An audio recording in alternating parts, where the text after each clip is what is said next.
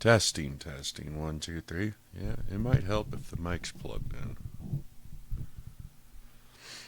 Alright.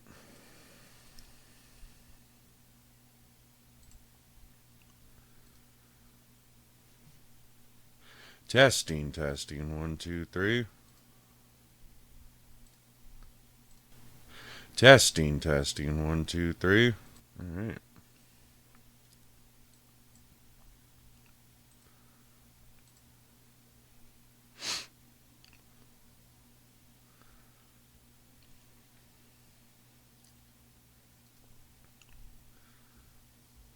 Alright, so yeah. So I made like a 9-hour podcast and stuff the other day. And it felt good. It felt really fucking good to finally fucking speak, you know. My entire life I'm told to shut the fuck up, you know what I mean? So it feels really fucking good to finally fucking speak. And even though nobody's probably ever gonna fucking listen to that shit, you know, on my FYI VTV YouTube channel, a little VTV FYI for you. And I actually created that FYI VTV YouTube channel specifically for podcasts and tutorials. I was going to make tutorials on how I'm doing stuff with shit. So I was going to make little tutorials and then I was going to do little podcasts and stuff. And then 2020 hit and all the cops started fucking harassing me more than ever before. And I ended up trying to use that YouTube channel to post all the crazy shit that was happening to me constantly. So, you know, at one point I had Ring.com cameras in my apartment and at my door. And I was trying to catch these cops doing all this fucked up shit to me.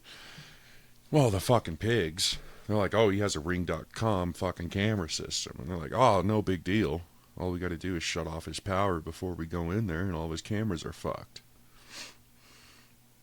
Because that's the problem with all these security cameras is if your power gets shut off or if your internet gets shut off, the whole fucking security system is fucked. And it's not going to catch any of the shit that's happening. And my neighbors knew this, and the cops knew this. So what my neighbors would do is they would use a lock-picking gun that you get on Amazon.com that picks a lock in a couple of seconds. And they'd go into the boiler room and shut off my power whenever they didn't want it to be recorded. And the cops would do the same thing. They'd go shut off the fucking power to my apartment before they started fucking with me. And then I couldn't catch them on film doing all this fucked up shit to me. But all the shit that I did catch them do, I put on that YouTube channel. I didn't manage to get much of their video fucking didn't manage to get much of their shit on video, but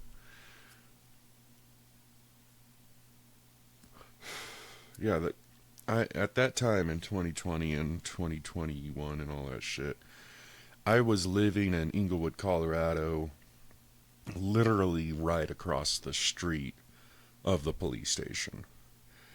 And that apartment, 1-bedroom apartment on the top of Canterbury East Apartments,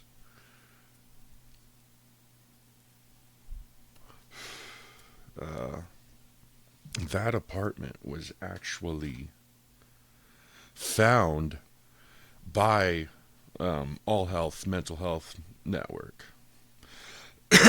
And that was actually the first time that they actually found me the apartment. Usually my mom or I had to find the fucking apartment. And they never actually found a fucking apartment for me. It was usually mom would find it and they would do all the paperwork and shit, and then mom would help me move in and shit.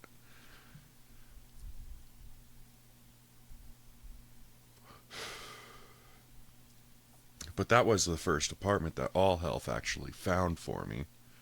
For the first time, All Health did all the shit that they were supposed to be doing the entire time, my entire life. And they found the apartment, they did all the paperwork, they got everything in my name and shit. You know, and also at that time, they were starting to realize that my mom had Munchausen by proxy disease and or / fictitious by proxy disorder, where she tries to make me look crazy, or crazier than I really am. in order to get sympathy or money or attention from others and stuff. So the All Health Network was starting to realize, well, the mental health system altogether was starting to realize, oh shit, Tamra is the one that's coming in and telling us that he's crazy. And they're taking her word over mine. They're taking her word over their own word. You know what I mean? Like, oh, it's his mom, she must know and stuff. Well, I also ended up finding out that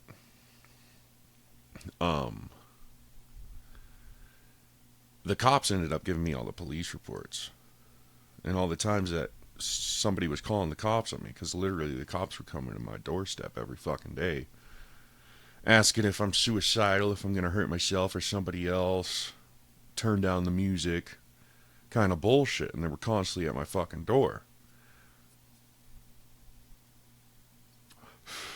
Well, the cops ended up actually giving me the paperwork, and it was a list of all the phone calls that were made on me. So maybe 2 or 3 times my next door neighbors called the cops on me. And then over fucking 14 times within a month, my mom was calling the cops on me. And I had these papers. My mom ended up deleting those papers. She ended up getting rid of those papers. When I was locked up in jail, every time I get locked up, my mom would go through all my shit and decide what I can and can't have. So every 6 months I get arrested, I get sent either to jail or a mental hospital, and as I'm locked up in a facility, my mom goes through all of my shit and decides what I can and can't have. And this apartment in Inglewood was the first apartment that was in my name. I got myself, with All Health and stuff. This was the first time that everything was in my name and I had control over my life and shit for the first time, and mom kind of didn't like it. And that is the most police contact I've ever had in my life. And that is what my mom has always been trying to do. She's either been trying to get me locked up or killed or both. And every 6 months, like fucking clockwork, the cops come arrest me, take me to a mental hospital or a jail or some kind of a facility. And while I'm locked up, I lose my apartment because I can't pay rent because SSI shuts off my money. When I'm in a facility, they're like, oh, well, if you're in a facility, we're giving that facility money to keep you alive. There's no reason to pay for an empty apartment, is their kind of way of thinking. But, in reality, it's like, well, shit, when I get out of fucking this facility, what am I going to fucking do? I have to go on the streets to a new fucking apartment. So it's kind of fucking stupid.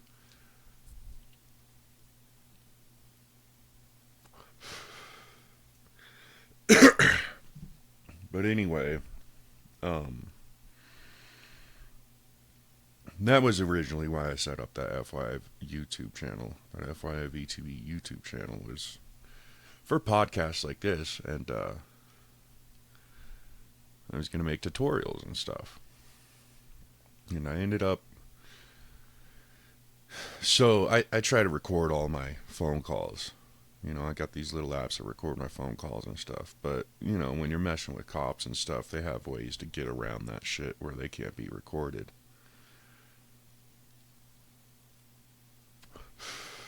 But I try to record all my phone calls and stuff. And after I got out of jail for being the BB gun killer for 2 years, I kind of stopped recording all of my phone calls. I got a new phone. Kind of saw, like, oh, there's no reason to record my phone calls anymore. Like, they're done harassing me and shit. Well, recently I'm starting to record my phone calls again because this BB gun case is still going through the fucking appeal system. And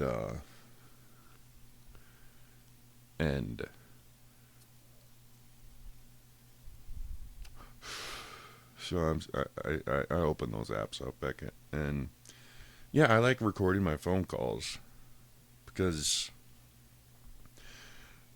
then I can record all the stupid shit that they're saying to me on the phone.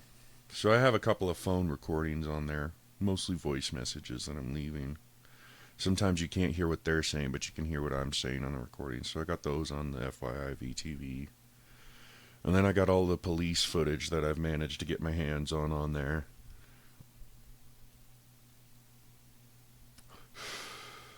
But nobody watches that YouTube channel. Whether they're suppressing it because they don't want anybody to hear or see any of that shit, or it's just because nobody gives a fuck about me. One of the two. Maybe both. Nobody really looks at that YouTube channel and all that shit that's on there. But the other day I did this podcast. It was like a 9-hour podcast. I was literally just sitting here on my couch in front of my computer talking. You know, it's cool. It's not exactly sitting and talking to Joe Rogan or nothing, which I'm pretty sure will never fucking happen. I mean, even if that does manage to fucking happen in some alternate reality where I'm sitting in front of Joe Rogan and talking on his show, I'm pretty sure they'll figure out, oh shit, we don't want this guy. We don't want to talk to this guy.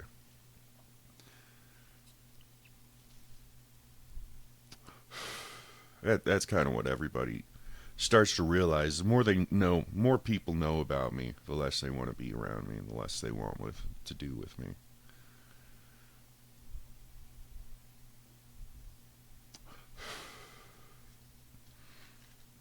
You know, because I'm not a bad guy. You know, I try my best to be a good guy.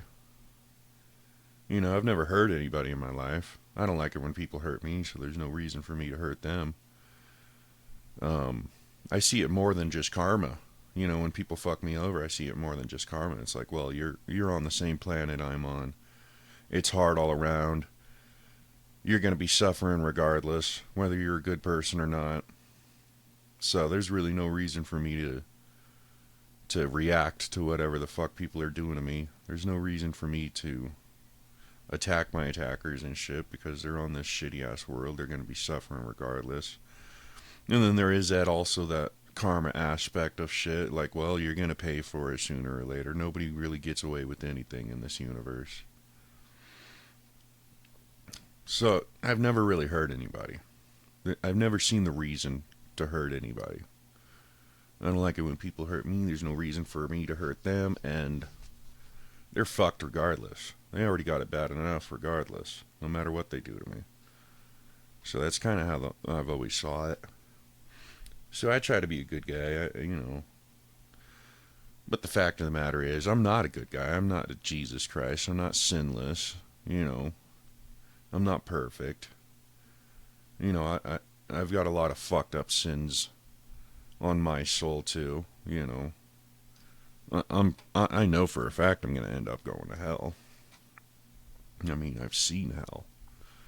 Every near-death experience that I've had recently, I'm in hell, so.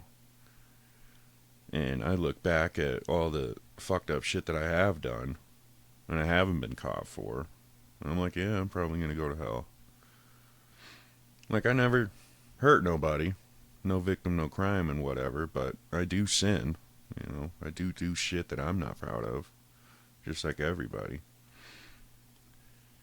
And that's not really usually the reason why anybody hates me either. You know, everybody ends up hating me the more they know about me because pretty much what I say, the shit that I say, the shit that I talk about, the way my perspective on things, my idea of what the hell's going on and shit. Nobody wants to hear it. Nobody likes it. Everybody wants me to shut the fuck up. So yeah, I did that podcast the other day. It was like 9 hours of me just sitting here talking to a mic. And it was soothing. Made me feel good. You know, I highly recommend others to do it. I highly recommend everybody to sit down with their phone and push record and just sit there and talk to themselves. Because it is soothing. It's good to let this shit out. It feels good to say this shit out loud. And you know, you take the recording, you post it on YouTube or social media or on the internet and shit, and people will listen to it or not, you know. more than likely you'll end up getting all fucking famous like fucking InfoWars and fucking Joe Rogan and all those other podcasts and shit. Because you'll be surprised how many people are looking for somebody that believes in the same shit that they believe in. You know, you'd be surprised how many people are out there searching for the truth and searching for the fact that they're not alone with their perspective and shit, you know. And when people find somebody on the internet that's saying the same shit that they're thinking, it makes everybody feel good. You know, it makes that group of people feel good. And that group of people that have that same perspective, it makes them feel good to hear somebody else out there thinking the same thing they're thinking. And that's why Joe Rogan and InfoWars and all these other podcasts and shit get famous, is because people like to feel like they're not alone, you know. And I feel good when I'm doing these podcasts because I finally get to say this shit out loud. And I also get to say this shit out loud in a way for people to hear it. And yeah, you're going to have to maybe do a little bit of searching on the internet in order to even find out that I exist. You're going to have to search through all of the shit that I do have on the internet that isn't fucking deleted or suppressed in order to find this. And then after you find this, you're going to have to actually listen to it and find out you don't like anything that I'm saying and shit. So yeah, I'll be posting these on the internet and shit, but I'm pretty sure nobody's going to listen to it, but I don't really care. Because it feels good for me to say this shit out loud. It's very soothing. You know, all these counselors I've had my entire life. Like, I believe everybody needs counseling, at the least. You know, that you need a way to talk about shit out loud to somebody. And it's better to have a professional there to give you advice than just some average Joe schmuck on the streets to give you advice. You know, it's a lot better to have a trained professional that's specifically trained to give you advice. I see the counseling as the best part of the mental health system. I see the mental health system as very fucking important. Because I've been in all these mental hospitals and I've seen some of these people that are literally snapped, like their brain has snapped. And it could happen to any one of us at any time. Any one of us can turn into one of these people that are getting in fights with people that aren't there and hurting themselves and shit and just snapped in the brain, you know. This can happen to any one of us. And according to the diagnosis system of the mental health system, we all have mental illnesses that we can be diagnosed with. They kind of made it that way on purpose so that they could give everybody pills. And you know, there's truth in it, and there's also lies in it, just like any other system. But I do see the mental health system as important. I do see the medications as important. I do see the mental health hospitals as important. And I see the most important part of the whole mental health system as the counseling. You know, to have a professional there to talk to you about this shit and help you process it in a conventional way. In a safe and conventional way. But, you know, I talked to these counselors my entire life, and I've never been able to say the shit that I've been able to say to this mic. You know, without interruption, without them saying, how does that make you feel, you know? And I've never been able to say the shit that I've been saying on this mic without being fucking locked up. Or getting pills thrown at me. And like I said, I agree that there does need to be these medications to help people. But I do not believe that these medications need to be for life. You know, when somebody is snapped and they're going through a mental breakdown, like, yeah, you might need to give them these medications so they're safe for themselves and others. Help them process this shit. But at the beginning of the mental health system, hard to talk about it because that shit was fucking crazy. They were literally killing crazy people, experimenting on them. But they originally made these medications in the idea to end up getting you off of the medications. Like, the medications were always meant to be temporary, to help you get through and process the shit that you need to get through and process in order to get back to being normal in a part of society. That was the main basis of the medication. Like, this guy's going through too much fucking shit. We need to medicate him so that he can handle this shit and process it and go back to normal, and then we'll take him off the meds. Well, the pharmacies, that's how they make their money. They're legal drug dealers.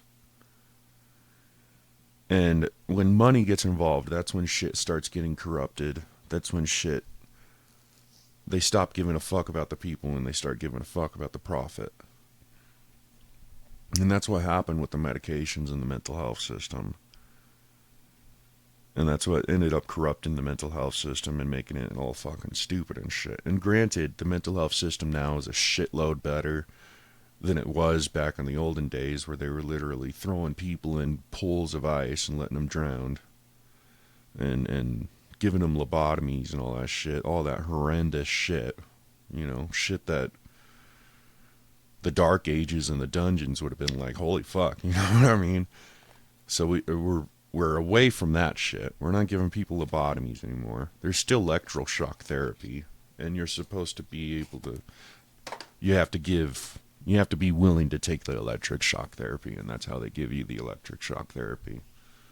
And I've talked to a couple of these people that are going through the electric shock therapy, and they're like, oh yeah, I like it. It resets my brain and shit. But you can see deep down, like, fuck, I don't want to do it.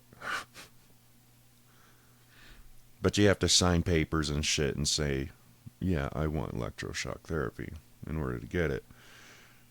But what I've found being in these mental hospitals is that they have ways around all this legal shit. They got the HIPAA laws and shit.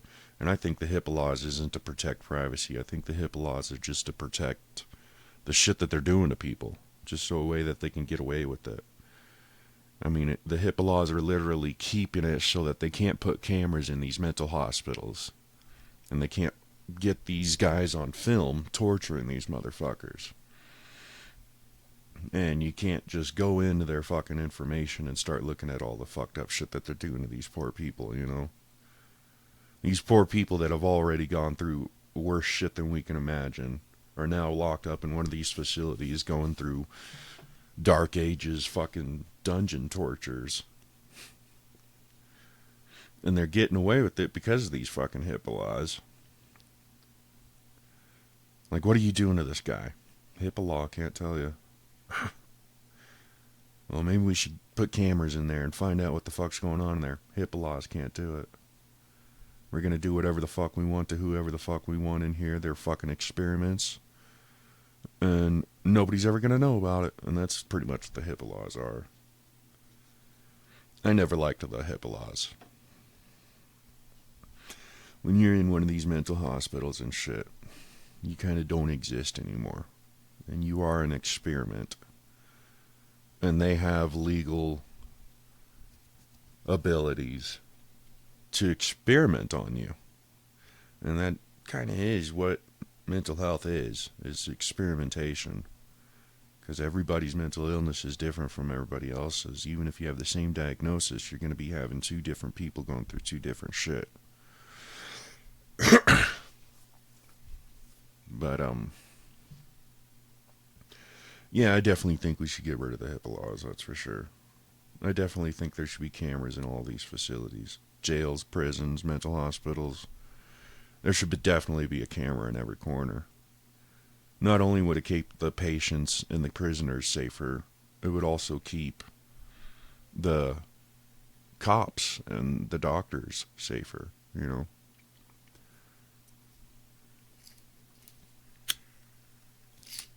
Yeah, I definitely think we should get rid of those fucking HIPAA laws. That shit is bullshit. That's just a way for them to get away with shit.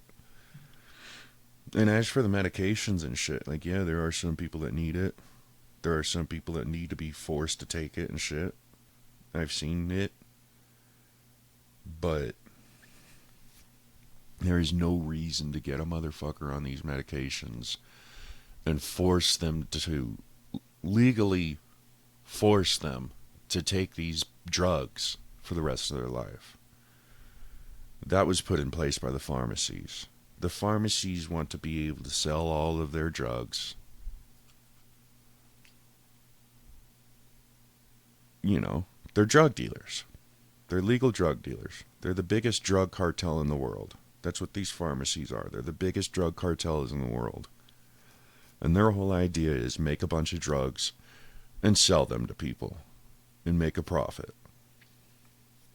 And in order to do that, we need lifelong customers.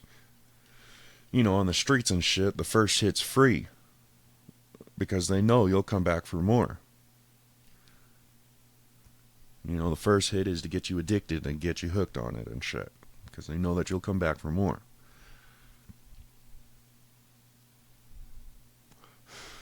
Well, with all these pharmacy drugs, nobody gets addicted to them. Nobody wants to fucking take them. You know, nobody wants these fucking pills. They don't get you high. They do the opposite. They keep you from getting high. They give you all these fucked up side effects.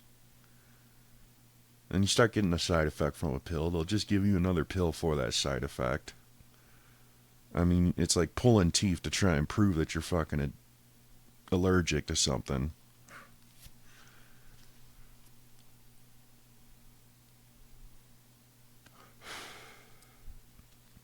And also, the pharmacies have created the worst fucking drugs in the world. Leave it up to the biggest drug cartel in the world to come up with the most fucked up drugs in the world. You know, LSD, that's man-made. Those are made in pharmacies and shit. I mean, not anymore. You usually get LSD that's made on the streets now, but... You know, they do still have government LSD locked up somewhere in these facilities and shit. But they ain't ever gonna pull it out. The government LSD is the best LSD you'll ever get. America invented LSD, you know. And, but think about it. I mean, these pharmacies have created fentanyl. Fentanyl was created by the pharmacies. You know, we're going through this whole fentanyl blue pandemic.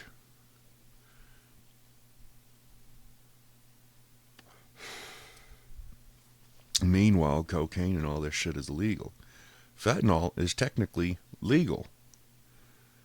You have to get a prescription for it and shit, and they're probably never going to give anybody a fucking prescription for it and shit, but technically speaking, fentanyl is legal. And fentanyl is worse than all the fucking street drugs. It's more addicting. It'll kill you. You can easily OD on the shit. It's a painkiller. And painkillers are the worst fucking drugs. They're the most fucking addicting and shit. Because you start taking these fucking painkillers and you don't feel pain anymore. And once you run out of these painkillers, you're going to start feeling pain again. Well, nobody wants to feel pain.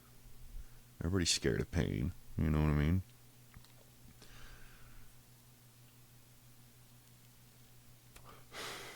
And that's why they're so fucking addicting. Well, that's pretty much what fentanyl is. It's pretty much like a painkiller. It's a downer and shit, you know. That's what makes it so addicting. And it also makes it so lethal. So easy to OD on it. You know, you're never actually going to be able to get rid of pain completely. Mental pain, I see, is worse than any physical pain that I've ever felt. Worst physical pain I ever felt was in high school, and it was that spinal tap. That shit was horrific. You know, it was horrendous. But my psychological pain is worse than even that pain.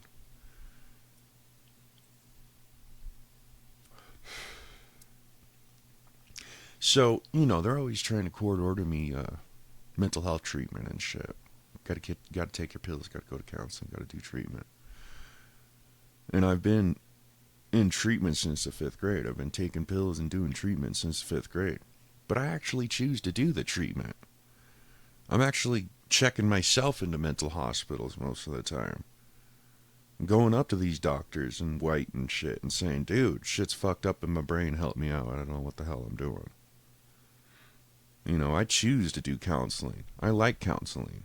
I like to be able to talk to a professional about this shit and they give me some professional advice. I think everybody at the very least should have counseling.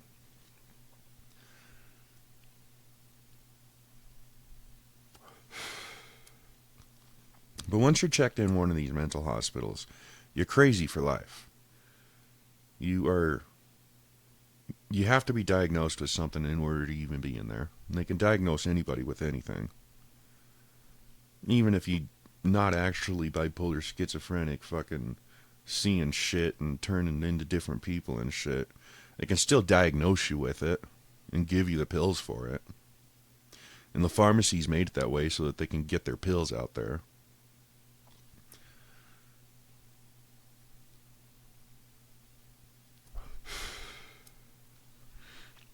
And once you're in one of these facilities, whether you're on an M1 hold, which is 2 days to 2 weeks, where a cop can literally take you to a mental hospital, put you on an M1 hold, none of them are going to argue with it.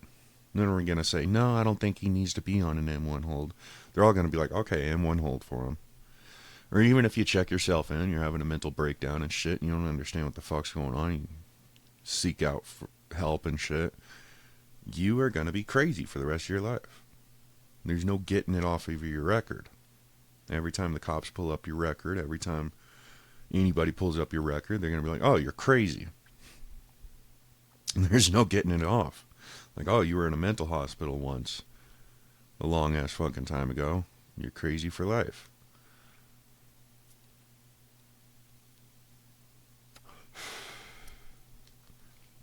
Pretty much even if you sign up for counseling, you're going to be diagnosed, and you're going to be diagnosed with that diagnosis for life. There's no getting it off of you.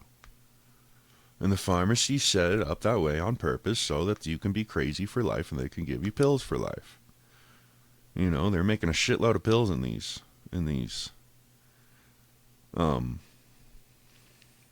places. And they got to get rid of them. They got to sell them. And they got to sell them before they go bad. And even when they start to go bad, that's when they start pushing them. We need to diagnose more people with this diagnosis so we can get these pills out of here so that we can sell them before they go bad. And I've seen that happen a lot too. I go into these mental hospitals and everybody in the mental hospital is diagnosed with the same thing. And I'm like, you don't seem like you're fucking crazy. You don't seem like you're seeing people and talking to people that aren't there and shit. But they'll be diagnosed with the same thing you're diagnosed with because they're trying to push that specific pill out there. They're trying to sell that specific pill. You know, they got all these warehouses full of these fucking pills that are about to go bad. We need to sell them. So, and the doctors say that they don't do it anymore. But at one point, the doctors, the med doctors, the real doctors, not the real doctors, but the real doctors. Oh, I have physical pain. Oh, you're going to have to go talk to a real doctor about that.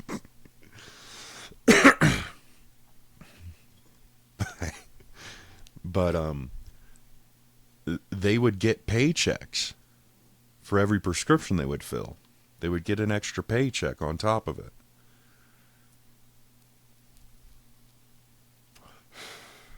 So they're on the payroll. You know, they get their weekly, monthly checks just like everybody else.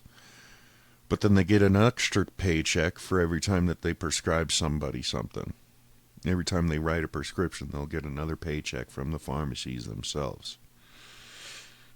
So they had an incentive to write prescriptions. And that's why the med doctors would want to see you every month and write you the same prescription all over again, so that they can get this other paycheck on top of their other paychecks.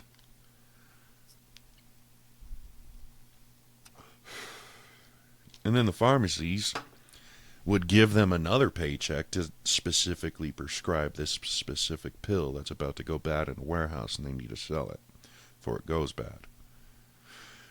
So these med doctors would, and they say that they don't do it anymore. I highly doubt it. I'm pretty sure that this biggest world's drug cartel is still doing the exact same shit they've been doing since they started. These pharmacies, I'm sure they're doing the same shit any other drug cartel is doing. If they start to get in trouble for something, they'll just sweep it under the rug, cover it up, not let anybody know about it. Just like any other criminal organization. Like, oh, we can get in trouble for this? Well, we're going to do it anyway. We're just going to make sure nobody finds out about it. That's just the mindset of any criminal. Like, I'm not going to stop doing it. It's making me a shitload of money. I'm not going to just stop doing it. So, I've actually talked to med doctors about this recently and shit, and they're like, oh, they don't do that no more. I doubt it. And, but yeah, they were getting paid specifically from the pharmacies themselves to prescribe pills to people. Well, the counselor has to do the diagnosis, because the counselor is trained to diagnose people, and the med doctor is trained to give them the pills. So they would go to the counselor and say, hey, diagnose everybody with this shit. And the counselor would diagnose everybody with that shit. And then the med doctor would be able to prescribe that specific pill that the pharmacy is trying to get rid of at that point in time to everybody. Meanwhile, the med doctor is making all the money. The counselor's not making any extra money. The counselor's just pretty much doing whatever the med doctor tells him to do. The med doctor is the more qualified one. He's the real doctor. Not the real doctor, but the real doctor. And the med doctors pretty much have control over the whole facility. They'll tell the counselors what to do, and the counselors have to do it or get fired. Plenty of other counselors to replace you with. You can also get in legal trouble pretty easily in all these fucking facilities and shit. So it is a criminal mindset that everybody kind of gets into. You know, Jesus said money is the root of all evil. You know, the Roman Catholic Church says the love of money is the root of all evil. Well, what does love and evil have to do with anything? You know, they're total opposites. If you love evil, then it's evil. It's not evil until you love it. When in reality, love would be the only thing to battle evil with. They're total opposites, you know. So it's money. Money is the root of all evil. Not the love of money, just money. You look at the facts and you can sell. That's what Jesus really said. They just added the love of money so that they wouldn't have to get rid of money. The whole world realized, oh shit, money's the root of all evil. If we get rid of money, everything will be good. Well, that threatens the power structure. Can't make money if there is no money. If they don't make no money, it don't make no sense. You know, war is profitable. That's why we're always at war, because war is profitable. You sell weapons, you make money. You kill people, you make money. Death is profitable. Death is the most profitable thing on this planet. You know, people have to die in order for people to live. If everybody lived forever, you know, the world would become overpopulated and shit. And that's also another part of war, is its population control. We gotta kill people so other people can live. You know, with the old and with the new. The young will eat the old if you let them. Well, the old gotta die so that the little ones can grow up, you know. But, yeah, so I see this podcast shit as more therapeutical than any therapy session that I've ever had. Because if I go in a therapy session, I start talking like this, they're going to be interrupting me. How does that make you feel? It's like, well, I would tell you if you'd stop interrupting me. Well, I think you should take these pills. Or are you going to hurt yourself or anybody else? If so, we're going to have to lock you up. If anybody's in danger from anything you're saying, we're going to have to lock you up. So I kind of have more freedom on this mic than I do a therapy session. I highly recommend it to everybody. I highly recommend everybody to do a podcast. You know, it's very therapeutical to actually say all this shit out loud in a way that people can hear it.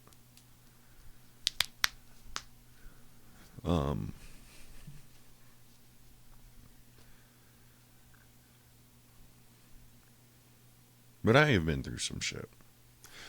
I'm talking about the mental health system and shit. I have been through some shit. And I have gone to the people that are responsible for helping me with this shit that I'm going through. You know, I go to the mental health system. I go to the judicial system. You know, these guys are literally hired and on the payroll and trained in order to help people with this specific shit. So I have called the FBI. I've never called the police.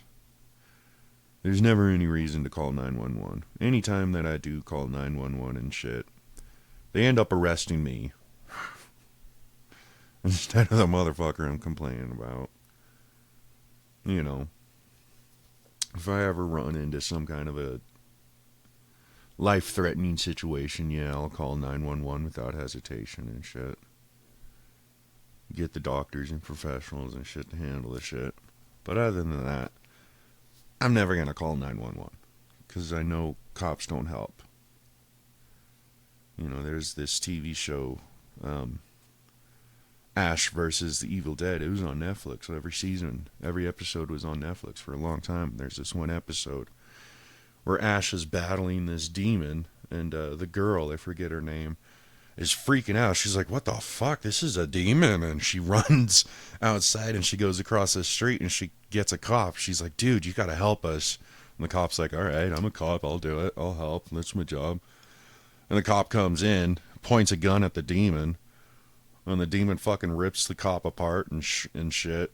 And Ash defeats the demon, and Ash gets in the car with the girl, and he's like, why did you go to the cops? And she's like, well, shit, this shit was going crazy. I had to get the cops. And Ash is like, well, you just learned rule number 1 today. Cops don't help. And they don't. And I realized that pretty quick at a pretty young age. Cops don't fucking help. You know, you're always calling 911 for cops to come and help you and shit, but they'll always show up and arrest everybody in sight and just make everything worse. And I realized that pretty fucking quickly. So I never called 911. And I have called the FBI and shit, and I've reported the shit that's going on with me and shit. FBI doesn't fucking care. You know, they look at my record, they're like, oh, he's a crazy person. He's been in every mental hospital in the state. He's a psychopath. I'm not going to listen to this crazy shit. He's making it up. Right. And I actually wish that I do have one recording on the FYI Vtv YouTube channel of me talking to the FBI about the BB gun case. And I'm like, dude, this place is corrupted. You guys need to do a full government investigation on this facility. They're doing fucked up shit. They're corrupt. And he's like, oh yeah, sure, whatever, okay. Kind of doesn't give a fuck. Just like, hangs up on me. The FBI agent hangs up on me like you're a fucking lunatic. And I actually called recently to the FBI trying to report the gang date rape that happened to me in my early 20s. I was like 18, 19, and I got gang date raped, human trafficked for over a month. The local Aurora Police Department, actually, my mom called him, said he's been locked in there for weeks. Do something. And I remember coming out of my roofies a little bit, just enough to, you know, I was pinned down on the couch, my face pushed into the couch by AD. And the cops are outside knocking on the door like, oh, I guess nobody's there. And they left. And I remember hearing my mom outside the door. He's been in there for weeks. Aren't you going to do anything? And they just left me there in this trap house being roofied and raped and shit. I'm like, fuck the police. And I remember that shit more specifically than the rest of all of it is when the fucking cops were there and they just fucking laughed at me and left. I was like, the fucking police. Fuck the police. I am going to get them back for this shit. You know what I mean? And I kind of fucking, the roofies started kicking in again, and I started blacking out again and shit. And I remember this fucking weird ass drug induced dream that I was having, where I'm just like, fuck the police. I'm going to get them back for this shit. I'm going to make sure this shit doesn't fucking happen no more, you know? But yeah, in my early 20s, I was maybe 18, 19 and shit. It was around the time when they locked me up for being the Facebook troller, in the same jail that they locked me up for being the BB gun killer. Pretty much, I've had one girlfriend my entire life. You know, I'm 33 years old now. I've had one real girlfriend. We dated for a year. It was in high school. She was younger than me. You know, I was 16, 17. She was younger. And her mom actually ended up having to give us permission to be together. Otherwise, I would have gotten in trouble for that, because she was younger than me. Even though I was underage and she was underage, you know, she was still younger than me. According to the Colorado Romeo and Juliet law, there's got to be a certain age difference and shit, but anyway, she cheated on me. I went to the mental hospital for the first time. Did 2 weeks in the mental hospital with Breonna Patrick Swain, my first dead girlfriend. And after I got out, I started talking to my real girlfriend and shit, Alex. And in the mental hospital, Breonna kissed me. And I felt bad about it. I'm like, well, I got a girlfriend on the outside. Like, I feel like I'm cheating on her and shit. And so when I got out, I felt bad. I was like, I kind of kissed another girl and shit. So I go to Alex and got in the car with her, and I was like, you know, I kind of cheated on you.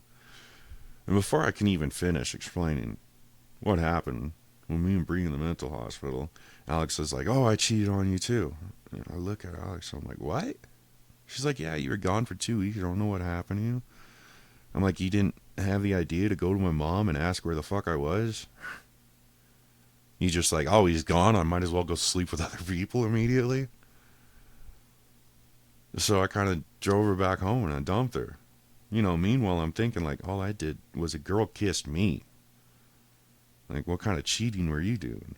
I didn't even really want to know. I already fucking knew she was cheating on me with my friend Matt. You know, a little fucking high school kid with a perfect fucking six-pack body and shit. All the girls wanted him and shit. He was even sleeping with bitches outside of high school and shit just because he has this six-pack. I always thought women is shallow for that kind of shit, too. If you have a six-pack, you'll get any girl. Okay. It's the truth, too. If a guy has a six-pack, he can get with any bitch. I always thought of it as so fucking shallow. Women always call guys shallow, but the bitch won't sleep with you unless you have a six-pack.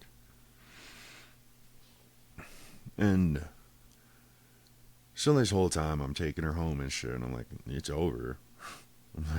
I don't have any self-respect if I'm gonna be with somebody that's gonna cheat on me. You know, if they're gonna cheat on you once, they're gonna cheat on you again. You know, if somebody cheats on you and you're just like, oh, you know, just don't do it again. Well, they're gonna go do it again. It's like, well, I got away with it once. I might as well just do whatever the fuck I want. This bitch isn't gonna stand up for himself.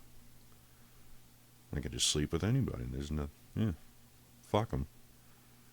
The woman loses respect for you. You know, the person that's cheating on you, man or woman, person that's cheating on you will lose respect for you if you forgive them for cheating on you and keep dating them.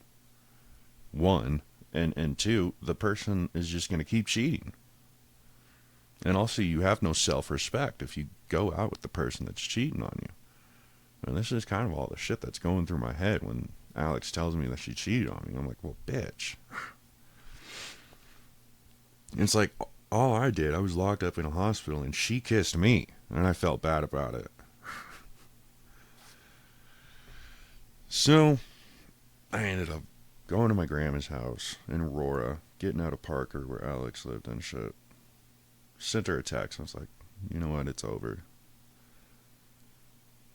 And it broke her heart and shit. And then she started sleeping with every guy in town to get back at me. And I'm like, well, I don't understand how that's supposed to hurt me. You're the one sleeping with them all. You're the one being a whore. You're the one giving your body out, you know. She pretty much slept with everybody in town. There were people coming to me and shit. Yeah, I slept with Alex. I slept with Alex. I'm like, cool. Thank you for telling me. I really was interested on knowing if you ever slept with my ex-girlfriend and shit. So thankful that you came up to me and told me that you slept with her. You know, my life was really fucked up until you told me that you slept with my ex-girlfriend. Now everything's gravy. Thank you. I appreciate it. It seemed a lot more important for you to tell me than it was for me to hear it. That's obvious. People would do that shit with me with Brianna, too. Everybody would come up with me and be like, yeah, I slept with Brianna. I slept with Brianna. Oh, yeah, one time she was passed out at a party and I licked her puss. You know, try not to kill these guys. I'll just keep coming up to me like, I fucked her. You know. And, anyway. I went to the mental hospital. And, I'm living in my car at this time. And they diagnosed me with shit to get me on SSI and shit. Well, anyway, a couple years later,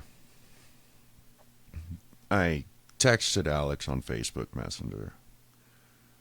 You know, I'm a little drunk. I'm like 18, 19 now. It's been over a year since we dumped each other. Or since I dumped her. And I'm just texting her. I'm just, fuck you, bitch, you stupid cunt, you fucking whore, you cheated on me, slept with everybody. I'm cussing her out and shit on Messenger. Well, she called the cops. And so I literally go to one of my counseling appointments. And I'm sitting in the counseling office. I remember this shit. I'm like, yeah, man, I'm really fucking depressed and shit. The counselor's like, you should be. I'm like, what?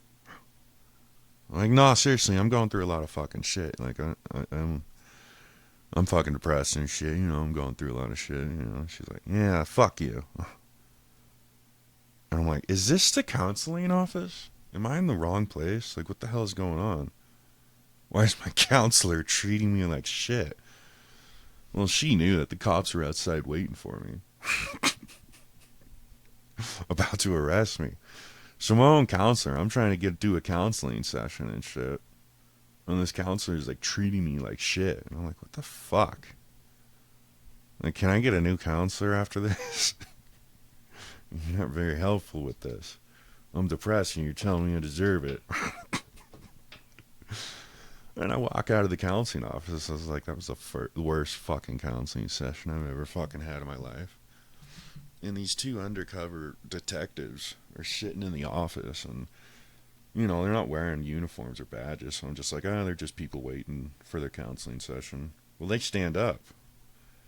And they stand in front of the door. I'm like, excuse me. I'm leaving. And like, oh no, you ain't going anywhere. And I'm like, do you want to take this outside? I'll kick both your asses. I don't know who the fuck you guys are, but we can take this outside if you want. Well, then they start explaining that they're cops. I'm like, oh, fuck. Well, what do you want? Good thing I didn't kick your asses. And they're like, we're taking you to jail. And I'm like, the hell you are. I'm going home. I've had enough of this day.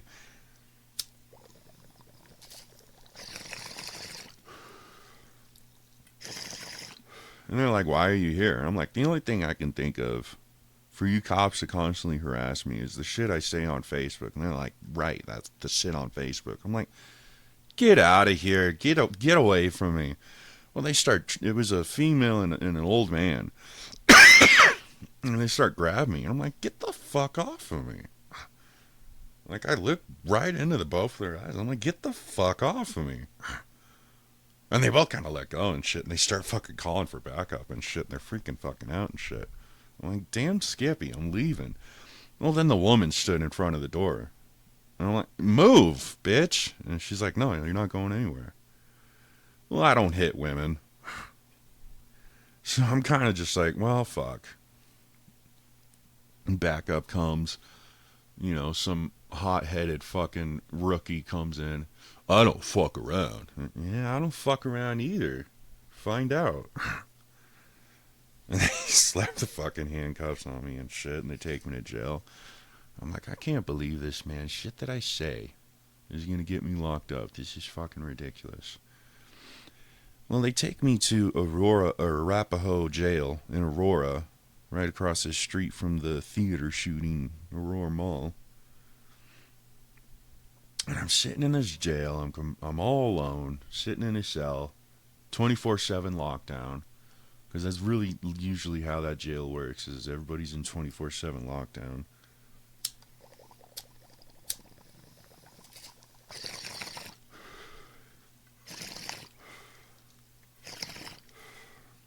You know, they're feeding me fucking,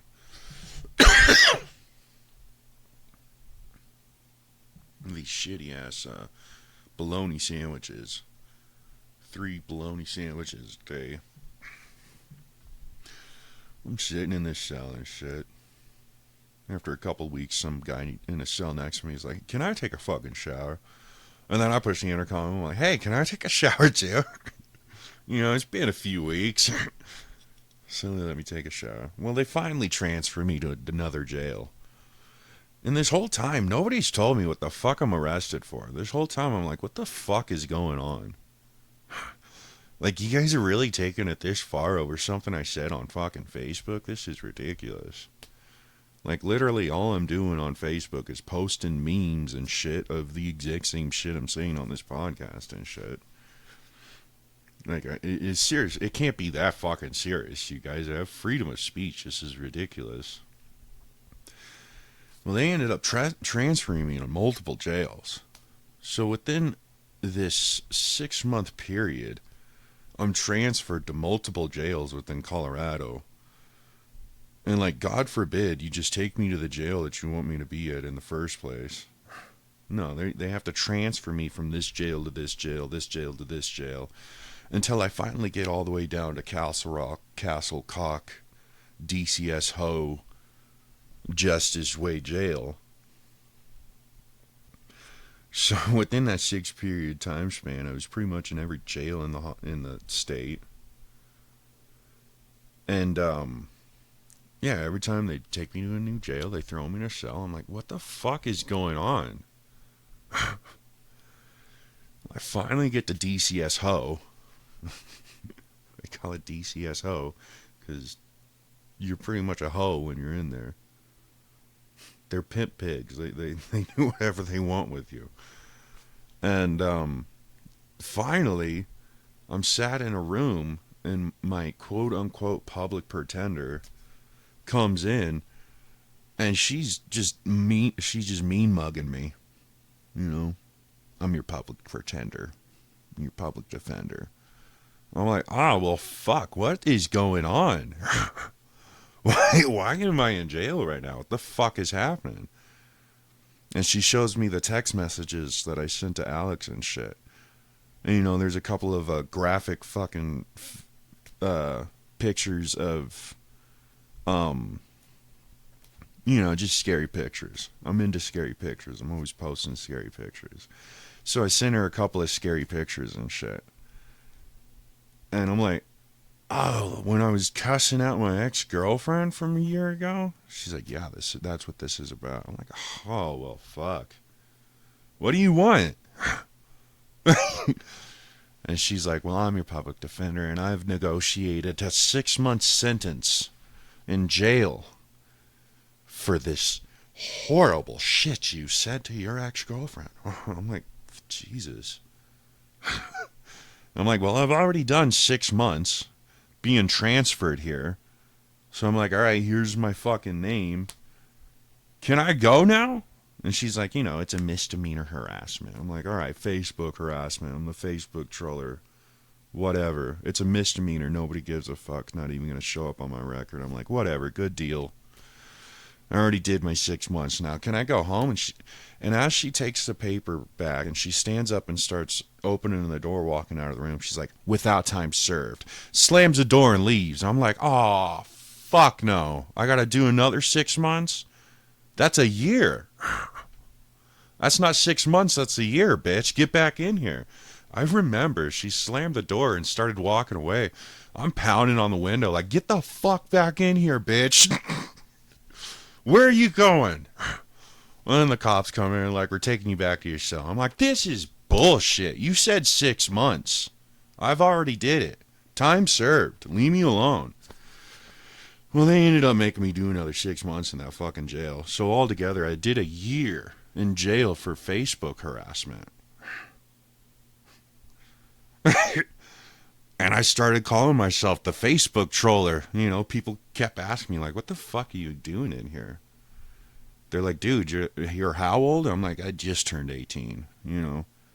Like, what the fuck are you doing in here? I'm like, and after they asked me a couple of times, you know, first I was like, yeah, I cussed out my ex-girlfriend on Facebook. They're like, oh, Jesus. Yeah, I cussed out my ex-girlfriend on Facebook for cheating on me. Well, they kept asking me, and after a while, I'm just like, I'm the Facebook troller. The Facebook troller? I'm like, damn, Skippy, I'm the Facebook troller. So everybody started calling me a fucking Facebook troller. Like, oh, that's a Facebook troller. That's what he's in here for. He's doing a year in jail for Facebook trolling. That's pretty much what it was. You know, I wasn't a professional troller. I should have made a fake account. But I did a year in that fucking Douglas County Castle Cock DCSO jail. Did a year for being the Facebook troller. How do I turn these off? Turn off these notifications so I can pop them up. So yeah, that was the first time I did in jail. And I did a year for Facebook trolling. And that was the first time that I was in jail. And I ended up staying like a month in every jail in the state within that year. But it was a misdemeanor. Nobody really gave a fuck. I exceeded the maximum punishment. Nobody gave a fuck, you know. And that time when I was in that jail, I just slept the whole time, you know. I was like, oh yeah, I'm crazy. I'm diagnosed with shit, you know. Give me some pills. And they pretty much give me pills to keep me asleep. So I pretty much just slept the whole time I was in there, you know. And when I go through the judicial system, I try to go through the mental health section of it because it's just easier. You get your own cell. You know, you're not around with the worst of the worst criminals and shit. It just seemed easier to me and shit to just go through the mental health section, get my own cell, be able to lock myself away, go to sleep, and just fucking do my time. You know.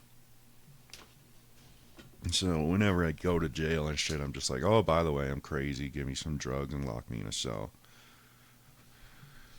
And when I finally got out, I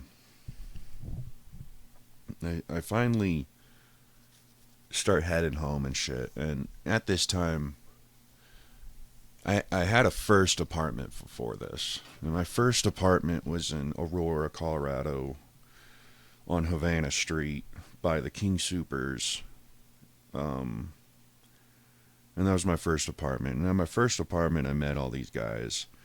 My next door neighbor was Brian, and he ended up dying in Hawaii. He overdosed with a needle in his arm. Somebody stole all his clothes. He was dead on the beach. And they tattooed his name on my back. And he was like kind of my best friend. You know, he's kind of a white dude, bald. He was still pretty young, but he was bald. He kind of did a lot of cocaine. He actually gave me my first hit of cocaine. He came in my apartment one day. Hey, you want to smoke this joint with me? I'm like, yeah, let's smoke this joint. And after we're done smoking the joint, I'm like, wait a second. Why am I really, really fucking high right now? I'm like more high than usual. He starts laughing. He's like, oh, I put cocaine in there. I'm like, oh, you son of a bitch. Pretty good shit. He's like, yeah, we call it a primo. Have cocaine, have a little cocaine on some marijuana. I'm like, yeah, all right, cool. And then there was Dino. right under me downstairs. And then there was Mike, and he was kind of in the corner on the left-hand side of my door. When you walk out my door, he was on the left corner. And then there was this other black guy. I forgot his fucking name and shit. Chan or something like that. You know, black people don't give you their real name unless they're like close to you. Never give out your government name. It's kind of a rule that they follow. His name was like Chan or something. That was Chan was like the name that he gave us. And then there was Matt, who lived with Brian in his 2-bedroom apartment and helped pay rent and shit. And we were all friends. And that's all we did all day, every day. We just hung out. You know, sometimes we'd go to their apartment, and sometimes we'd go to that guy's apartment. We'd all just hang out in one of our apartments. And then we'd all just get drunk or something and go home.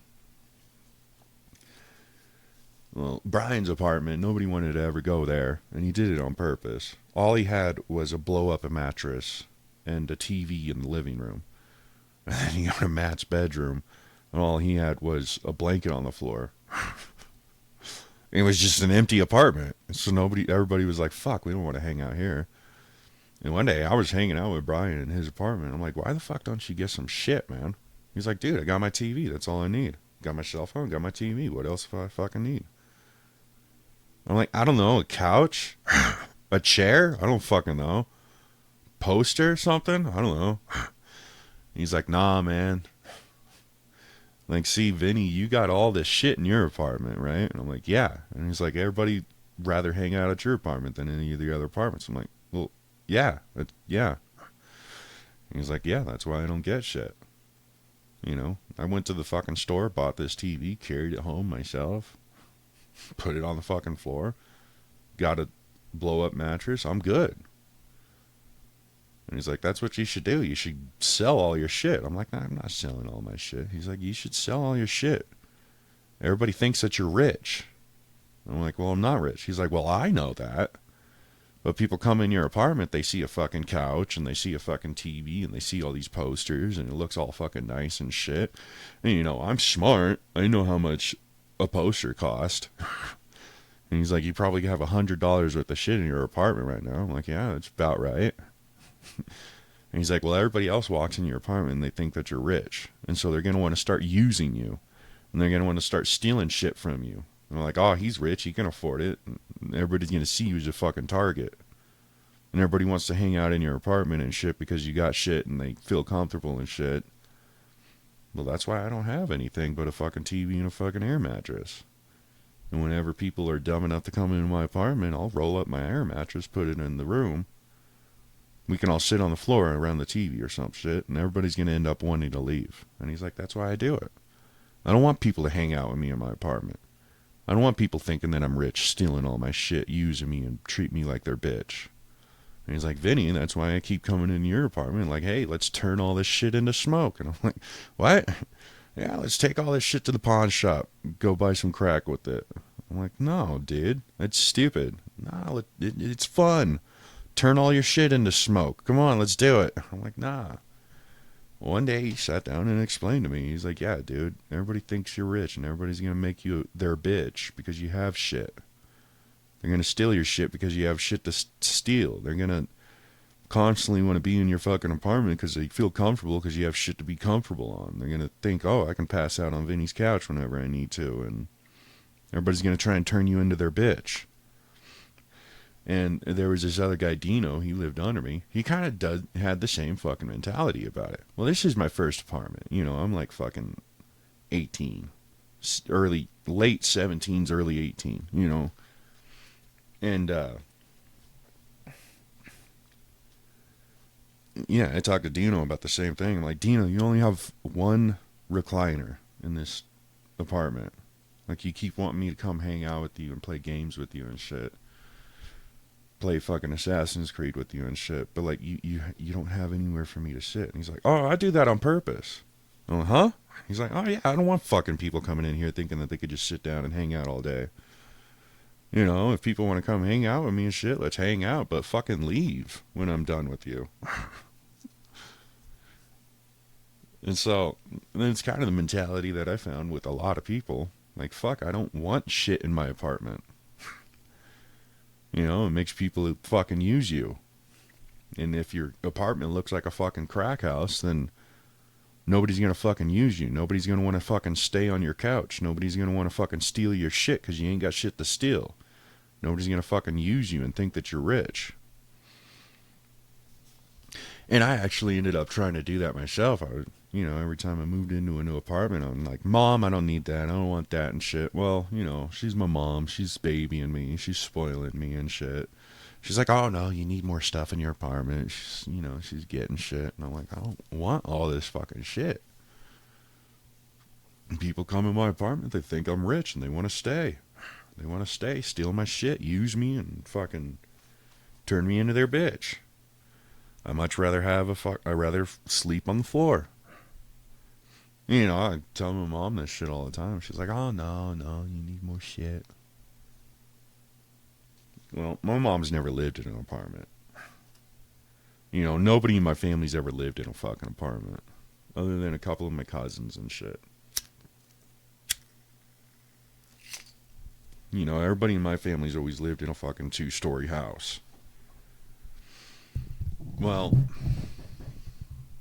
when I try to fucking tell these people this is how it is, they don't get it. They don't get it. So I kind of just let my mom spoil me. I mean, it's kind of hard to fucking argue with your mom coming in and bringing you shit, it's cool,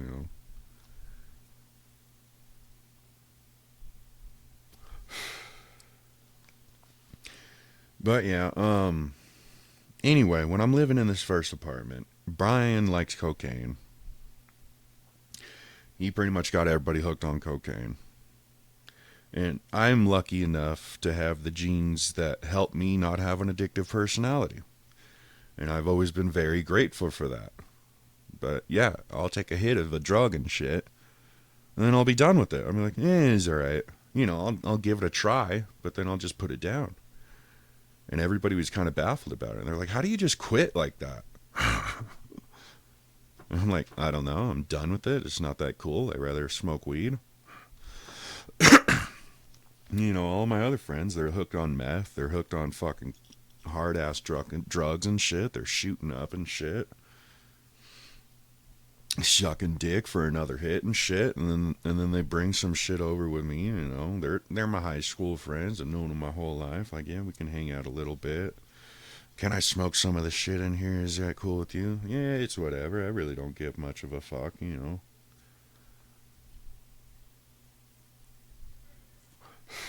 then they'll be like, here, take a hit. And I'm like, alright, sure, I'll take a fucking hit and shit, whatever. Yeah, real cool and shit. But then when they're carpet surfing and shit for another fucking hit, they're looking at me like, help me find another gram. I'm like, I don't want another gram. Just help me find another hit. I don't want another hit. And there's not a hit in there. You're being stupid. Get up. And they always look at me like, how the fuck do you do that, Vinny? How do you do the drug and then just quit and just put it down? I'm like, I don't fucking care about it. I'd rather smoke a joint and actually feel something. I'd rather get high. Like, I never understood how the fuck these people are getting so goddamn addicted to this shit, because first of all, they're getting shit that's stomped on. It's not even good shit. Second of all, it's not that good even when you get the good shit. Because I've gotten the fucking pink and the blue fucking meth and shit before and shit. From the Moose, my manager at Subway and in Foxtrot Apartments down in Inglewood. I've gotten the pink and the blue and shit. And I've smoked it too. And I'm still just like, I don't get it. I'm high for like 15 seconds. A minute tops, The longest I get high on any of that shit, the hard drugs, is 15 minutes tops. I've never been high longer than 15 minutes.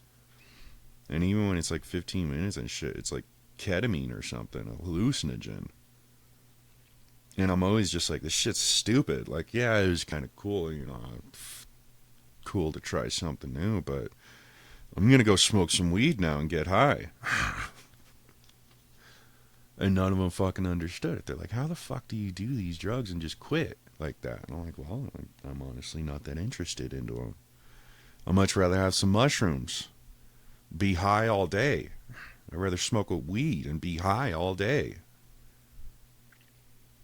You know, I'd rather drink some beer and be drunk all day. I'm not gonna I'm not gonna waste my money on this stupid stomped on drug that you got from somebody and who knows what the hell it is, just to be high for a couple of seconds. I'd rather spend less money for more weed and be high all day. I'd rather spend less money for more and better drug, marijuana, and be high all fucking day. I don't want to fucking do this stupid shit. This shit is stupid. I don't know why the hell you guys are so hooked on it. Well, I later found out, you know, I got better genes. That's all it is. I just have less of addictive personality.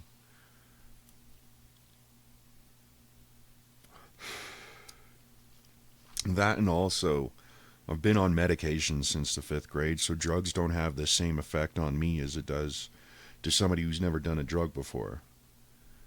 You know, if you go to a big time pot smoker who smokes fucking dabs and shit, and you give them a hit of weed, they're going to be like, well, give me another hit.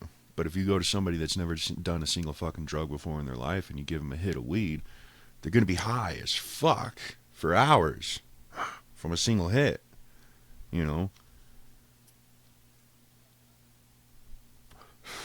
So I guess I, one, have a really fucking high tolerance to drugs because I've been on pills my whole life since the 5th grade. And two, I got better genes and shit. My whole family does drugs. It's what ends up killing most of them. Cigarettes kills most of my family. Other than that, it's probably alcohol or overdoses. Or old age. One of the two. So it's in my genes of the whole family that does drugs. And I've been on drugs my whole life. You know, I'm in the 5th grade and shit, and I keep getting in fights because I'm the only white boy on the recess. I'm the only white boy on the playground, so all the black kids and the Mexican kids keep jumping me and kicking my ass and beating me up because I'm white. They keep sending me to the principal's office. And it's like, well, how could all of those kids be at fault for this? You know, why do you keep getting in fights, Vinny? I'm like, I don't know why I keep getting in fights. Like every recess, I go to the corner and I try to stay away from all those other kids because they keep kicking my ass, man. I don't know why I keep getting in fights. Talk to them. Well, it can't be all of their fault. You're the only one that comes here every day. I'm like, I don't understand. I understand just about as much as you do with this situation. This is stupid. Tell those kids to stop kicking my ass. And they'd call my mom in from work, and she, at the time, was doing nails and shit. So she'd have to take off work, come to the principal's office, and both the principal and my mom are just crossing their arms, putting their hands on their hips, staring at me with mean mugging me. And, Vinny, every day you get in a fight. Why are you getting in a fight every day? Well, my mom comes up with the idea to take me to a fucking mental health doctor. The mental health doctor's like, well, maybe he's depressed because his dad left at 2 years old. We should put him on antidepressants, give him Zoloft and shit. And, you know, I'm a kid. I'm like, well, I really don't know what the hell is going on. All I'm trying to do is just have fun at recess. Like, whatever you adults say, you're the elders. You know what's going on more than I do. You know, when I was a kid and all this shit was happening, I didn't know what the hell was going on. I'm looking at the adults like, help. The adults didn't know what the fuck was going on.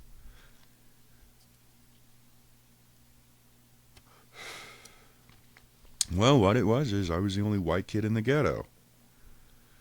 You know, it was literally, it was me and this other kid. It was me and two other kids. There was like 3 white boys in Fulton Elementary in Aurora, Colorado. It was pretty much us 3 white kids with all these black kids and Mexicans. We were the minorities. The white guys were the minorities.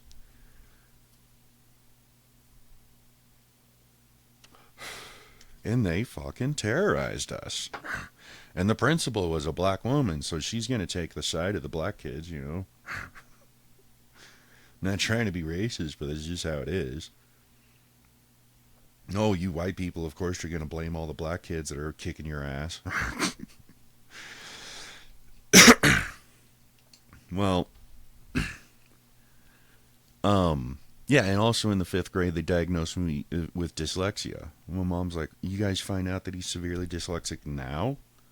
5 years in school, and you're finally figuring out, oh, this guy can't read? So in the 5th grade, they find out I'm dyslexic, severely dyslexic, can't fucking read, I'm stupid. And they find out that I'm fucking depressed, and they start putting me on antidepressants. Strongest medications you can get from this mental health system are the antidepressants. Everybody thinks like Adderall and ADHD pills, it's meth, and it is meth. And that's like the best shit you can get. That's why everybody tries to say, oh, I'm ADHD, give me some meth. Give me some Adderall and Ritalin. And they never prescribe Adderall and Ritalin. Pretty much never.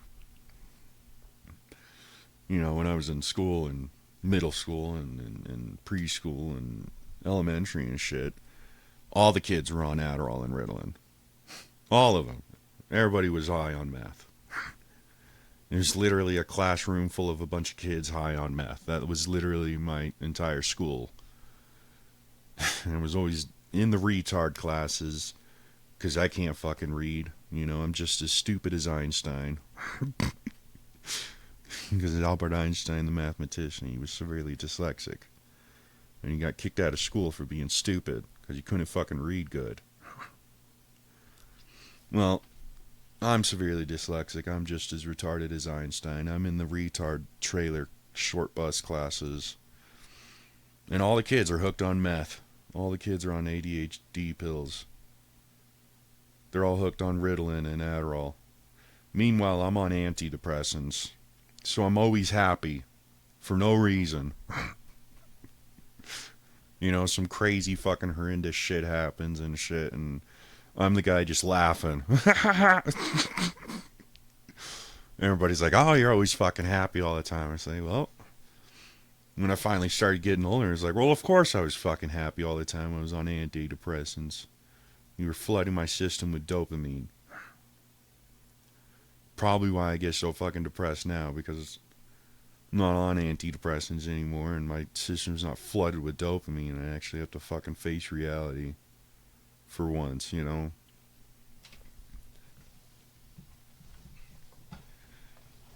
And then, after my generation, who's all hooked on meth and antidepressants and crazy pills, you know, they're like, oh, maybe we shouldn't give kids drugs. You know, I'm older now. I'm like, oh, now you figure it out, huh? Glad you could figure that out with me.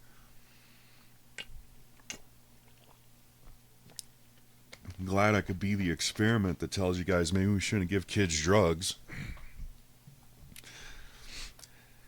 And if black people don't do that shit, you know, whenever you talk to a black person or a Mexican person about mental health system and medications, they're like, oh yeah, that's white people shit.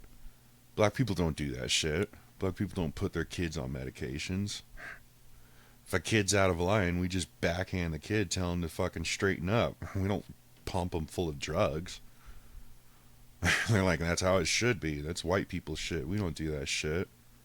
If our kid's out of control, we spank them. Tell them to stop. We don't drug them. So, and that is how it should be. That is how it is. I mean, spare the rod, spoil the child. Like that Rick and Morty episode. He's like, well, I mean, you're going to let your kid crawl around on the Walmart floor, it's going to get stepped on. It is true. I mean, shit. Spank your kid. I mean, don't get a belt. Don't go get a fucking whip. Don't fucking beat the shit out of him with a bat. But shit, if your kid's running around being a little fucking snot, you know, give him a little slap on the face. Just like, stop it. No. Cut it out. Like, my mom never believed in that. She never believed in hitting the kid. You know, my stepdad and my mom, they spanked me a little bit and shit, and they ended up all of a sudden not believing in hitting me, they never really beat the shit out of me, but they spanked me, thank God. Thankful for it. But then my little sister comes along, they never hit her once, and look how she turned out. She's a spoiled, rotten brat, you know?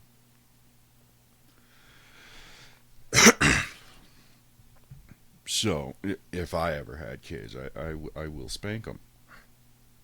I will spank them, I'll ground them, I'll take their shit away.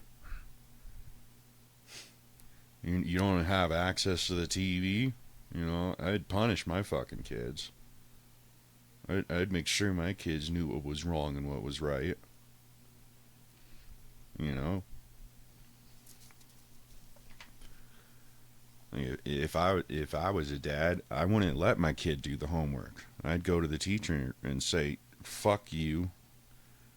If you can't teach my kid all the lies that you want to teach him here at this stupid school, then you need to leave him the fuck alone. Because when my kid's at fucking home, my kid needs to go outside, play with his friends, climb trees, fall down and scrape his knees.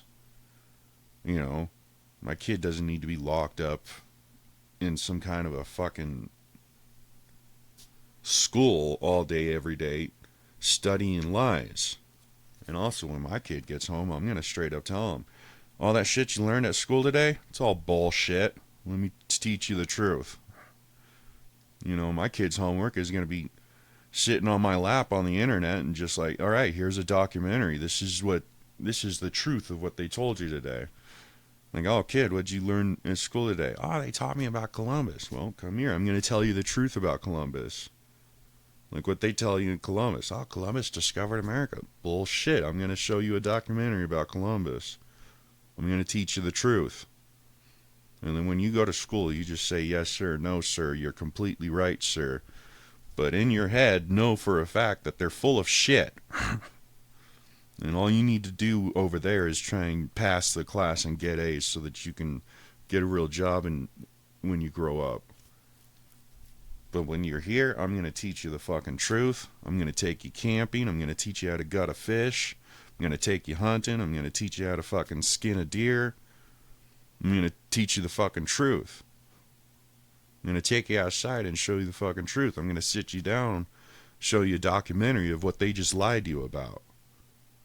And then as for your fucking homework, if they really want somebody to do the fucking homework, I'm going to do your fucking homework for you. You can take that A+ paperwork to the fucking class. Meanwhile, when you're here at home, get the fuck outside, go find your friends, go find some stupid kid shit to do. That's how I'd raise my fucking kids.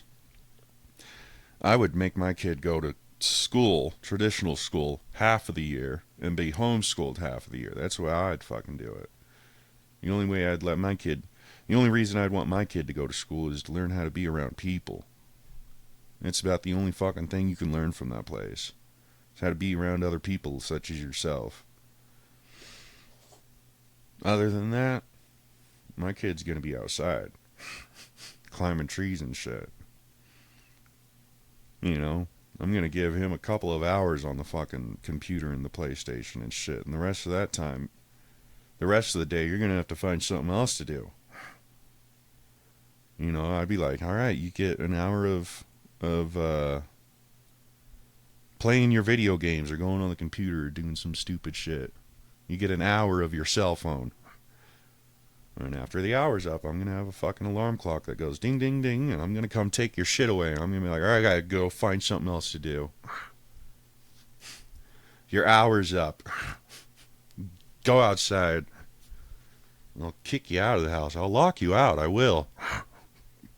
I will lock the door and not let you back inside. Yeah, I'll be buying my kid a skateboard and a bike and shit. So yeah, I go to school. Listen to all their stupid lies with a grain of salt. But when you come home, I'm going to tell you the truth. I'm going to take your homework and feed it to the dog. And then I'm gonna kick your ass outside and fucking make you go be a kid. And if the teacher has any fucking problems with it, I'll go talk to him myself in person. Like, you're not gonna fucking turn my kid into some dumbass slave like the rest of these kids. That's how I'd raise my kid.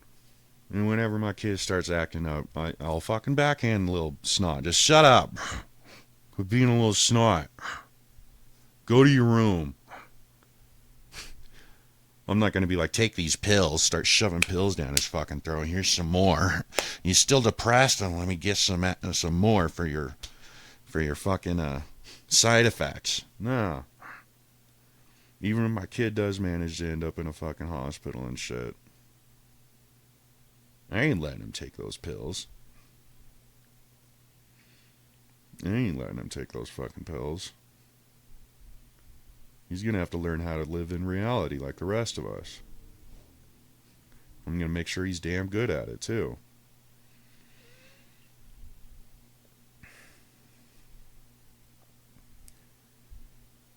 But, anyway. Big fucking sidetrack. I was originally talking about how I'm in my first apartment. My next door neighbor, Brian, pretty much gets everybody hooked on cocaine. So they start going to these dealers to get their cocaine and shit. And we end up meeting this guy named AD. And he's a big, fat black dude. He has dreadlocks. And he tells everybody, call him AD. I'm like, AD? He's like, yeah, like after death, just call me AD. You know, never give anybody your government name. I'm like, alright, AD. And then, you know, he turns into my drinking buddy. You know, I'm like still 19, 20 and shit, 18 and shit. So I kind of have to go to him to help me get my fucking alcohol. I'm like, yeah, go get me a bottle. And I give him the money, he'll go get me the bottle, and we'll fucking drink and shit. So he kind of turns into one of my drinking buddies. Him and Dino, pretty much. And Dino ends up fucking moving in with me down in my grandma's basement with this other white kid. And Dino is an Italian. So me and Dino kind of like connect with each other because we're both Italian. And I'm like, yeah, I'm Sicilian. He's like, yeah, me too.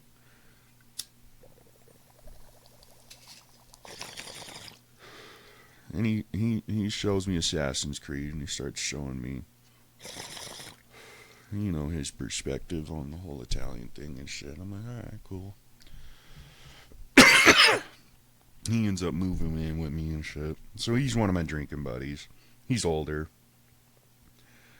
You know, maybe in his late 30s, early 40s or some shit. And so is AD. And it's pretty much me, this 18, 19-year-old kid. Has his own apartment. And I'm hanging out with all these old guys so that they can go get me alcohol and I have somebody to hang out with. And then I'll turn into my drinking buddies and shit. Well, Brian ends up leaving. He ends up moving away. He's like, I'm going back to Hawaii. And everybody starts getting kicked out of the apartment building. And at this point in time, the apartment buildings are starting to kick everybody out every year. And then also selling the property to somebody else. And it turns into this group of people that are just selling properties to each other. But them as a group ends up owning all these properties together. And every year they kick everybody out of the apartments. And so this ends up happening all over Colorado. Still to this day. Where there are groups of people that own all these apartment building complexes. And they keep selling them to each other. And kicking everybody out, because every time you kick somebody out, you can raise the rent. And every time you sell your property to somebody else, that new person can raise the rent.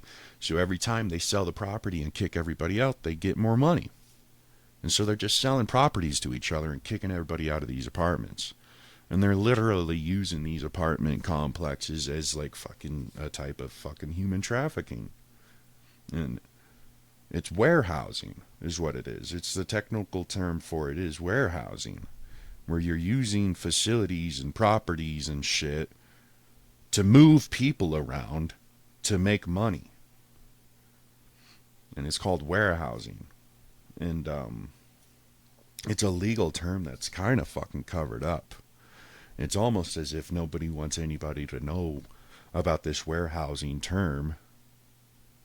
It's very hard to find any information about it because that's what everybody in Colorado is doing.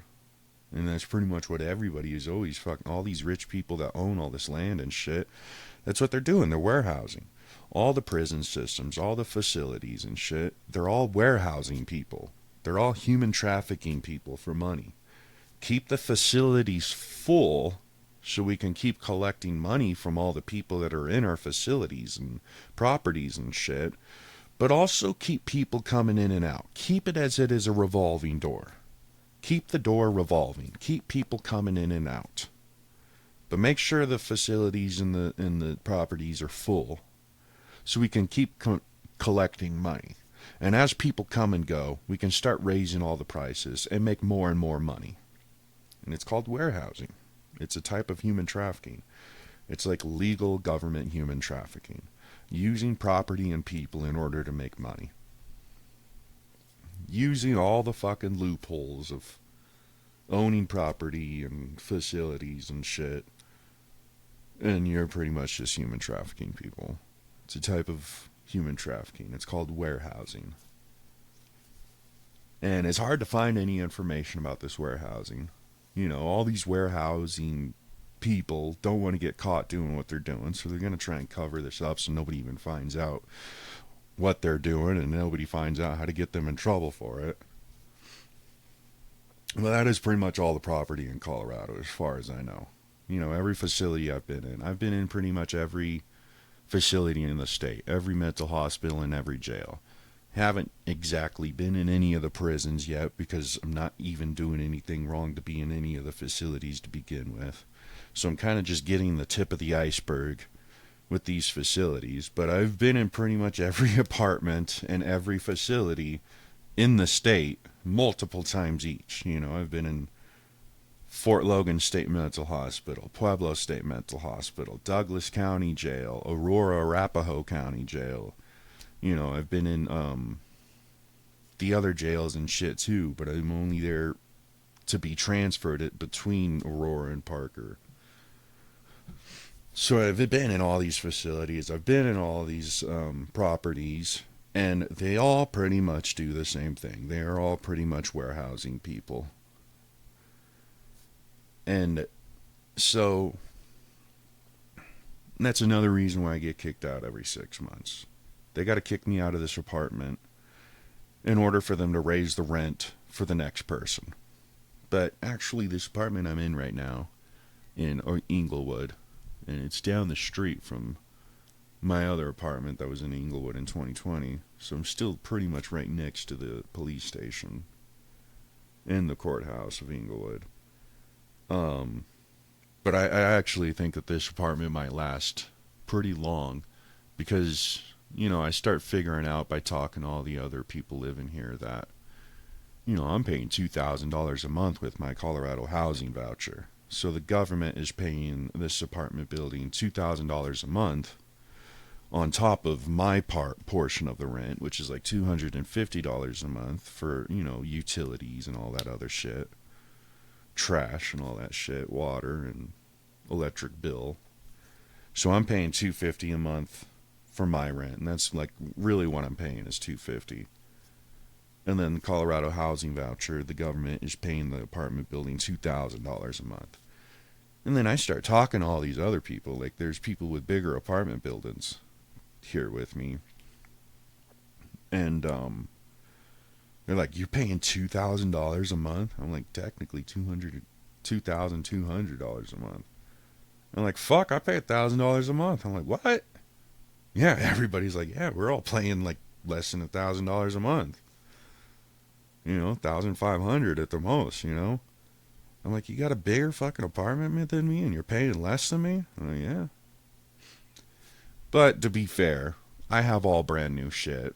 I mean, they completely put brand new shit in this apartment. I'm the only apartment with all brand new shit. I'm not actually paying the $2,000. And the fact that I'm paying 2,000 and the rest of them are paying 1,000 might give them a little bit of an incentive to keep me and not want to kick me out so that they can raise the rent. Because I'm pretty sure that they're not going to be able to they're not going to be able to charge anybody else $2,000 a month for this shitty little fucking one-bedroom apartment. So I might give them a little bit of an incentive not to kick me out so easily, you know. And they already want to kick me out. They're already sending me complaints. I have had one noise complaint. Somebody called the cops on me when I was drinking and singing. It's my favorite thing to do is, you know, drink a couple beers and sing along with some music that's playing. I just pretty much hook my phone up to the TV, go to YouTube music app. It's my favorite music app because it has all the music. And I go to my little playlist and I start playing music and shit. I skip the songs I don't want. And then I don't have to search for a song and shit. I can kind of just let it play and worry more about my singing and drinking. And that's usually what I do. That's my favorite thing to do, is to just sing and drink. So I'll be in my apartment alone with my kitty cat, listening to music, singing along to my songs that I know how to sing along, and I can sing along good too. And I'm actually a very loud singer. Like when I sing, like even when I was in the recording studio with my guitar teacher, they kept telling me, get away from the mic. Your voice is too loud. And they had to keep extending the spit guard to keep me away from the mic. And they kept saying, you know, tone it down a little bit. Turn it down. And, you know, I'm like, what are you talking about? And they're like, you're singing too loud. And I'm like, I thought that was the point. And they're like, yeah, but you got a microphone in front of you. If we want it louder, we can turn it up and shit. I'm like, I honestly don't know how to sing quietly. I don't know how to turn it down. You know, I'm just a loud. I actually am a very loud person. I'm fucking Italian. I'm loud. Capisci? I'm Italiano. Capisci? Grazie, grazie. I'm loud. I came from a loud family. Pretty much the whole time. If anybody was ever in our household when I was a kid, they'd be like, what the fuck is going on? They'd probably be calling the cops on us all the time. Because that's how we Italians communicate with one another. We yell at each other. And the loudest motherfucker gets heard.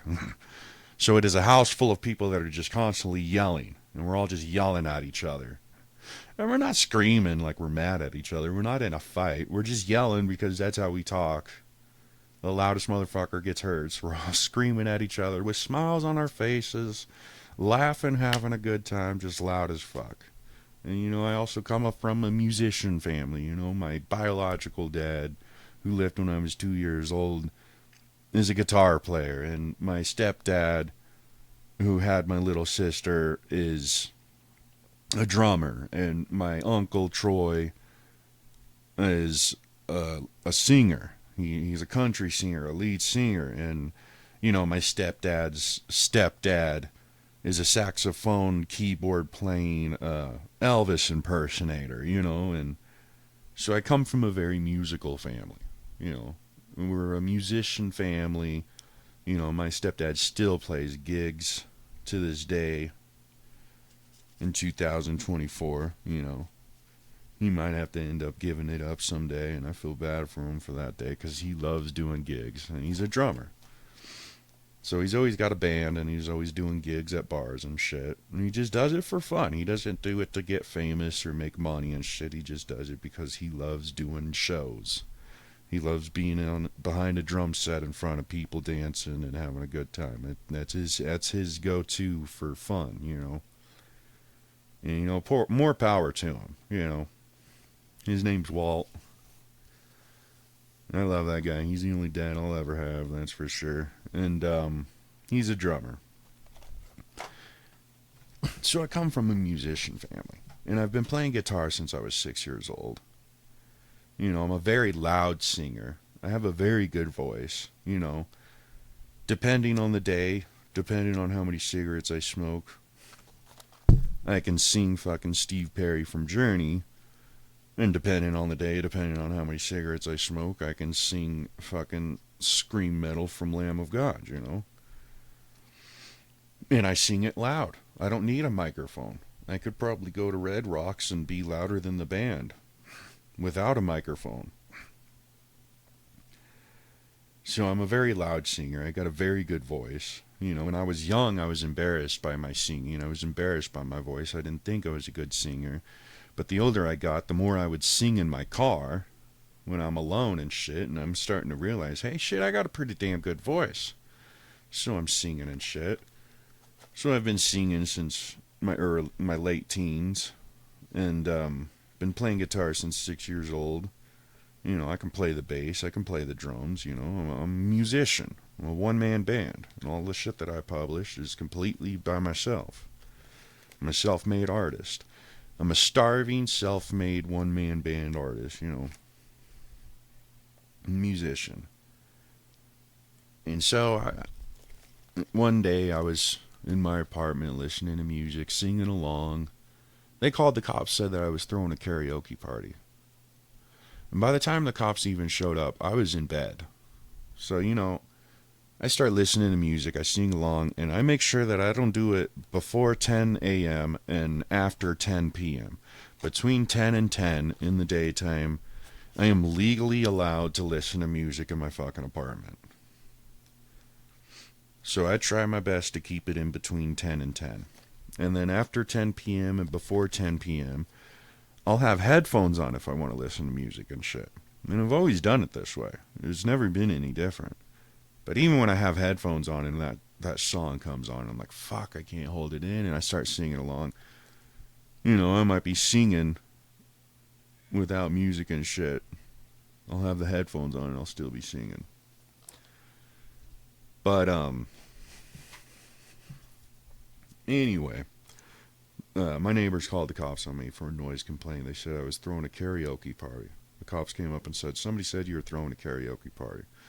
And I look behind me in my apartment. I'm like, nobody's here except my cat. And like, we can see that. I'm like, I'm going to bed. And they're like, that's probably a good idea. Just go to bed. I'm like, I'm not doing anything.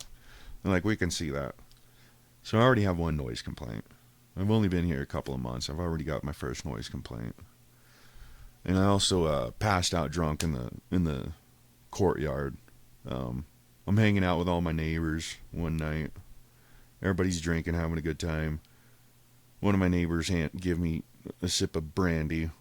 And then everybody goes inside. I'm kind of sitting outside finishing a cigarette. And I get up and I try to go upstairs because I'm on the second floor and I'm trying to go home. Well, I fell down. I fucking passed out. And I woke up to another one of my neighbors pretty much carrying me upstairs into my apartment. And I literally fell down on the floor of my apartment and passed out. And I got in trouble for that. So, you know, I'm kind of like afraid to even go outside anymore. You know, you think they would want you to hang out with your friends and be neighborly and shit and hang out with them and shit, but apparently somebody was complaining about me sleeping in the courtyard. And somebody was complaining about me singing. So I already have complaints coming in. The manager of the apartment building's already sent me emails and letters on my door and shit saying you can't get drunk and pass out in the middle of the courtyard and you can't play your music loud. So, but I'm also paying $2,000. Everybody else is paying less.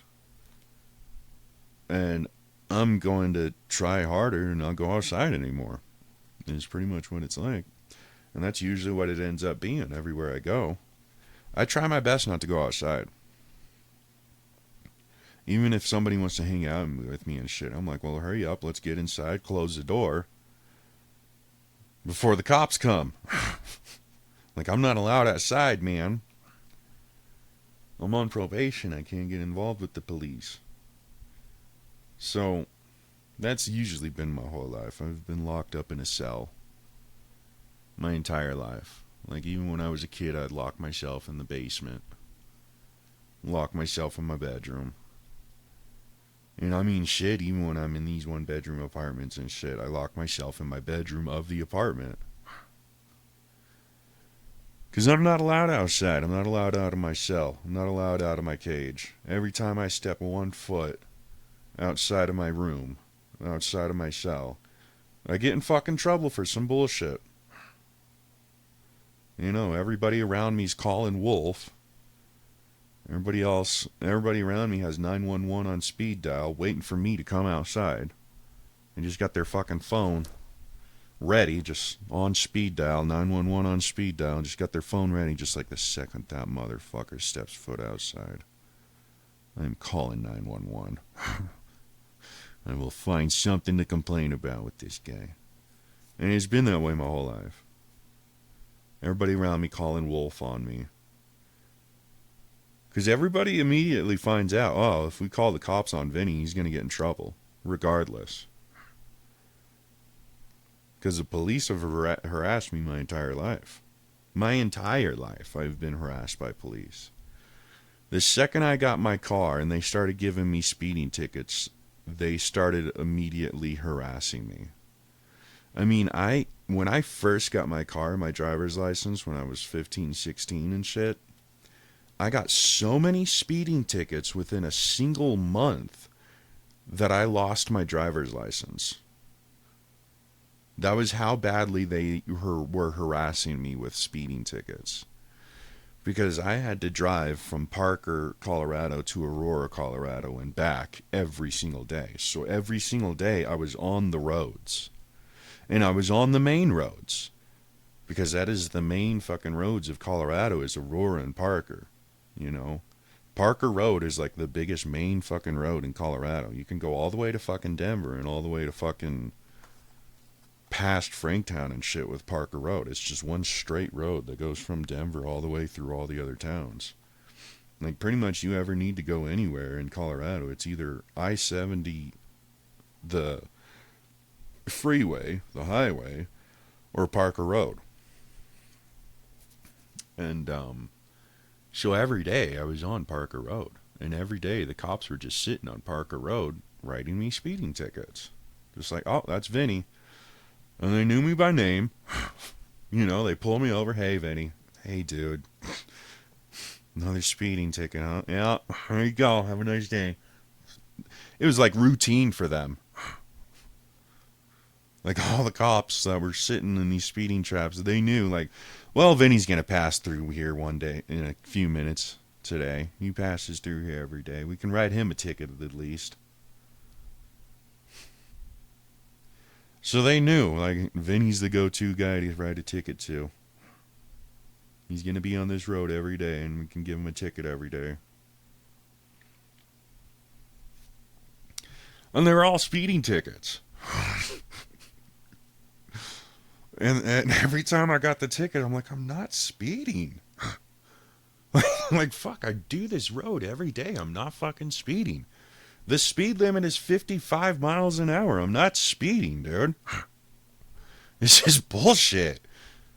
Well, they have a lot of speed traps on these roads.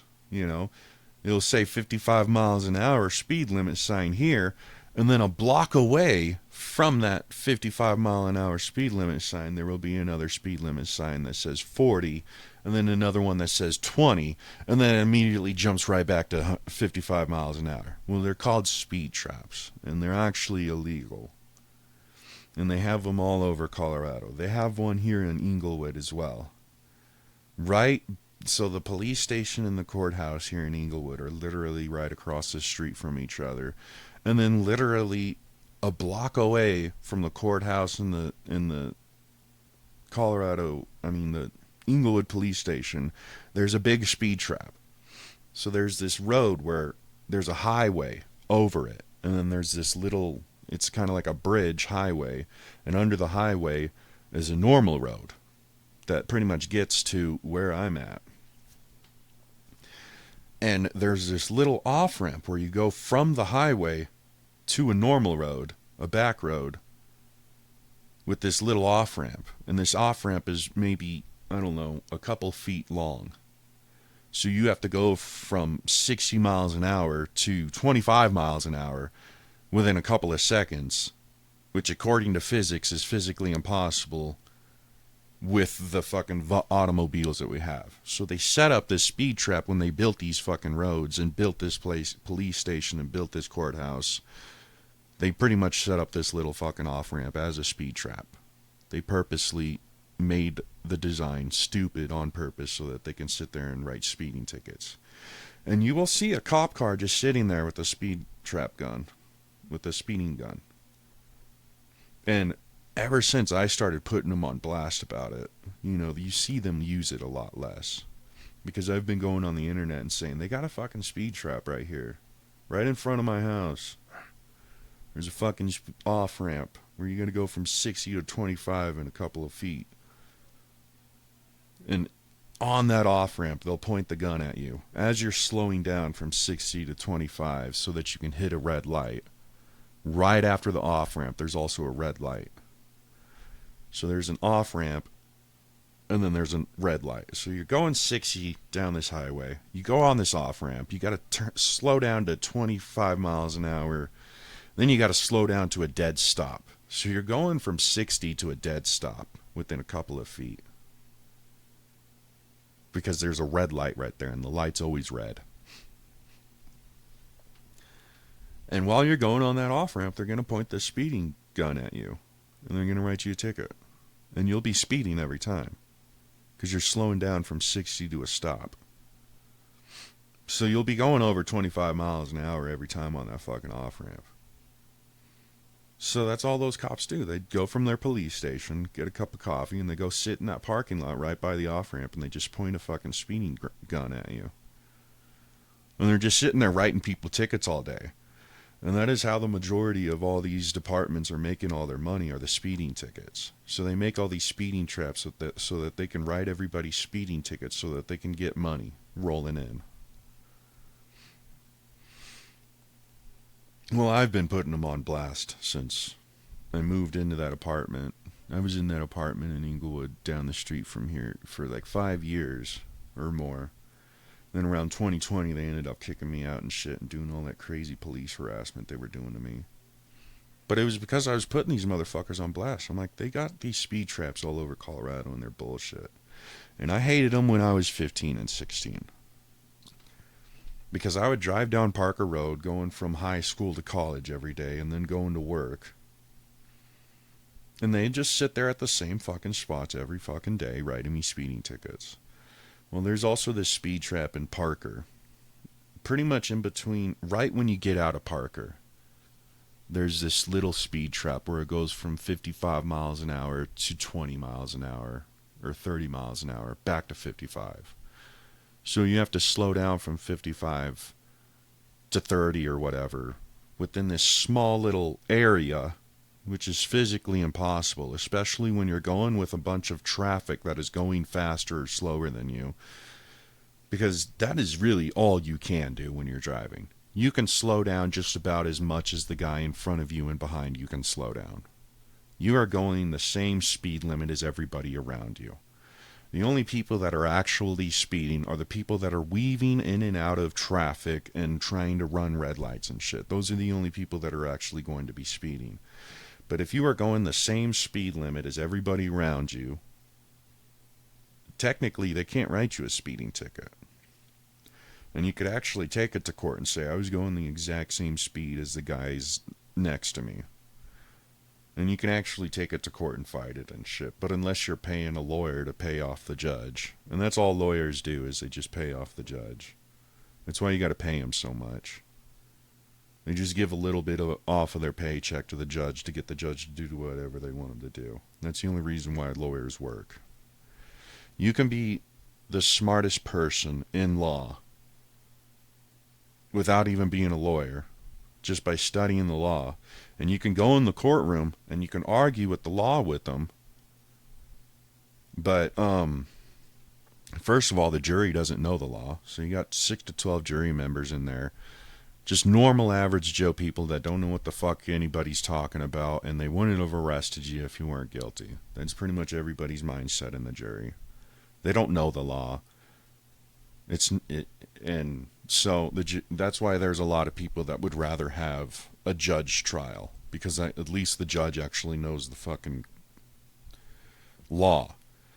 But of course, also the judge's job is to find you guilty for the county. So I would rather have a jury. I have a better chance with a jury. A jury of people that are just like me, you know, I might be able to convince them how stupid this is within that fucking small period of time that you're in the courtroom and you get a few seconds to talk. The judge's mind is already made up before you even come in the courtroom. And the judge has to find you guilty somehow. Because if you're found not guilty, then you can get in trouble. The whole county can get in trouble for false imprisonment and all that shit. We can get sued. So everybody that these cops have to arrest, it is the DA's job, the public defender's job, the real lawyer's job, the district attorney's job. It is all their job to find you guilty. Because if you're not guilty, then we're in trouble. And we don't make any money from this case. And we have to sit in this courtroom for free. If you're not guilty, nobody makes any money and everybody's in trouble but you. But if you are guilty, we all get our paychecks for sitting in this stupid courtroom. And the county doesn't get in trouble. And the cops that arrested you don't get in trouble. And we don't get in trouble. You just get in trouble. And we get paid for it. So that is their real mindset when you go into a courtroom. Everybody there is making sure that you're guilty for what the fuck ever, so that they don't get in trouble, and so that they can get paid. And when you hire a lawyer, they're going to get paid regardless. They could honestly not give less of a fuck what happens in that courtroom. They're going to take the money regardless. So when you hire a fucking lawyer, it'd be better to represent yourself, honestly. Because they are just going to take the money. And the only reason the lawyers that you hire are able to do stuff that the public defender can't do is because you have to pay them a shitload of money. And that shitload of money that they get, they are going to use little bits and pieces of it to pay off all the fucking judges and DAs and shit. And they are going to have a fucking business with these judges and DAs that they work with. And that's what happens when you hire a lawyer. They already have a business set up with the judges and DAs. And they're like, all right, I'm going to make sure that the guy is guilty, of course. We all have to make sure that the guy is guilty. So the lawyer that you hire is pretty much trying to find you guilty just as much as the judge and DA. Except the lawyer you hire is like, well, this guy hired me and he's paying me, so I got to give him a better offer than the public defender can give him. Otherwise, there's no reason to pay me, and I'm going to be out of the job. So they all have a business set up. It's not about people. It's not about right and wrong. It's about money. It's all about money. If it don't make no money, it don't make no sense. If it's not profitable, it's not going to happen. And that is the judicial system. That is the mental health system. That is the system. This is a capitalist society. We are all a society trying to make money. The most money we can make as fast as possible. And damn the consequences.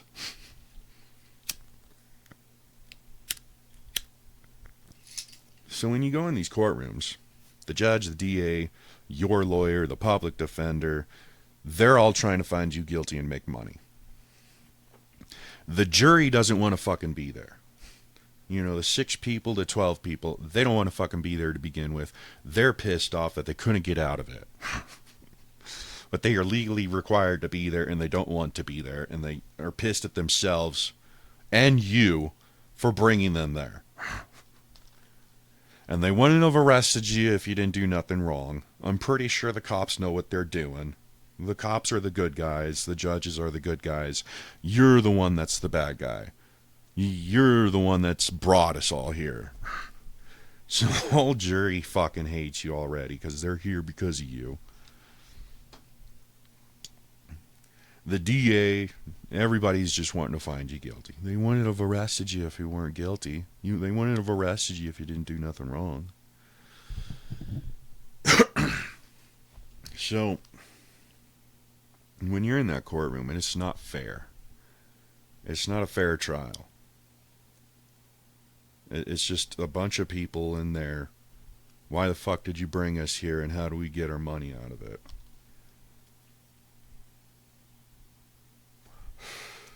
The jury doesn't give a fuck about you. You're a criminal. The judge doesn't give a fuck about you. You're a criminal. The DA doesn't give a fuck about you. They know what you did. Your public pretender and your fucking hired liar doesn't give a fuck about you. You're a criminal. Shouldn't have did what you fucking did.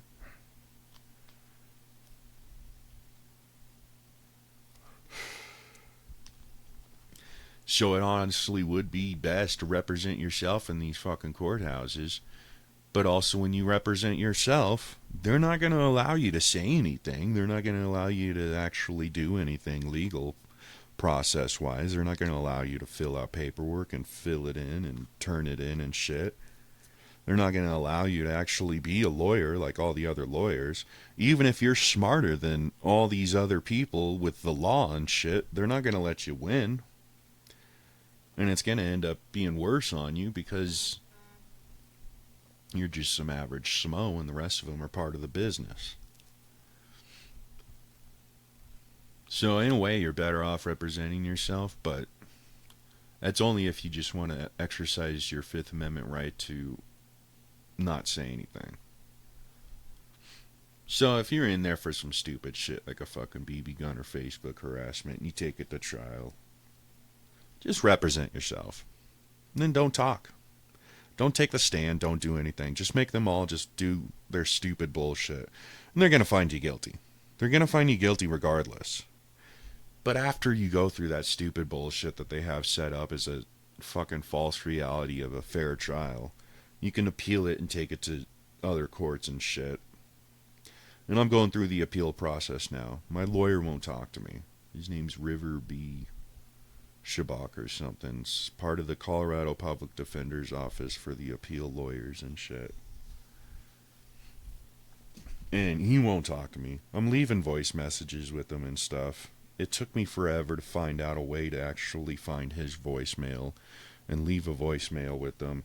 And I finally actually find his personal voicemail to leave a voicemail, and the guy hangs up on me in the middle of my voicemail. So it's pretty obvious that he's not going to talk to me about it. But I'm leaving the voicemails regardless to let them all know, like, this is bullshit, this is what's happening, this is what's going on, and it doesn't just affect me, it affects us all worldwide. Because you're going to start going around locking people up for BB guns and squirt guns and shit. And if that's really the world that you all want to live in, then I guess you guys can just keep doing what you guys have been doing for the past couple 100 years, which is finding everybody guilty and human trafficking people. If you guys really honestly want to live in a world where people can get locked up with felonies and shit over a squirt gun or a BB gun or something that resembles a fucking gun, then let this BB gun shit slide. But just know the whole world is going to be full of a bunch of cops that are locking people up for heinous crimes over something that resembled a fucking gun.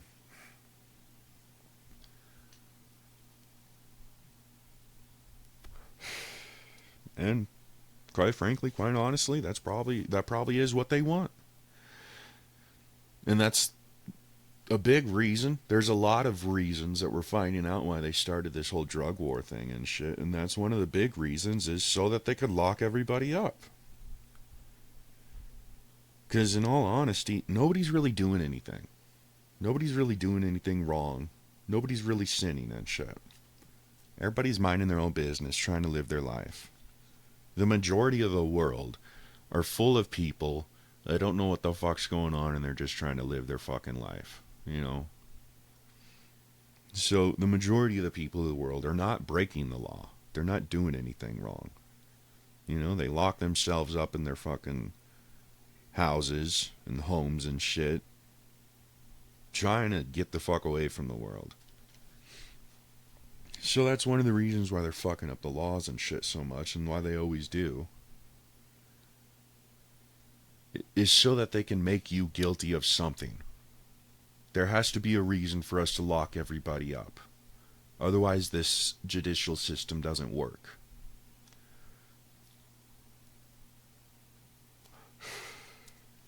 If our prisons and facilities are empty and there's nobody locked up in them, we can't make any money. We can't keep the fucking facility open. We can't pay for it. Unless there are 2 to 5 people in every single fucking cell, we can't pay for this fucking facility, and we aren't going to be able to keep our job. if everybody figures out that we can take every case to court, it's going to back up the court system so much that they'll fucking collapse. So let's make these plea deals for them so that we can skip the whole trial process. Because the whole trial process, if everybody went through the fucking trial process, it would collapse the whole system altogether. And that's why there's a lot of people that are in jail and prison and shit that tell everybody, just take it to trial. Just take it to trial. Doesn't matter what they got you for, just take it to trial regardless. Then you have a chance to appeal it in a real fucking court and shit. Just take it to fucking trial. Well, they don't want you to take it to trial. Because if you take it to trial, it costs time and money to prove that you're guilty of something that actually isn't even really a crime.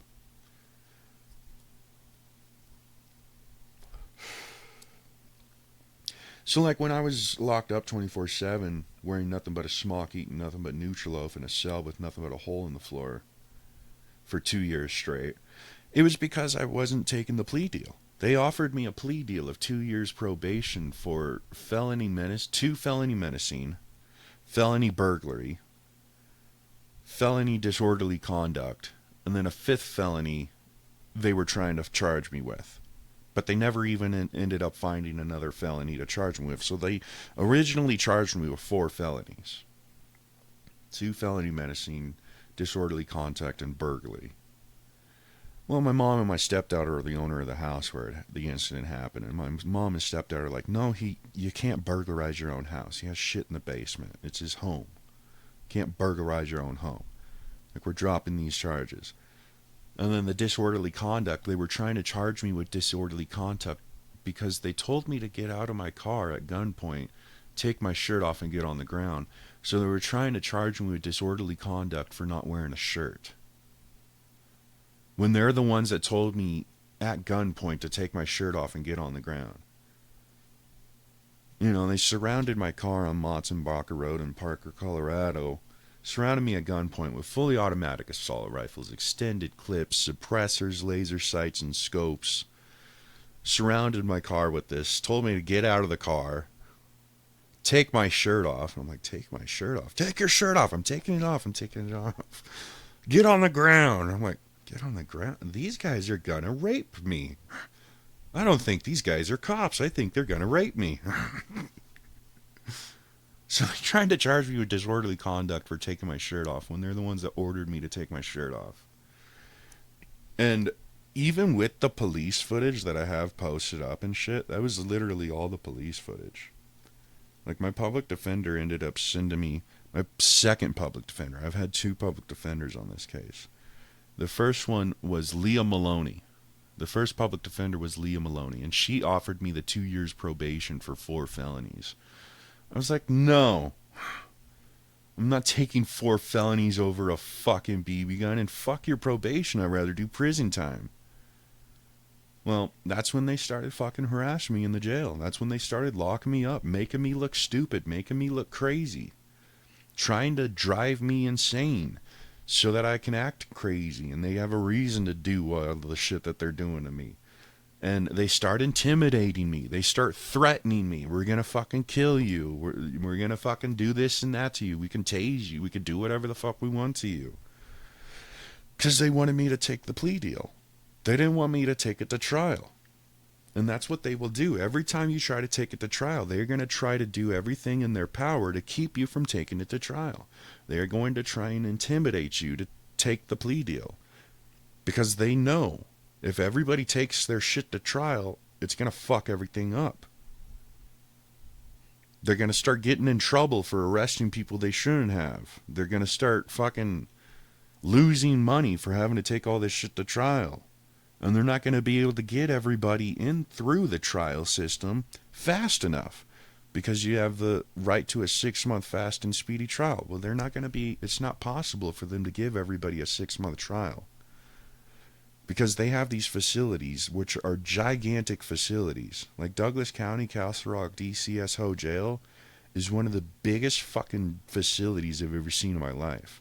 Like, even the shit that you see above ground is big as fuck. So you can look on Google Maps and see this is a big ass facility. But then they also have a whole other facility under the ground. They have levels underground of a whole other jail. And they have fucking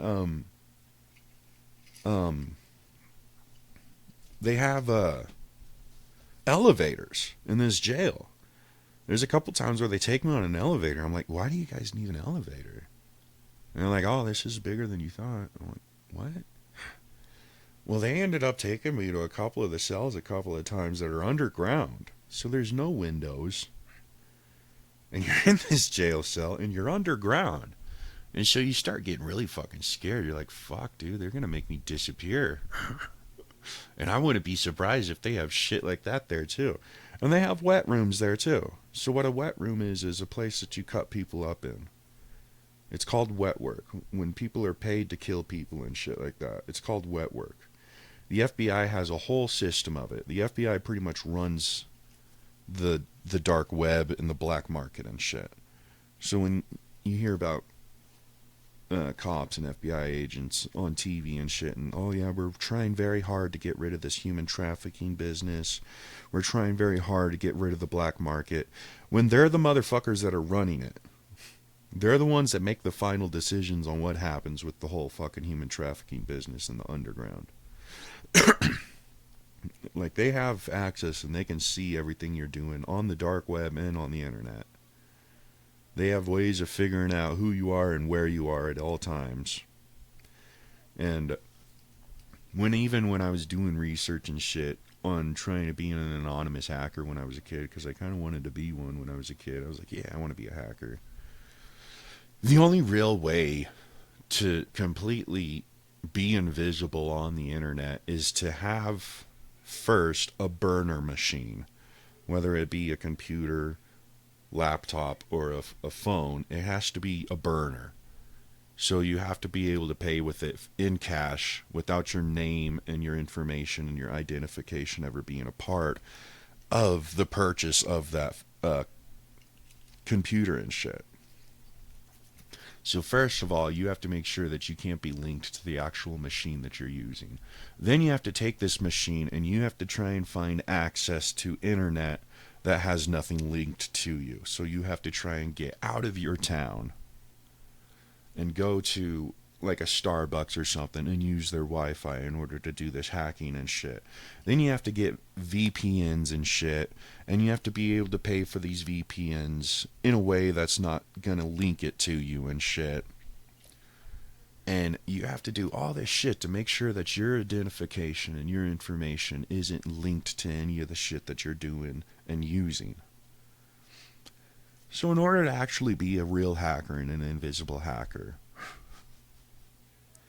you have to be invisible wherever you are to be that hacker. You literally have to have an entirely alternate personality and identification in order to be a real hacker. And there are people that do this shit.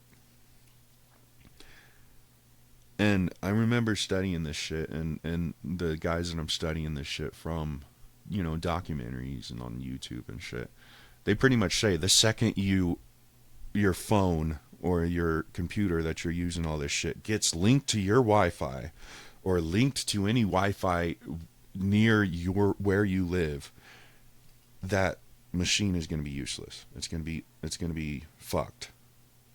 The second any of your information gets linked to that shit, it's fucked. The whole thing is fucked. And you're going to have to try and get rid of that fucking burner machine and shit.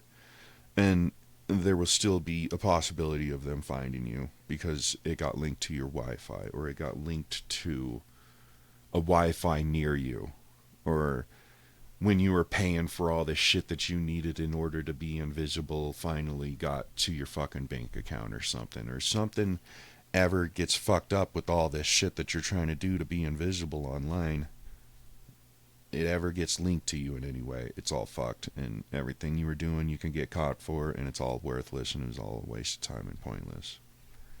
So there are hackers out there right now that are doing shit like this. Like, I've actually seen a couple of these anonymous hackers, like the real fucking hackers, sitting in Starbucks or a library or something, you know. And these motherfuckers, because now everybody can wear a mask legally, so these motherfuckers will be wearing a mask. You know, they'll have their hood up and shit, and they'll be on a fucking laptop. And so you will see these people that are actually hacking, these real hackers. And in order to be a real hacker also, you have to be able to know how to do computer code and shit. You have to be able to build this machine that you're using with shit. You're going to have to be able to fix it yourself. You can't take it somewhere for someone else to fix it. You're going to have to figure out how to do all the shit yourself. You're going to have to be able to do computer coding. You're going to have to be able to create a virus yourself in order to use it. Because you can't exactly go to somebody else, take one of their viruses and use it and shit. It will end up leaking you to that virus and shit, and it'll end up, you know. So you are going to have to do all this shit yourself. You're going to have to be able to access the dark web by yourself with a VPN that has no linkage to you, with a computer that you built yourself and paid for with the cash, or a phone that you paid for, a burner phone that you built yourself and paid for all the parts yourself with cash and shit.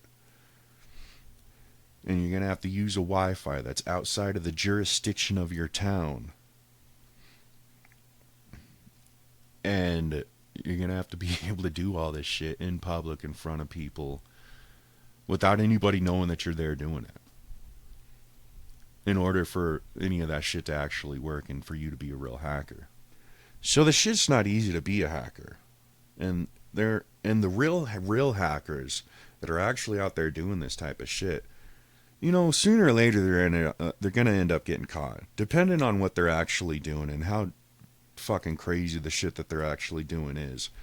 Sooner or later, it's gonna catch the attention of the FBI, and the FBI is gonna start doing fucking shit to try and catch you and shit. And next thing you know, the people around you aren't even gonna be people; they're just gonna be secret agents. You know, and sooner or later, they're gonna figure out, okay, you're the one doing this shit, and then they're gonna be fucking investigating your ass, trying to catch you doing this shit and have proof of you doing this shit. And they're going to try and catch you legally doing this shit. And if they can't manage to catch you doing this shit with proof and legally take you through courts and shit, they'll end up just sending underground motherfuckers after your ass to make you stop or catch you and take you somewhere and question you. How'd you do this? You know, pretty much give you a whole fucking debriefing and shit on what you've been doing, how'd you do it. One, so that they can do it themselves, and two, so that they can keep other motherfuckers outside of their organizations from doing it. So that they can get power over whatever the hell you were doing, you know. And then they're going to ask you to work for them. They're going to offer you a job. Depending on how good you are, how good of a hacker you are and shit like that, they're going to offer you a job. The FBI will offer you a job. And we're like, come do this shit for us. Come be a hacker for the FBI. And depending on whether you take the job or not is dependent on what they're going to do to you next. You know, if you say, all right, fine, I'll do it for you guys. I'll be an FBI agent. I'll be a rat. I'll be a sellout. I'll be an informant. You know, I'll be a snitches, get stitches and ditches, bitch. You know, for sure I'll work for the FBI. I'll be an FBI agent. And then you'll be working for the FBI. You'll pretty much be doing what you were doing illegally, but you'll be doing it legally for the FBI, on the FBI payroll, with all the FBI benefits and shit. You know, working for the FBI. Sounds good at first. Then you start realizing that the FBI is more criminal than any of them. And there's no way out. You know. If you tell anybody about this, we got a bullet with your name on it, and it will find you, kind of thing.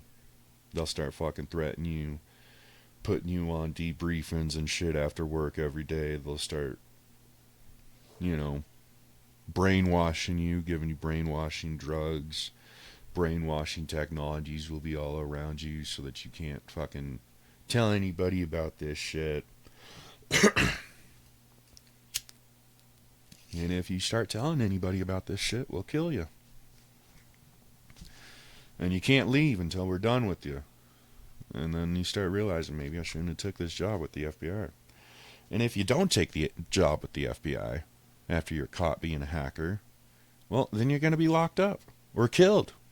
One of the two. Depending on how important you are, depending on how much power and money you have, depending on who your bloodline and your family and shit is, depending on how many connections the people that know you have, you know, depending on if you're an American or not, depending on your criminal history, depending on what you were doing when you were doing this shit, you'll either be locked up for the rest of your life, never even go to court, never even charged with anything, or they'll kill you.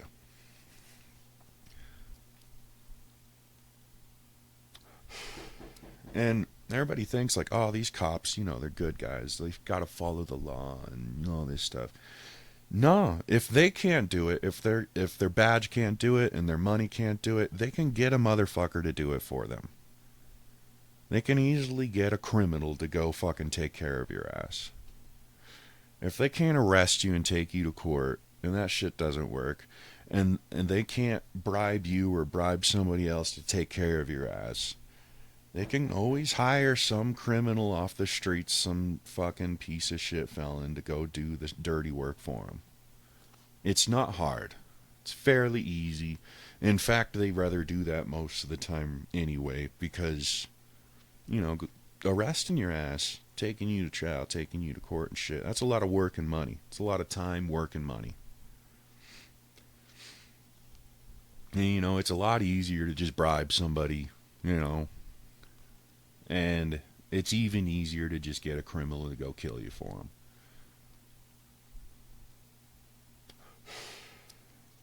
And the local police will do it on a local level. Pretty much they'll turn everybody against you, even your family and friends and shit, because they're cops. They cannot tell a lie. It's not legal. If a cop ever utters a lie, he will literally spontaneously combust. Yeah, it's true. You guys haven't heard about this? Oh yeah, dude, they started doing this stuff. Pretty much, if you want to become a cop and stuff, after the police training and they give you the badge, they give you this injection. And if you ever even mutter a white lie, you will spontaneously combust and explode. It's true. So cops cannot physically tell a lie. First of all, it's illegal for them to tell a lie. And if they ever lie, they will spontaneously combust because they have to legally get an injection that makes them spontaneously combust if they lie. This is the truth. These are the facts. Facts are rare in this world. You better take them when you can get them. So yeah, the cops cannot tell a lie. You know, all these hired liars and stuff, they can't legally lie, you guys. All these judges and shit, it's against their moral code to tell lies in court, you know. They have to put their hand on a Bible and raise their right hand and swear to tell the truth, the whole truth, and nothing but the truth, so help you God. You know, so they are bounded by God himself to tell nothing but the truth, the whole truth. And if they ever lie, then God himself will smite you. So it's physically impossible. It's physically impossible, it's legally impossible, and it's spiritually impossible for any of these guys in the judicial system to ever tell a lie. So why would they lie to you?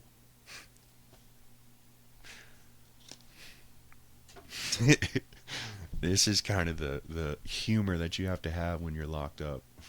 This is the humor that you'll find. If you ever end up in some kind of a facility, you will learn this humor fairly quickly. Because this is the humor of a criminal or a fucking crazy patient. This is the humor that you have to have in these facilities. Like, oh yeah, it's physically, legally, and spiritually impossible for them to ever tell a lie. It's a joke. You see. Because the fact of the matter is, it's probably more physically, legally, and spiritually impossible for them to ever tell the truth. You know, you're never going to see a cop or a judge or a fucking lawyer coming out and telling everybody, hey, everybody, they're human trafficking us. They're never going to do it. They're never going to just come out and tell anybody the fucking truth. They'll get in trouble. pretty soon all their colleagues are going to start turning on them like, hey, man, you're going to get us all in trouble if you keep telling everybody this shit. It's a bullet with your name on it, buddy. We'll find you. So, the fact of the matter is, the real truth, it's probably more physically, legally, and spiritually impossible for them to ever tell the truth. So you'll learn this humor when you start going through this system. You know, there's a lot of motherfuckers out there who's never been arrested. There's a lot of motherfuckers out there that's never spent a night in one of these facilities. There's a lot of motherfuckers that's never worked as a fucking lawyer, judge, or cop, you know. Surprise, surprise, there's a lot of motherfuckers that are still in the system but not actually in the system, you know. Yeah, I'm the oil for the gears of this fucking system. The rest of you and shit, the system's just trying to take all your money and your shit. No, I'm in the fucking gears of this bitch. I'm the fucking oil for this machine. They made a goddamn example of me. They made sure everybody knew exactly what would happen if you take shit to court. But it is a corrupt system. It's corrupt. It's not about right and wrong. They don't give a fuck about you. They don't give a fuck about the people. It's just about how we're going to make as much money as we can as fast as possible. How are we all going to get our paychecks? How are we going to get paid? If we start focusing on right and wrong and treating human beings like human beings, then we're not going to make any profit. When you're in one of these facilities, you're a number. And they make sure you know that. You're not a human being anymore. You're not an American. You don't have any rights. You're a number. You're a dollar. They look at you and see nothing but dollar signs. They don't give a fuck about you, what you've been through, what you did or didn't do. They don't give a fuck about your rights, your humanity. They look at you and they see nothing but dollar signs. And they could not give less of a fuck about all the in-between. Your public defender, your public pretender, your hired lawyer, your hired liar, your defense gives just about as much of a fuck about you as the DA, the judge, the jury, and the pig that arrested you. None of them give a fuck about you. You're a criminal. You're crazy. You're a danger to society. You're a threat. They all fucking hate you. They all want the worst things to happen to you. You know, in the mental health system, they see you as an experiment. You're a lab rat. They don't see you as a human being. They see you as a fucking lab rat, and they will do whatever the fuck they want with you, and nobody will hear your screams. In these jails and shit, you're just a number. You're a dollar sign, and they will do whatever the fuck they want with you. And they're going to make money from it.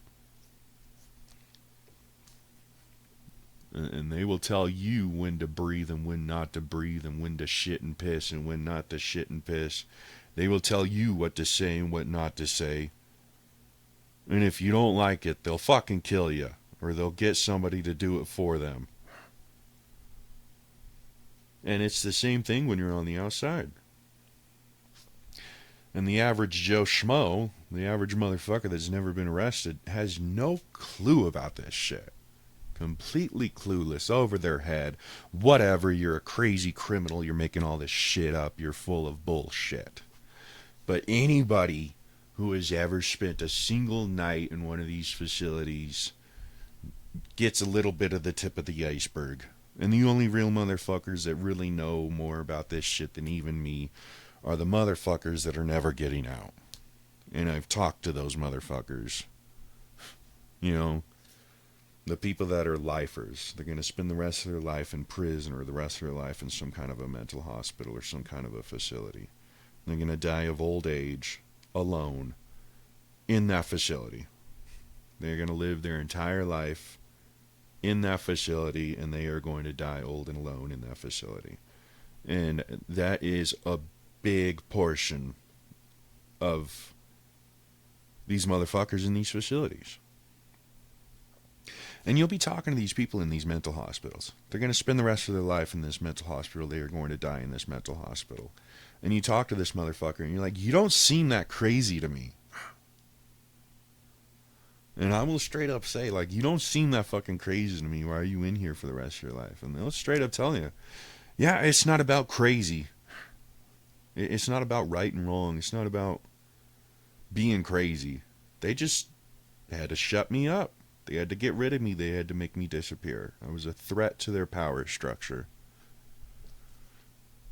And you know, I've talked to some of these prisoners and shit too that are about to go do the rest of their life. You know, they're in there for a body. They're in there for murder. And they're like, yeah, I've been in and out of prison my whole life and shit. And now they finally got me for good. And you know what?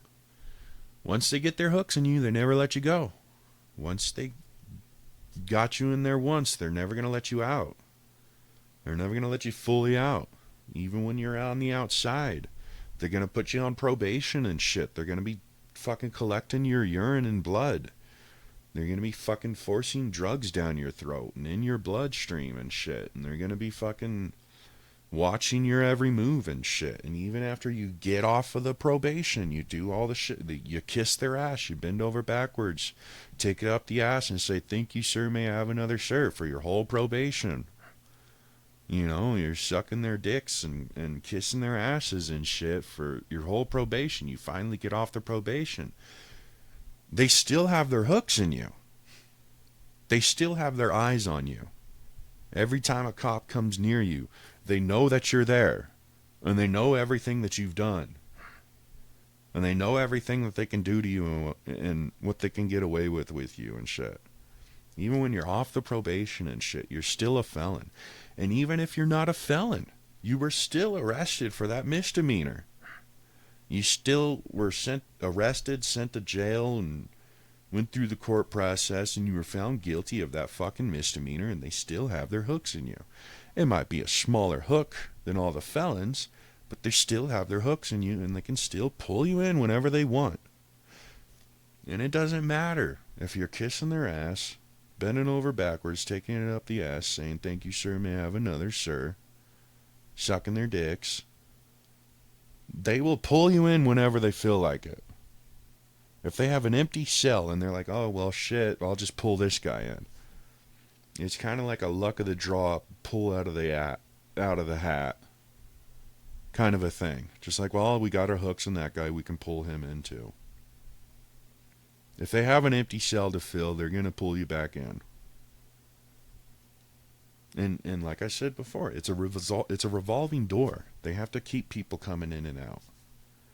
They don't actually want a prison or a facility full of people that are there for the rest of their life. They want people to go in and out, because then they can keep making more money. They get more money for you coming in than they do getting money for you going out. So it's specifically created for it to be a revolving door, because that's how they make their money. You know, when you first get in and shit, the government starts dishing out a shitload of thousands of dollars. Like every single individual in these facilities, the government is paying this facility $900 to thousands of dollars every single day that you were in that facility. So every single day you're in that facility, the government is paying that facility for you to be there. And it can go from $900 is the cheapest number I've heard, but I have also heard, Pete, this facility is getting thousands of dollars for me just sitting here. And I'm on Social Security income, which means that they are more guaranteed for more money for me to be in that facility than other motherfuckers that aren't on SSI. Because I get government income every month, regardless, means that is more of a guarantee that they are going to get government money for me specifically. So they kind of enjoy locking me up more than any of them, because I have government money in my pocket, you know. So when I'm in a facility, they're going to get more money from me than the rest of the guys that aren't on SSI. So it's another reason why they really like bringing me in. But when the motherfucker first gets there, the government's going to give more money than usual up front because you just got there, so they're going to have to pay for your new uniform and your new blankets and your new materials and shit and your new toothbrush and all that other shit. They're going to have to pay more up front for all this new shit for them to give it to you and shit. When in reality, you're not getting anything new. You're still wearing the same uniforms as everybody else. You're still using the same shit as everybody else. But the government's going to be more incentive of giving you more money for the people that are just getting in there and shit for you to take care of them and shit. And the whole thing is, you know, the government has to pay these facilities for this shit because they have to pay for your food. They have to pay for your clothes. They have to pay for your water. They have to pay for your shelter. They have to pay for all this shit. And when the facility is charging the government for this shit, they're going to overcharge you. You know, they're going to be like, oh shit, these motherfuckers are getting better shit than us and shit. But in reality, you're getting jail food where it's not actually going through the same food process that all the other foods go through before they hit the supermarket. You know, the FDA shit is not the same for jail shit as it is for people on the outside. The FDA doesn't really give much of a fuck about the people in prisons and facilities and shit. So all these foods and shit that they're giving you in jail and prison and mental hospitals, it's not going through the same FDA as everybody else's foods and shit. In fact, the FDA doesn't really look at it at all. It doesn't go through anything to make sure that it's safe for human consumption. So these jails are making food for you to eat that isn't like what everybody on the outside is eating. They don't give a fuck if it's too fattening. They don't give a fuck if it has too much fentanyl in it or something. Pretty much all our food and water, everything we consume has fentanyl in it. But they don't give a fuck about what's in your food that they're giving you. And they're going to be giving you cheaper food than everybody else too. This is cheap, shitty, canned food and instant made food and shit. This is the shittiest food you will be able to find probably on this earth. When you eat jail food and prison food and mental health food, it's probably the worst food you can find on this earth. You go to a Mexican prison or something like that, it's even worse, you know. And they have even shit called Nutriloaf in these jails and facilities and shit for punishment. It's punishment food. You know, if you throw your food and shit, they'll start feeding you Nutriloaf. Or if you fucking shank somebody, they'll start feeding you Nutriloaf. It's a punishment food. And depending on the Nutriloaf, there's different types of Nutriloaf. And they'll always tell you the same thing. It's just everything bunched up in a ball and cooked. But no, there actually is like Nutriloaf ingredients. Like I remember them. They brought me my Nutriloaf before they even cooked it one time, and it is literally these little balls, these little slimy balls of green shit, and it's a pile of it, and it kind of looks like a pile of green squishy sand. Like, it doesn't taste like sand. It's pretty squishy and shit. But it's kind of just like a pile of this green shit. And I remember when they brought me this pile of green shit. I'm like, where's my Nutriloaf bar? I'm like, there it is. Well, they brought it to me without cooking it. I'm like, you guys are assholes. You know that, right? Yeah, we know. So they actually ended up showing me the actual ingredients of these Nutriloaf bars that they're fucking feeding me. And they literally have somewhere probably just a bunch of this shit. And all they do is they squish it in a bar, throw it in the oven, couple minutes, cook it a little bit, and then give it to you. And then they also have Nutriloaf where they just take all the food for that day, push it in a bar, and cook it and give it to you. You know, it depends. There's different Nutriloafs. Because I was on Nutriloaf for months. You know, every now and then I got a real fucking meal. But most of the time I was in there, I was getting fed Nutriloaf. So I'm seeing all these different types of Nutriloaf. You know, and also in the kitchen, there's inmates that are doing all the cooking and shit. So it kind of also depends on who's cooking your food, on how the Nutriloaf and shit is going to be made and shit. Sometimes it's a ball. Sometimes it's a brick. Sometimes it's just a pile of shit. You know. But, yeah. But as I was eating this Nutriloaf and shit, I lost a shitload of weight. And I ended up wanting the Nutriloaf more than the jail food because I was losing so much weight. Because in these Nutriloaf, they have just enough protein and just enough nutrients for you to survive. Well, I was dropping weight like crazy, so I actually preferred the Nutriloaf after a while. I would actually get mad at them when they wouldn't give me my Nutriloaf. So, anyway, this jail food is not normal food. Even when you go on the commissary and shit and you're buying the shit from the commissary, like somebody from the outside gave you money to spend on commissary. First of all, it's overpriced. They will give you a single square package of ramen noodle for like $5 when it's $1 on the outside. Like right now, we're in depression. So everything's weirdly priced right now. So I don't know how much ramen noodle is now. But usually when I was locked up, you could get a package of ramen noodle for like 99 cents, 98 cents. But when you're in jail, you're paying $5 for this single package of ramen noodle. You know. Well, they do the same thing with the jail food. It's really shitty food. They're overpricing it. And they're charging the government for it.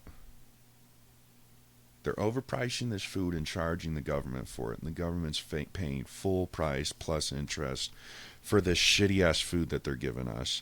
And then they're taking all the profit that they're making from overcharging for this food and paying for both the facility and all the paychecks. And most importantly, the motherfucker who owns the actual facility. Because most of these facilities are privately owned. They're not facilities that are owned by the government. The government thinks that they don't have enough money to buy land and build a property and take care of it himself and shit, so that it's a better idea for it to be privately owned or whatever. And the government has recently been trying to work on getting rid of the private facilities because these private facilities are doing heinous shit. Like warehousing and human trafficking, like real human trafficking in some of these facilities. Like, I've heard stories from people from all these other facilities and shit outside of Colorado and out in other countries and shit. And they're like, oh yeah, I've been in jail all over the world. And I'm like, well, what are the other facilities that are like? And they're like, oh yeah, it's a lot better here in America, that's for sure. I'm like, well, yeah, I kind of knew that too, yeah.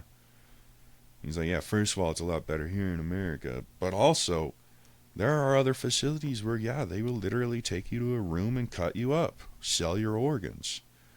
And there's facilities out there and shit where they will literally turn you into a whore.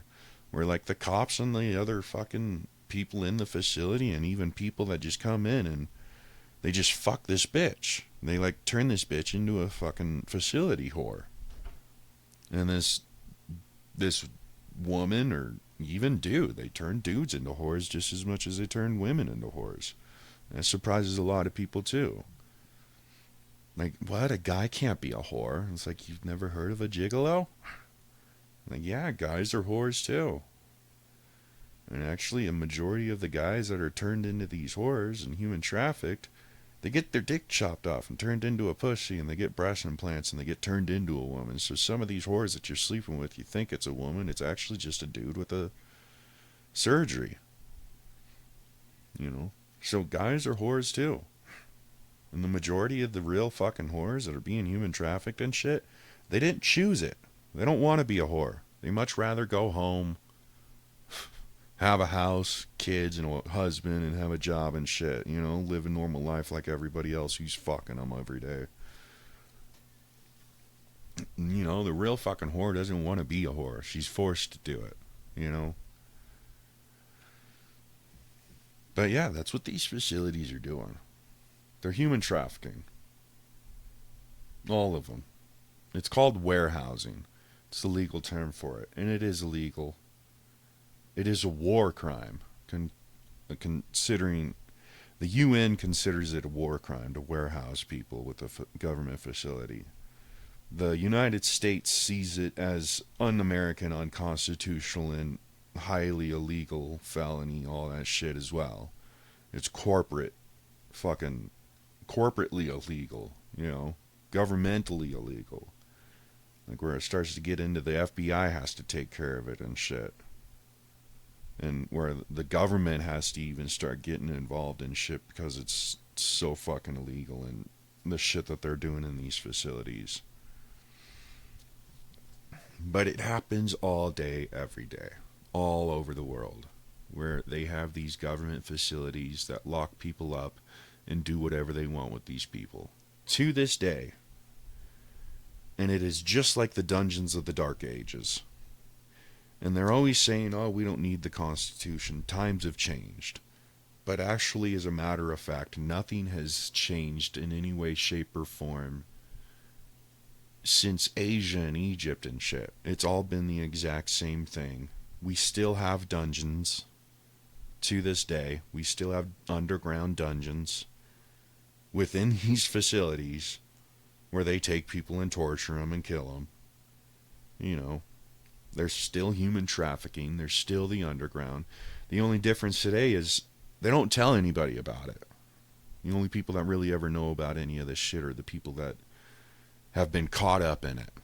Either involved in it or brought into it,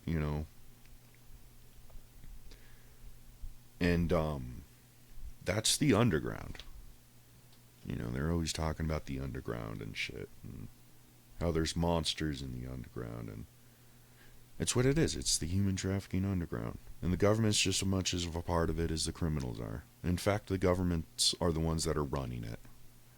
The governments make it possible. I gotta go piss.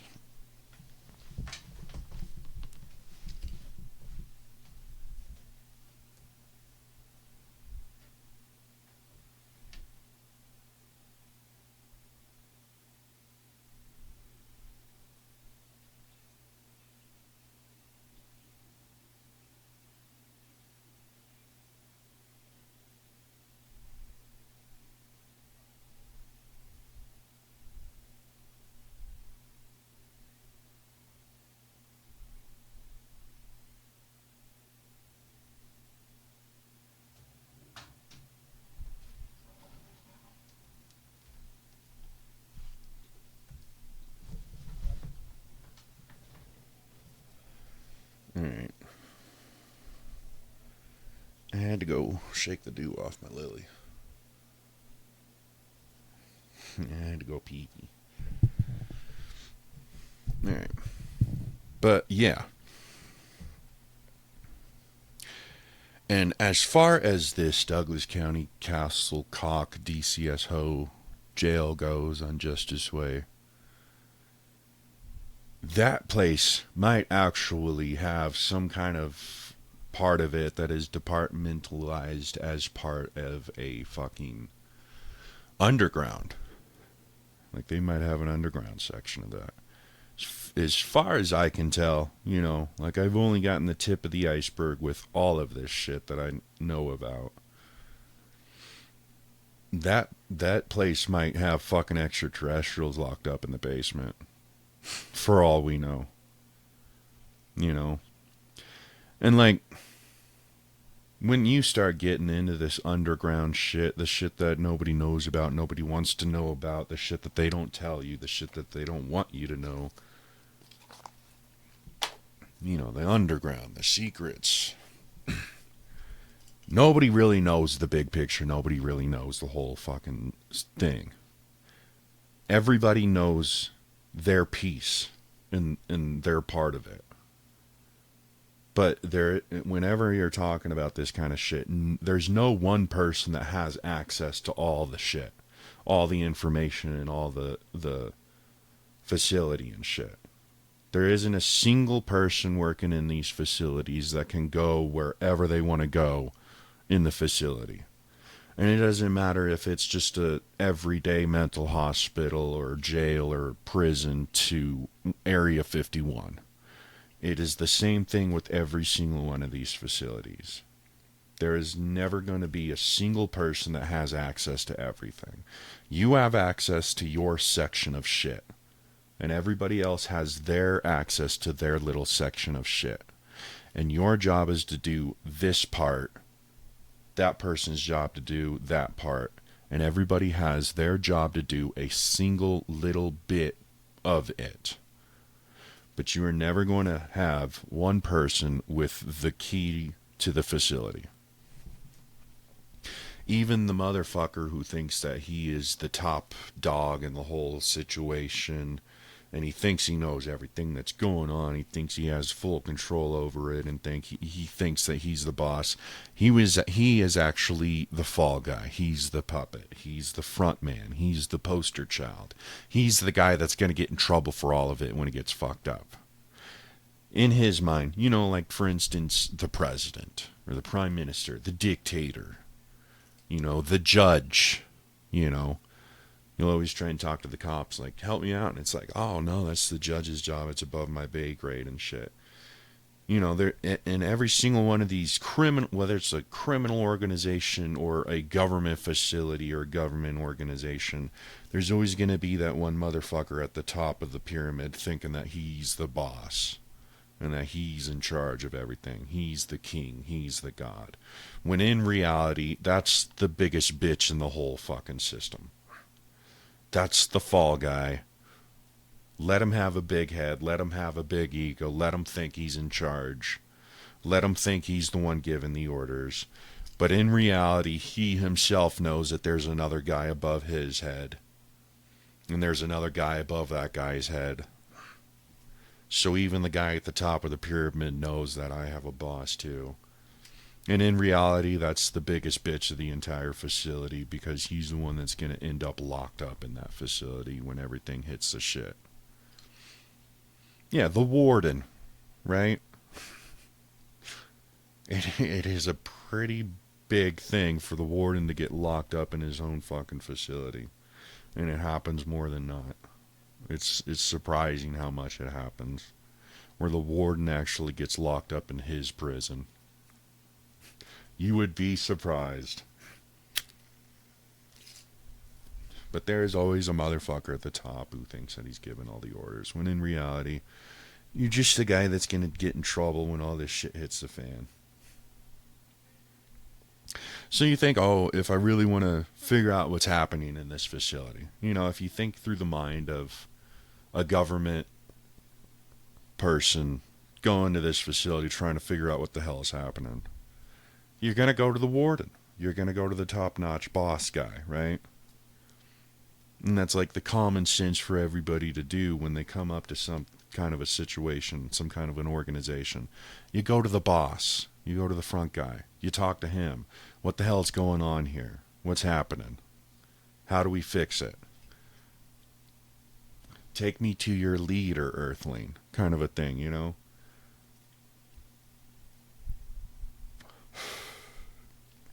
But that motherfucker is going to know just as much as everybody else knows about how criminal that everything that they're doing. So they're not going to tell you the truth. They're not going to tell you, oh yeah, it's a very criminal organization that we have running here. Fuck no, they're never going to just blatantly come out and say, oh yeah, we're criminals. Yeah, this is a criminal organization. They're going to lie about it. Oh, everything's fine. What are you talking about? I don't even know why you're here. This is a great place. And when they're starting to show you the facility and shit, they're going to set up fucking shit for you to see. And they're going to keep all the shit that they don't want you to see in the back. And it reminds me of that movie, that Netflix movie, about Kim Jong-un. The Interview. The movie The Interview, where they go to interview Kim Jong-un, he's like, oh yeah, here's our supermarket, and here's a fat kid in the front of it waving. Yeah, like most of our people are fat. They're very well fed. We have supermarkets like this all over the place. And he later goes to that supermarket, and it's all wax food and a backdrop. It's a fake store. It's not even a store. It's just literally fake food with a backdrop behind it. And he's like, oh, this is fake. Well, that's the shit that they're going to show you when you go and investigate these facilities. They're going to show you fake shit like, oh, this is fine. Everything's fine. What are you talking about? We have a supermarket. They're all well fed. They're going to find the fattest motherfucker. Just like, see, they're well fed. But little do you know, they have all this other shit in the back and underground and shit where people are skin and bones, starving and shit, and they're not eating anything.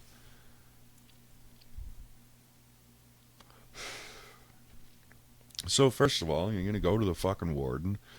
You're going to be like, I've heard this facility's all fucked up. We got to do an investigation. The warden knows it's a fucking criminal place, but he doesn't want to get in trouble for it. He doesn't want the facility to stop running, so he stops getting paychecks. He likes what's going on.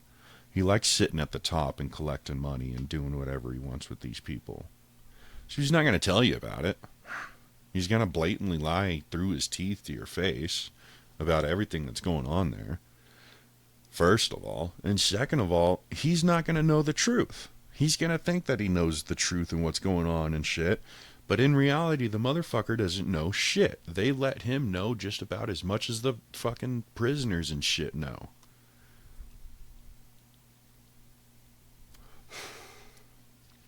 You know, when shit happens in these facilities and shit, you think that they go to the warden to fix it and shit. No, they have to figure out how to fix the shit themselves. They have to cover it up, sweep it under the rug, and make sure nobody finds out about it so that they don't get in trouble. So it's a whole facility of everybody doing their own fucking thing, and they have specific little jobs. And none of them know the big picture. There isn't a single motherfucker in there that actually knows what the hell is going on.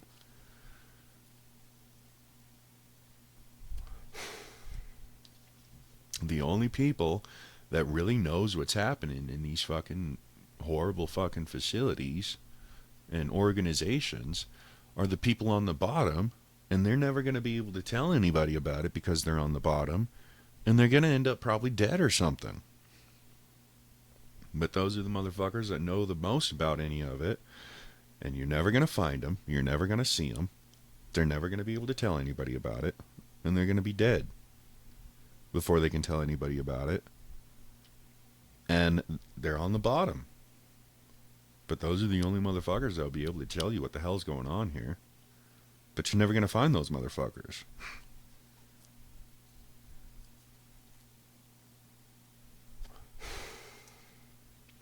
And even they don't know the whole picture. All they know is the shit that's happening to them. They don't know what's happening to the guy in the cell next to them.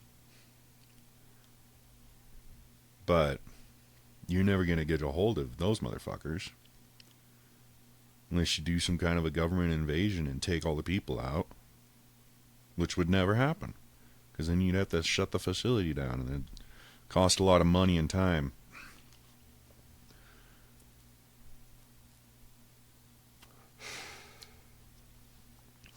But all the facilities are doing this. Mental hospitals, jails, prisons, Area 51, criminal organizations, human trafficking government organizations, trap houses. This is happening next door to you for all you know. There's the top layer, the tip of the iceberg that they show everybody. It's not so bad in here. And then under that tip of the iceberg is all the other fucked up shit that they're doing. To each other, to other people. And nobody's ever going to find out about it. Nobody wants to know, and anybody who does want to know is never going to get out of it.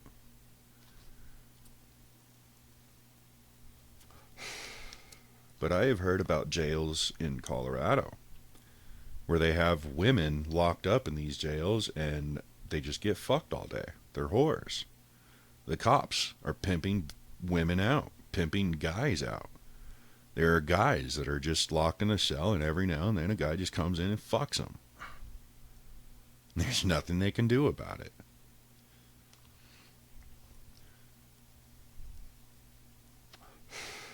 And you hear all these stories about people escaping and shit, Very rare. Very fucking rare. So fucking rare you never even really hear about it. And even if it does happen, they don't want anybody to know about it. They don't want anybody to know how they did it or that it even happened. But in reality, you're never getting out of one of these places once you're in. Nobody's coming to save you. There isn't going to be a knight in shining armor coming to take you out and shit. And sooner or later, you realize that.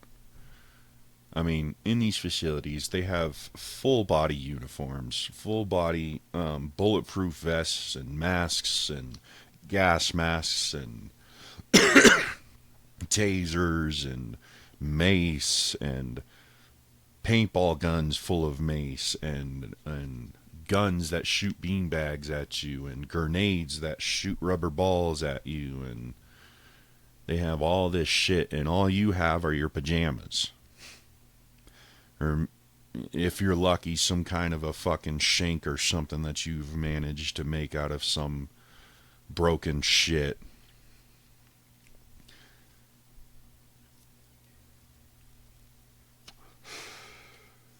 And you really have no weapon. Even if you can manage to figure out some kind of a way to make some kind of a weapon, you're never going to have a weapon like they have. And even if there is some kind of a riot that breaks out at the facility, security and cops can't take care of, they'll just send the National Guard in after your ass. And then it'll just be a slaughter. And then the National Guard will just come in and kill everybody, So there is no way of getting out. You can't riot and fight your way out, go to war and get your way out. And the best possible way of you getting out is for you to get out by yourself. You don't have a team of people helping you and shit. You just do it yourself. And even that most likely isn't going to fucking work. Even if it does work, you better fucking disappear and make sure they never find you again. The whole Shawshank Redemption and shit. There are people that get out of this shit. But it's getting harder and harder. They don't use bars anymore. They have plexiglass, bulletproof plexiglass, They don't have keys anymore. They got fucking sensors and shit. It's getting harder and harder every day the way they build these facilities for you to get out. So once you're in these facilities, you sooner or later find out you're never getting out of here. They're more powerful than you. You're an experiment or a number or a dollar. Nobody gives a fuck about you. And they can do whatever the fuck they want to do to you, whenever the fuck they want to do to you, however the fuck they want to do to you. Nobody's going to hear your screams. And they're going to get away with it. And if they can't do it, they'll get somebody else to do it for them. And there's a big part of it where they will get a bunch of criminals to come in and shank your ass, These criminals, most of them, they could not give less of a fuck about you. They don't give even... All these gangs and shit, they don't even give a fuck about each other. All anybody gives a fuck about is themselves. They're all in there trying to survive. And if a cop comes up and offers you a pack of cigarettes to go shank this guy, you're going to do it without hesitation. Like, fuck, pack of cigarettes? Hell yeah. Or if the cops come up to you and say, here's money, here's drugs, here's commissary, here's a sack lunch to go shank this guy, the motherfucker's going to do it without hesitation. Sack lunch, sweet. Guy's dead, don't worry about him. And they can even offer you time off of your sentence. They can even offer you to wipe your fucking record clean. They can even offer you shit outside of money, food, and drugs. They can even offer you shit outside of the fucking facility. Like, oh, you'll be out tomorrow if you go kill this guy. We'll let you out tomorrow with a clean record tomorrow if you kill this guy. Well, most of the motherfuckers are not going to hesitate. Like, oh yeah, fuck that dude. I don't like them either. So if if the badge can't do it and the money can't do it, they can get somebody else to do it for them for cheaper and easier. And in all reality, the military, the government, the FBI, the cops, they would all rather have a criminal go do it for them. It's cheaper. None of them are at risk. You know, if a criminal goes and does the shit for them, the criminal would be the one that would get in trouble, not them. The criminal would be the one that takes all the danger and shit of actually doing whatever the fuck they're telling them to do. You know, the criminal would have to do all the shit get all the supplies and shit and do what he needs to do. So, yeah, the government would rather a criminal do the shit that they want to do for them. Because when you're a hitman, you know, or you're a criminal being hired by a government guy to go do something for them, whether it's a pickup, drop off, whether it's an assassination, whether it's a hit, whether it's, you know, just go and fuck up this paperwork so that we don't get in trouble. Just go in this building, fuck up this paperwork, and leave. You know, they're going to pay you up front. You know, they're going to pay you millions of dollars up front to go do this shit. You're not really going to know anything. They're just going to tell you what they want you to do, specifically what they want you to do, and nothing more and nothing less. So you're not actually going to be knowing what you're actually doing for this government job that they're hiring you to do illegally. All you know is that you're about to do something illegal for the government and you're about to make money. And you honestly could not give less of a fuck about all the ins and outs about it. But you could end up killed doing whatever the fuck they want you to do. You could end up killed by the motherfuckers that they sent you to go do this to.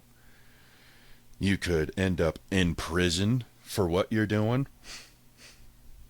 You know, you can end up doing the job for them. And you may have the fucking money and shit, but you'll be locked up in prison for doing it. And you could also end up doing the fucking shit, getting the fucking money, and the money wasn't worth what you fucking did. You end up later finding out, holy shit, I did that for them?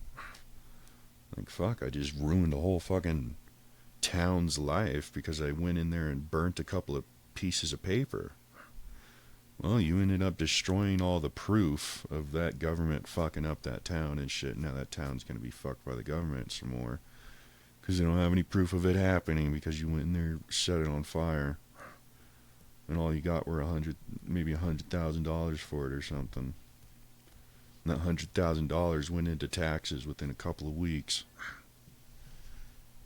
Next thing you know, holy fuck, I just pretty much doomed this whole town of people for a couple $1,000.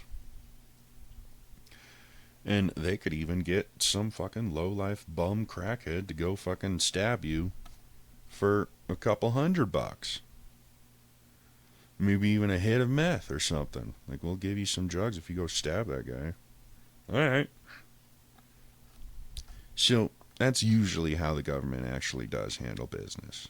Like, sure, there is, you know, a bunch of them that would rather go through the legal process of legally doing it all of it, and, you know, they're following their morals and they're doing it ethically and shit. You know, there's a lot of them that would rather do that way, but that costs a lot of time and money.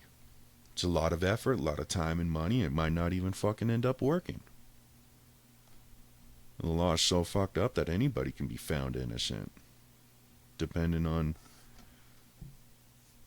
the money and the corruption and bribery and shit that you can find anybody innocent of anything if they have enough money and connections.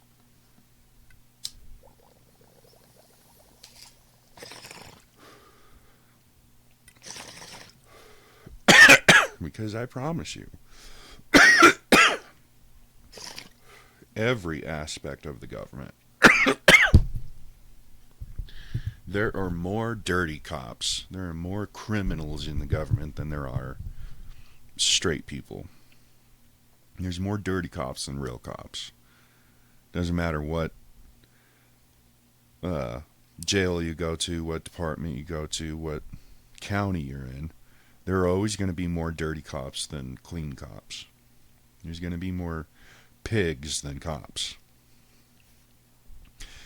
And the majority of the real cops and shit are just rookies. And they don't understand anything. They don't know any better. But pretty much you can ask any cop and he'll agree with you. They'll agree with you. Ask any cop, are most of you guys crooked? Oh yeah, pretty much. Crime pays a lot more than doing shit legally. You get paid a lot more doing it illegally. There's no taxes when it's legal.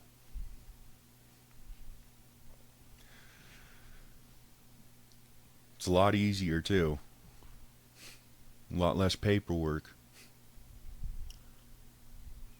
It's a lot cheaper and you make a lot more profit if you do shit illegally. You know, these cops, they're on the payroll and they don't get paid enough. These cops are never going to get paid enough to go out there and risk their lives every day. First of all. So they're not getting enough money regardless anyway. And in order for a cop to ever really make any money, he's going to have to break the law. He's going to have to be criminal about it. He's going to get dirty. And you know, it brings to your mind that movie Training Day, where this cop is pretty much taking this rookie around and telling him what's up. Like, yeah, I know, you wanted to get a badge on your left tit so that you can help make the world a better place, but that's not what we do. And that pretty much is how it is. And sooner or later, every rookie gets his training day. Sooner or later, every rookie will get their training day. And they will figure out, this isn't what I thought it was. This isn't what I expected. This isn't what I signed up for. I wanted to help people. I wanted to make the world a better place. I didn't want to be an SS Nazi soldier going around human trafficking people for money. But that's what it is. That's what the whole system is. The worldwide system is human trafficking people for money. The government, the underground, working together to do the same thing, make money.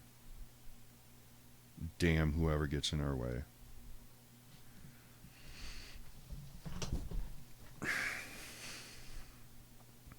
But yeah, I have contacted the FBI and I've tried to make a report to the FBI like, you guys need to do a full government investigation on DCSO, Douglas County Castle Rock Jail. They pretty much laughed in my face and hung up on me. Laughed in my face, called me crazy, and hung up on me. But back to what I was originally talking about. I was hanging out with AD. Everybody said call him AD. And then he told me and a couple other people that his name was Adam Robertson Peterson. Or Adam Peterson Robertson. And it was obviously a fake name. I'm pretty sure that was his fake name. I'm pretty sure he wasn't going to give anybody his real name. Because I later ended up finding out all the crazy shit that he was doing. And the more he's my drinking buddy, the more I go to him to go buy me a bottle because I'm still not 21 yet. The more he starts getting drunk with me and talking to me about who he really is and what he actually does and shit. And he ends up telling me, yeah, I used to be in the Pyru. And I'm like, what the fuck's the Pyru? He's like, the Pyru is the real gang. The Pyru created the Bloods and the Crips. The Pyru wears black, the Crips wear blue, the Bloods wear red. And when a Pyru shows up to a Blood or a Crip, all the real Crips and Bloods realize, shit, we did something wrong, we're in trouble with the Pyru. The Pyru are the boss, they're the OGs, they're the elders. They're the ones that created all the Bloods and Crips. They're the ones that are really in charge of that shit. I'm like, I've never heard of the Pyru. He's like, most people haven't. The Pyru kind of doesn't want anybody to know about them. Not even cops and FBI really knows about the Piru. There's very few people that know about the Piru, even in the gangs and shit, and there's even fewer people that know about the Piru within the government. They do that shit on purpose. Greatest trick the devil ever pulled was convincing the world that it didn't exist. And he's like, yeah, I was a Piru OG. One day, they called me the white boy killer. And all my white boys sitting next to him, I'm like, the white boy killer, huh? He's like, yep, I'm the white boy killer. I'm like, great, I should probably leave. But, yeah, he's 80, Adam Peterson Robertson, the white boy killer. Piru OG. From Aurora, Havana Street. In my first apartment, he was pretty much the one that was selling weed within that district. And so I had my weed license. So everybody came to me to get their weed. Because I had my weed license and I could go get it from the store. And right now they're just starting to legalize weed. I'm around 18, 19 and shit. And I have a weed license so that I can go get weed.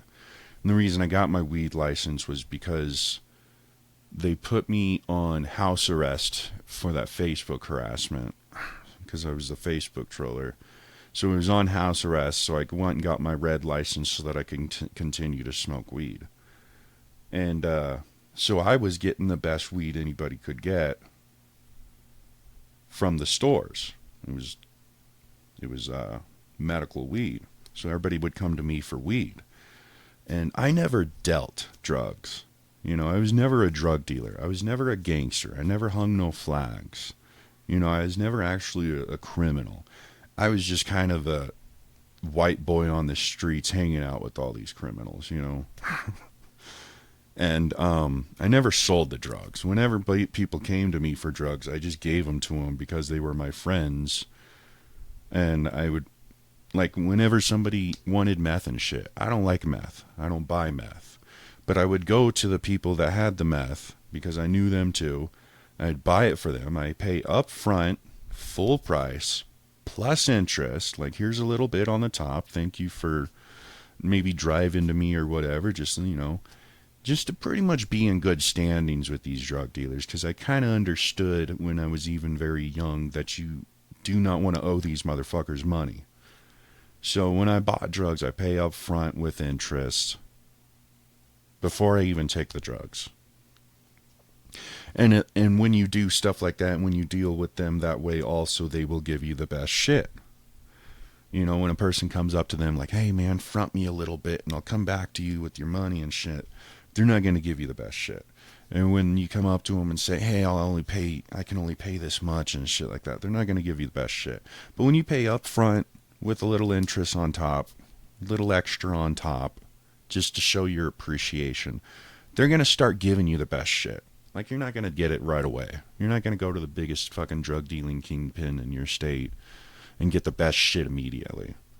You know, you gotta create a relationship with the guy. You gotta pay up front plus interest a couple of times before he starts giving you really good shit. And the next thing you know, he's giving you a little bit extra on top and shit like that. So when my friends came and asked me for drugs and shit, I would go to the drug dealer or hit up the drug dealer, and they'd give me the drugs. I'd pay up front plus interest, and then I'd just give it to my friends and just hand it to them. And when I had a car, I would go pick it up from the drug dealer, give it to my friends, drive it to them, and deliver it to them for free. So everybody fucking loved me. And they called me Scud the Boomer King. You know, anybody that actually got drugs from me and shit, they'd call me Scud the Boomer King because I like mushrooms. I like psilocybin magic mushrooms. And so when I go pick up these drugs for people, I would also be like, hey, do you have any mushrooms? I'm like, yeah, we got some mushrooms. And I'd get some mushrooms for myself.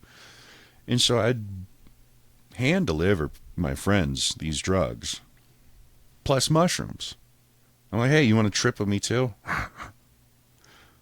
And I'd give it all to them for free. So they would call me Scud the Boomer King because I'm always showing up with free drugs and giving them shrooms. And, you know, none of them really give a fuck about the shrooms. Like, no, I just wanted to smoke the meth. No, I just wanted the heroin. I just wanted the tar, the black, or the white, you know. But I'd just leave them shrooms anyway. Just like, well, throw them away then. Like, I'd just give them free shrooms with their free drugs. But they were my friends. I considered them my friends and shit, you know. And they would only hit me up whenever they couldn't get it themselves.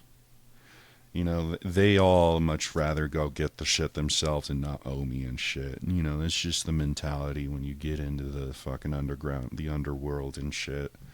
You don't ever want to owe anybody anything. And I'm the same way. I never want to owe anybody anything. I'd rather everybody owe me, but I'm never going to expect anybody to pay any of it back. And my whole mentality behind that is, well, if you owe me and I don't owe you, you're never gonna come to me for shit. You're never gonna say, oh, you owe me for this. I try very hard to keep that from happening. I don't want people to come up, oh, remember that thing I did for you? Yeah, nobody's ever done that to me because nobody ever can, because I make sure that nobody owes me anything. You know, we either got to be even or you owe me, otherwise I don't want any part of it, and you should stay away from me. I don't want nothing to do with you. Like when people start giving me free shit all the time and shit, I'm like, all right, leave me alone, get the fuck away from me. I know what you're doing. You're trying to make me owe you. Well, that was kind of the same mentality everybody had with me. Like, this guy just shows up, gives us free drugs and free shrooms. Scud the Boomer King. I'd much rather go on the streets and find a guy and pay for him. I don't want to owe Scud the Boomer King anything. But nobody owes me shit. I'm not expecting anybody to pay me back. You know? I just want to make sure everybody knows I ain't going to give you shit, you know? You come to me and say I owe you shit, I'm going to put you on blast. But yeah, everybody would call me Scud the Boomer King because I'd show up, give them free drugs plus some shrooms for free. But people would only come to me if they couldn't find it anywhere else. So I was never a drug dealer. I just did it to party, you know. And when I'm giving these drugs to my friends and shit for free and shit, it was really just so I could party with them, you know. It was kind of a thing where you can't party with any of them without having drugs and shit. So you can't even hang out with them and shit. You can't just sit down and watch a movie and hang out or play games and shit. There has to be some kind of drug involved. So it was kind of a thing where I have to fucking show up with drugs or else nobody's going to hang out with me. Unless I have drugs, nobody's going to even notice I'm there. So that's kind of what I did when it came to drugs. And I got in contact with a lot of really big kingpins and shit. You know, you never meet the motherfucker in person and up front. You never actually see their face or hear their name. You kind of always end up working with their people under them and shit. And I actually never meet the kingpins and shit myself directly. I actually meet them through other people that are getting cool shit and shit, you know. And, you know, so I was never a drug dealer. I was just partying. I'd always get good shit. And I'd always just show up with it. And I'd never actually do the drug. I might take a couple hits there, here and there and shit, but I actually don't like hard drugs. I don't like man-made drugs. I like hallucinogens. I like natural drugs. And I like God's drugs. Drugs that come from the earth. Like my friend Wes always said, it is if it's from the earth, it's sound. And those are the drugs that I like. I like to smoke weed. I like to do psilocybin mushrooms. I like hallucinogens.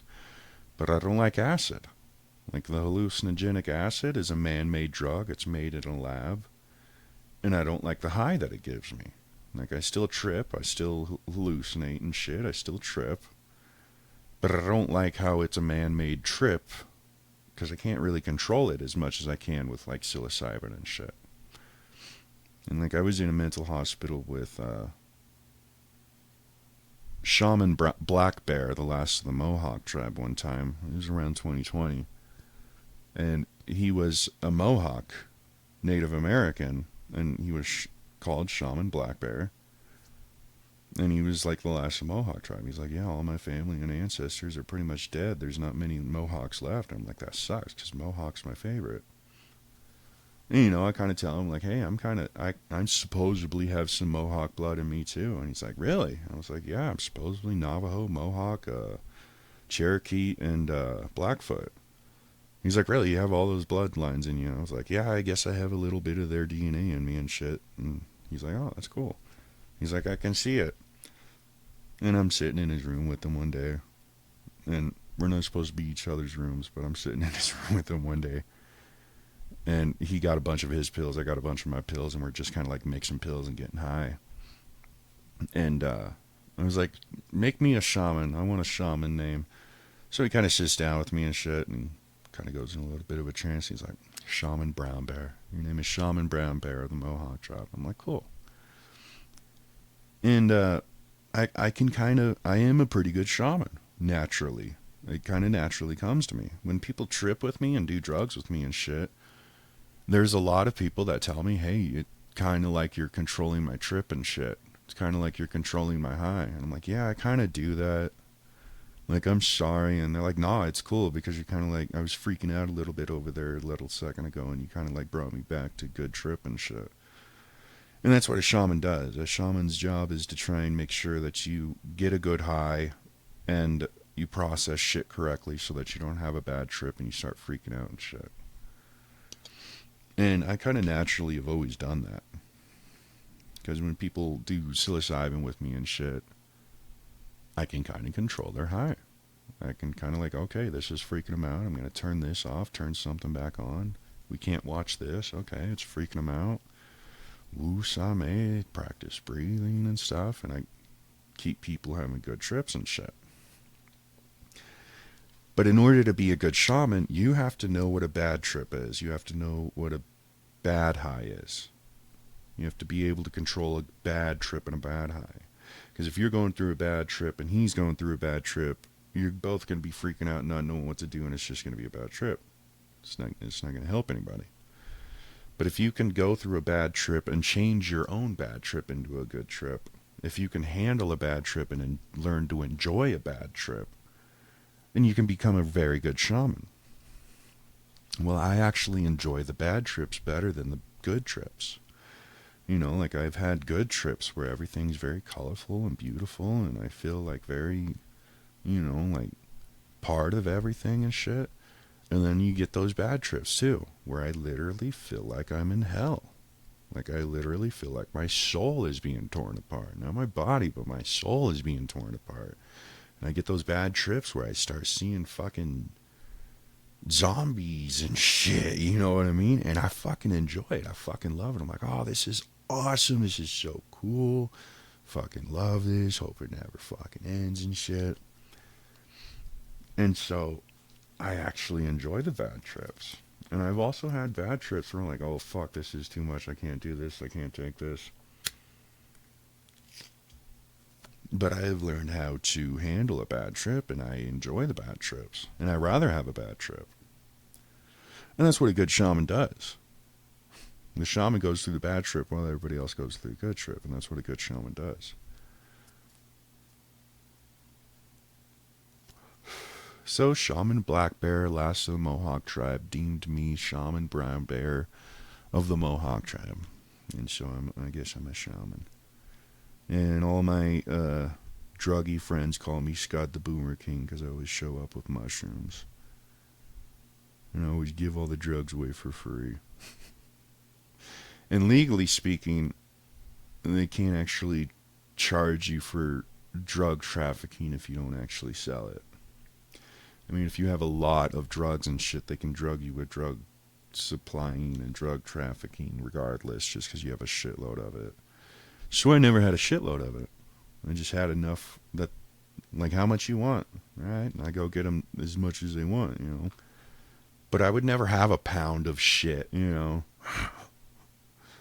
I never had more than an ounce of anything, an ounce of weed or anything, you know. And I just get, you know, enough, you know.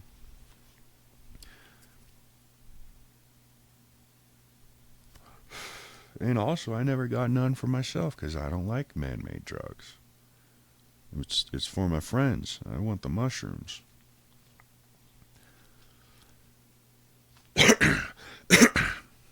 And when I do mushrooms, I need at least an eighth. Otherwise, it's not going to do anything to me. I need at least an eighth. I need it all at once.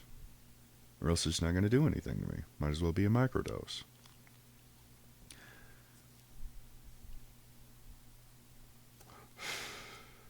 But, so yeah, I was never a drug dealer. I was never a gangster. Never hung no flags. But I was always around them. I was always around the druggies, the bums, the homeless. I was always around the people on the streets. I was always around hanging out with gangsters and drug dealers and shit and murderers even. And I always kind of felt comfortable with them. Like I always felt like I could be myself around them without them judging me and shit, you know.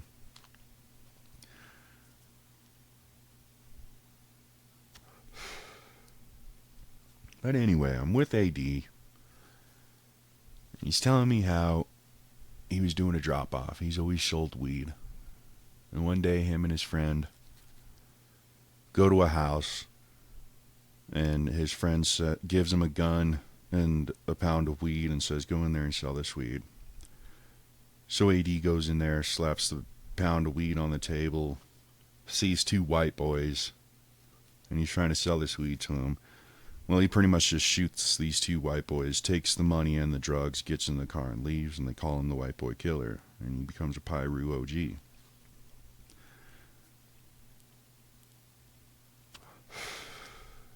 And so that's him. He's a big, fat, black dude with dreadlocks. And, well, one day, after I get locked up for being the Facebook troller, and I get out, and I'm out for a while and shit, I end up going over to his house, his apartment. And by this time, his apartment is a bit of a trap house. I mean, he's kind of like, has all these kids and shit. He's trying to start a new gang. He wants to start a new gang called the White Tiger Knights. And he wants me to join. And I'm like, no, I don't hang no flags, dude. I don't do that gangster shit. Like, I know what that gangster shit is. You don't give a fuck about me. I don't want to be a part of it. I work alone. I'm a lone wolf. I don't hang no flags. So he's kind of pissed at me that I won't join his shit. My friend Brian and shit, before he goes to prison, he actually hung out with me and AD one day, and he's talking about how I should be a juggalo and shit. And I'm like, nah, I don't hang no flags and shit, dude. I'm not in a gang. I work alone.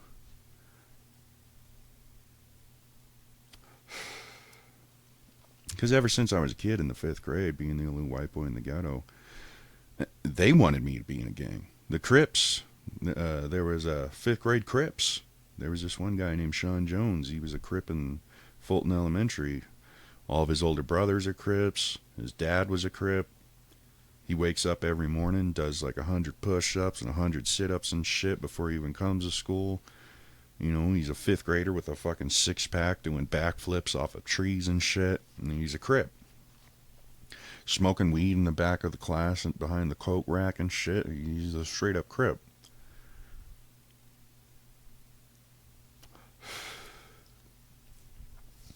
And I even learned in the 5th grade, like, these gangs don't give a fuck about you. These gangs do not give a fuck about each other. Even the kingpins and shit does not give a fuck about anybody. And they always get some white boy to be the fall guy and shit. Nobody gives a fuck about anybody in these gangs. Everybody says, oh, this is a brotherhood. You my brother. We're together forever. We blood and all this shit. And they hype you up and shit. But in reality, they don't give a fuck about you. You don't give a fuck about them. Everybody knows it. And when shit hits the fan, everybody's going to scatter. And nobody's going to give a fuck about each other.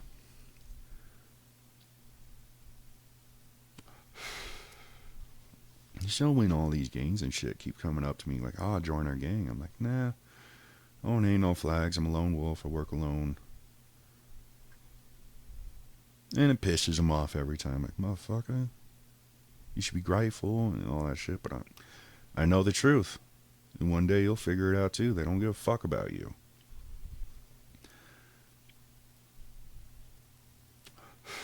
Yeah, the Crips wanted me. The Piru wanted me. The cartel. The Sereno cartel, they wanted me. The Nazis wanted to get me in.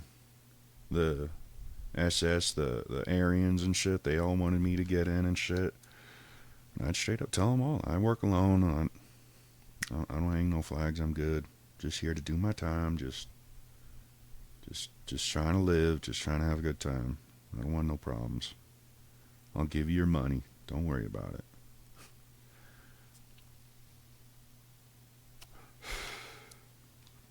Well, I'm hanging out with AD. It's just me and him. He invites over his neighbor. And before he even invites his neighbor over, he's like, oh yeah, my neighbor's hooked on, and my neighbor does roofies. I'm like, roofies? He's like, you're roofing. He enjoys it. I'm like, why would you enjoy something like that? So he's telling me about how his neighbor has roofies before he even invites him over. Should have took it as a warning. But he's like, I'm going to invite my neighbor over and shit. I don't have anything to drink. He'll bring over a bottle of vodka. Well, his neighbor comes over with a bottle of vodka. And I take a sip out of it. And we're talking. And they're both kind of looking at me like I'm weird. And I'm like, what's going on? I'm like, do you want another hit of this vodka? And I'm like, all right, sure, cool. Took another sip. They're kind of looking at each other like, what the fuck?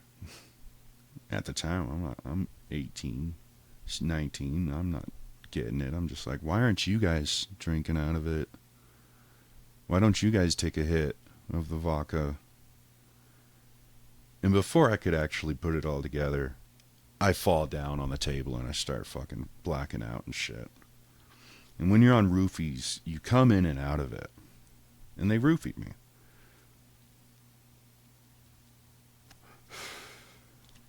I immediately lost all muscle control. I'm trying to get off of the coffee table and I can't fucking move. And you lose motor control and you're kind of blacking in and out. You can't really fucking think very well. You kind of hear and see shit, but you can't really fucking process it and shit.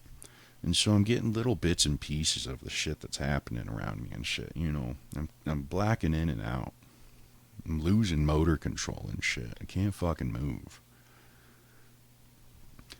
And I remember AD and him saying, is that it? AD's like, is that it? And he's like, yeah, that's it.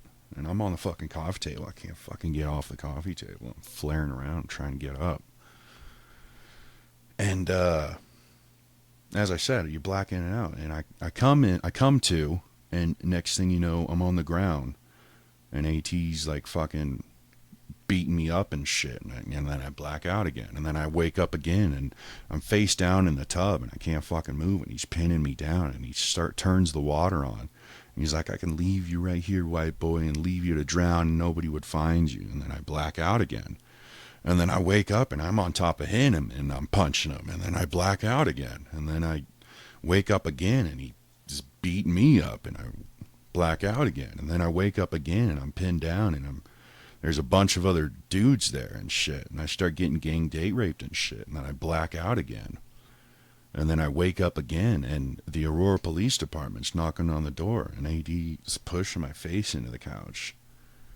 And I'm pinned down, bent over the couch. And he's pushing my face into the couch. And I'm on my knees with my face into the couch. He's like, oh, your mom and the cops are here to save you. And the cops are like, knocking on the door, police, and they start laughing. Ha ha ha, I guess nobody's home. And they leave, and I remember my mom on the outside of the door. Aren't you going to do anything? He's been in there for weeks. And then I blacked out again. I'm like, fuck the police. And I black out again. And he's like, yeah, fuck the police. Pushes my head in the couch, sticks his dick in my ass. And I black out again. And then I wake up again, and I see these little moments where I'm awake and I'm punching everybody around me. Like I'm just fucking really beating the shit out of everybody. And then I black out. And then I wake up and shit, and I'm back on the fucking ground getting beat up. And then I black out. And then I wake up, and next thing you know, I'm standing up with a motherfucker in one hand, punching him with my other hand, and then I black out again. And it was supposedly a month of this shit. A whole month of me blacking in and out.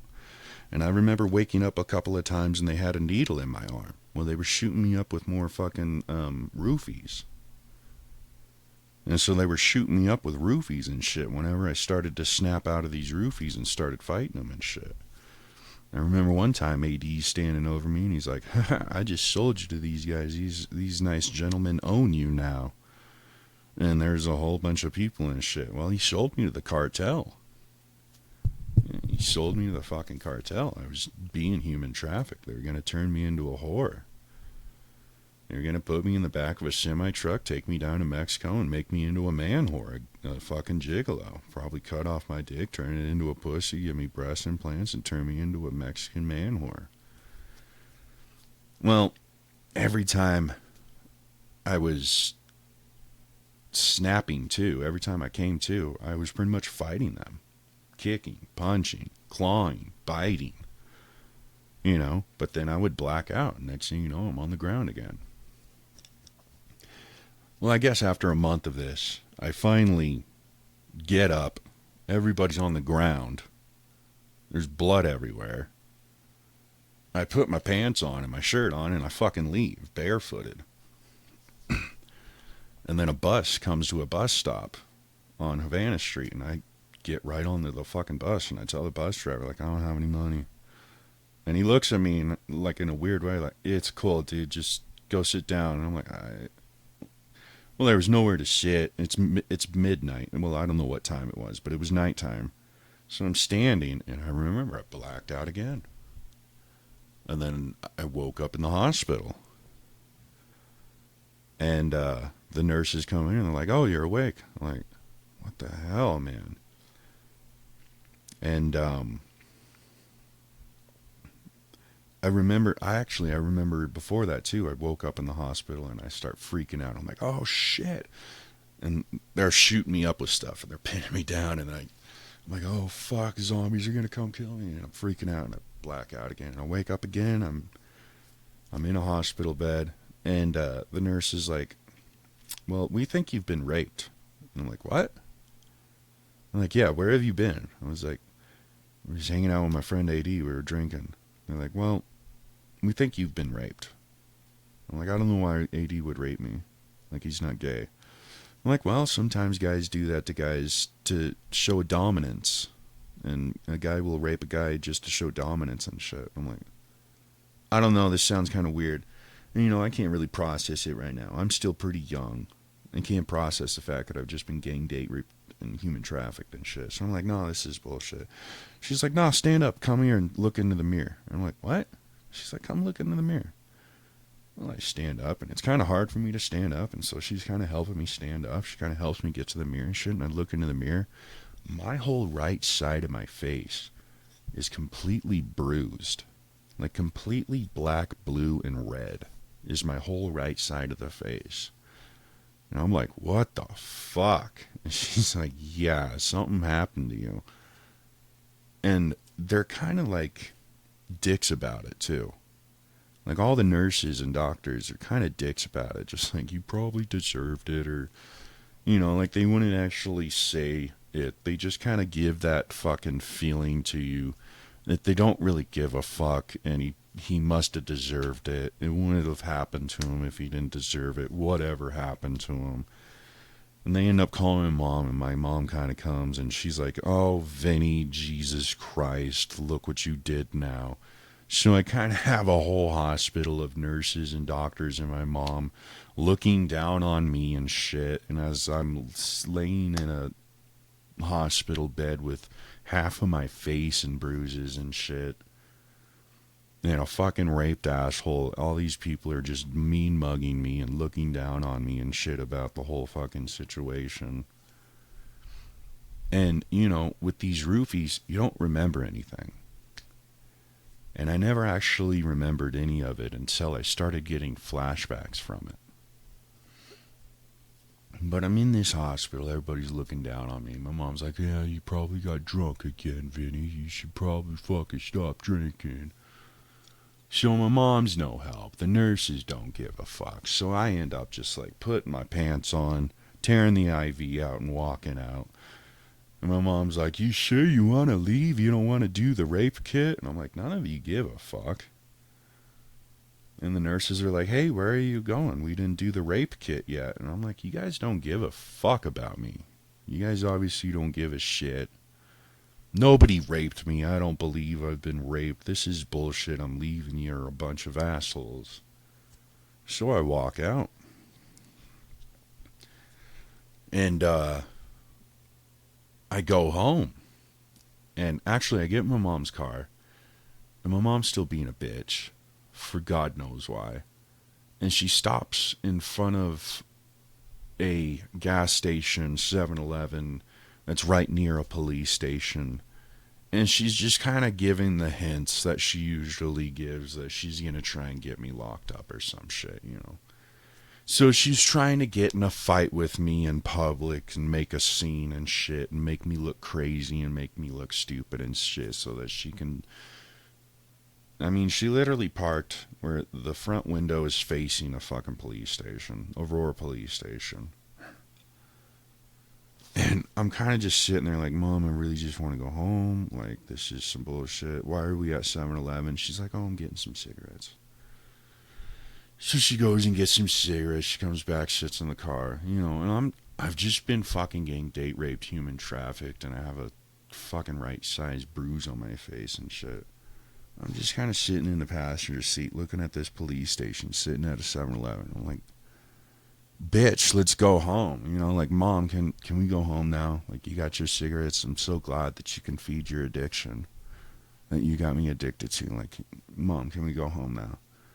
Well, she starts fighting with me. She starts trying to make a scene. She starts trying to get me pissed off, starts trying to make me freak out, and tries to make me make a scene in front of everybody in public so that she can call the cops on me and get me arrested. It's a pretty common thing that she does. And I end up just getting out of the car and start walking home. And so I'm walking home and shit. And I end up getting home and I end up getting a call from not AD, but this other guy that me and AD bought brick weed from. So there's swag brick weed and shit, and we were getting this brick weed from him. I don't even remember the guy's name. Channing or something. He kind of had a similar name to that other black guy that lived by us. But he kind of called me and shit, and I'm kind of like, hey man, what's up? And we're kind of bullshitting, and I end up saying, so where's AD at? He's like, oh, I don't know, it kind of disappeared. We're kind of bullshitting a little while and shit, and it's kind of, you know, after I hang up and I think about it now, he's kind of obviously trying to figure out how much I know and what I'm going to be doing and shit. Then I end up calling AD and shit, and AD's like, oh yeah man, you fucking freaked out and shit, and you beat up a bunch of people and shit, and you got drunk and you started beating people up and shit, and then you fucking left. And then I started having fucking flashbacks of what was happening to me that whole month. Because when I get into the hospital, my mom and the doctors are like, yeah, it's been a month. You've been... So I went through that shit for like a month almost. It was a few weeks. It was a couple of weeks, almost a month, of me going through this roofing, gang date raping, human trafficking shit. But when you're roofied, you can't remember anything. Well, I started having flashbacks after I got off the phone with AD. And I'm in the basement of my grandma's house in Aurora on 6th and Havana. And I'm freaking out. You know, I've never had flashbacks before. I didn't know what the hell was happening. But I'd have these flashbacks of the shit that they were doing to me in AD's apartment, trap house. And I'd start swinging punches at people that weren't there, and then I'd come back to reality, that where I am and shit, and I'm like, what the fuck? I'm back in Grandma's basement. What the hell's going on? So I'm having these flashbacks going in and out on me. So I'm like, all right, fuck, I'm going to grab something to drink. I'm going to get some booze in my system. I'm going to smoke some weed. I'm going to calm the fuck down. I don't know what the hell's going on. So I turn some music on. But I'm still having these flashbacks, and I'm still freaking out and shit, and I start writing on the walls and shit, and I start fucking freaking out from all these flashbacks that I'm having of my gang, date, rape, human trafficking experience. And then I go upstairs and I get a blanket from my grandma, and my grandma's like freaking out. Hey, you can't have that blanket. And I'm like, Grandma, I need this blanket. I need a blanket. And I go back to my basement and shit, and I end up locking myself in the fucking closet with this blanket. And the music is still playing in the living room of the basement. And my grandpa, Papa, I call him Papa. His name's Wayne Applehands. And he's passed away now. But he ends up taking the door off the hinges because I locked the door. Because I'm going through all this shit and I just want to be left alone and process shit, you know. Well, he takes the door off the hinges and comes in. And I push him against the wall. I leave this big dent into the wall by pushing him into the wall. And I'm like, get the fuck out. You have no business just taking someone's door off their hinges. Like, I pay rent here. Like, I pay rent. This is my property. You can't just come in. And he gets back up and he's like, you're completely right, Vinny. I'm sorry. You're completely right. And he puts the door back. Well, after he leaves, I switch the door around so that you can't do it again. And I put the hinges on the inside where I am, and I put the lock on the inside and shit so that they can't fucking just come through the door again like that. Well, then my mom starts banging on the door and shit, and she's like, oh, I'm going to call the cops. It's her go-to. Call the cops on Vinny. And the cops start banging on the door and shit, and they shut off the power so that there's no music and shit. I mean, this whole time I'm just sitting in the basement going through flashbacks. I'm just like, everybody just leave me alone, listening to music. And the cops start fucking with me and shit. So they shut the power off. I'm like, oh, you sons of bitches, leave me the fuck alone. I hate you stupid fucking pigs. Where were you a month ago when I was going through and all this shit? And, you know, and I'm just screaming through the door at them and shit. Well, they end up fucking trying to bust down the door. So I barricaded the door. I got a big fucking oak table that I was using as my coffee table, and I put it in front of the door, and I pin it up against the wall. So there's no way for them to get through the door. So they started busting down the fucking walls like a zombie horde. They sent the fucking SWAT team busting down the walls like a zombie horde. And the whole time I'm thinking, like, thank God I don't have a gun, because I would have thought this was a zombie apocalypse and would have shot everybody coming through. And so I went to my fucking closet, and I had a shitload of hiding spaces in Grandma's basement. For whenever Mom and Walt got drunk and shit, I would go to one of these hiding spaces, you know. I had hiding spaces in the attic. I had hiding spaces in the backyard. I had hiding spaces at upstairs, and I had hiding spaces in the basement. Just pretty much places where I can go and get the fuck away from those two drunks and hide out. And in all these hiding spaces, when I was a kid, I'd have a blanket and a pillow.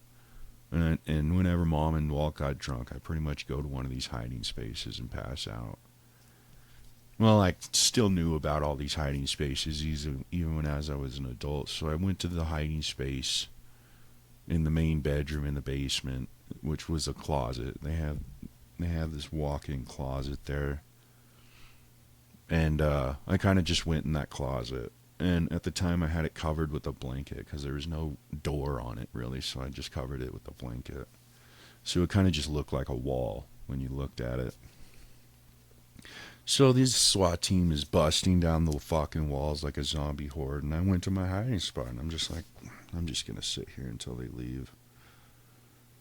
Well, they're clearing the basement. They're like, clear! Check this corner. Clear! And after a while, they kind of just like, well, where the fuck did he go? Where is he? We know he's in here somewhere. You know, I'm just in my hiding spot. I'm just like, I'm just going to stay quiet until they fucking leave. Like, Vinny, come out or we're sending in the dogs. And, you know, I'm holding a knife, too. And I'm like, oh, fuck, I don't want to hurt the puppy. Like, I know I could kill the dog. He could bite my arm and I could stab him while he's biting my arm. But I'm going to have a bitten up arm. The dog's going to be killed, and I'm probably going to get charged for murdering a cop dog. I'm like, and I also don't want to hurt the puppy dog. He didn't do anything wrong. bringing him into this situation. He's just following orders. So I'm like, all right, I'll come out. Like, after I kill the fucking dog, I'm gonna have a dog bite on my arm and shit. They're probably just gonna tear gas this place or something. So, all right, I'll come out.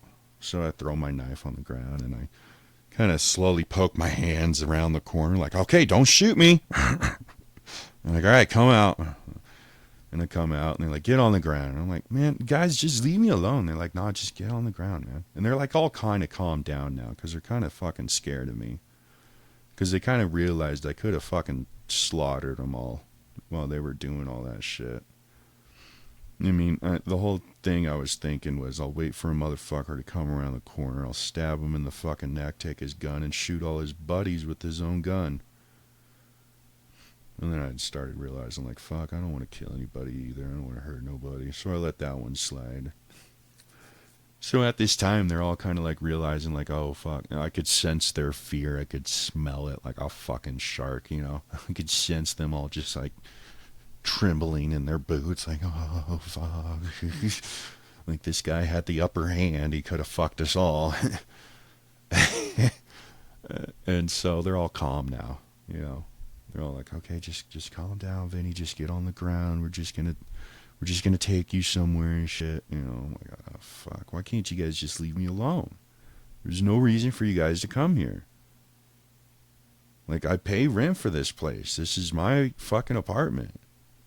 Like, this is my property. You guys need to just leave me alone. Where's your warrant? What gave you guys the right to bust down my fucking walls like a zombie horde? You're lucky you're all not dead. Like, what if I had a bomb down here? What if I had a gun? What if, you know, there's no reason for you guys to come in here and shit.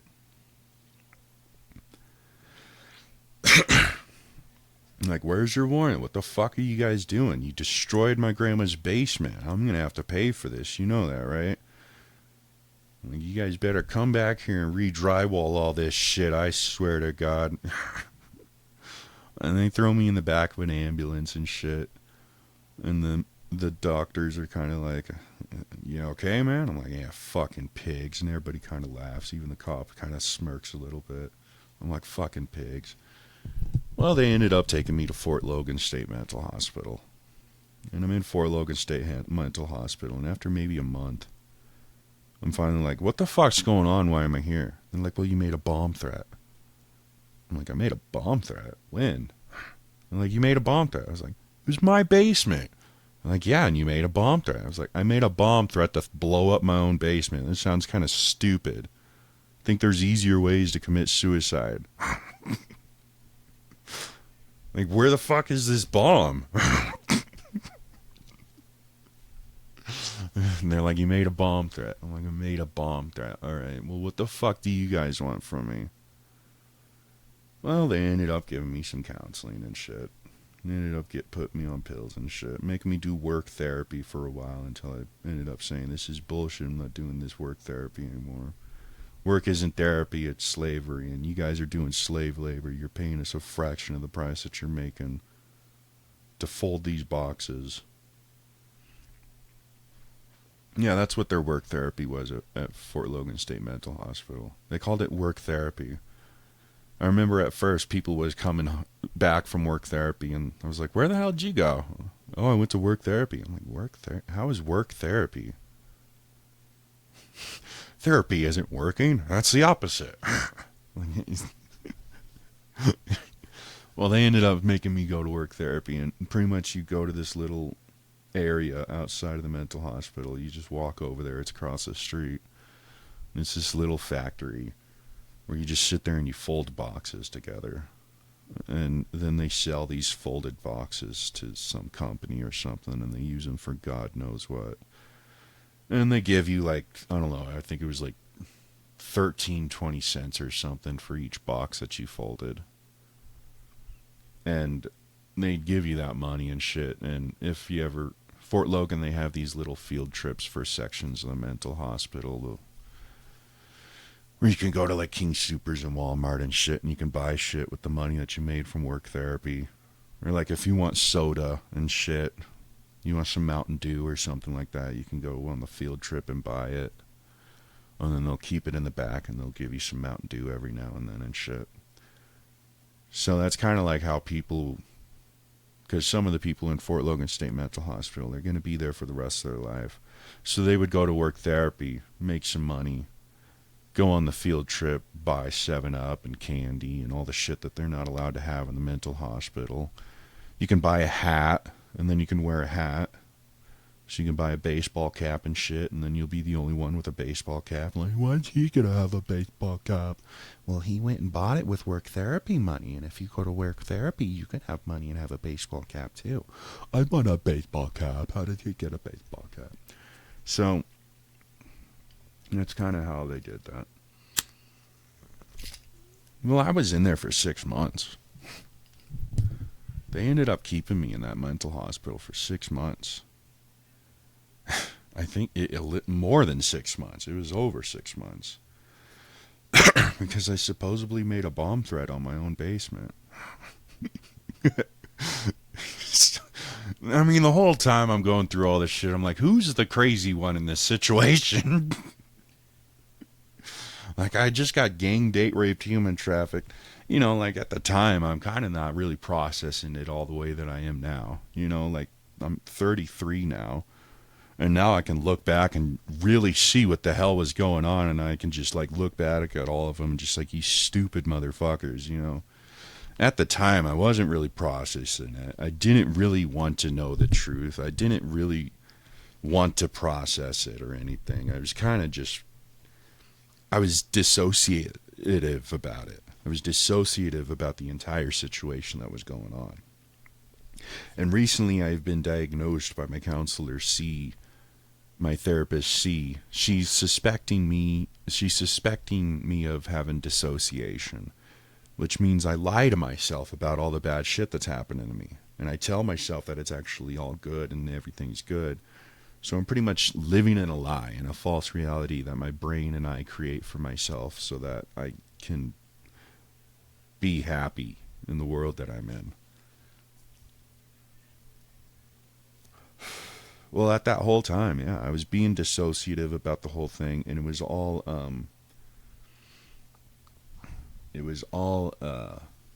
being locked up in my brain, and I was refusing to think about it. They were all false memories that I was living with my whole life and shit. And when I went to Stages Mental Hospital in 2020, that counselor actually realized that I have suppressed memories and that I have been suppressing my memories. And so she kind of unraveled all my suppressed memories and kind of just left me to deal with them by myself. So she kind of just like, hey, you've been living a lie this whole time. You have all these suppressed memories. So she got rid of all my suppressed memories, and then they kind of booted me out. And I kind of have been dealing with it myself this entire time. Like, oh, I got suppressed memories? Well, are you going to help me with them? No. Just telling you. Just telling you you have suppressed memories. Good luck with those. And also that counselor... it was Stages Mental Hospital under Community Reach Center Mental Health Network in the 2020 era years. Pretty much when I say 2020 to 2021. And even 2024, where we are now.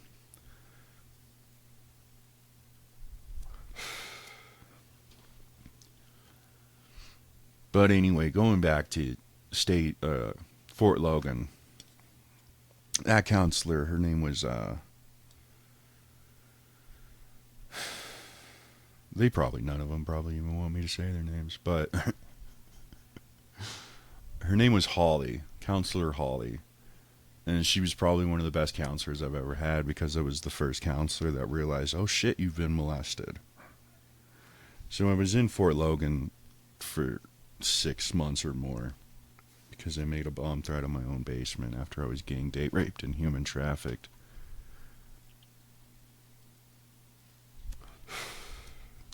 And after a while of having these counseling sessions with Holly, she realized, oh, you've been molested. And I'm like, I was? She's like, yeah, you were molested, Vinny. I was like, oh, I didn't know that. Pretty much when I was younger, we were kissing cousins. We were a bunch of kids. I was like 6 years old. They were all older, a couple years older than me. We were kissing cousins. But legally speaking, it's molestation. But I wouldn't want any of them to go to prison for molesting me, you know. I wouldn't want any of them to get in trouble. I don't really see them at fault. We were just a bunch of kids experimenting, trying to figure shit out.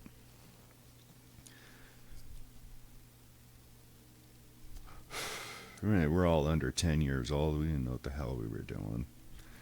Well, Holly figures out, oh, Vinny, you've been molested. She called in my grandma and my mom. We're all sitting in a room. Me, Holly, my grandma, and my mom. And Holly's like, you're the adults. Why didn't you know this was happening? And my grandma and my mom are like, we had no idea. And Holly's like, well, you guys were the adults. You were supposed to watch over these kids. You're supposed to take care of them and make sure shit like this doesn't happen to them. She kind of gives them a little bit of a lecture and shit.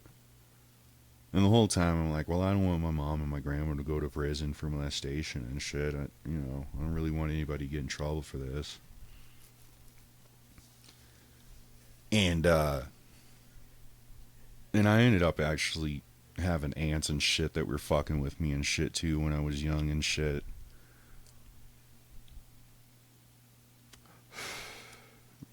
So Holly's like, yeah, you've been molested. And I was like, oh, I didn't even know. It was suppressed memories. Well, little did I know the entire time I was suppressing the memory of me being gang date raped and human trafficked for over a month. So the whole time she's unraveling my suppressed memories of my childhood, I'm suppressing the memories that I have right now. And so this whole time she's talking to me about my molestation and shit. And I remember one thing she said to me kind of pissed me off. She's like, well, I've seen people go through worse. And at the time I'm like, I'm sure you have, whatever. But now looking back at it, like, no, you haven't. You still haven't unraveled all my suppressed memories yet. You still haven't unraveled the suppressed memories that I'm making currently in my head as you're talking to me about the shit that happened to me. The real reason why I'm here.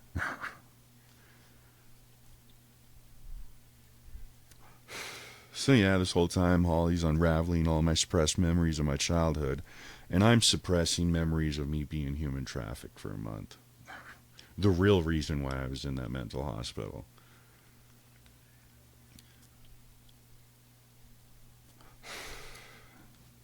Well, I finally get out of Fort Logan. And that's when I ended up moving into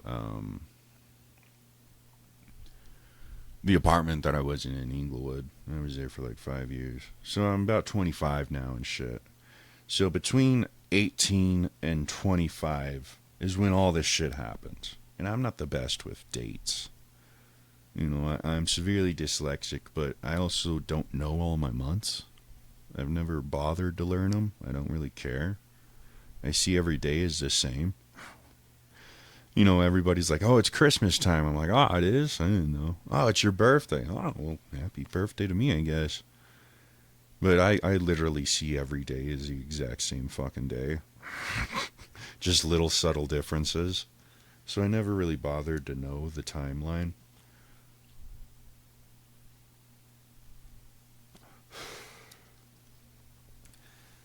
But, so from 18 to 25 is where all this shit kind of happened. I was locked up for being a Facebook killer. I was gang date raped and human trafficked for a month. And I went to Fort Logan State Mental Hospital. So that was my early 20s.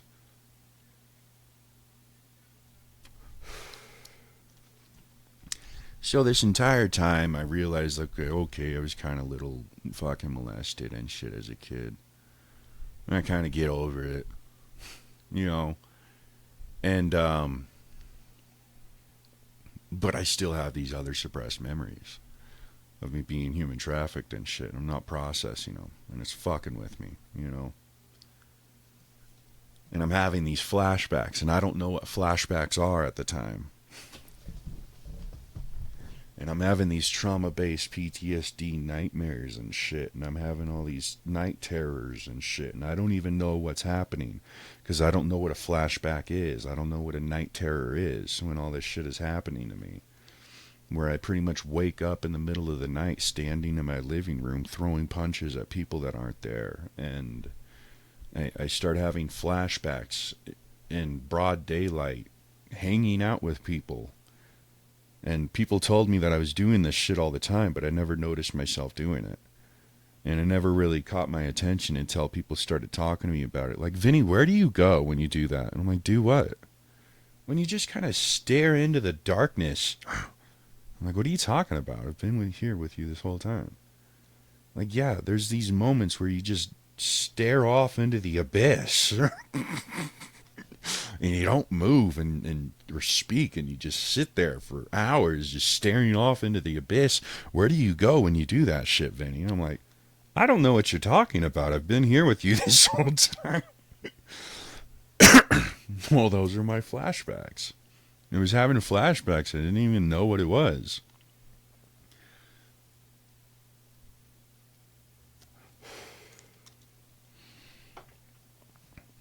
Well, I ended up going to Stages Mental Hospital. So first, they started court ordering me monthly injections of Abilify, Aprixazole. Well, it turns out I'm allergic to Abilify and Aprixazole. Aprixazole is the injection form of Abilify. Abilify is the pill form of it. And it's used for bipolar, schizophrenia, multiple personality disorder, and depression, and all that shit that they've always diagnosed me with. So they're court ordering me these monthly injections of Aprixazole, and I start having seizures for the first time in my life. You know, I'm starting to get these migraines. I'm starting to go blind at moments. I'm starting to have my muscles just start to hurt for no reason, and I'm starting to have all these fucked up side effects. My dick stops working. Like, I always have a fucking boner, but I can't orgasm, and my dick hurts. So I have a hurting boner all the time, but I can't get rid of it because I can't orgasm, so my dick's not working. And so I'm going to the med doctor. I'm like, dude, I don't know. I'm having some pretty serious side effects. And when I'm explaining these side effects to him, he's like, oh yeah, those are just side effects. We'll just give you more pills for those side effects. Well, at the time, I didn't know what a seizure was. So I was having seizures. I'd wake up in the middle of the night. I can't fucking move. Can barely fucking breathe. I'm just staring at the ceiling. And meanwhile, my entire body is contracting, and it feels like I'm having like a cramp. It's like my whole body is a cramp. Like if you're ever swimming after you eat and you get a cramp in your leg, well, my whole body would feel like that. And I'm like shaking, and I'm staring into the ceiling, and just wake up in the middle of the night having a seizure. And then after it stops, I'm like, what the fuck was that? Like, is there a demon in here or something? What the hell's going on? I had no idea it was a seizure. Well, then I started talking to this girl that my friend Brian was going out with, his first wife. And she has seizures, and she has to take medications for seizures and shit because she has brain trauma from her human trafficking experiences and shit.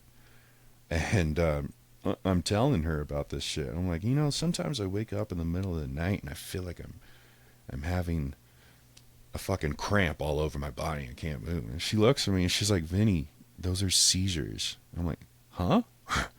She's like, yeah, those seizures that I'm having all the time. I'm like, yeah, that's what I'm going through. I'm like, oh. I'm like, well, that's not good.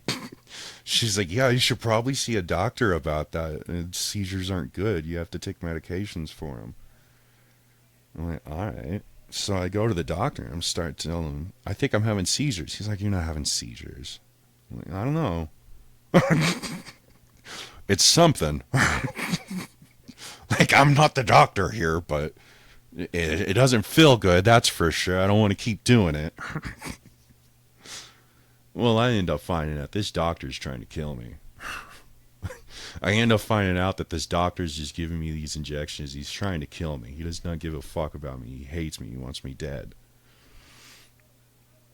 And so I was court ordered these monthly injections for like 3 months straight. And like after the first month of these migraines, I'm going blind. I'm falling down on the ground, having seizures and shit. My dick's constantly boner and it hurts and shit. After a month, I'm like, dude, I don't want to do it. Well, they sent the cops after me. The cops arrest me, take me to a mental hospital. The mental hospital pins me down, ties me up, and injects me with the other injection. And then they just kick me out. All right, see ya. I'm like, well, what the fuck? And by the third month, it was actually 6 months I think I was on those injections. I think I was on those injections for like 6 months. In this whole 6 months, I'm constantly checking myself into the mental hospitals. I'm like, dude, I'm fucking trying to process shit. I don't understand what the hell is going on. You guys are giving me these injections and they do not feel good. These side effects are not fun. Well, after a while, I end up checking myself into Denver Springs, Colorado Mental Hospital. And they had to give me an injection. And they ended up taking everybody out of my section of the mental hospital and moving them all over to a different section. And I'm on the phone with either my mom or my counselor. Those are the only people I really talked to at that time. So I'm on the phone with either my mom. I think it was my mom. Because every time I talk with my mom, she's trying to piss me off and make me look crazy and get me in trouble. So she's kind of talking to me, trying to get me pissed off. And then the doctors in their white suits come in with a needle, and I'm like, oh, and I hung up. I'm like, what the fuck do you guys want? And they're like, you got to take your injection. I'm like, I'm not taking that fucking injection. You guys are going to end up killing me with that thing. I'm like, we understand, but you're court ordered. There's nothing anybody can do about it. You have to come out here and take this injection. Well, I come out. I stand up. They're scared. They're like, oh, fuck, he's about to beat the shit out of us. Like, people really are scared of me. Everybody is scared of me. And quite honestly, quite frankly, you should be scared of me because I am a very dangerous motherfucker. I promise you I have a lot more control over myself than any of you have control over yourselves because I should have killed a lot of people. All the shit that people have done to me, I should have been killing a lot of people this entire time. But I have a lot of self-control. Okay? But, yeah. If I can beat the shit out of a cartel and a SWAT team, yeah, you should probably be scared of me. If a man can single-handedly beat the shit out of a cartel and a SWAT team, yeah, you should probably fucking fear me a little bit. But I'd stand up and I'm like, no, I'm not fucking doing this. I'm like, hey, Vinny, calm down. Just calm down. Just take this injection. We already have a lot of people trying to help you out. We're going to try and transfer you to another place and get you off these injections. Just take this one more injection, and we're going to start trying to work with you and other people to try and get you off of them. And I'm like, whatever, dude. And when they give you these injections, it's usually one in the arm and one in the ass cheek. And they hurt like hell. Most painful injection you will get. I don't know why or how. They're thick-ass needles, first of all. And the shit that they're pumping into you is shit that is supposed to stay in your bloodstream for over a month. So the shit hurts like hell. And after they stick this big-ass needle in you, the needle hurts. And then they're slowly pumping the shit into you. And the shit burns. And you can feel it burning in all of your veins throughout your body. And then after they're done with the injection, your arm, your injection site will hurt for like a week. Like, hurt really badly. Like somebody's just constantly coming up to you and punching you right on your injection site and giving you a Charlie horse for like a week. And then, yeah, they have ones where they can do it just in your arm, but it's more, it works better if they can inject one in your arm and one in your ass cheek. But they do have ways to just give you one injection in the arm because some people will fight them and not allow them to do it.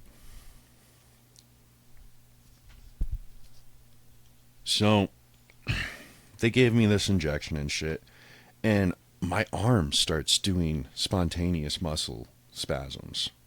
And at the time, I didn't know what it was. I'd be sitting in the mental hospital with the other guys and shit, and my arm would just start flaring around. And I'd look at the other guys, and I'm like, do you see this? And they're like, yeah, we see that, Vinny. That's really fucked up. We don't know what the hell they just did to you. But now we're all scared that they're going to do it to us.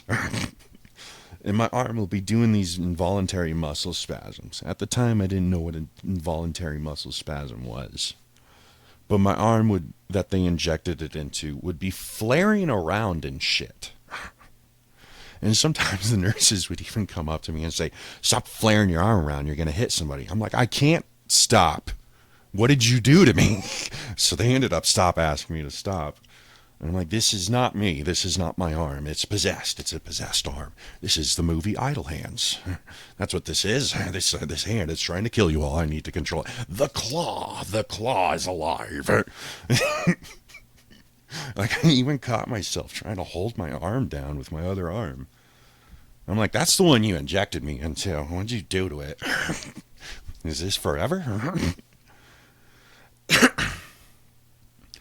So all the doctors at the Denver Springs started working together.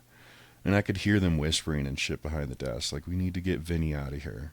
Something seriously wrong is happening to this guy. We need to get him the fuck out of here. And I'm like, yeah, I agree. This isn't right. Something bad is happening here. So they ended up transferring me to Stages Mental Hospital, which is Community Reach Center, CRC, Mental Health Network. And it's in a different jurisdiction as All Health Mental Health Network. So they ended up having to take me out of the jurisdiction of all health so that they can get me off these injections, get me away from this med doctor that was trying to kill me. And this med doctor was pretty much best friends and played golf with the public defender that was representing me on the injections. So when they give you court-ordered injections, they have their own court system. It's a whole judicial system specifically separate from the original judicial system and specifically created for the mental health network system. So they have their own judicial system within the mental health system. They have their own judges. They have their own lawyers. And there is no jury. There's no jury. There's never any jury there. But they have their own judicial system and their own court process. And you will be in the mental hospital, and if you're safe enough to go to court, they'll take you to a phone and put you on speaker. So you'll be sitting in a room with doctors on speakerphone with the judge. And that's your court for anything that they do legally with the mental health system. So if they have to court order you shock therapy, that's going to be your court system. You're going to be sitting there on speakerphone. And if you start freaking out like, no, fuck you can't do this shit, or you try to say something, you're not allowed to speak. So why the hell they have it on speakerphone is beyond me. Obviously just so that they can hear what they're about to do to you. But you're not allowed to speak. I even tried to say a couple times, like, excuse me, Your Honor, I don't really agree with this. And the doctors would just say, shut up, Vinny, shut up, you're not allowed to speak. And I'm like, what? I'm not allowed to speak in my own courtroom? What the hell's going on here? And it will be the judge, and then it will be a public defender that's representing you in this courtroom that you don't even get to see. And this public defender is the one that's supposed to argue whether or not you need to be court-ordered treatment. And court-ordered treatment is a variety of things. It could be electric shock therapy. They can court-order you electric shock therapy. It can be injections and medications. And it could be therapy. And it can be community service. They can court-order you any of this shit through this mental health system. They can court-order you to stay at that mental hospital for so long and shit like that, you know? And so, and the court process is pretty much the judge saying, this is what we're going to do to him. Then your lawyer or your public defender is kind of like, whatever. And then the judge is like, all right, cool. And then it's over. And they hang up. And you're kind of just sitting there like, wow, that was fast. It doesn't seem like much of a court system whatsoever. It's kind of just a bunch of people coming in there and saying, well, Vinny, this is what we're going to do to you. There's no jury. There's no trial. It's bullshit. It's a witch hunt. It's Salem witch trials is what the fuck it is.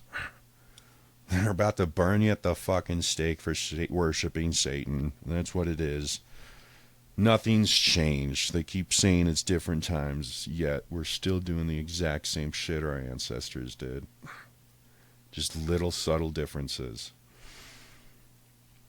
So that's how they would court order me these injections and shit. And I remember talking to my public defender a couple times in the mental hospital. He would come visit me. And I'd keep telling him, like, dude, I can't, these injections are going to kill me and shit. And I remember him telling me shit like, oh, well, he's my friend. I'm like, who? And he's like, your med doctor, the one that's prescribing you these injections. He's a good friend of mine. I'm like, well, I don't know if I want my fucking defense to be friends with my fucking district attorney. I don't necessarily want you to be friends with the guy. He's like, oh yeah, our kids go to the same school. We play golf together. And I'm like, well, this is obviously a fucking kangaroo court. And what a kangaroo court is, it's a fixed court. And that's what they all are. They're all kangaroo courts now. There's no real fucking trial anymore. Kangaroo court is a rigged court system. And that's what kangaroo court means. They call it a kangaroo court because you just jump to the next case. That's all they do, is they just jump to the next case. That's all they're worried about. Get to the next case. Let's get this over with so we can collect our paychecks and go home. It's a kangaroo court. They're just jumping to the next case. So when I'm talking to my public defender and he's telling me how he's friends with my med doctor, his kids go to the same school, they play golf together, I'm like, oh, well, this is a kangaroo court. Like, you're not my defense. You're just another district attorney. You're a public pretender. And then I start telling everybody, like, my public defender just said he's friends with my fucking med doctor. He's like, no, I'm not friends with him. I know the guy, but I'm not friends with him. I'm like, you just told me you play golf with the guy. He's like, no, I didn't say that. Yes, you did. You just said it a second ago out there at the table. You just said, oh, I play golf with the guy. No, I would never say that. I barely know the dude. Like, okay.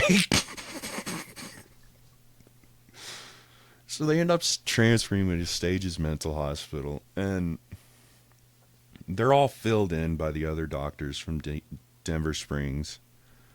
So they all pretty much understand what the hell is happening and what they all need to do. They need to get me off these injections.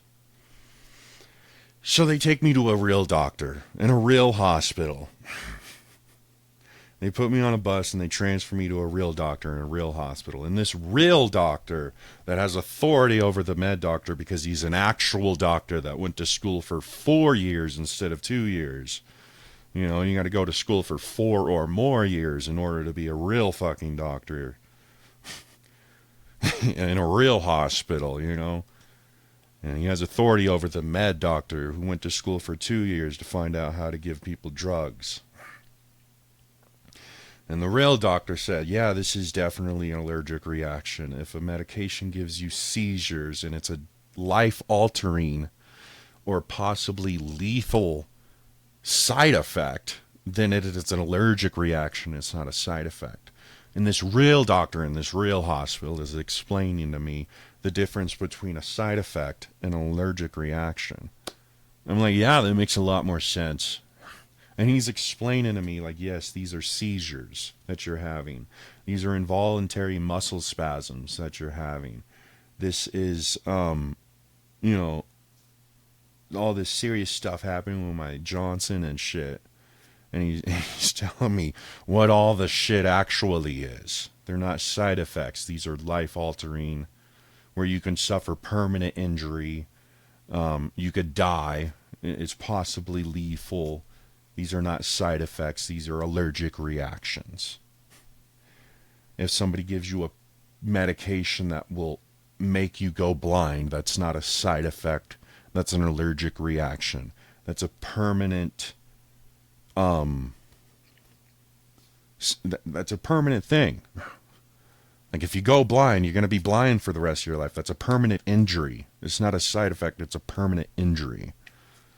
And the doctor's pretty much telling me, like, yeah, if we don't get you off these pills, you might have to suffer.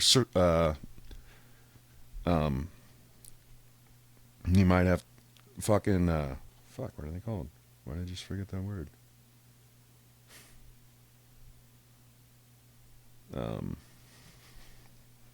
Seizures. Yeah, he's like, if we don't get you off this medication, you might have seizures for the rest of your life. You might have to start taking medications for them and shit. I'm like, fuck, dude. And he's like, yeah, that involuntary muscle spasm on your arm. There might be a possibility where we might have to cut your arm off. And I'm like, well, that's not good. I play guitar. I need my arms. Take my leg. And he's telling me how I can possibly suffer permanent injury and death from this injection. Makes me allergic to Abilify and Aprixazole. I'm like, all right. So he's like, yeah, so legally now they can't give you this injection. I'm like, thank God. And he's like, I'm glad we got this in 6 months before it could have done some damage. Thank God it's only been 6 months since you've been suffering from this.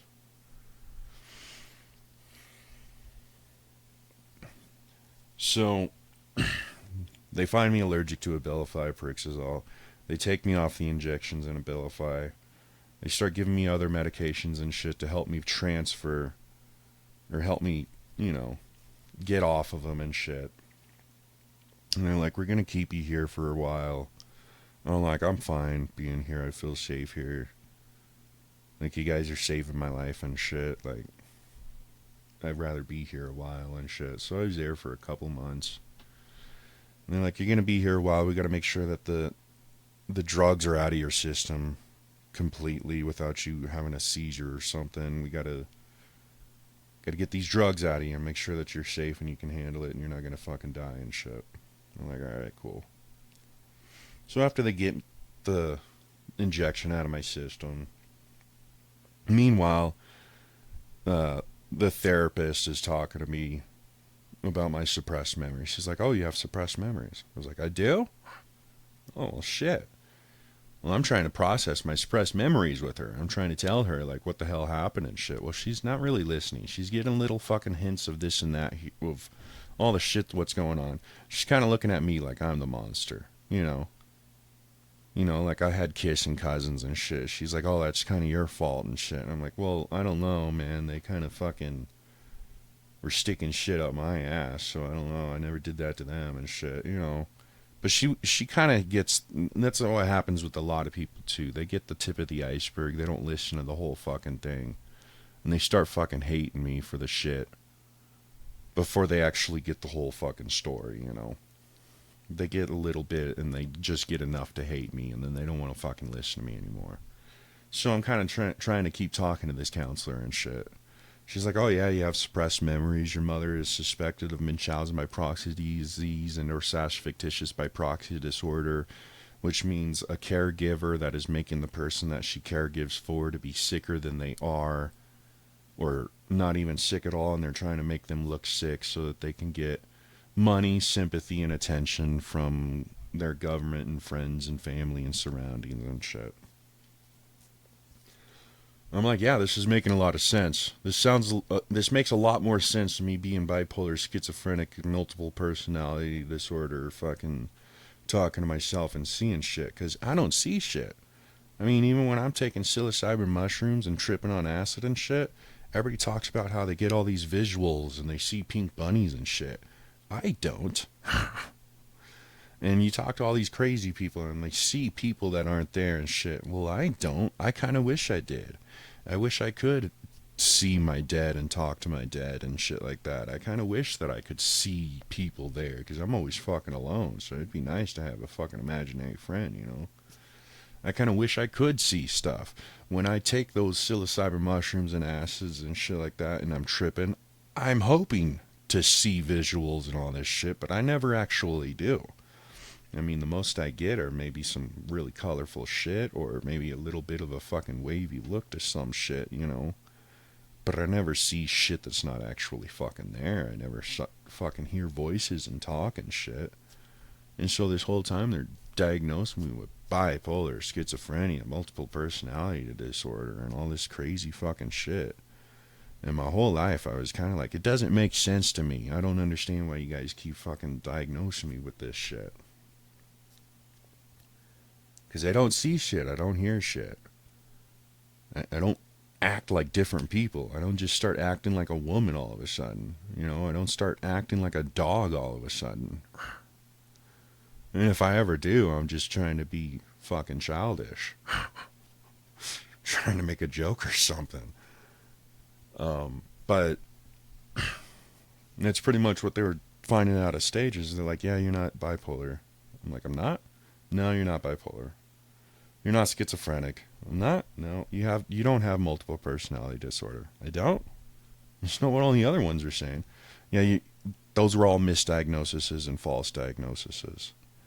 And I remember her telling me, like, after I make them all misdiagnoses and false diagnoses, they won't be able to diagnose you with it again.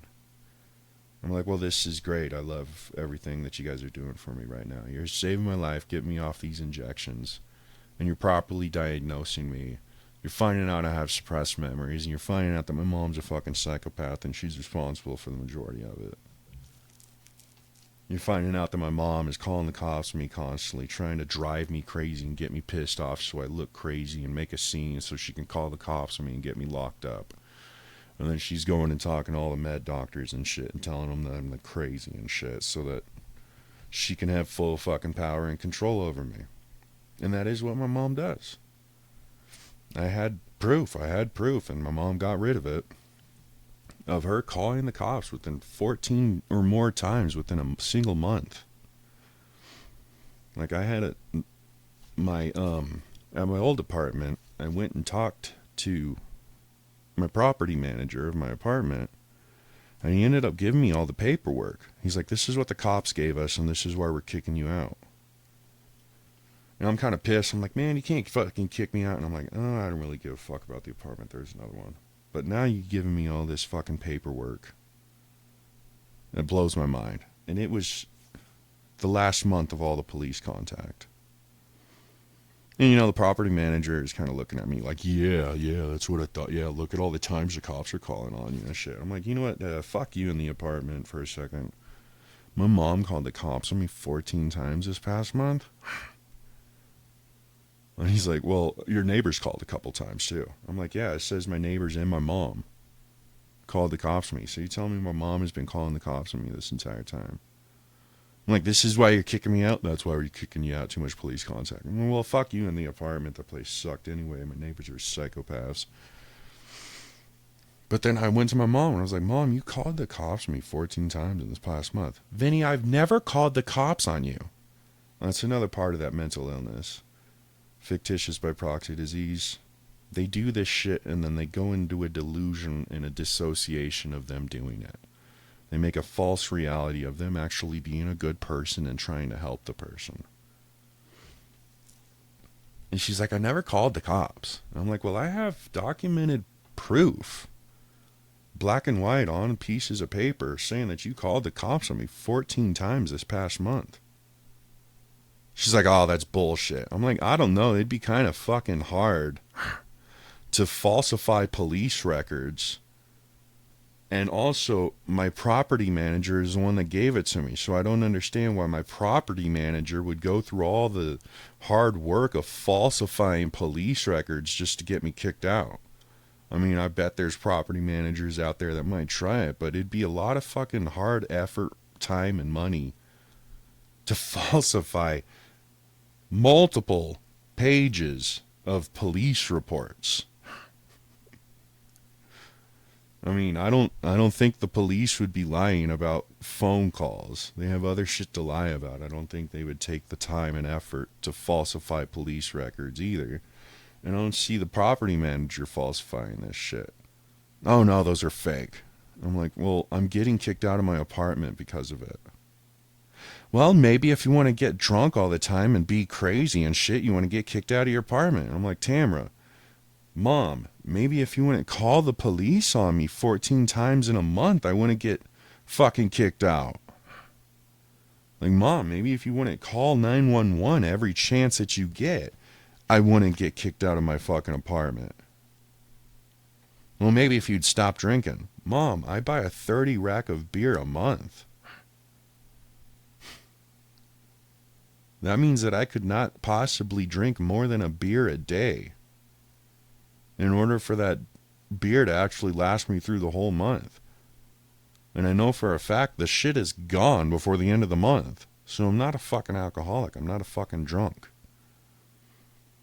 I get a 30 rack of beer, maybe a bottle of scotch, and a box of red wine for the ladies. So I get some beer for me and my friends. I get a bottle of scotch for myself, and I get a box of wine for any ladies. Well, and I end up drinking it all myself because nobody wants to hang out with me. But that shit is gone before the end of the month. Because who has one beer? And if I drink all that shit at once, I'd be dead. So I actually have a pretty responsible drinking habit.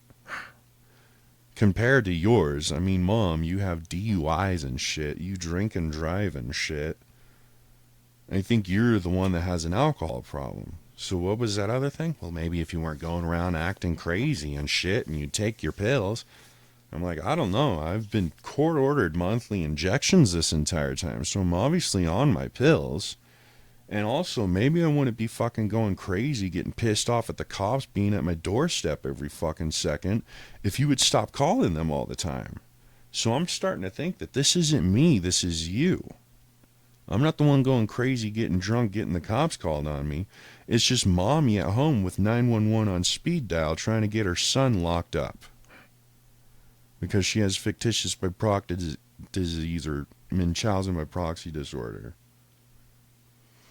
And she's like, also, I don't understand why those doctors said that I had that mental illness. I've talked to my counselors at All Health Network and my med doctors and shit, and they say that I don't have that diagnosis and shit.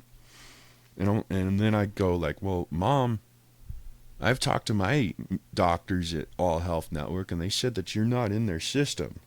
Oh, well, it's not at All Health. Well, you just said it was at All Health. Oh, no, it's not at All Health. It's at a different thing outside of their jurisdiction. I'm like, so you're driving once a week or whatever outside of town to a mental health network far, far away, and you're going to counseling and you're taking medications from a med doctor, and you yourself specifically went up to them and told them, my son in the mental health system thinks that I have fictitious by proxy disorder and Munchausen by proxy disease. And this therapist and med doctor said that you don't have that. Yeah, that's right. Okay. So this whole time I'm like, you're completely lying to me, Mom. You've been lying to me my whole life about everything. Biggest part of my dissociation is you lying to me about it. You know. And so when everybody like talks to me about, oh, your mommy, you're a mommy's boy. Your mommy does everything for you.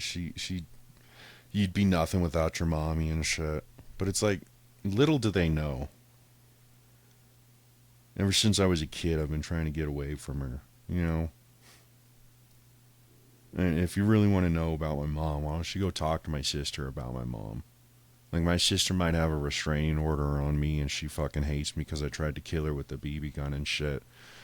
But she would say the same things I would ever say about her. And actually, as a matter of fact, go talk to my stepdad, Walt, who's married to her, about who she is. You know, go talk to a motherfucker that actually fucking lives with her and shit, and ask them who my mom is. And you know, at first they're going to say, oh yeah, she's a wonderful woman, I love her and shit like that. But actually ask them the truth. Actually sit down and talk to a motherfucker about who my mother really is. And sooner or later they'll come out and say, yeah, that bitch is a fucking psychopath. She is completely insane and crazy. She's fucked up everything in my life. You know, she has a mask. You know, everybody has a fucking mask. I can honestly admit, I'm one of the few people that do not have a mask. The only mask I have is a dissociation and delusion that I put myself in. But I never act like a better person than I am. I never try to make people believe that I'm a good person. I try my best to make sure that everybody around me knows I'm an evil motherfucker and you should probably be scared of me. I'm up front with it. I like people to know who I really am. I don't want them to get the wrong impression about me. I like to make sure that everybody knows you should probably be scared of me. I'm dangerous and I'm fucking evil. And chaos and destruction surrounds me constantly. The more time you spend with me, you're probably going to end up fucked over and caught up in all of it. But, yeah. Anybody who really knows my mom behind closed doors, yeah, she's crazy. And, pretty much my entire life, she has wanted complete and utter full control over every aspect of my life. She wants to know everything that I'm doing, everything about me, everything, and she wants control over it. She wants control over my finances and my money. She wants control over my apartment and everything. She wants to do everything for me so that she can have control over it. My entire life, since I was fucking 15, 16 years old, I've been trying to move out. And even when I'm in my own apartment, miles away from the bitch, for some reason, I'm still in her basement. So everybody's like, oh, you're a mama's boy. She does everything for you. And it's like, well, I've been trying to do it myself. She won't let me do it myself. She wants control over it, and that's why she does it. She wants to be able to get me, she wants to be able to call 911 on speed dial any point in time she wants to. Get me locked up in some kind of a facility. And then she wants to be able to go into my apartment and go through all of my shit and completely move it somewhere else. And she wants to be able to do it in a way that makes her look good and makes me look bad. And she wants to be able to go through all of my shit and decide what I can and can't have. She wants to be able to decide where I live. She wants to pick out the apartment for me so that she can decide where I live. And she wants to handle my finances so she knows how much money I have and how much money I should have. And she wants to handle my rent. She wants to handle all that shit for me. And whenever I try and go up to her and I'm like, hey, Mom, I'm a big boy. I got my big boy britches on. I put my pull-ups on today. Mommy, wow, I'm a big boy now. Let me do this shit. I'm 30 years old. I'm 33-year-old man, and I need to do this shit myself. You need to get off of my fucking bank account. You need to get off of my fucking records and shit. This is my life. This is me. This is my shit. I need to have complete and utter control over this shit. Well, anytime I come up to her and I talk to her about this shit, she gets pissed off. Well, fine, then do it your fucking self. You want it under your control, then get it under your control yourself. You go do it your fucking self. And she kind of fucking drops me and tries to set me up to fail. And she tries to make sure that I'm not able to actually fucking do it. Because she knows if I ever actually am able to do it myself and shit, and I find out it works a lot better when I do it myself and shit, she's going to know, like, oh, I'm going to know. Like, oh, I don't need you to do all this shit. Perfectly fine without you. She doesn't want me to find out that I don't need her. But I already know. I already know. I've been trying to move out of her basement for 33 years now. I swear to God, I got that car and I'm like, I'm done. I'm gone. I'm not coming back to this basement. I'd rather live in a car than live in your basement, where you hide all the chips from me and you hide all the food from me and fucking won't allow me outside of my fucking basement and shit. Won't let me out of my room and shit. And fucking treat me like shit. I got my car at 16 and 15, and I was like, I'm done. I'm out. I'm leaving. And I've been trying to get out of her basement ever since. But even when I was living in my car, you know, I'm 15, 16. I can't have insurance under my name. So the insurance was still in her name. I couldn't even pay it myself, even though I was giving her all my money I made at work to pay for it. So she still had I was still basically in her basement, even while I was living in my car. It was a Nissan Sentra Spec V SCR 2.54 cylinder, original interior with original paint job on the hood.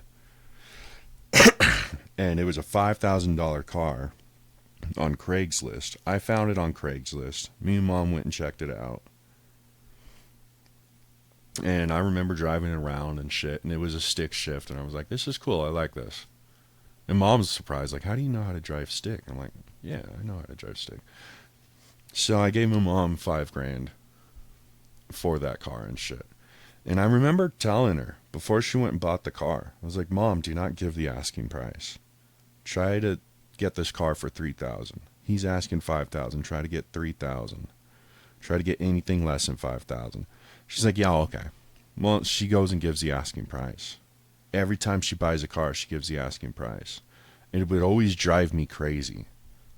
And I'm like, Mom, I don't have $5,000. Well, I can buy it. I don't want you buying my car. I told you to go in there and try and get this for $3,000. Well, she'll give the asking price. Most people don't know you never give the asking price for a car. Even when you buy it off the lot, you never give the asking price. You're always supposed to try and haggle it. The price that people ask for a car is above the price that they actually want. What that guy wanted was $3,000 for that car. So he asked for $5,000, and he might end up with $3,000, $4,000 for that car. But what he really wanted was $3,000 for that car. And that is the same thing that they do in dealerships and shit. They ask for $20,000 for a car, but they're expecting to get $15,000 for it. They ask for $20,000 so that they can get $15,000 or more. But nobody haggles for cars anymore. I remember seeing it on that cartoon show, King of the Hill, where Hank Hill's like, yeah, you never give asking price for a car. You're supposed to haggle. When you're buying shit that is that much fucking money, you're supposed to haggle. Because these people are always going to ask for more than what they actually want so that they can try and get the price that they actually want. But nobody haggles anymore. So people are asking more money than what it's worth, and they're getting more money than what it's worth because nobody has the sense to say, I'll give you $3,000. No, it's $5,000. I'll give you $3,200. It's $5,000. I'll give you $3,500. No, I want $5,000. You know what? I'll give you $3,600. $3,600 for this car. Take it or leave it. You want $3,000 for this car or not? Otherwise, I'm leaving. And that's haggling. And the motherfucker would be like, oh, well, shit, actually, that's what I wanted was $3,000, and I might not be able to sell this car to somebody else. And, you know, it starts to get them, all right, fine, $3,600. $600 more than what you wanted. And I got it for less than $5,000. That's how you're supposed to buy a car. That's how you're supposed to buy houses and shit. You're supposed to haggle with the shit. Well, I ended up paying my mom off. She bought me a Nissan Sentra Spec Via SCR 2.54 cylinder, original interior with an original paint job. And she bought me a 79 Chevy El Camino 350 small block fuel injection engine with a flat black paint job and original interior. And she spent $5,000 for both of them. You know, I bought the El Camino first. And both me and Mom realized pretty quickly, oh, this is an old car. This isn't going to be able to get me around and shit, you know. Like, it had power windows, which was pretty rare. It was a 79, so it had power windows. It was pretty nice for that kind of an age of a car. You know, it had a radio. Like, I ended up putting a new radio in there and shit, but it was pretty nice car. But it's still an El Camino, and it's still 79. So the windshield wipers aren't really helping me much in the rain and the snow. I can't really see very well. And when you turn the defogging system on, the heat and shit to defog the windows, it's not working very well. And, you know, when I'm in the snow, it's a rear wheel drive, so I'm all over the fucking place on the road. It's constantly breaking down. It's constantly having problems. Like, it was a brand new 350 small block fuel injection engine, brand spanking new. Had maybe 50,000 miles on it and shit. It's a brand new engine. So the engine wasn't the part that was breaking down. It was the body. Like, the fucking window wouldn't roll up or something, or little stuff like that from the body, because the body was still originally the 79 El Camino body. So shit was always breaking. I couldn't drive in the snow or the rain with it. And I was like, well, I need to go to work. I need to go to school and shit. And I don't think this El Camino is going to get me to place. So I found the El Camino, or she found the El Camino for me. And I fucking loved it. Favorite car I will ever have is that El Camino. I called it Rogue Wave. And then I found the Nissan Sentra on Craigslist. I was like, you know what? I think I'm going to get this car too. She's like, yeah, I think it's a good idea because this El Camino is an old car. I don't think it's a good idea to drive it around anymore. So I got that Nissan Sentra, and I named her Roxanne because it had this little red light at the front that would blink on and off. And I remember that Cars song, Roxanne, or Police, the Police song. Roxanne, you don't have to put on the red light. I would sing it to Roxanne every time I come up to that car. You don't have to put on that red light, baby. I'm here. I loved that car too. I loved both of them. But yeah, I called that Nissan Sentra Roxanne. And so I was living in that Nissan Sentra. And it was a 4-door. It had 3 seats in the back, 2 in the front. A trunk. And I was living in that car. And I would shower in truck stops and friends' houses and shit. And I would wear my snow gear during the snow in the winter to keep warm. And I'd use the heating system to heat up. And I'd be sleeping in the parking lot across the street from the school. And I was living in that car. So I'd go to school, go to high school, bullshit with them, drive down from Parker, Colorado to Aurora, Colorado, go to college, which was Pickens Technical College for Electrician in Aurora, Colorado. And I'd go there trying to become an electrician so I can have a real job one day. And then I would go to Subway after school, and I'd work part-time at Subway to pay for the gas of this fucking car, to pay for the gas and the insurance of this fucking car that I'm living in. And I did that for like a year.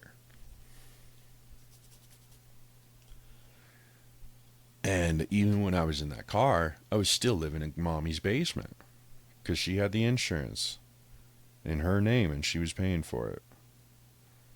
And at any time, she could call the cops on me and get me arrested, get the car taken away from me. All she would have to do is, oh yeah, that car's stolen, and get me locked up, and then later say, oh, I didn't know it was him, my mistake, you know.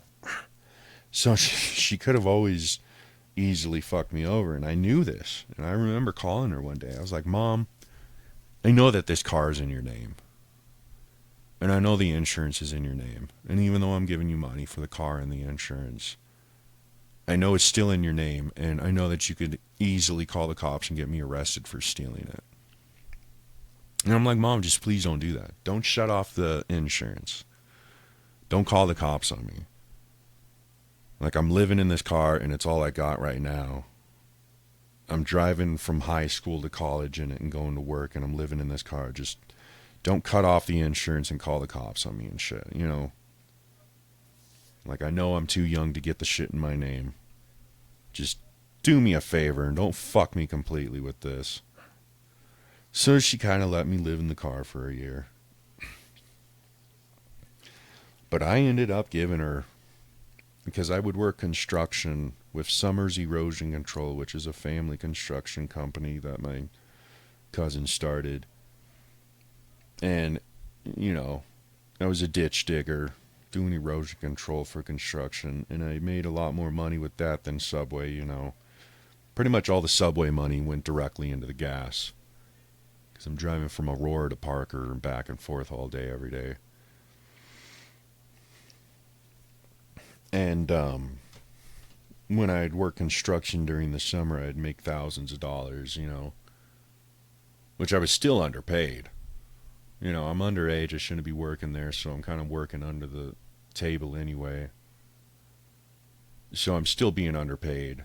But I pretty much gave all my money to my mom. All the money that I wasn't putting into gas, I was giving to my mom. And I'm like, this is for insurance and to pay off the cars. So I did end up buying those 2 cars. I did end up giving her more than $10,000. Easily. So I pretty much paid for those cars and the insurance. So I pretty much was paying for that shit. And I was working fast food, Subway, and ditch digging construction in order to do it while I was going to high school and college. And, you know, I'm 16 years old, living in a car and doing this shit. And then by the time the winter hit, I started realizing I can't live in my car, not in Colorado. You know, you might be able to live in your car in Florida or something like that, but in Colorado, there's snow here. And sometimes we even have freak weather where you will get a blizzard. And there are actually people that have died in Colorado in their car because they're caught in their car during the blizzard, and they end up dying in their car. Because even when you're covered in snow and shit, like, oh, I can just turn it on and heat it up and shit. Well, the snow is going to trap all of that stuff that's coming out of your car. What is it called? Well, pretty much you lock yourself in a garage and you turn the car on, you're going to kill yourself. Well, it's kind of the same thing when you're covered in snow. So you can't exactly just turn the car on and heat up when you're covered in snow, because you're just going to be suffocating yourself with the exhaust system and shit. And then some people even froze to death in their cars during these blizzards in Colorado. You know, after all these blizzards were done and shit, the snow companies and people that go out there and handle all the snow, they'd find these cars with dead people in them. So after the first winter, I quickly realized, like, fuck, I'm not going to be able to live in my car. It gets too cold out here. I'm going to freeze to death. I have to find some kind of shelter. So I'm worrying about that. I'm worrying about high school. I'm worrying about college. I'm worrying about work. I'm worrying about freezing to death in my car. And then Ponderosa High School calls me in. And I got my first spinal tap at this time. So I have a pseudotumor behind my right eye, which means a fake tumor.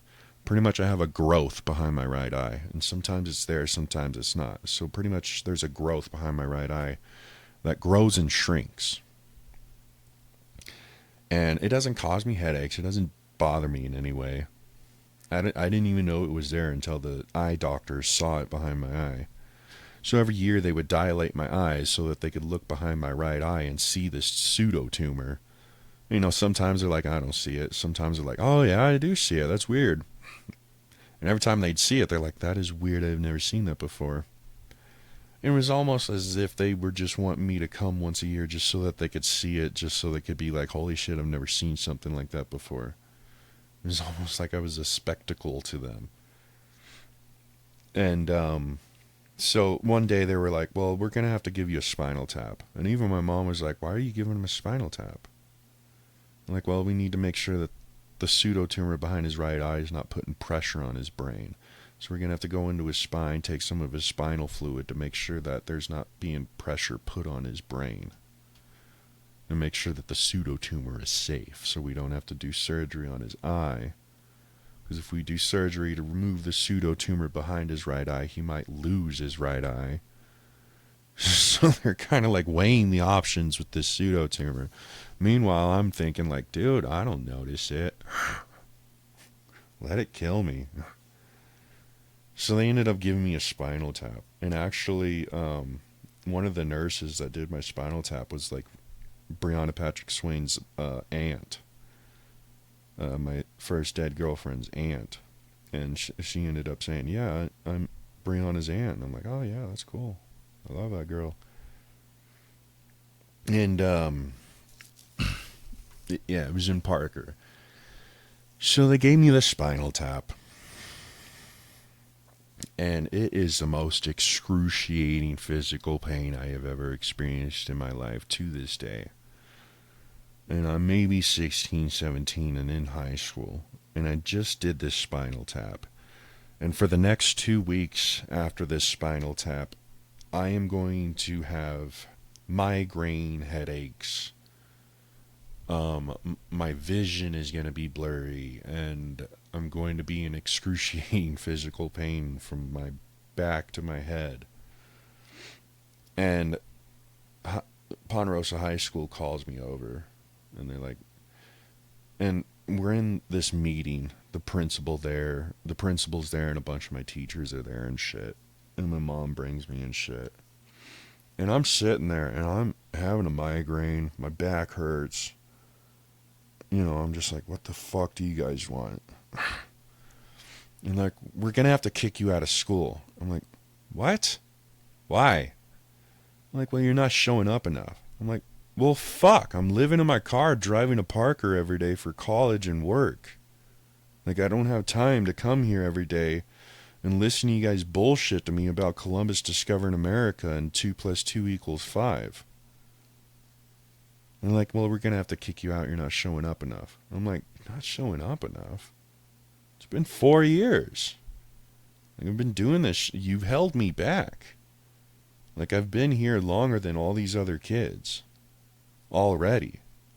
Like, what do you mean I'm not showing up enough? I'm only supposed to be here half of the time anyway. I come here for the morning school, and then I drive my ass all the way down to Parker, Colorado every day so that I can go to college to become an electrician. And then I drive to Subway so I can go to work and pay for the gas that gets me from you to Aurora every day. Like, yeah, I'm not going to be here every fucking day arguing with you about 2 + 2 = 5 and Columbus discovering America. Like, I got shit to do. Like, first of all, I'm getting too old for high school, and I'm already in college. Like, you guys just need to give me my fucking diploma so I can move on. And they're like, well, we're kicking you out of Ponderosa High School. And by this time of the meeting, I'm not saying anything. Like, I'm in such excruciating pain that I can't really listen to them or speak anyway. So I'm laying on the floor by this time in excruciating pain. And my mom is pretty much the one that's arguing with them. Like, he's driving to fucking Parker every day. He's only supposed to be here half the day anyway. He's only here for the morning. And then he has to drive down to Aurora, Colorado to go to college and work at Subway. And then he's working construction during the summer. And you guys are kicking him out because he's not showing up enough. Like, he is probably the most excellent student in your school, and you're kicking him out because he's not here every fucking second.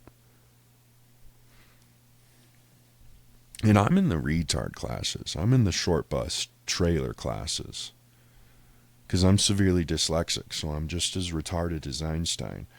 And in these trailer classes, it is pretty much all the kids studying for the GD so they can get the fuck out of there. Like, most of the kids that were going to school with me in the retard short bus classes, we were all going to Pickens Technical College half of the day. So I remember there was this one guy, he was going to Pickens Tech with me. He was doing diesel engine. He was trying to be a diesel mechanic. There was another one that was going there for beauty school. You know, she was going there to try and be a beauty salon person and shit. So, like, all this retards in these short bus fucking trailers and shit, we're all just sitting there on our phones and computers studying for the GED. While the teacher is up there on the fucking whiteboard bullshitting with us about Columbus and shit. All of us, our kids, are on our phones and on the computers and shit trying to get our GED so we can get the fuck out of here and go to college. And after a while in the trailers and shit, the teachers kind of just gave up. Like, all the teachers just kind of ended up just like, okay, well, get on your computers and go to college. And so that was pretty much our class in the trailers most of the time anyway. And if anything, the teacher would just put a fucking documentary in the fucking TV and turn it on as we go on our phones and computers trying to study for the GED and try to fucking do classes online and shit. And that's the retards. And all of it, everybody, the whole rest of the school made fun of us too. Oh, the short bus kids. Oh, the retards in the trailers. And meanwhile, we're all thinking like, well, we're the ones in college right now. We're the ones that are about to get the fuck out of this school. While all the other kids are bullshitting about Columbus discovering America, we're trying to get our GEDs and shit. Yep, we're retards, all right. Like, because all of our thought process is we need to get our fucking GED or diploma so we can go get a fucking job, so we can get the fuck out of here and go be adults. This is bullshit. And that is literally the thought process. And there were actually mentally challenged kids in there too. There were actually some kids that were actually physically retarded. And even the physically retarded kids were like going to Pickens Technical College and studying for GEDs and shit. So, and they're all on ADHD pills. I was on antidepressants. The rest of them were on meth. And so that was my high school. So I would wake up in the morning, turn my car on, take off my snow gear, kind of rub my eyes open, just like, oh, fuck. I have to go bullshit with these guys about Columbus discovering America for a fucking couple hours. And then I drive across the street, park my car in the school parking lot, walk into the fucking trailer, just, hey, everybody. Sit down in the back of the class and kind of like doze in and out, just kind of fucking half sleeping, half awake, waiting for the time to go to Pickens. And so they're kicking me out because I'm not showing up enough. And I'm like, first of all, I don't even understand how I'm not showing up enough. Like, how much do you want me to show up? I'm only here half the day anyway. Like, how much do you want me to show up? Like, I'm showing up pretty much every day. I mean, the days that I'm not here, I'm either in mom's basement smoking weed or fucking sleeping. It's not like I'm ditching school to go party and shit. The only reason I ditch school is to catch up on my sleep or fucking get a break and smoke some weed. But, yeah, they kicked me out of Pickens Tech, or Ponderosa. And at the same time, I'm going to Pickens Technical College. They're wanting to kick me out too. So after a year of doing this, both schools are trying to get me kicked out. And it's kind of like winter time now, and I'm freezing to death in my car dealing with this shit. I just got a spinal tap. Pickens Technical College says, yes, you're passing the physical test with flying colors. You're passing them with flying colors, and you're finishing your work faster than everybody else. And I'm like, well, yeah, I got to finish as quickly as I can so I can go to work. Like, I got to go to Subway after this. So I'm trying to finish my schoolwork as fast as I can so I can go to work. Well, I got electrocuted twice in Pickens Technical College doing electrician. I got electrocuted twice. And I think that's why they wanted to that's really why they wanted to get me kicked out. They didn't want to get fucking sued for me getting hurt in their school. And they said, you're passing the physical test with flying colors, but you're failing the written test. I'm like, I'm failing the written test? By how much? I'm like, well, you need 80% to pass, and you're only getting 70 to 75% on most of the written tests. I'm like, you know I'm severely dyslexic, right? And they're like, yes, we understand your disability, but you're not passing all the written tests. I'm like, but I'm passing the physical test. So you tell me to install a light bulb to a light switch. I do it perfectly, and I do it faster than everybody else. Right. But you want me to write it down, and I'm not writing it down to your standards. Yeah. So you're going to kick me out. Yeah. Well, then fuck you and Ponderosa. I'll go somewhere else then. Fuck you both then. And so I had a mental breakdown at fucking 17. And I go into the mental hospital. And as I'm going in the mental hospital, the manager of Subway calls me up and says, Vinny, you're not going to show up tomorrow? I'm like, well, I'm kind of going to the mental hospital. I really don't have any power over it. They're locking me up. She's like, well, I'm going to have to fire you. I'm like, well, you can't legally do that. But you know what? I didn't really give much of a fuck about Subway, too. So fuck you, too. You know? Fuck Ponderosa. Fuck Pickens Tech. And fuck Subway. Fuck all of you guys. Been living in my car for a year, working my fucking ass off for all you guys for nothing. Fuck you guys. You guys are obviously worthless, and you're never intending on giving me what I'm owed in the first place.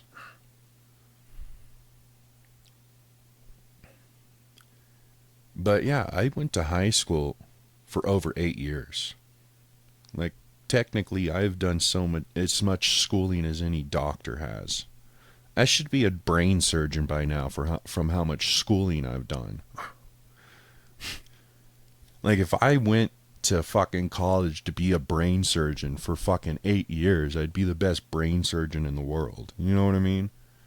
And they had the nerve, the audacity to kick me out of all these high schools and colleges, community colleges and shit, because I wasn't showing up enough. And the whole time I'm thinking, like, motherfucker, I gotta go to work. I got bills to pay. I gotta pay insurance for my car. I gotta fucking put gas in my car so I can come to you and bullshit with you about Columbus discovering America. Like, I got bills to pay. I'm starting to get a fucking apartment and shit. I'm starting to do all this adulthooding shit that you guys are supposed to be preparing me for. I'm doing with flying colors. And you guys are kicking me out because I'm not showing up 24/7 to sit there and bullshit with you. It's like, well, I gotta go to work. I got bills to pay. I got shit to do. I can't come to your little preschools and bullshit with you all day, every day. And the time that I'm not at work, I'm at home, sleeping or smoking weed, trying to take a break from all this fucking adulting that I'm doing at fucking 16. So after they kicked me out of Pickens Technical College, and they kicked me out of Ponderosa High School, and they fired me from Subway, I was like, all right, fuck that shit. I'm not doing that shit no more. That was too much. It stressed me out to the point of a mental breakdown, and I got put in a mental hospital. I can't keep fucking doing school and college and work all at the same time. It's too much. So I ended up moving back into my mommy's basement and shit for a little while, and start working with All Health, mental health system about getting me on SSI and getting me an apartment and shit. And I went to Plum Creek High School. So Plum Creek is in Castle Rock, Colorado. And Plum Creek High School is for troubled youth. And so Plum Creek High School is a high school specifically created for juvenile troubled youth and mentally ill troubled youth. And it was Ponderosa's recommendation for me to go to Plum Creek High School. And even my mom was like, I don't want to send him to Plum Creek High School. His friend Brian was sent to Plum Creek High School, and even his mother said that Plum Creek High School was bullshit. And so Plum Creek High School is in Castle Rock, Colorado. Castle Rock, Colorado is one of the most richest districts in the world. It's where all the rich people go. The Broncos live there, and a whole bunch of rich people live there and shit. So it's one of the most richest communities in the world. And so it's a rich kid, troubled youth school. So they have metal detectors at the front doors. So before you even come into this Plum Creek High School, you got to go through the metal detector. And you have to wear a uniform. And you have to have a backpack that's clear where they can search your backpack and find shit. And you're not allowed to bring any electronics or anything into the school. The only thing you're allowed to bring into the school are pencils and schoolwork materials and shit, like books and shit, you know. So they catch you with anything else, they'll fucking confiscate it and take it from you. Well, I like to listen to my iPod while I'm on the bus. And they like to take away my iPod while I'm in school. But my entire life, I have always listened to my iPod while I'm in school. I would always have one headphone in one of my ears under my long hair. I'd cover it up with my long hair. And then I'd have one ear open to the teacher's bullshit so I can hear her whenever she calls my name and I can say, what? But most of the time I was sitting there listening to music. And I had long hair, so I would put the headphone in my ear and I'd wrap the cord around the back of my neck and into my shirt and I'd cover it up with my hair. And so this whole time I would just pretty much just be sitting there listening to music, staring off into space. Just like, fuck, when is this over? Blah, blah, blah. She is full of shit. She doesn't know what she's talking about up there. Like, when can I go home and go to sleep? And that was pretty much the whole time I've ever been in school. So I like to listen to music instead of listening to the teacher's bullshit to me and lie to me. So I was sneaking my iPod into Plum Creek High School through the metal detectors and shit. I'd fucking hide it in a certain part of my backpack that they can't see it and find it and shit. And made a little secret compartment just for my iPod. And it was an 80 gig iPod, so it was a bigger one, but it had a lot of music and shit. So it, you know. Well, one day one of the kids must have ratted me out or some shit. I don't know how the fuck the principal found out about it, but I'm sitting in class with the iPod in my ear. And the teachers and also when you're in the classroom, they lock you into the classroom. And they had their own security system in that school, Plum Creek. So you go through a metal detector, they search you before you even get in. And when you go into the classroom, they will lock the door behind you. And you're only allowed to piss and do all that shit when you're going in between classrooms. So you're locked in the classroom until class is out of session. And so this whole time I'm there, I'm just like, what the fuck? This is even more ridiculous than Ponderosa. This is stupid.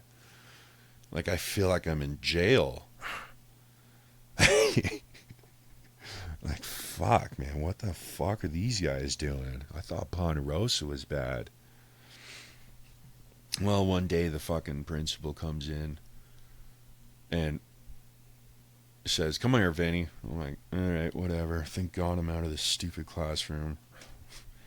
And I go in the principal's office and he starts searching me. The security guard comes in and they start searching me and they're like, they find my iPod. I'm like, what do you guys want? Leave me alone. And like, Vinny, we told you can't have your iPod in school. Well, fuck you. And I did say that. Well, fuck you. And he's like, I'm calling your mother. I'm like, yeah, whatever. Could give less of a shit about her, too. And so my mom comes. And my mom's even kind of like, what is your guys' problem? He brought his iPod into school. And she's looking at the security guard and she's looking at the principal. And she's like, what the fuck's wrong with you guys? Leave him alone. So even my mom was like, this is stupid. Why'd you call me down here? And the principal's like, well, I'm going to have to take your iPod away. And it was Friday. So I'm like, well, that would mean I would have to go the whole weekend without an iPod. He's like, well, maybe you shouldn't have brought it to the school on a Friday. I'm like, excuse me? Like, you can't just take my fucking property, dude. I need that iPod to listen to music for the rest of the weekend. I got a whole Saturday and Sunday. I'm not spending it without music. What's wrong with you? And he's like, well, I'm confiscating your iPod for the weekend. I'm like, the fuck you are, bitch. And so he kind of left the room. Everybody left me in the room. Let's just leave him in there to think about what he's done. Well, the principal left his fucking iPod sitting on the desk. It was a little nano. I was like, take my iPod, motherfucker. And I jacked his fucking Nano. And I left with this fucking Nano iPod.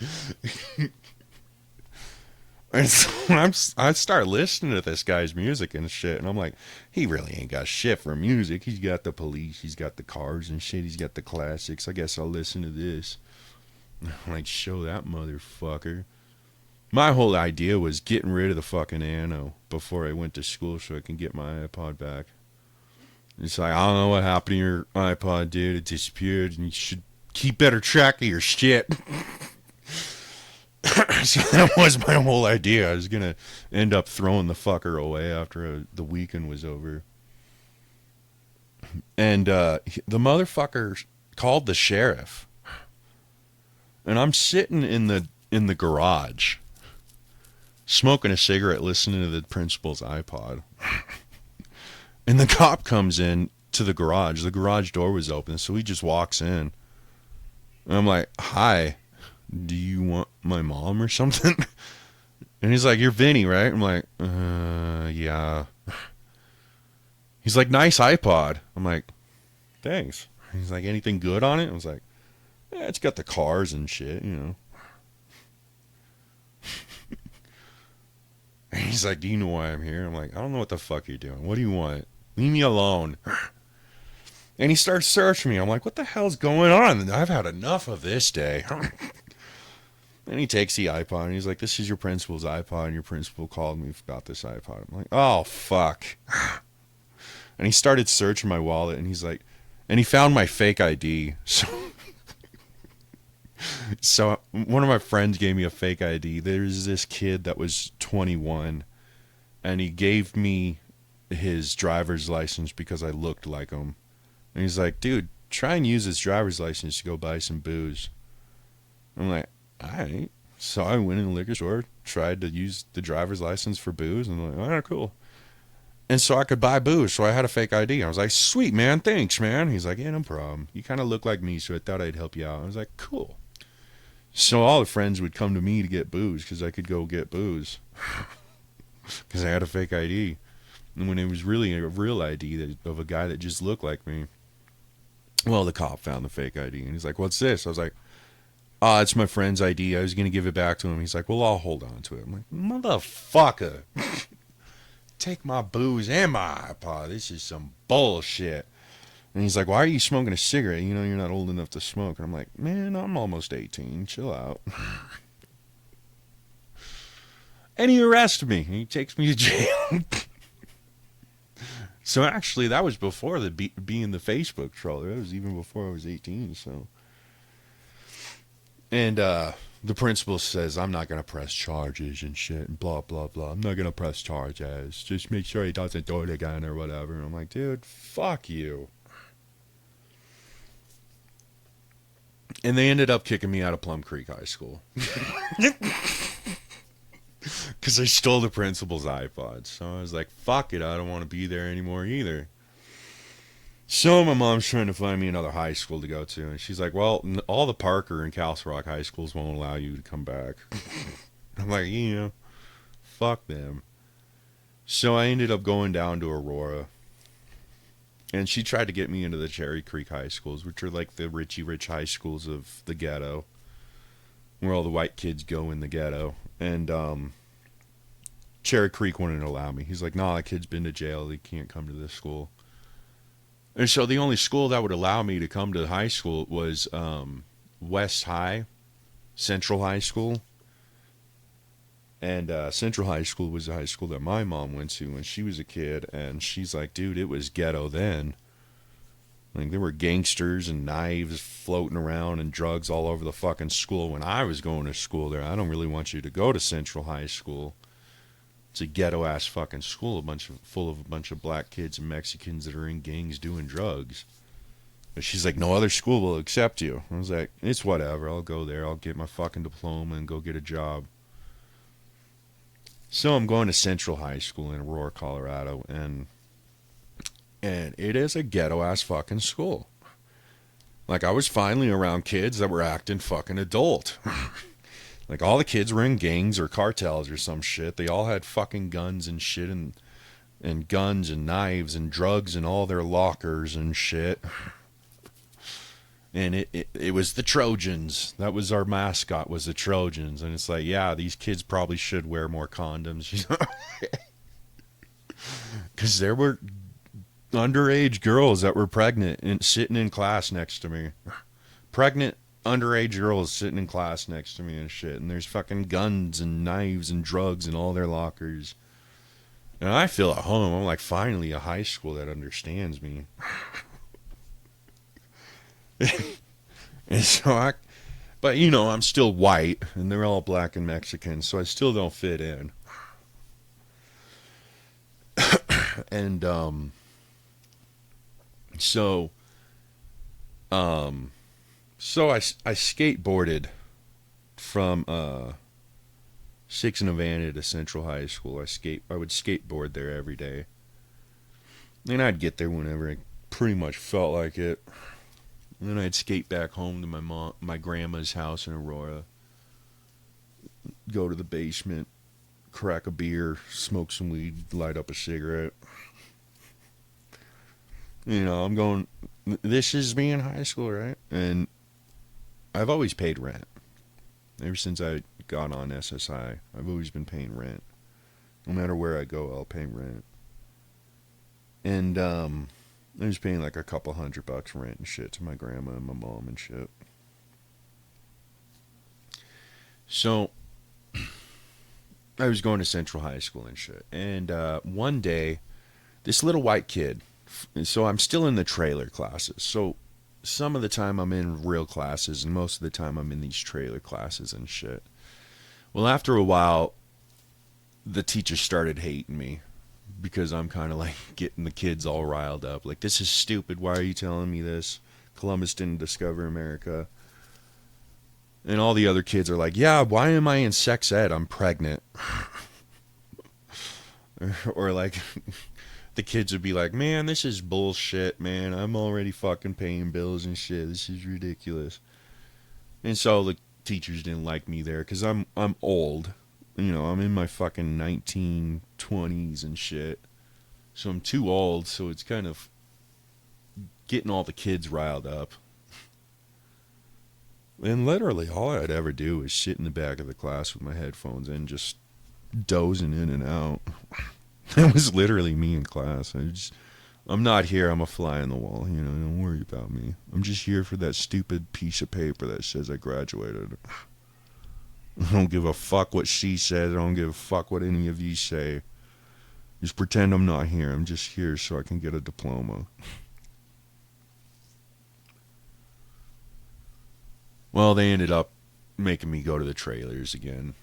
And slowly they integrated me into nothing but the trailers, and I wasn't allowed to go to the rest of the classes. And I'm like, well, why not? And they're like, you're too old. And I'm like, whatever. I don't really want to be around all those kids anyway. So I'm back in the retard classes. Well, one of these little white boys started following me around. I'm like, whatever. I get it. I was white in Fulton Elementary. I was the only white kid in the ghetto, too. I get it. I'm the only other white guy. So he's following me around one day. Well, one day, all the blacks and Mexicans wanted to start trying to jump this little kid. And they all kind of like started picking on him. And we're like, hey, man, fuck off. He's like, this isn't about you. And I'm like, well, leave the little white boy alone. He just leave him alone. He's not doing anything to you. Leave the guy alone. Well, then they started picking on me. And I'm like, I'm bigger than you. Leave me alone. Well, then they started going to their gangs and their big brothers and shit. And all their gangs and their cars and shit are fucking with me. And I'm like, dude, fuck all you guys. Leave this little white boy alone. You know? And then they started trying to get in a fight with the little white boy. And I'm like, you're going to have to go through me. Well, then they started trying to get in a fight with me. And I'm like, motherfucker, you don't want to fuck with me. Like, I've had my ass kicked more than you ever will. You don't want to fuck with me. You got to lose them to learn how to win them, buddy. Looks like you've never had your ass kicked once in your life. So, other than you're jumping in and whatever. So y'all just scoot on. Y'all get in your little fucking lowriders and shit, and you get the fuck away from us. And so the little white boy's like, man, thank you, man. They all wanted to jump me, and I'm like, yeah, you should probably tell somebody about that. Like, they're not gonna leave you alone. Like, snitches get stitches and ditches, and don't be a little rat and shit. But when people are trying to fucking kill you, it's a good idea to go try and tell an adult or 911 about it. Like, it's not being a rat and a snitch when the motherfuckers are trying to kill you, okay? So, yeah, go tell the teachers and shit tomorrow. And all the blacks and Mexicans are trying to jump your ass and shit. So I ended up leaving, skating home. And they ended up running over my skateboard, too. And it was a Tony Alva skateboard. And I don't know what happened to it. I honestly don't know what happened to that Tony Alva. I had it since... I lost it in 2020. I don't know what my mom did with it, but she's like, I don't know, I didn't do nothing with it. And it's kind of her thing. She throws my shit away and then she lies about it. So anyway, that was a Tony Alva. I got it from Texas, and it was a real Tony Alva. That board was awesome. And they ran over it with the car, and it was still intact. And they're all like, fuck, man, I thought we'd run over it and break it. But they ran over it with the car, and it was still intact. So I skated home with it. And I came to school the next day, and they're like, Vinny, you're going to have to go to the principal's office. I'm like, Jesus Christ, what is your guys' problem? And so I'm talking to the principal and my teacher and shit. I'm like, we're going to have to kick you out. I'm like, I'm getting kicked out of Central? What the fuck? And they're like, yeah, we heard that you got in a fight yesterday. I was like, no. This little kid, this little white boy was about to get jumped by a bunch of blacks and Mexicans, and I protected his ass. That's what happened. And they're like, oh. I was like, yeah, all those blacks and Mexicans were trying to jump that little white boy. I was just trying to help him out. And they're like, oh. Well, you're also too old. I'm like, well, I'm sorry that you guys keep holding me back. How about this? I can graduate. How about that? Give me my fucking diploma so I can go get a job. And like, also, you're not showing up enough. I'm like, oh, this shit again. It's like, I got bills to pay. I can't be here all day, every day bullshitting with you guys about a fucking piece of paper that says that I believe in Columbus discovering America. Okay? And they're like, well, we're going to have to kick you out. I'm like, well, what school am I supposed to go to now? Where are you transferring me? And they're like, well, you're also too old to return. I'm kind of like, well, did I graduate? It's been 8 years. Have I graduated yet? And they're like, no. I'm like, well, what the fuck do you want me to do? And they're like, I don't know. There's other services. You can try and do online classes or try and get your GED. I'm like, wait a second. I've been going to high school for 8 years. And you guys are telling me that I haven't shown up enough within the 8 years of going to high school. And you're telling me I'm too old to return.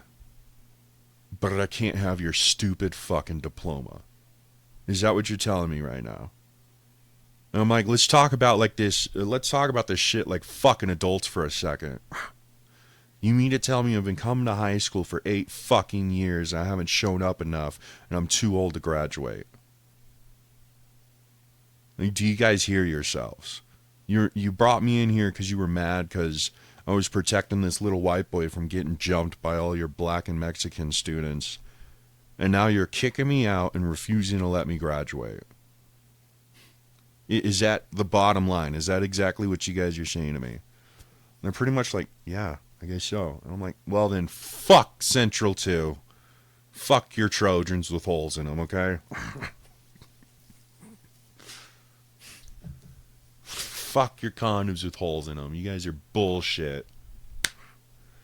Like, I'm getting kicked out of the ghetto school now. This is ridiculous.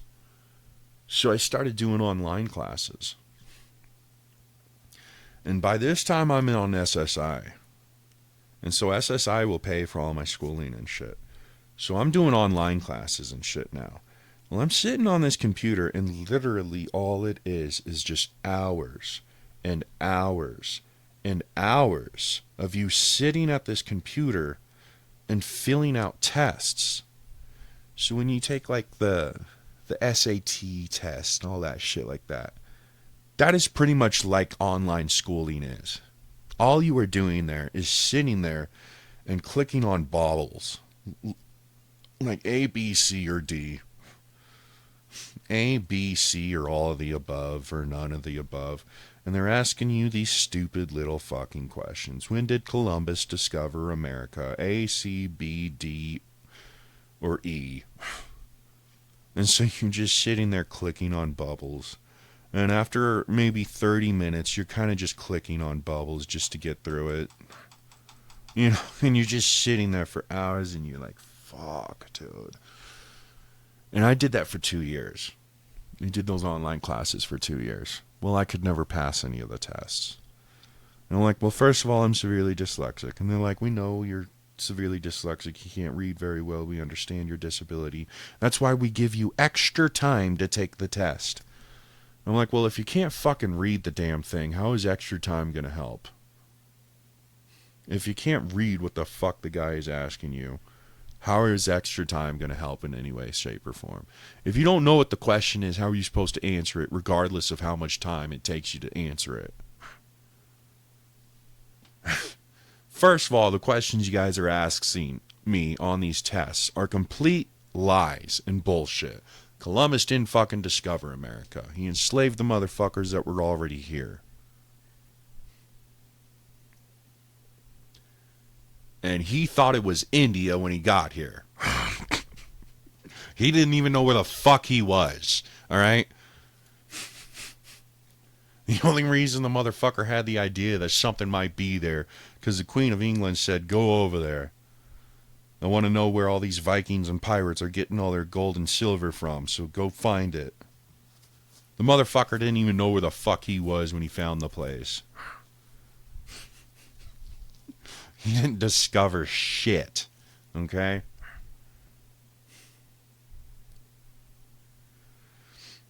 Second of all, so first of all, your questions are bullshit. They're lies. Second of all, if I can't read the fucking question, how am I supposed to answer the fucking question? So first of all, it's a lie. Second of all, how am I supposed to answer it in any way, shape, or form if I can't even read it? Regardless of how much time you give me to stare at a question that I don't understand and can't read. So they kicked me out of online classes. I'm like, Jesus Christ.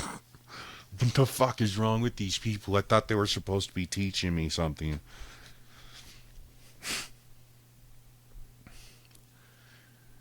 So after 8 years of high school, I did 2 years of online classes. So 8, 9, 10. That's 10 years of high school.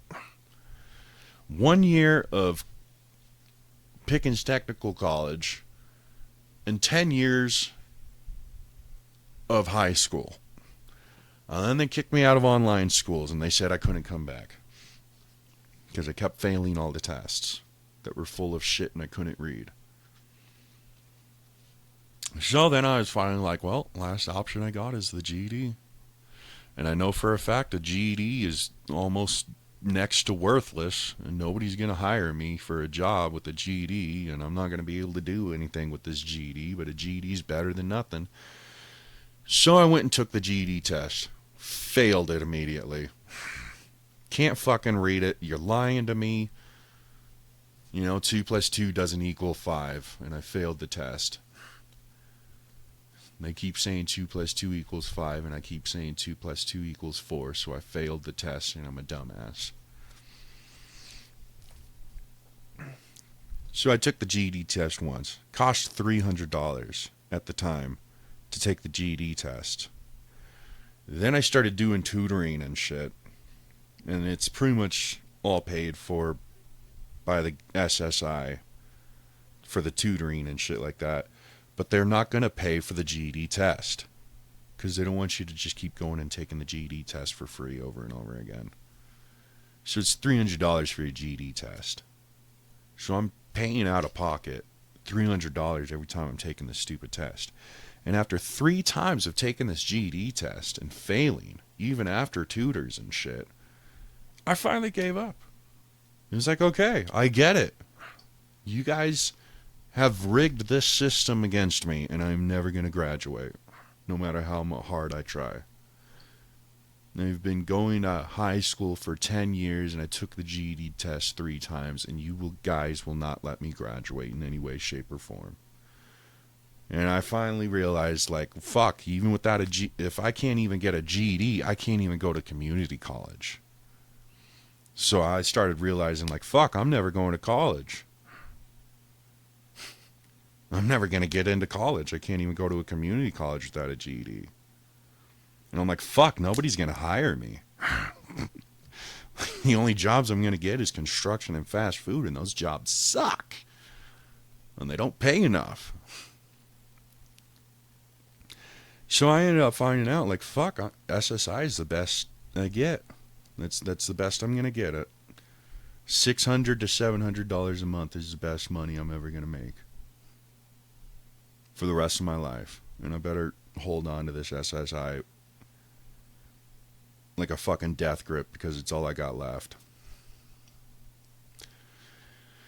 And so by this time I'm in my first apartment and shit, where I met Brian, who died, who lived next to me, and Dino and Mike and Channing and AD and shit. And this is my first apartment. It's on Havana Street in Aurora and shit, right down the street from the King Soopers.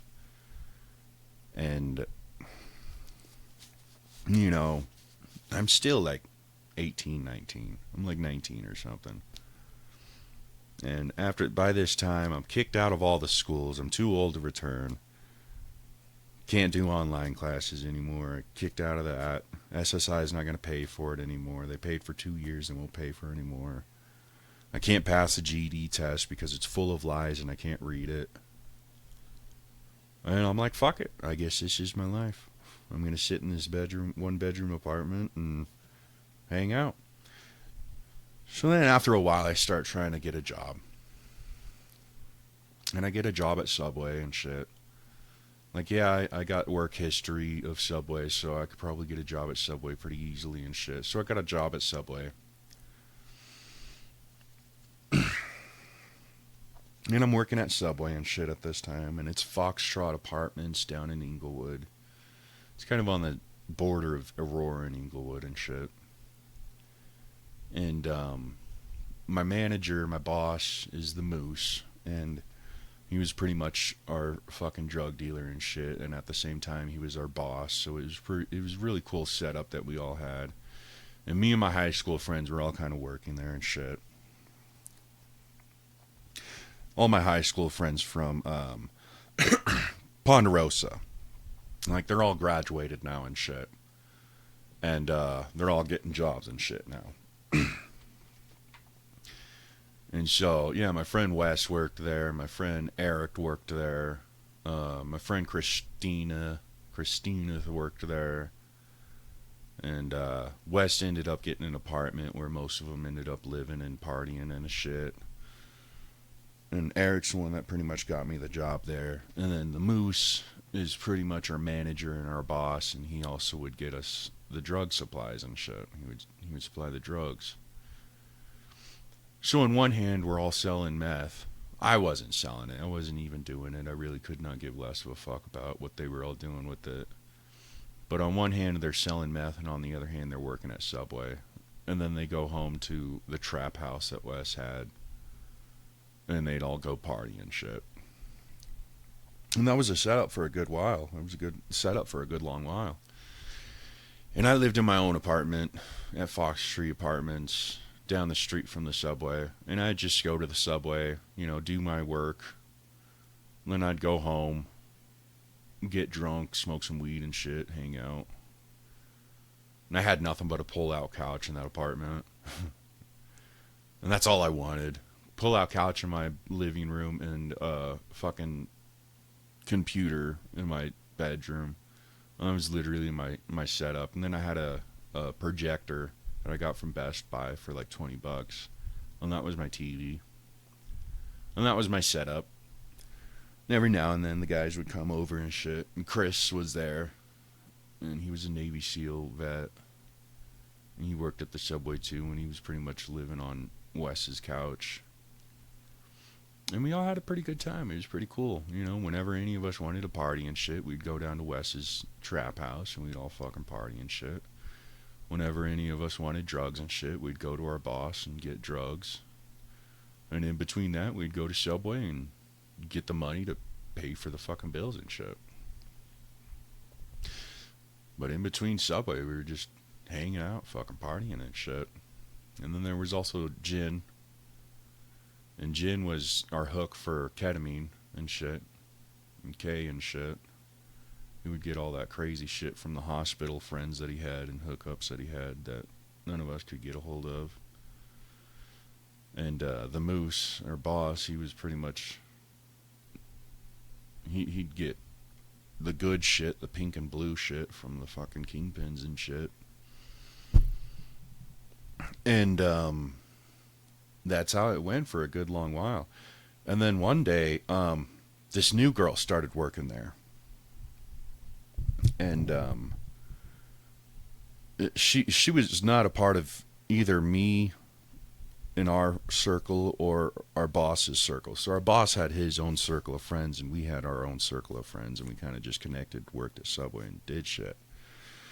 Well, this new bitch came out of nowhere, and Jordan and the Moose ended up hiring her and shit.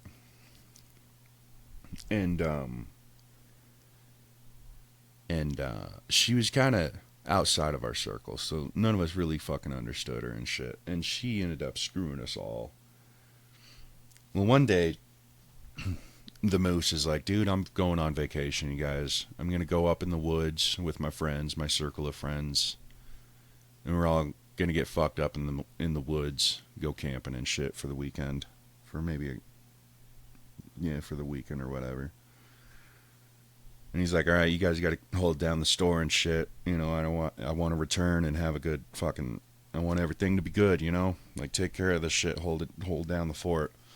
And we're like, all right, cool, man. So he went on vacation. And he needed it. You know, he was a good boss. He was the best fucking boss we'll ever have, you know? Well, this bitch, she ended up fucking up my schedule on the calendar. So I'd go to the calendar, and I'm like, dude, I got to work tomorrow. Oh, nope, I don't got to work tomorrow. And that's pretty much how I'd leave. Like, if I got to work tomorrow, then I'm not going to drink. I'm not going to drink any beer. But if I don't have to work tomorrow, I'm going home and getting drunk. Well, I looked at the calendar. I'm like, all right, I ain't got to work tomorrow. Cool, I'm going to go get drunk tonight. And I looked at the calendar, and I was like, fuck, I don't have to work till Monday. I'm like, cool. So I went home, and I got drunk. And I'm like, cool, I ain't got to come to work till Monday. I got the whole weekend and shit. This is cool. Well, I come to work on Monday, and the owner of the Subway is there. I'm like, oh, shit, what's she doing here? And she's like, oh, Vinny. I'm like, what? She's like, you're fired. I'm like, all right, cool, see ya. You know, when people fire me, I could not give less of a fuck. Plenty of Subways out there, dude. Could not give less of a fuck if you fire me. That literally was my firing. Like, oh, Vinny, what are you doing here? I'm like, what? You're fired. All right, see ya. Peace. And Jordan and the Moose ended up coming to work and shit from his vacation. He's like, and he got in a fight supposedly with the owner of the store. So there's the owner of the store that owns the store and pretty much collects most of the money and profit and shit, and she just sits at home collecting the money. The manager is the one that does all the work. The manager handles all the money. The manager handles all the product. The manager handles all the hiring and firing of the employees. The manager handles everything. The manager does all of the fucking work for everybody and gets a fraction of the money that the owner of the place gets. And the manager might make a little bit more than all of the other employees, but he's not going to be making much more, you know. And I remember talking to him about it, the boss about it a lot. Is like, is it really worth being a manager? And he's like, fuck no, it's not worth being a manager. You have to do everything for everybody. And if anything gets fucked up, you're the one that has to pay for it. and you don't get paid enough for it. And I'm like, well, why do you do it then? He's like, well, if I wasn't the manager, I wouldn't get enough money to pay for this fucking apartment. And he was living in a 1-bedroom apartment by himself. So he's like, yeah, I have to be a manager in order to make enough fucking money to pay the fucking bills. I'm like, all right, well. So he ended up coming home from his vacation, finding out that the owner fired me. And he got so pissed off that he quit. So pretty much he got in a fight with the owner. And he's like, listen, you can't just come in here and start firing my employees. And she's like, oh, I'm the fucking owner. I can do what I want. And he's like, no. I'm the one that runs this store. I'm the one that takes care of your money. I'm the one that takes care of your store. I'm the one that hires these employees. I'm the one that fires these employees. I'm the manager. And if you can't respect that, then I don't want to work here. And you can't just fire Vinny. Vinny is one of my best fucking employees. You can't just fire him. If Vinny's not working here, I'm not going to work here. And that is pretty much how all of my friends and all the other employees were pretty much talking to her about it. Like, if you fire Vinny, I don't want to be here. Because I was the one doing all the work. While the boss was out there getting more supplies for the store or handling the paperwork and all that other shit, he was also the one that would always do all the hard work and shit too. So after he was done doing all the hard work for the store, making the bread, setting up the front, making sure everything's clean, he would go either in the back and do all the paperwork and the money and shit, or he would be out running around to the other stores getting more supplies for the store, because he keeps running out of supplies, because it was a big hit there. Like, he kept running out of supplies because he was selling it so quickly. So all the tomatoes and the lettuce and the bread and shit, well, he would get enough supplies for that week, because you have to get resupplied every week. Pretty much every day almost. They would come and bring more supplies and shit. But after the lunch rush and shit, there'd be so many people that come through that Subway that he would run out of shit. So he'd have to go to another Subway somewhere and get shit from them and bring it to our Subway so that he can supply it in his Subway. And then he would have to go back to that Subway where he borrowed shit from and repay them for it and shit. And so he's handling all this shit that the owner should probably be fucking doing, So he was a damn good manager, a damn good boss, and he was also a damn good friend. And when he was out running around with the other stores or something like that, he was pretty much relying on me to take care of all the other shit and hold down the fort, And so I was usually the one actually doing all the work, like cutting the tomatoes, cutting the onions. Nobody wanted to cut onions because it makes you cry. It burns your eyes. So I'd cut the onions and shit, and sometimes I couldn't even do it. So if I couldn't do it, Jordan would do it. My boss would do it. And you'd have to go in the freezer after you cut the onions because your eyes are burning so much. You have to go in the freezer and pry your eyes open to try and make the burning stop. And that was also where we did our smoking and shit too. So whenever we wanted to smoke weed or a little bit of the shit, we would go to the freezer and smoke, because the freezer has its own air for circulation shit, so we could smoke in there and nobody would smell it. Because we couldn't exactly go outside the store and start smoking weed where the cops were driving by and shit, so we'd go in the freezer to smoke. And also the other guys, they would bring alcohol and shit, so they'd be drinking and smoking and twirling the bubble and shit and making sandwiches and shit. Well, I might take a couple hits of weed and shit, but I'm not drinking on the job. And I would be the one that would cut the tomatoes and fucking supply the front and shit. And also, what pissed me off the most, they would always make me clean out the sink. Because in Subways, they don't have garbage disposals because it's a safety issue. They don't want people to get their hands cut off in the garbage disposals. So these sinks don't have garbage disposals. But we still use the sinks in order to wash all of the stuff. All the trays and shit. So we have to use these sinks to wash these trays and shit. So you're supposed to take all the food and dump it into the trash and then wash the shit in the sink. Well, these motherfuckers, they just wash the shit in the sink, let the food get into the bottom of the fucking sink and clog it. And then they'd be like, Vinny or boss, come unclog the sink. And then they'd go in the back and start drinking and smoking. So I would have to you have to put your hand into this disgusting fucking dishwasher, go all the way to the bottom to the drain, and you will have to handily grab all the shit that's clogging the drain and pull it out and throw it into the trash. It was always disgusting. But, you know, whenever they didn't want to do something, they'd get me to do it. And I was fine doing it because I actually went there to work. You know, the rest of them kind of just went there to collect their paycheck. I was actually going there because I was bored and I wanted something to do. So I was fine with cutting the tomatoes and the onions and supplying the front and shit and cleaning out the drain and shit. I was fine with it. Cleaning the bathroom, all the shit that they didn't want to do. I was fine with doing it because I was bored and I wanted something to do. That's literally the only reason I was there. Because I'm on SSI and I actually don't have to go to work. I can sit on my ass at home and still pay rent and shit. So I actually do not have to go to work. I actually chose to go to work because I was bored and I wanted something to do. And I was sick of sitting alone in my apartment, so I'd get a job at Subway or something. So when I'd go to work and shit, I was ending up working overtime and shit on accident.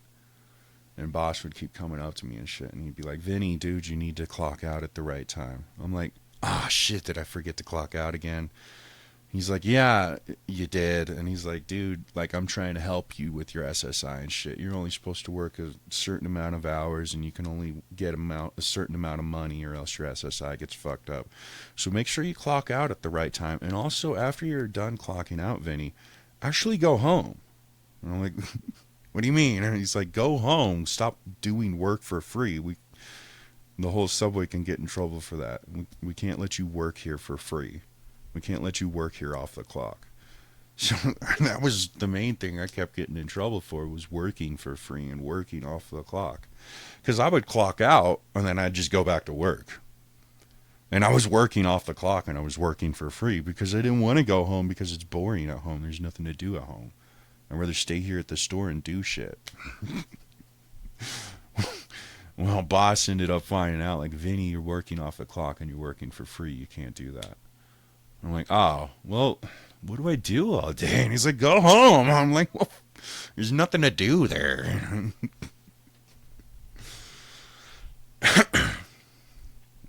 So that was what I would get in trouble for at that Subway, is I was working off the clock. But, yeah, when you're on SSI, Social Security income, government income, pretty much the government is giving you a monthly check in order to pay the bills and survive and shit. And they give it to people that are disabled or homeless or fucking unable to work or whatever. Well, they gave it to me because I was a homeless, crazy kid at 17. So if you try to apply for Social Security income before you turn 18, you have a better chance of getting it. I started applying for it when I was around 16, 17, and it takes a year at least in order to get it. They are always going to say no the first time. They're never going to just say, oh yeah, here you go, the first time. You're always going to have to keep trying to get it over and over and over again. And they might shut you down like 3 times before they actually start thinking about giving it to you. And so it took me about a year to actually get the SSI and start getting $600 a month. And they give you, Medicaid, health care, which is the best health care you can get. It's government health care. So they give you Medicaid so you can get a doctor and shit. And then they give you all these government benefits pretty much with this SSI. And then they also start helping you pay rent and shit and getting housing and shelter and shit. And then they also gave me $80 a month food stamps. I get $180 now for food stamps a month. I used to get only $80 a month. And I used to only get $600 a month SSI, and now I get $700 a month SSI. And actually, I think I get maybe $800 or $900 a month SSI now. But I have to pay $100 for these fucking court fees, and I also have to pay off SSI because SSI was giving me money when I was in jail, and my mom was taking my SSI money and putting it on my books, and I ended up having to, you have to pay back SSI all the money that they give you when you're locked up in a facility. So if you're in jail or a mental hospital, SSI is going to keep putting money on your paychecks, but when you get out of jail and shit, they're expecting you to give them that money back. They want that money back because they're paying for you to be in a facility. They're not going to pay for you to be outside when you're locked up. Well, my mom was using my SSI money when I was in jail to put on my books instead of bailing me out. So my bail was $3,000. It was a $3,000 bail. And so it was $300 with the bondsman. And my mom would rather use my SSI money and my social security, stimulus checks.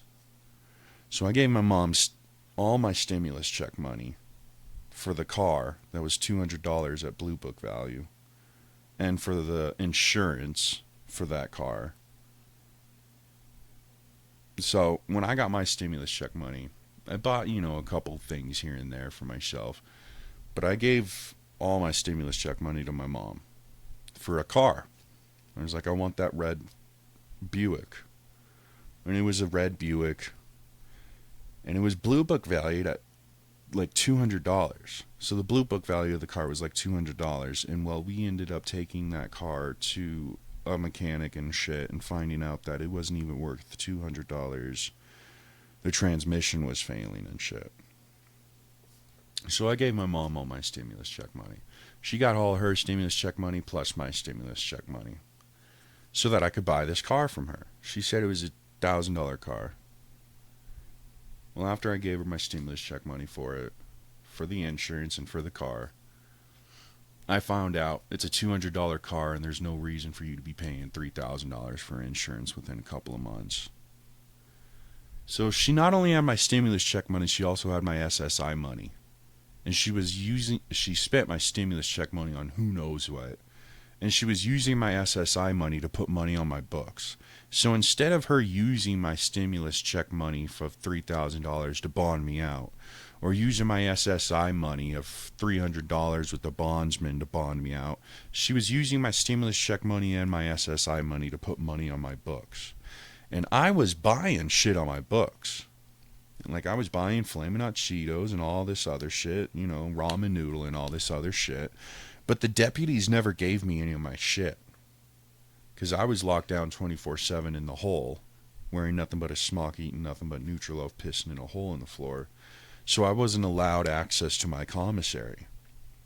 But I was still buying commissary. And the reason I did that was like, well, if you guys aren't going to give me my commissary, then you guys need to refund it and shit. And my whole idea was, if I could get $300 of commissary refunded onto my books, I could bond myself out with my commissary money. Well, my mom knew that I could bond myself out with money that's on my books and shit too. She would only give me so much money at a time, and she'd make sure that it was spent before she gave me more money, even though it was my money in the first place. So I'm trying to trick both the cops and my mom to bond me the fuck out with my commissary. So I am buying all this fucking commissary. Flamin' Hot Cheetos, ramen noodle. I'm buying all this fucking shit on commissary. They won't give it to me. I'm like, whatever. I hope you don't. That just means you have to refund it and put it back on my books, and then I can bond out. Well, later I found out I have to have the full $3,000 in order to do that. So I would have to somehow try and get $3,000 on my books. And in order to do that, I have to keep buying this shitty commissary, letting them refuse it to give it to me, refund it back onto my books until I get $3,000 to bond out. So I'm kind of doing that fucking thing. None of them understood why the fuck I was buying 100 bags of Flamin' Hot Cheetos every day. Like, I literally had $300 worth of Flaming Hot Cheetos that I bought. So when you buy a bag of chips in that jail, they give you the small bag of chips. So you get these little small bags of chips, and they're like $5. And I was buying 100 bags of Flaming Hot Cheetos every day. And so they ended up having like $300 worth of Flaming Hot Cheetos. 300 bags of Flaming Hot Cheetos in 3 big trash bags, sitting with them in their fucking bubble. So they call it a bubble. Pretty much the room where the deputies sit all day and ignore your fucking calls and shit. I'll get right on it, send a kike. That's all they say. You push the button to the monitor and it's supposed to give you access to talk to them in their bubble. And they call it the bubble. But it's like a little plexiglass room for them to look at all of us and keep everything under control. So you push the intercom button and they'll say, I'll get right on it, send a kite. And that's all they would say. Every time you push the intercom button, I'll get right on it, send a kite. And then you send a kite and the kite says, talk to your deputy. So it's a runaround, it's a pass a buck, it's a fucking hoop to jump through. They just don't want to do anything. They just want to sit there and collect their paychecks. But they were sitting in their bubble with 300 bags of Flaming Hot Cheetos sitting next to them. They look like 3 big Flaming Hot Cheeto beanbag chairs sitting next to them the whole fucking time. You know, the whole time I'm sitting in my cell eating nothing but Nutriloaf, wearing nothing but a smock. I'm just watching these pathetic piece of shit, cock-sucking, dick-loving motherfuckers sit in their bubble with my 300 bags of Flaming Hot Cheetos as they come and hand me a brick of Nutriloaf. And I'm like, I really don't fucking give a fuck. Fuck you guys. Well, my whole idea of buying all that commissary that they couldn't give to me was refund the commissary. Put the money back on my books so I can bond out with it. My mom's using my SSI money, which is going to get me in debt with the SSI when I get out. And she's using my SSI money to put money on my books so that she looks like a good mommy. Instead of bonding me out for $300. Instead of bonding me out for $300, she is using my money to put money on my books so that she can look like a good mommy as she refuses to bond me out for $300. And so I'm sitting in the hole. It's literally a room with a slab for you to sleep on and a hole in the floor for you to shit and piss in. I'm wearing nothing but a smock. They won't even give me a pillow and blanket and shit. And eating nothing but Nutriloaf for 2 years straight, waiting for my 6-month fast and speedy trial to happen. And every time I had access to a fucking computer or something, I'd go try and buy shit for my books. And every time they're like, why do you keep buying Flamin' Hot Cheetos? We're not going to give them to you. And I'm like, I know. I'm doing something. You don't have to know what I'm doing. I'm trying to get the fuck out of here. So I'd spend all the money my mom would send me on my books, and I'd spend it as quickly as I could. Because I knew they weren't going to give it to me, and they would have to refund it to me. And I would have money on my books in a place where she can't see it, and I can bond out. So this whole time, I'm trying to trick my mom and the fucking deputies into giving me enough money to bond out by using the books. And then I would also you can send 3 to 5 electronic kites every day and 2 paper kites every day. Because every time I press the intercom, you're like, I'll get right on and send a kite. I was like, all right, fuck it, I'll send a kite. Give me my 2 paper kites. And every single day, I sent 2 paper kites and 5 electronic kites. And I would send them to different people every fucking time. Every time I would check a different box. And I'm making sure that all these kites are going to all these motherfuckers. And on every kite, I would be talking about how this is cruel and unusual punishment. I have a 6-month right. I have the right to a 6-month fast and speedy trial by a jury of my peers. You know, every single kite is pretty much real kites. Like I'm sending real fucking complaints. I'm like, this is bullshit. I'm locked down 24/7 in a smock eating Nutriloaf in the fucking hole. Like, you guys can't fucking do this shit to people. I mean, just real fucking, like, you guys need to get your shit together, you know? Like, this is illegal. This is war crimes. You're attacking all of my rights. You're fucking committing war crimes against humanity and shit. You can't fucking do this shit to me, let alone anybody else. You can't fucking do this shit. It was a goddamn BB gun. You guys need to get over yourselves. Deflate your egos a little bit. This is bullshit. You all know it's bullshit, and there's no way you're gonna get away with it. So I'm sending 2 paper kites and as many electronic kites as I can every day. And in the meanwhile, I'm also buying everything I can on the books so that they can refund it and get me bonded out. Because they wouldn't give me a PR bond, which was another thing that was pissing me off. So a PR bond is a bond that means they're going to bond you out for free.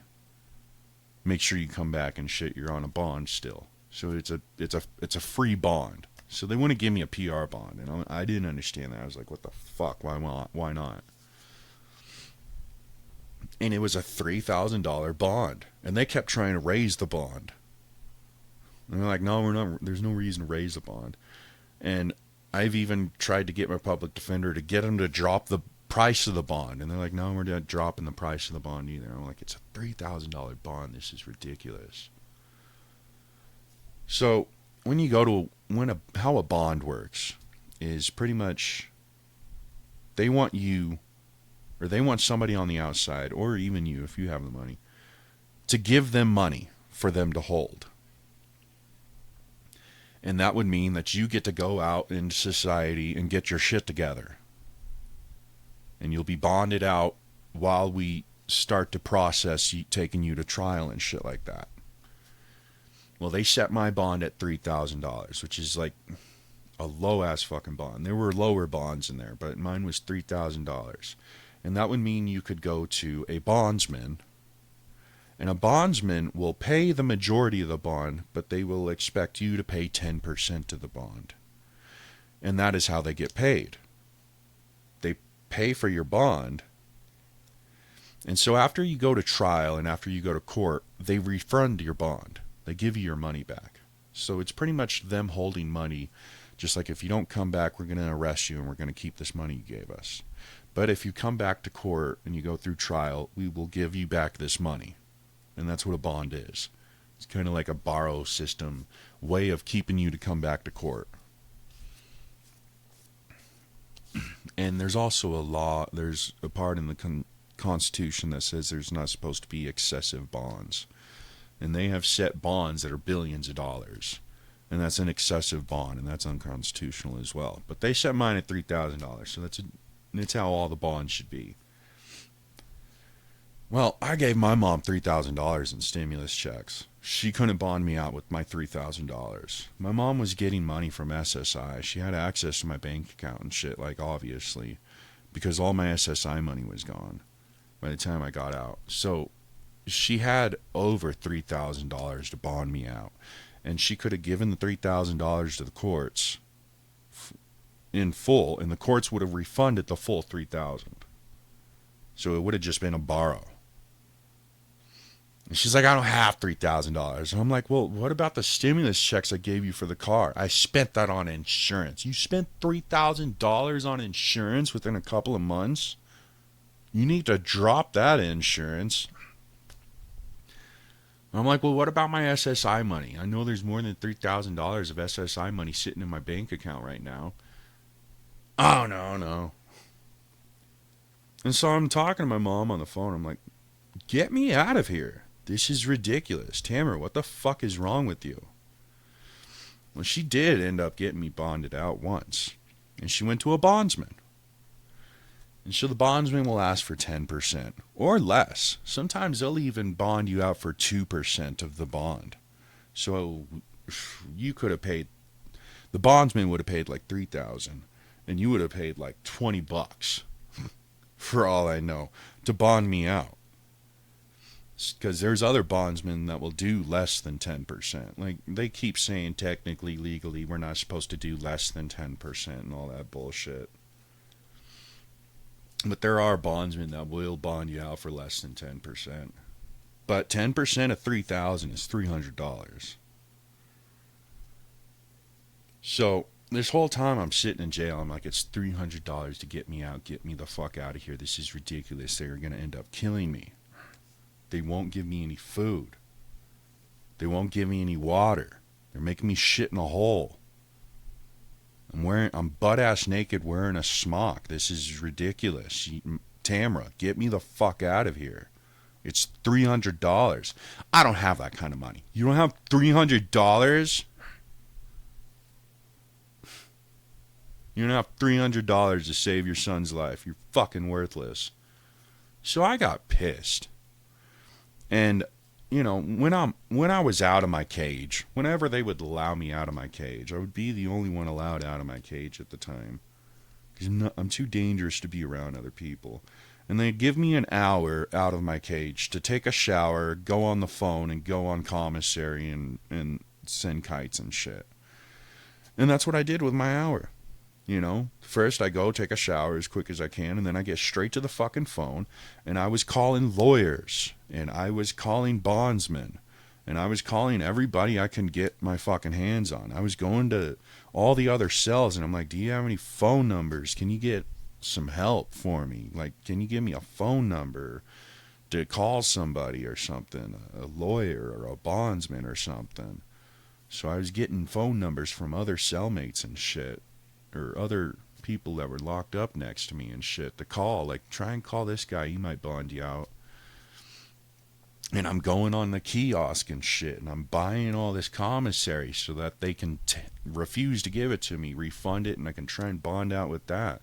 And I'm sending all these electronic kites and paper kites to everybody. I'm saying this is fucking ridiculous. Somebody needs to do something. And then after an hour, I had to go back into my cell. And I have to fucking be locked in there, butt-ass naked. Wait until tomorrow so I can get another hour out so I can call more people and try and get the fuck out of here. And I would call my mom, I'd call lawyers, I'd call bondsmen, I'd send kites, I'd buy commissary. And I'm trying to do all this fucking shit to get the fuck out. Because I'm like, this is fucking ridiculous. They're going to end up killing me in here. Like, a person will starve to death after a couple days to a week, and a person will fucking die of dehydration within 2 days, and these guys are going to end up fucking killing me.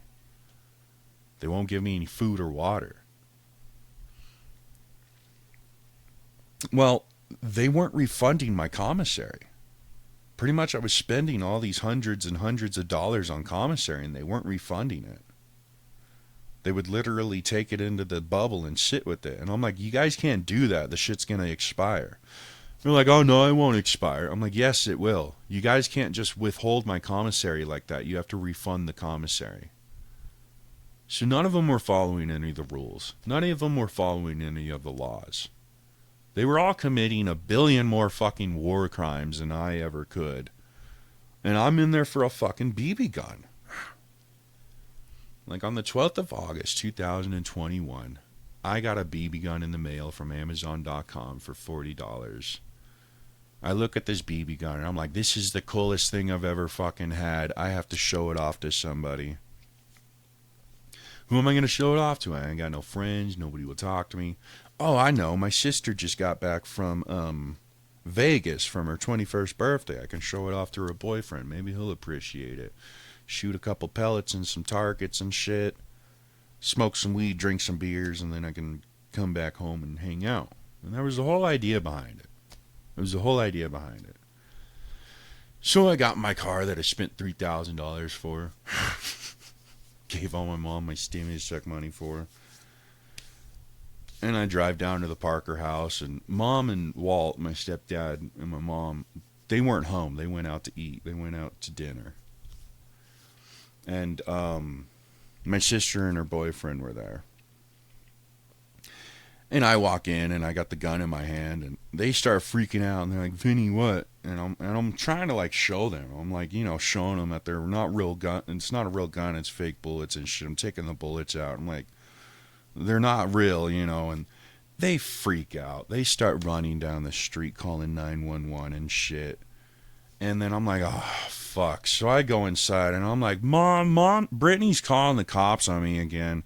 Well, Mom and Dad aren't home. So I'm like, fuck, I'm just going to go home then.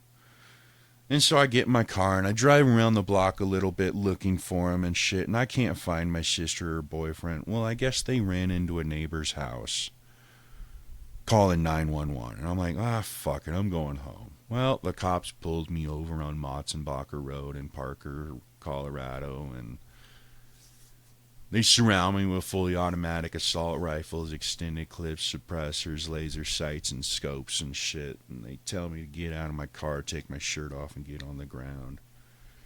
And they take me to jail and shit. And I'm like, what the fuck is going on? And like, you can't point a BB gun at your sister. I'm like, you're retarded. You mean to tell me you never pointed a toy gun at your sibling before? You're mentally fucking challenged. You need to go take the short bus home today. Like, I am in the middle of a country with the Second Amendment right to bear arms, and you are arresting me for scaring my little sister with a BB gun. You must be out your goddamn mind. Something is mentally wrong with you. We need to get you checked out. I'm worried about you. We need to take you to a hospital and make sure that you don't have some kind of a brain tumor or something, because you might die from it. I'm serious. Brain tumors are serious. You might want to go to the hospital and make sure you don't have some kind of a fucking brain tumor. There's something mentally wrong with your brain and you need to get it checked out because you might die from a fucking aneurysm. And that's how I was talking to him about this shit. I'm like, this is fucking ridiculous. Are you fucking serious? A BB gun? You guys surrounded me with fully automatic assault rifles and you're arresting me for a BB gun? Like, the whole time I'm feeling like David and Goliath, except David got arrested for killing Goliath, Like, I feel like I came up to Goliath with a fucking slingshot and I got fucking arrested for it. I mean, this whole time I'm just like, I cannot believe this is happening. And I was laughing when they arrested me. I'm like, this is going to be funny when they figure out it's just a BB gun. And they're going to chill out and let me go home and shit. No, these motherfuckers fucking threw the book at me. They crucified me. Literally. Whole time they were literally trying to kill me. A lot of times they'd pass by my cell window and be like, I don't know why you're not dead. I don't know why you're not dead yet. I'm like, these motherfuckers are trying to kill me. I'm like, it was a BB gun. You guys need to chill the fuck out. What is wrong with you guys? And this whole time they keep like, you need to take your pills. You need to take your pills. And I'm like, you guys need pills. You guys need some kind of medication. Like, the med doctor kept coming to me like, you need to take your pills. And I'm like, you need to prescribe all those motherfuckers pills, because this is crazy. This is ridiculous. You were throwing me in an empty cell with a hole in the floor wearing nothing but a smock feeding me Nutriloaf. And you're telling me that I'm crazy and I need crazy pills. Over a BB gun. Like, I understand if I took a fucking BB gun and I went and tried to rob a bank with it. Or something like that. You know what I mean? Like, that's menacing. That's felony menacing. But trying to fucking hang out with my little sister, and just because she's never seen a gun before and she freaks out and calls 911, you guys are going to take it to this fucking level? You're going to treat me like a goddamn prisoner of war? And you're going to call me crazy? And so my first public defender, Leah Maloney, she offers me 2 years probation and 4 felonies. I'm like, no. Take it to trial. And she's like, I don't know, you could go to trial and get something worse. I'm like, this is ridiculous. I'm not taking 2 years probation and 4 felonies over a BB gun. You're stupid. I started cussing her out too. I'm like, you were a stupid bitch. What is wrong with you?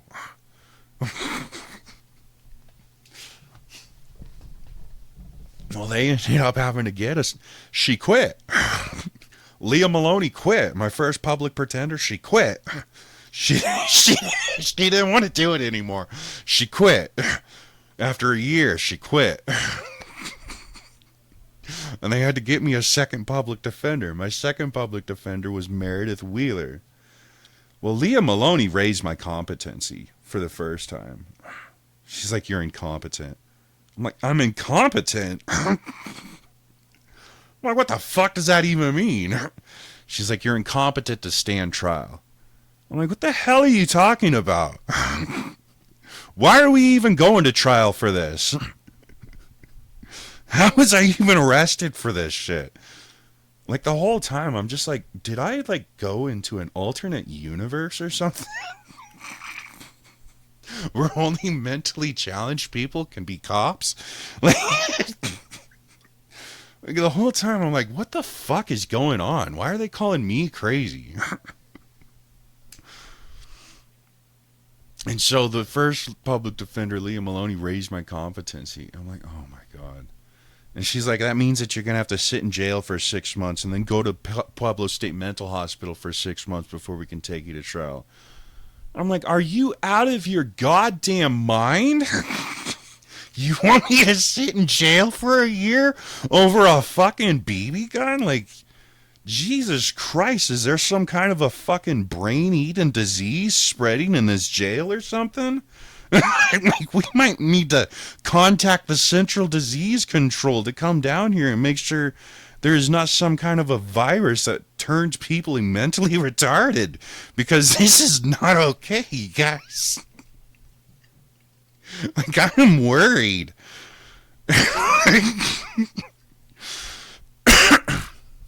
And so I'm sitting in jail for 6 months waiting to be transferred to Pueblo State Mental Hospital for 6 months. And I'm calling my mom every day. I'm like, bitch, get me out of here. And she's like, don't call me bitch. I'm like, I'm sorry. Tamara, get me out of here. I am your mother. I'm like, Mom, get me out of this jail. This is fucking ridiculous. I don't have $3,000. You don't need $3,000. Go to a bondsman, do it for $300 or less. I don't have $300. What about the stimulus check money I gave you? What stimulus check money? The $3,000 of stimulus check money that Trump gave me, that I gave to you for a $200 car. Why don't you use that to bond me out? Oh, I don't have that anymore. I spent it on insurance. You spent $3,000 on insurance within a couple of months. You need to drop the insurance, get some real insurance, and then bond me the fuck out. So I ended up going to Pueblo State Mental Hospital for the first time. And I've never been to Pueblo State Mental Hospital. You know, it's different than Fort Logan State Mental Hospital. Fort Logan State Mental Hospital is very small. Pueblo State Mental Hospital is like a maximum prison. They got fences and barbed wire around it and security roaming around it 24/7. And it is a lifelong facility for the criminally insane. And so I'm here in Pueblo State Mental Hospital to restore my competency so that I can be competent to stand trial. So being incompetent means that I'm too crazy to go to trial, or I don't understand the legal system enough to go to trial. Well, the first time I go to Pueblo State Mental Hospital, literally all the mental doctors there are saying, what the fuck are you doing here, Vinny? You seem to understand the law better than most of us. I'm like, I don't know. My own public defender, my own defense raised my competency.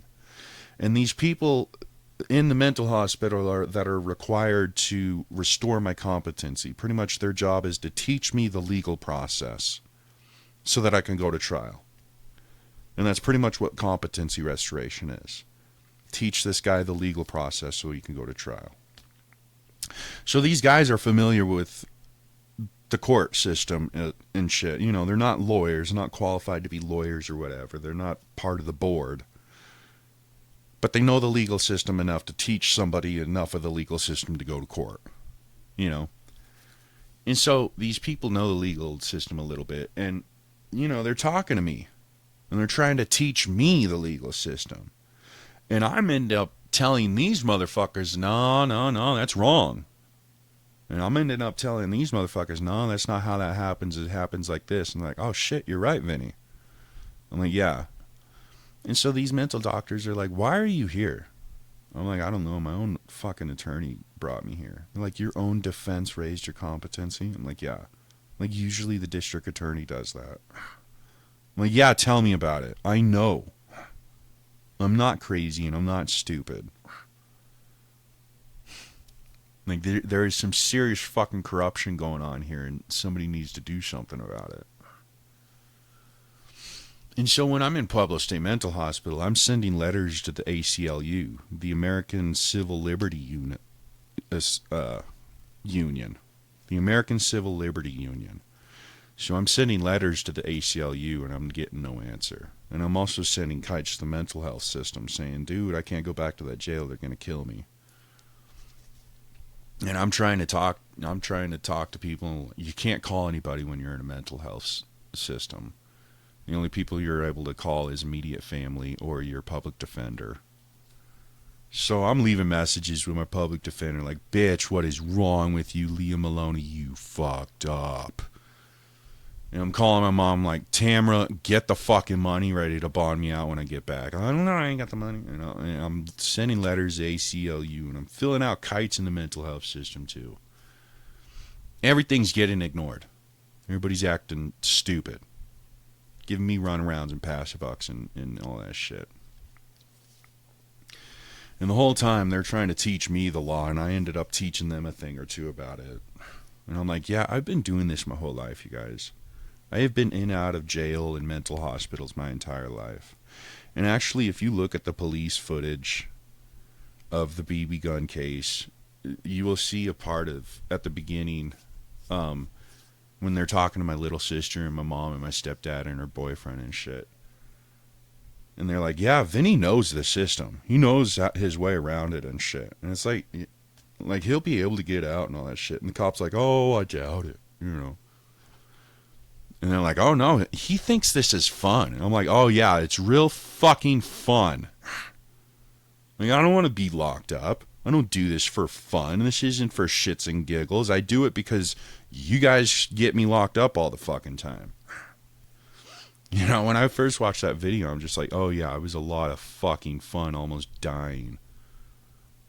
And I'm sure I scared you to death, even though I'm the one that almost fucking died, And, so, I end up, getting transferred back to the jail. And my mom finally bonds me out. She's like, okay, he's back on his pills. He's gone through the mental health system. He's normal now. I'm like, yeah, get me out of here, Tamara. So she bonded me out for $300. And I'm in a new apartment. My mom found me another apartment. I got kicked out of the other one and shit. I got this new apartment set up and shit. And I pretty much moved in myself. I used Grandma's car, moving all my shit in myself and shit. And I'm in my apartment trying to fix this shit. So I'm in my apartment calling lawyers and calling people and shit. And I'm like, somebody needs to do something about this shit. Nobody gives a fuck. I'm on social media, on Facebook, and I'm on all this other shit, posting to people like, this is crazy shit. Somebody needs to help me. And I got a new public defender, and her name was Meredith Wheeler. And she started calling me and saying, Vinny, you're on Facebook talking about the case? I'm like, yeah, I'm trying to tell people what's going on and try and get some help. She's like, you can't do that. And I'm like, freedom of speech, right to protest, freedom of information, right to assembly, and right to information, and freedom of the press and shit. I can say whatever the fuck I want to say to whoever the fuck I want to say it to, whenever the fuck I want to say it, and there's nothing anybody can do about it other than not listen to it. Like, if you don't like what I'm saying on social media, then don't look at it. I mean, the only way that you're going to be able to find anything that I say on the internet is if you specifically seek out my name and look at what I'm saying. So if you don't like what I'm saying, then don't fucking look at it. And so my own public defender ended up going and getting my Facebook account deleted and all my social media outlets and shit. She started getting all this shit deleted. My own public defender, my own defense is deleting all the evidence off of the internet. And then my bond gets revoked. So one day I wake up and I walk outside and I'm about to go to the store and get something. And this guy stops me. And it's this black guy and he's just in normal clothes. I'm like, hey. And he's like, are you Vinny? I'm like, yeah. What's up? What do you want, man? Are you like a neighbor or something? And then he flashes his badge. And I was like, what? What do you want? And he's like, well, I'm gonna have to take you and do some paperwork. I'm a bounty hunter. And I'm gonna have to take you in and do some paperwork and shit. I was like, oh my God, dude. Well, he took me back to the jail. And my bond was revoked. And I'm talking to the cops and shit. And I'm like, what the fuck is going on, you guys? I just got bonded out. And they're like, we know, Vinny. And I'm like, well, what the hell is going on? And they're like, well, your bond was revoked. I'm like, how the fuck was my bond revoked? And I started talking to the judge. And I started talking to my public defender. I started talking to the DA. And I'm like, which one of you guys revoked my bond?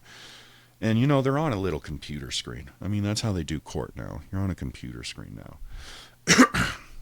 I'm like, which one of you guys revoked my bond? And the judge is like, I don't know anything about it. And the district attorney's like, I don't know who revoked your bond. And my public defender, Meredith Wheeler's like, I don't know why you're back in jail either, Vinny.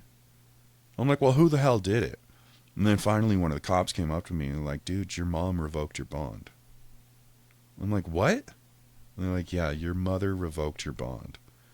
I'm like, that fucking bitch. And so I'm calling her. I'm like, Tamara, why'd you revoke my bond? I didn't revoke your bond. Well, then who did? Oh, it must have been one of the cops or something. Well, the judge, the DA, the public defender said that they don't know anything about it. She's like, well, I don't know then. I'm like, well, the cops are saying that you did it. Well, why would I revoke your bond, Vinny? I don't know. Why did you revoke my bond? I didn't revoke your bond. Well, bond me back out then. I can't. Why not? I don't have the money. You don't have $300? You don't have another $300 of the $3,000 I've given you? No. So you didn't revoke my bond, but God forbid you dish out another $300.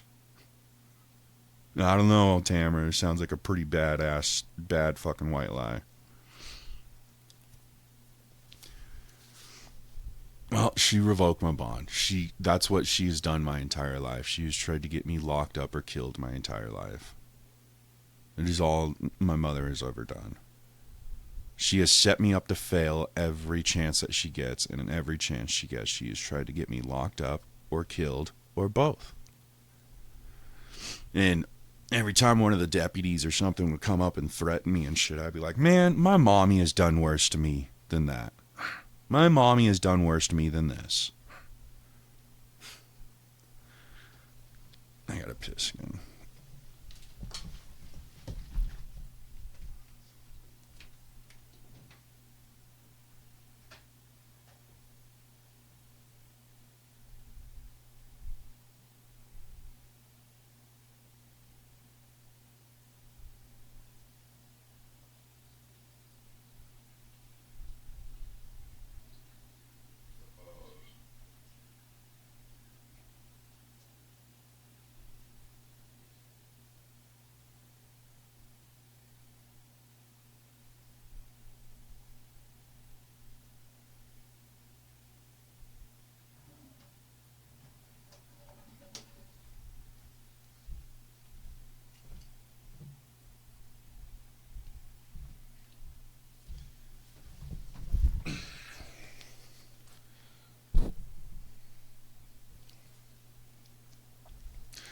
Alright, I had to go pee-pee.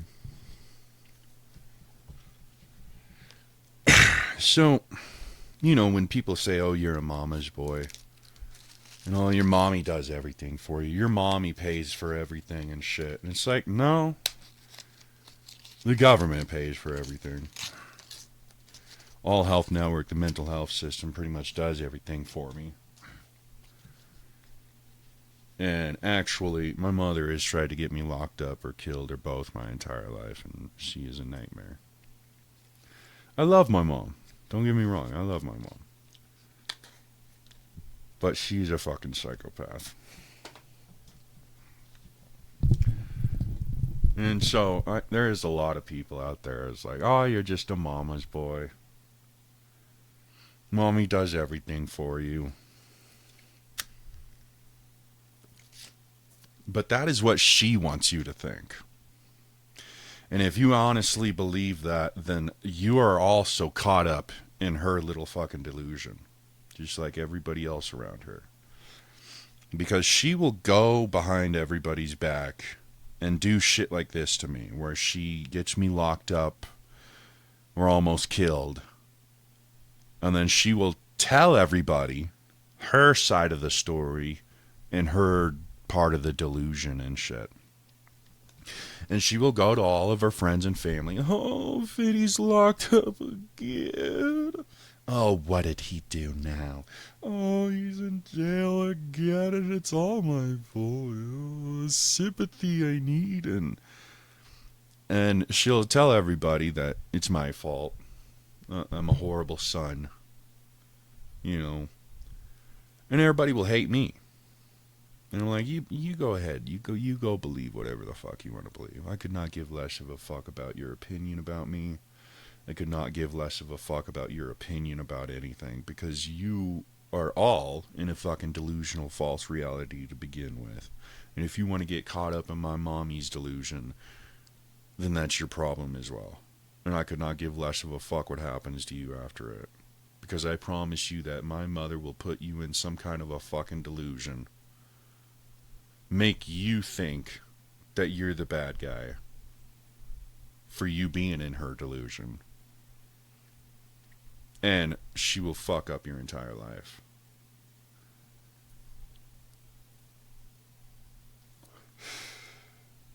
So you want to believe my mother's delusions and shit. That's on you. I could not give less of a fuck. I don't give a fuck what anybody thinks about me. I hate myself. So why would I ever care if you hate me? I hate my fucking self. I don't give a fuck what you think about me.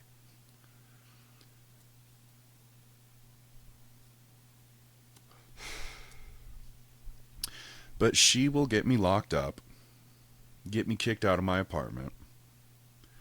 She'll call the cops on me 24/7 for noise complaints and shit, even though she lives in Parker and I live in Aurora or Inglewood. I'll be miles away from her, and she will still manage to be able to call the cops on me for noise complaints and shit. Pretty much she becomes friends with all my neighbors and shit, and she'll be like, don't call anybody, just call me and I'll take care of it. Just let me know whenever he's out of line. And my neighbors will call her and she'll call the cops. Well, so she makes sure she's friends with all my neighbors. And she makes sure that she has complete and utter control over every aspect of my life, so that she can get me locked up any chance she wants. When I'm locked up, I lose my apartment and everything, and she will move all my shit and find me a new apartment. And she does all this shit so that she looks like a good mom.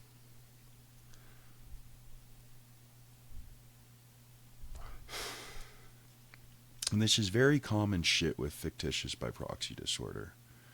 So they used to call it Munchausen by proxy disorder because Munchausen is the doctor that discovered it. And they changed the name to fictitious by proxy disorder.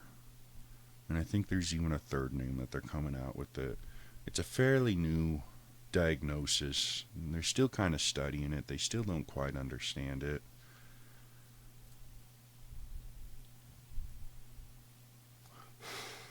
But there was this one instant where a little girl believed that she was crippled from the waist down her entire life because her mom would drug her food and shit and make her think that she's crippled and shit. So she spent like most of her childhood and all that shit in a wheelchair thinking that she's crippled when she wasn't crippled. She could walk perfectly fine. And when the little girl finally realized, holy fuck, I could have been walking around this entire time. This whole time I thought I was crippled and paralyzed from the waist down, and my mother was just lying to me. And the reason why these people do this, it's a mental illness. They do it so that they can get sympathy from others. Oh, the person I'm caregiving for is sick. Oh, give me sympathy. And they'll do it for attention, just like, hey everybody, I'm a caregiver, and this is the person I caregive for, and they're very sick. And the person might not be sick at all. You know, and they could do it with mental illness, they can do it with physical illnesses. The person could be completely healthy and they'll make them sick by putting bleach in their soup or fucking shit like that.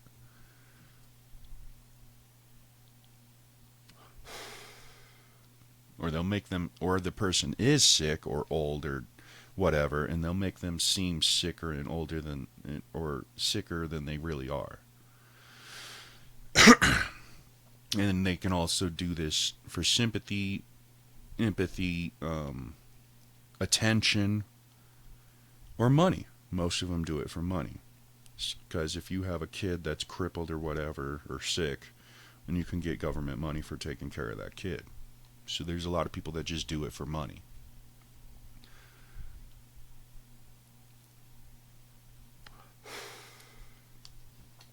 Well, my entire life, my mom has been doing this shit to me, and I didn't even realize it to be even an option.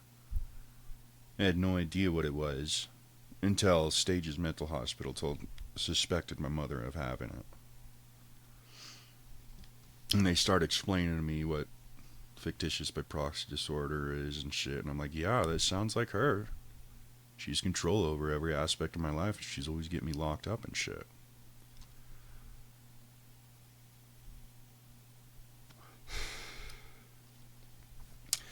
Well, Stages Mental Hospital was supposed to... They pretty much told me, don't tell your mother that we suspected her of this. And we're going to try and work in trying to get her diagnosed with it. And we're going to try and help you with it. Well, after I got out of Stages Mental Hospital, I got this counselor that was a newbie. And newbie counselors are the worst, especially for somebody as fucked up as I am.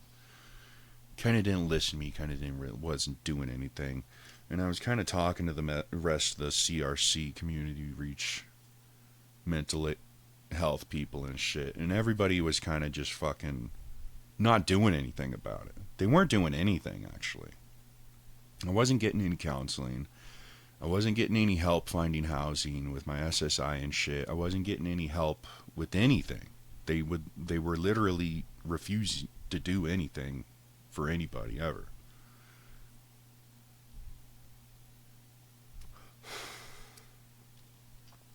So after a couple of months and shit of talking to CRC, I'm like, you guys are gonna do something about this, about my mom, about all the shit that's going on and shit?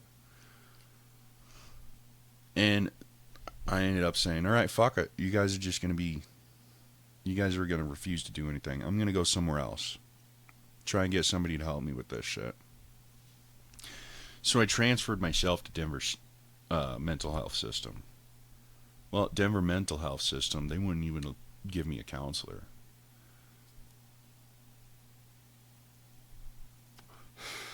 And then I ended up getting locked back up in a mental hospital or jail or something like that.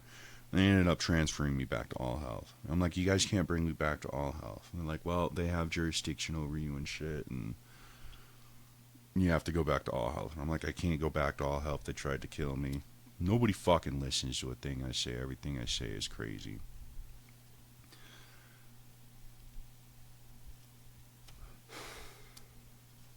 So I'm back with All Health. Well, they gave me a different doctor, a different med doctor. They gave me a different therapist and shit. They still don't seem to give much of a fuck about anything. Nobody wants to work anymore.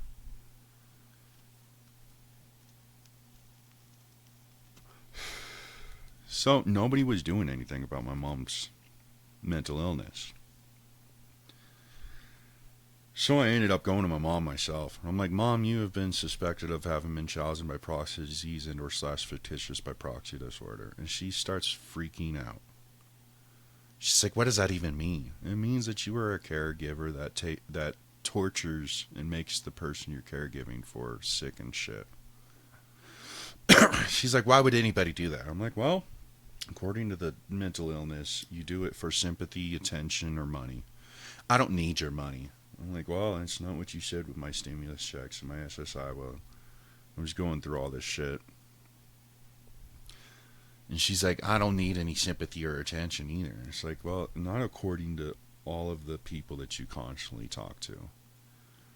She constantly goes around telling everybody that I'm a crazy fucking lunatic, I'm a shitty fucking son, and she needs sympathy and attention for it.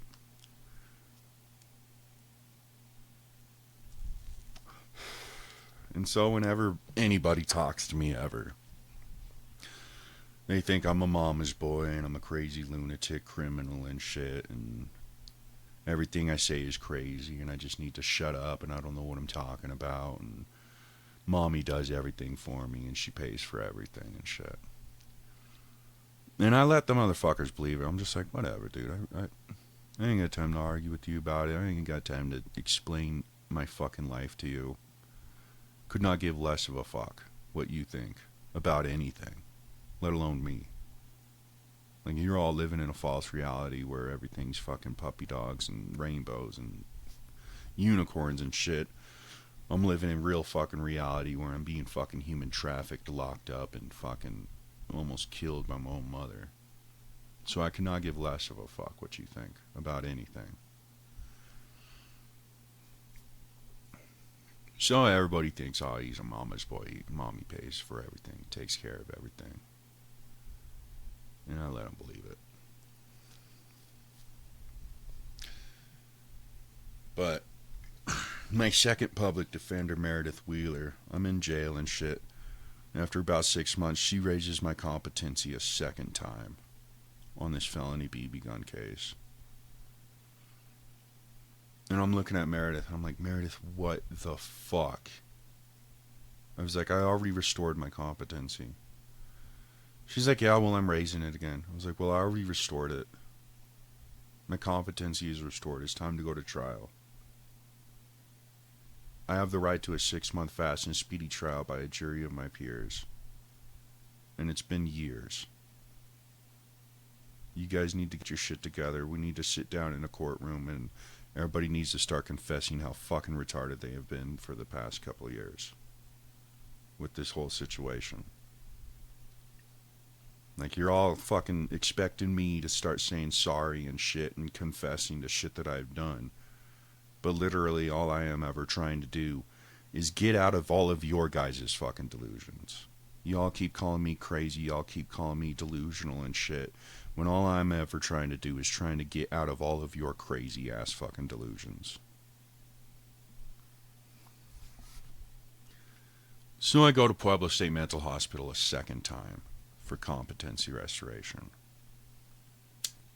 And all the doctors are like, why are you back here, Vinny? I'm like, I don't know. You work here. I'm not on the payroll. It's not my job to micromanage all of you. I cannot tell you why I'm here. I think this is all completely fucking ridiculous, and I think you all need to leave me the fuck alone.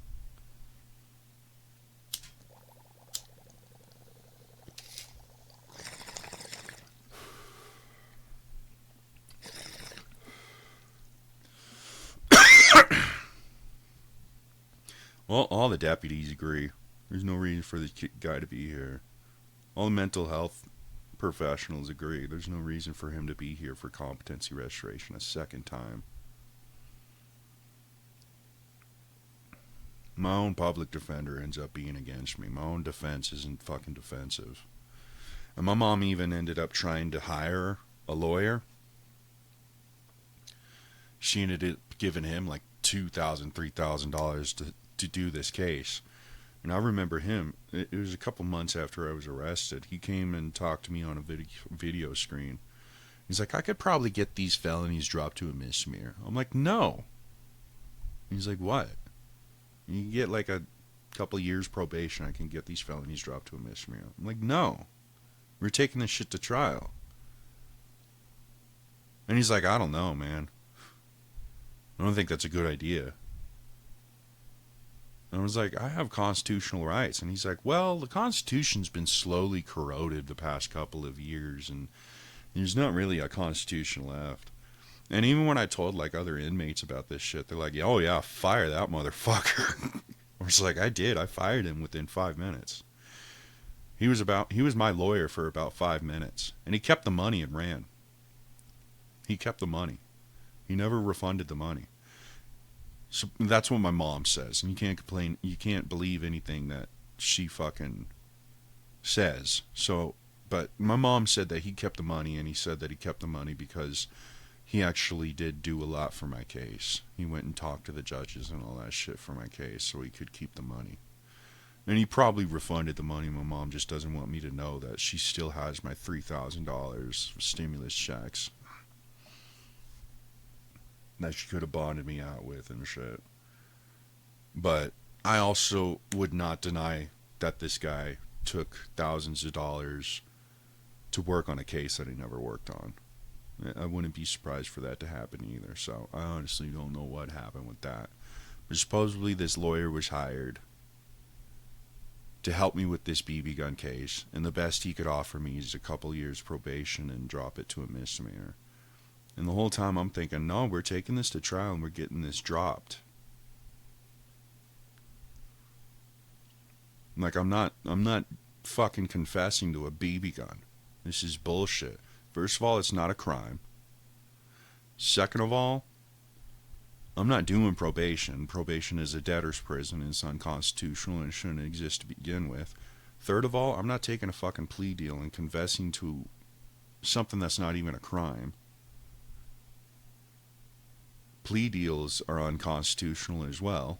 Plea deals aren't supposed to exist. I have the right to a 6-month fast and speedy trial by a jury of my peers regardless. I am innocent until proven guilty in the court of law. And if you arrest me, it is up to you to prove that there is a reason for you to arrest me. And I'm not going to confess to something that's not even a crime. Like, no, we're going to trial. Well, this lawyer that's hired, and he's being paid thousands of dollars for this BB gun case, is like, well, the Constitution's not really there anymore. It's been slowly corroded, and there's not really any rights anymore. I'm like, well, what? And he's like, yeah, it's not a good idea to fight the system. Don't fight the system. They all kept saying that to me, too. Don't fight the system. You know? And I'm like, I'm not the one fighting the system. You guys are the ones fighting the system. We've had a system set up in this country since 1776, when we created the United States Constitution and the first Bill of Rights. And that is the system. That is the law. Those are the rules and regulations that we should all be following. You guys are the only ones fighting the system. You guys are the only ones breaking the laws. You guys are committing war crimes that are not only un-American and unconstitutional, but it also goes against the Geneva Convention and the United Nations. You guys are the fucking criminals. I'm in here for a fucking BB gun. You guys are the fucking human trafficking people. And I'm not going to confess to being guilty of something that isn't even a fucking crime. First of all, no victim, no crime. Second of all, a BB gun is not illegal. I have the Second Amendment right to bear arms, and you cannot lock somebody up for a fucking BB gun. This is ridiculous. You all fucked up. You all severely fucked up. And it is not up to me to fix all of your fuck-ups. First of all, I'm not qualified. I don't even have a GED. Second of all, I'm not on the payroll. You know? And third of all, this is not my fucking job to micromanage all of you and fix all your fuck-ups. You all fucked up royally.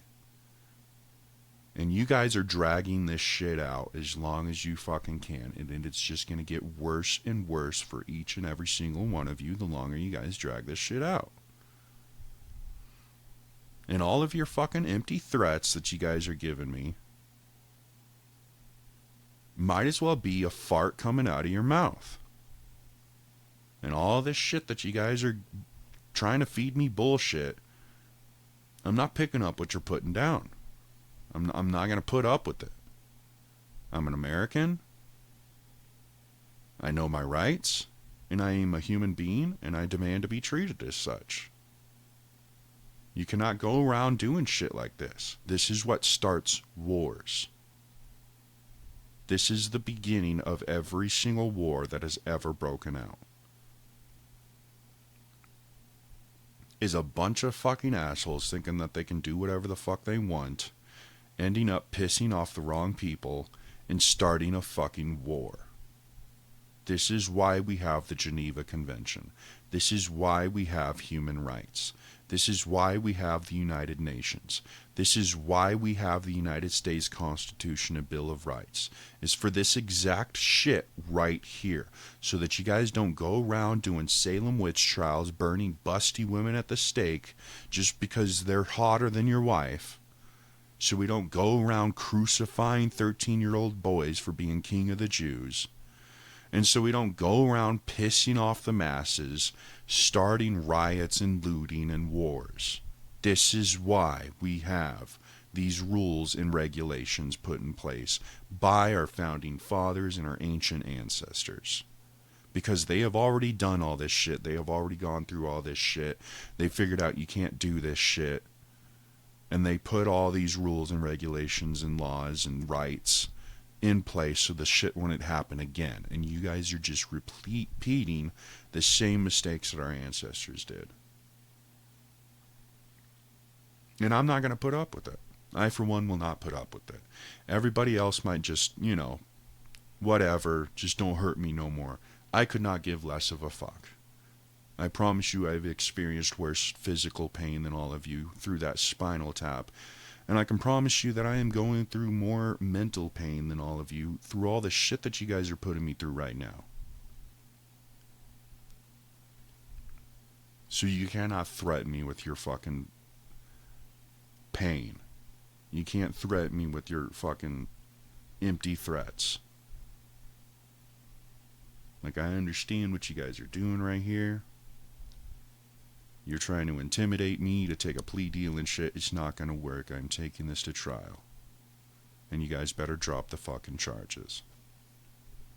Well, by this time, it's been years doing this case. And for them to admit that they were wrong for arresting me in the first place would mean that it is false imprisonment. And that means that they kept me in jail for 2 years straight for no reason whatsoever. Which means that they could get their asses sued. Which means they could all end up probably, maybe, even possibly in prison themselves. Which means that there would have to be a full government investigation on the facility. And everybody would get in trouble. So they knew. We have to find this guy guilty somehow. So they set up a kangaroo court and they rigged the system and they fucking tried to kill me and intimidate me and shit for 2 years straight. And now it is going through the appeal process. And I am finding the same fucking bullshit corruption within the state that I did in Douglas County. Because I am calling my public defender, who is River B. Shabak or whatever, with the Colorado State Public Defender's Office. He's supposed to be my public defender appointed to me to appeal this felony BB gun case. And I'm calling him and I'm leaving voice messages with him, just like I called and left voice messages with all the judges and public defenders and district attorneys when I ever could get a phone call to them. And so I'm calling and leaving messages with these people constantly and shit, expecting them to call me back, expecting them to return all my voicemails. You know, expecting them to pick up a phone and dial my phone number and fucking call me. And talk to me and say, yeah, this is bullshit, I'm going to fix this. You know, that's what I'm fucking expecting them to do. But they don't. They fucking ignore me. They delete all my voice messages and act like they never went through. But I'll leave these voice messages regardless because I need you all to know the seriousness of this shit. And I'm going to say what I need to say one way or the other regardless. And I have the right to speak just as much as any of you have the right to speak. I have a voice just like the rest of you. And I ain't gonna shut up until you cut the tongue out of my mouth. I ain't gonna shut up until you remove my fucking vocal cords. Which I would not be surprised if they did, and even then I still would write this shit down. And I would still be fucking talking. And so you would actually have to remove my hands and my toes and my vocal cords in order to shut me up.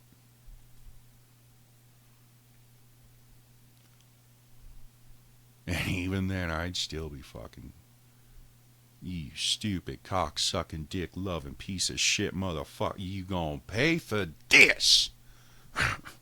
You ain't gonna get away with this shit.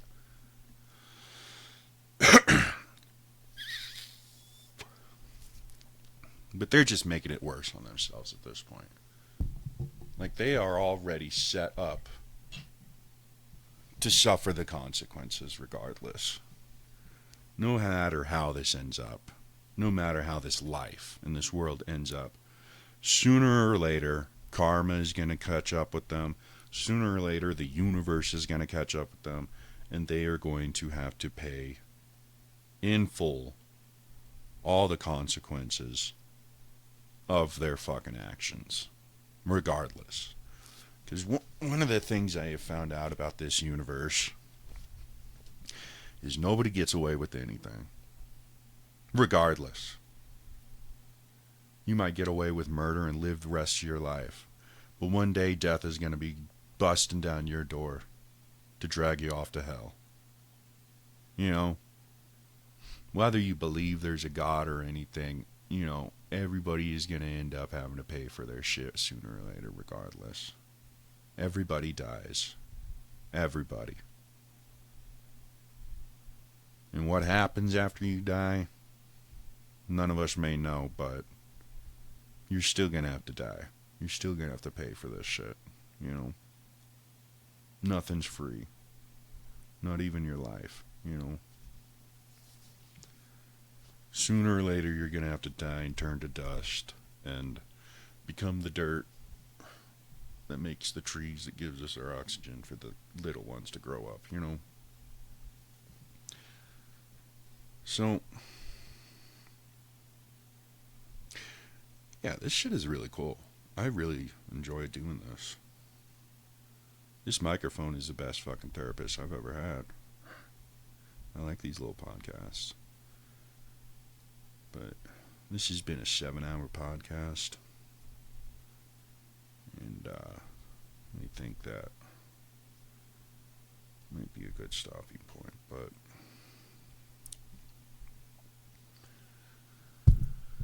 I have a lot to say about a lot. But I'm not allowed to ever talk. Because nobody wants to get in trouble. It pisses me off. Because why do I have to pay for the shit then? Shouldn't have dragged me into it.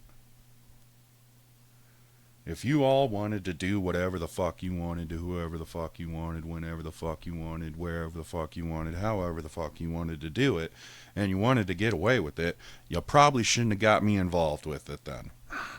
Because I won't put up with it. I do not put up with this shit.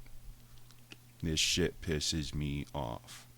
It's one thing to do it to me, it's another thing to do it to my people. And all people are my people. Not just white people are my people. No. Not just Americans are my people. No.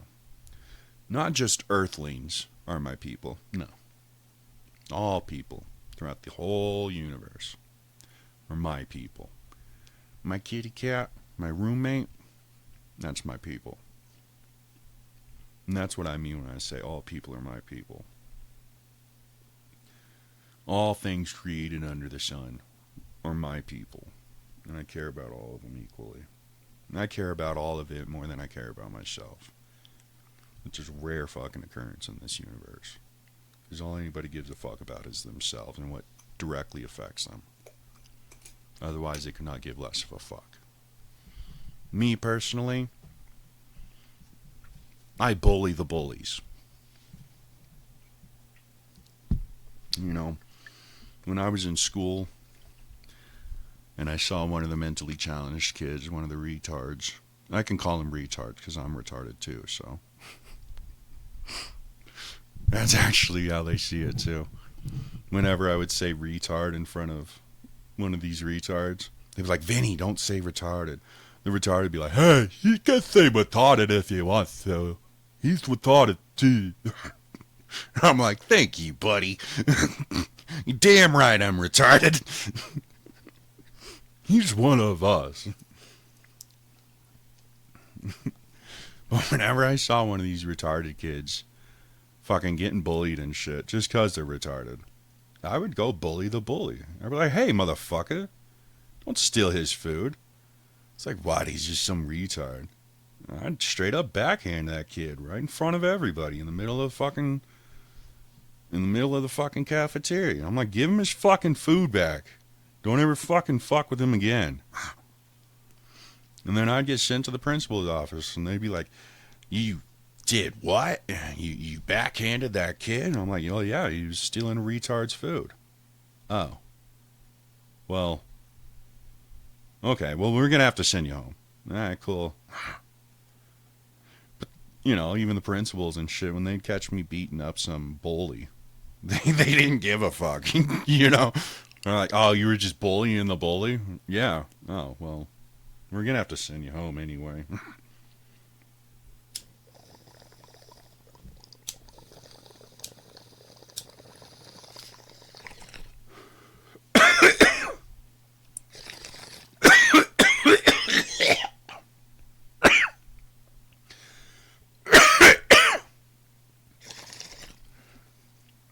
But that's how I always was. I don't put up with people picking on people. It's bullshit. I don't give a fuck who you think you are. There's no reason for you to pick on somebody. You know, justice and shit, I can understand that shit. You know, the motherfucker does something wrong, and you lock him up. You know, I have nothing against justice. You know, that's what justice is there for, is to bully the bullies. I don't disagree with people receiving their punishments. But I also do not agree with people receiving punishments that nobody fucking deserves. I believe that even the worst of the worst people deserve humanity. They deserve to be treated like human beings. They're no better or worse than any of us. Just because they fucked up and did something wrong doesn't make them who they are. You know.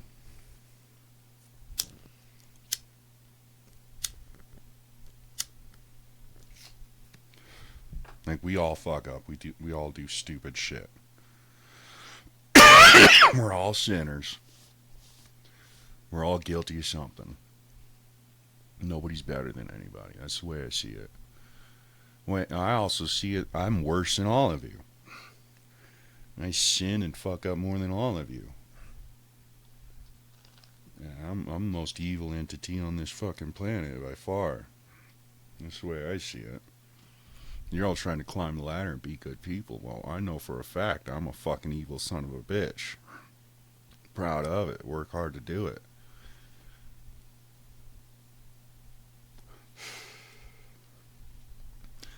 But I ain't gonna go around and just victimize the weak. What kind of street cred do you get with something like that? You know what I mean? Like, oh, I just went and beat up the shortest kid in the school. How cool am I? It's like, well, you're fucking 10 foot tall. So it's not that cool. It's not much of a hurdle that you jumped over there, buddy. It's not much of a feat, okay? You're expecting a trophy for the biggest motherfucker in the school to beat up the smallest motherfucker in the school? You better not expect one.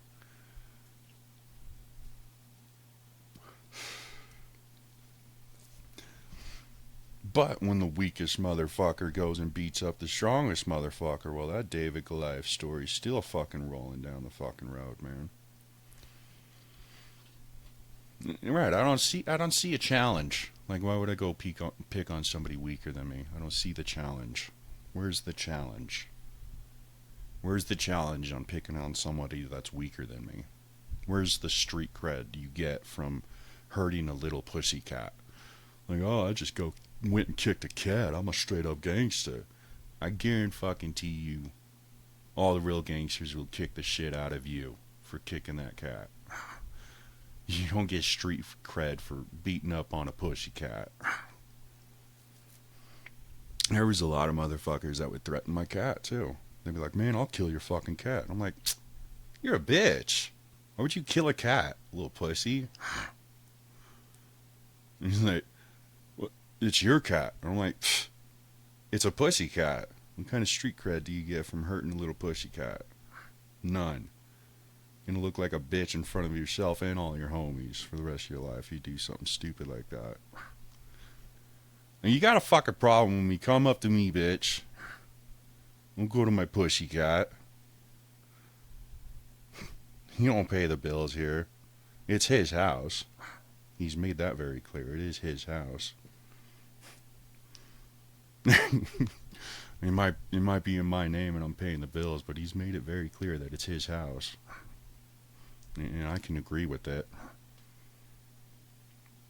Also, that pussycat has beat the shit out of me. That little orange pussycat right there, that motherfucker has kicked my ass many a time. I honestly don't recommend fucking with that guy.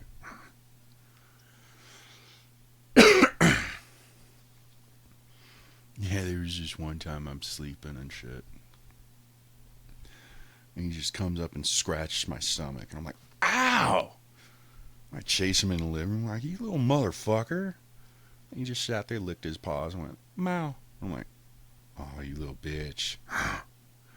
You know there's nothing I could do to you. I'm like, you know what? I could kick you out that window right now. And he's like, fucking do it, bitch. I'm like, oh, I see. I see what you doing. You Bugs Bunny and a fool, huh? Alright, I ain't gonna fall for it.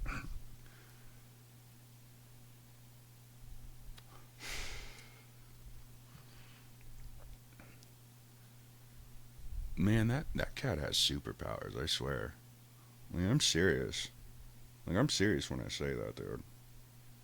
That cat has done shit I've never seen anything do before. Like, I've had a cat before him, and that cat never did anything that this cat does. Like, I swear he turns invisible. I'll be locked in a one-bedroom apartment with him. And this motherfucker disappears. And, like, there's really nowhere for him to hide. It's a one-bedroom apartment, you know. Like, sooner or later, you should be able to find him, right?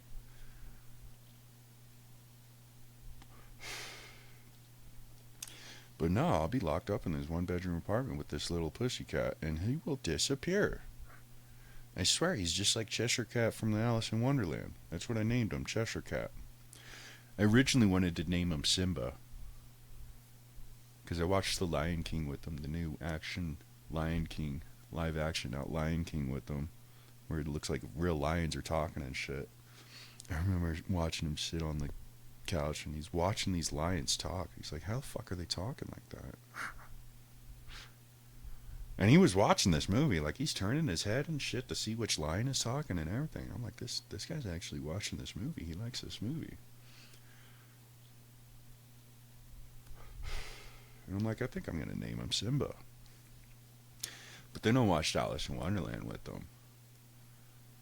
I was like, you know what, Cheshire Cat might be a better name for you. Chess.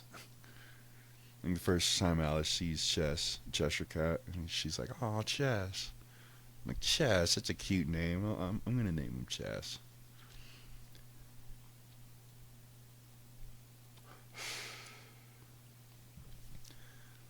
Well, yeah, he's my little Lion King.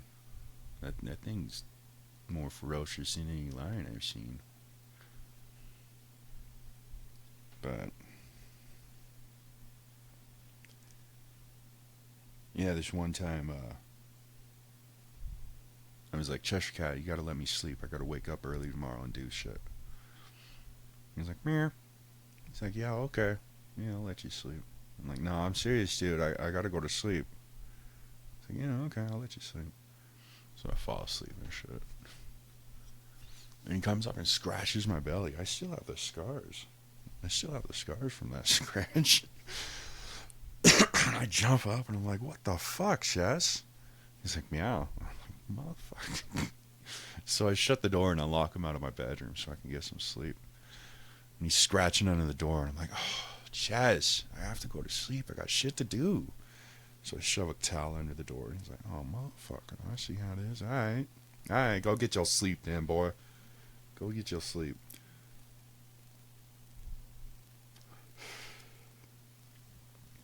So I fall asleep again and shit. And I start having this nightmare of this lion who keeps fucking dragging me around and shit and trying to fucking eat me and shit. And I wake up and I'm like, what the fuck did he get in here? And I look at the door, it still has a towel, it's still shut. I'm like, he can't be in here. And I open the door and I go out in the living room and he's sleeping on the couch. And he kind of wakes up and he lifts his head and he's like, meow. Like, you motherfucker. You went in my dream, didn't you? He kind of smiles at me. And he smiles too. He actually has a smirk. And I'm like, you little son of a bitch. And I'm like, I guess locking the door on you don't do shit, huh? So I'm like, alright, you can come sleep with me, but seriously, I gotta go to sleep. And he kind of finally laid down at my feet and let me get some sleep. But that motherfucker became a lion in my dreams. Lock the door on me, will ya? He showed me who was boss. I'm like, what the fuck? And it's like he fucking evaporates like the Cheshire Cat in Alice in Wonderland. I'm in a one-bedroom apartment with him and he just disappears. And I'll be looking for him for a whole day. And I'm like, where the fuck did he go?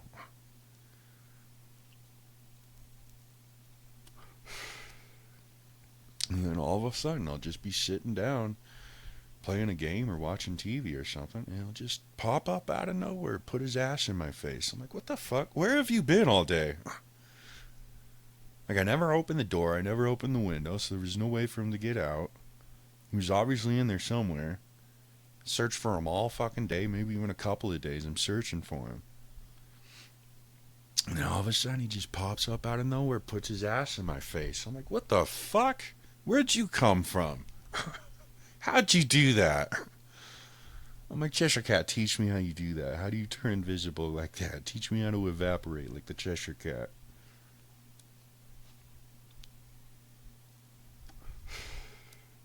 And when you see him running around outside in the moonlight, when it's like a full moon in the moonlight, he shimmers. Because he's an orange tabby. And he has stripes on him. And when he walks in the moonlight, he shimmers. Like a goldfish. You can like see a shimmer run down his body from the moonlight. So I watch him walking around outside sometimes. I'm just like, dude, this cat is weird. Like, this cat literally has superpowers, dude.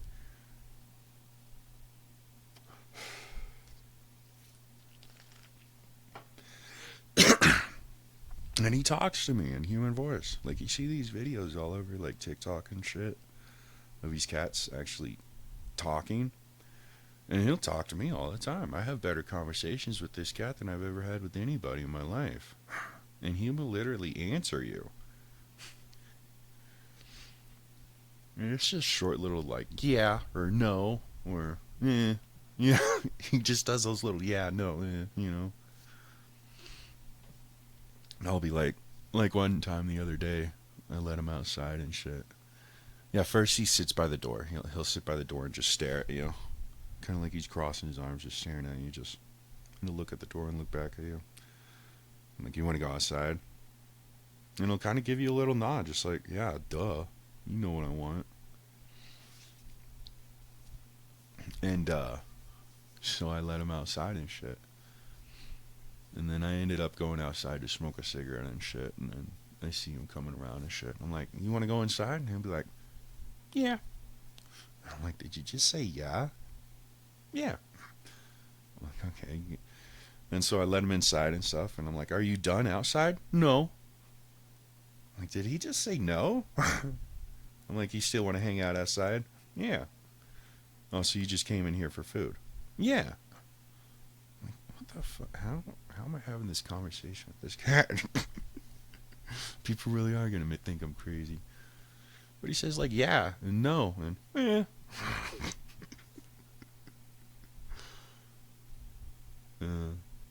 He's a cool cat. He has this cute little meow, meow, meow, meow, meow. But he also has this other meow. He's like, meow. It's like, where'd the little meow go? Why are you meowing me? But he'll straight up talk to me. This one time, I let him outside, and I had a doggy door, and this was in the Denver apartment. In between when I was bonded out, and I went back in. And I had this little doggy door for him, so he could go in and out whenever he wanted it. It was on the ground floor. And one day he went outside, and he didn't come back for like days, almost a week. And he finally just comes back one day. He's like, where's the food? And I'm like, hey, wait a second, buddy. I have a word to pick with you, buddy. And I locked the doggy door, and I'm like, you're not allowed to go outside anymore. And he's kind of just like, why not? And I'm like, dude, you've been gone for days. Where the hell have you been? And he's kind of just like, none of your business, dude. And I'm like, I don't know if you're out there playing with your friends or getting some cat pussy or something, or I don't know what you're doing out there, but you can't stay outside for fucking a week like that. Like, I was starting to worry. I thought you were fucking dead or something. You can't be doing shit like that. And he's like, go get my food. And I'm like, don't talk to me with that tone, buddy. So I fucking feed him and shit. And I'm like, yeah, you're grounded, dude. You're not allowed outside for a while. And he's like, oh, yeah? Well, he walks over to my shoes, sitting at the door, and he just starts pissing in my shoes. And I'm like, Cheshire Cat, what the fuck are you doing? He's like, open the door. I'm like, excuse me? So I put my shoes in the closet. I'm like, Cheshire, you need to fucking chill the fuck out. You're not going outside. You're grounded.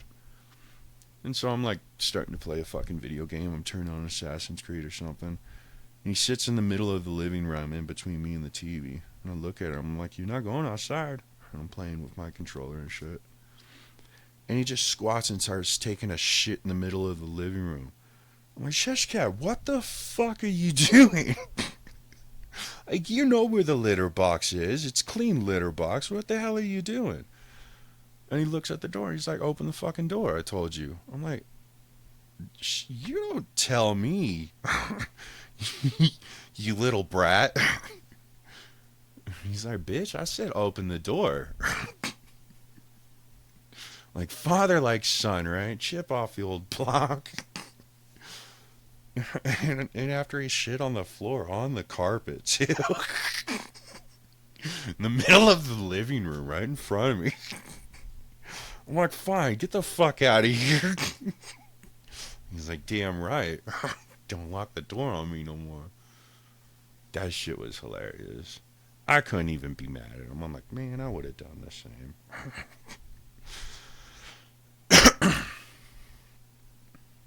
And have my food ready when I come back, too.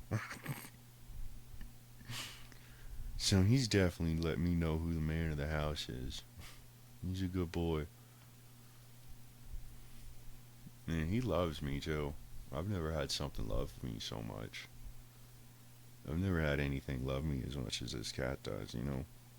Like this one time I was taking him to the vet. and they were giving him a checkup. And they put him on the table, and they're like, we're gonna have to check his temperature. And I was like, oh, okay. They pulled out the thermometer. I'm like, well, that kind of temperature, oh shit. So they were trying to stick the thing up his butt, and he fucking hopped over everybody, jumped in everybody, and fucking hopped on their heads and jumped to me on the other side of the room. And the nurse kind of looked at me and she's like, yep, that's your cat. He fucking scared me. He's like, Dad, dude, what are they doing? I was like, it's okay, buddy. They just gotta, it's a doctor. They just gotta check you out, make sure you're okay. So I had to hold him when they checked his temperature and shit. And, yeah. I've never had a cat that loved me as much as that cat does. And like one time, they were trying to. So he got in a cat fight one day, and he had a big old scar on his right eye. And when I first saw it, I was like, "Holy shit, you look like Scar from The Lion King right now." But he had tears in his eye. He's just like, "Dad, I just got my ass kicked." And I was like, "Oh, it's okay, buddy. Come here. Let me see how you're doing." So I'm like cleaning his eyes wound a little bit. It's just a little cat scratch, so I'm just, cleaning it a little bit. But as I'm holding him and shit, I see this big hole in his side, and I'm like, oh shit, that's a bad one. I was like, oh, that cat fucked you up, huh? I was like, we're gonna have to take you to the vet for that one, make sure you don't need stitches or something. And there's this little hole in his side.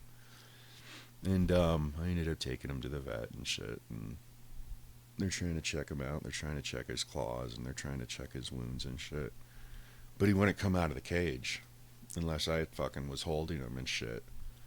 And if I ever tried to put him down and shit, he would try to fucking go back in the cage or get away from him.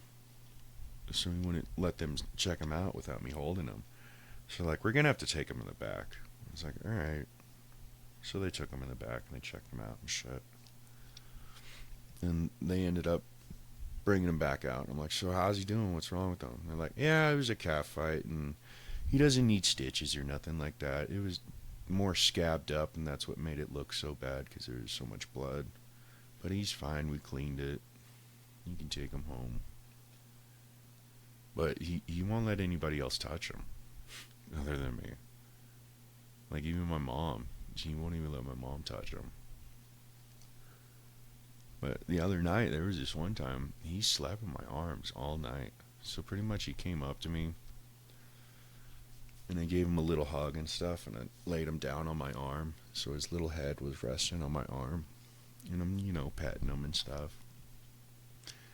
And I ended up falling asleep, and I literally woke up, and that little guy is still laying his little head on my arm, and he slept there all night, cuddled up with me and stuff. I'm like, oh, I've never had something love me so much. And he didn't leave all night. He was in the exact same spot we fell asleep. Like, I've never seen a cat just like cuddle with somebody like that before. Shit, the other night I had the air conditioner on and it was getting cold as fuck in here. And I don't really notice, I don't really get cold because I'm fat. And he kept coming up to me and he puts his nose in my face. I'm like, Chess, what are you doing? Stop it. And then he'd go up to the cover and he'd like put his nose under the cover. I'm like, oh, you're cold. You're trying to get under the covers. So he'd get under the covers and then poke his little head out, lay down for a little bit. And then he'd run away and go do some stuff in the house, and I'd go to sleep. And he'd start poking my nose again with his nose. And I'm like, Chess, stop it. What do you want? He's like, I'm cold. I'm like, alright, get under the covers again. He's a cool cat. He's one cool cat. Yeah, he's a good boy. He's the only good thing in this world. I don't know how I got gifted with that guy. I don't know what I did to deserve that guy. Every time these mental health experts are like, do you have anything to live for? I'm like, I got my cat. I'm like, do you have anything else? I think for a while. I'm like, No, I guess I don't. And they're like, all right, that's good enough. Yeah.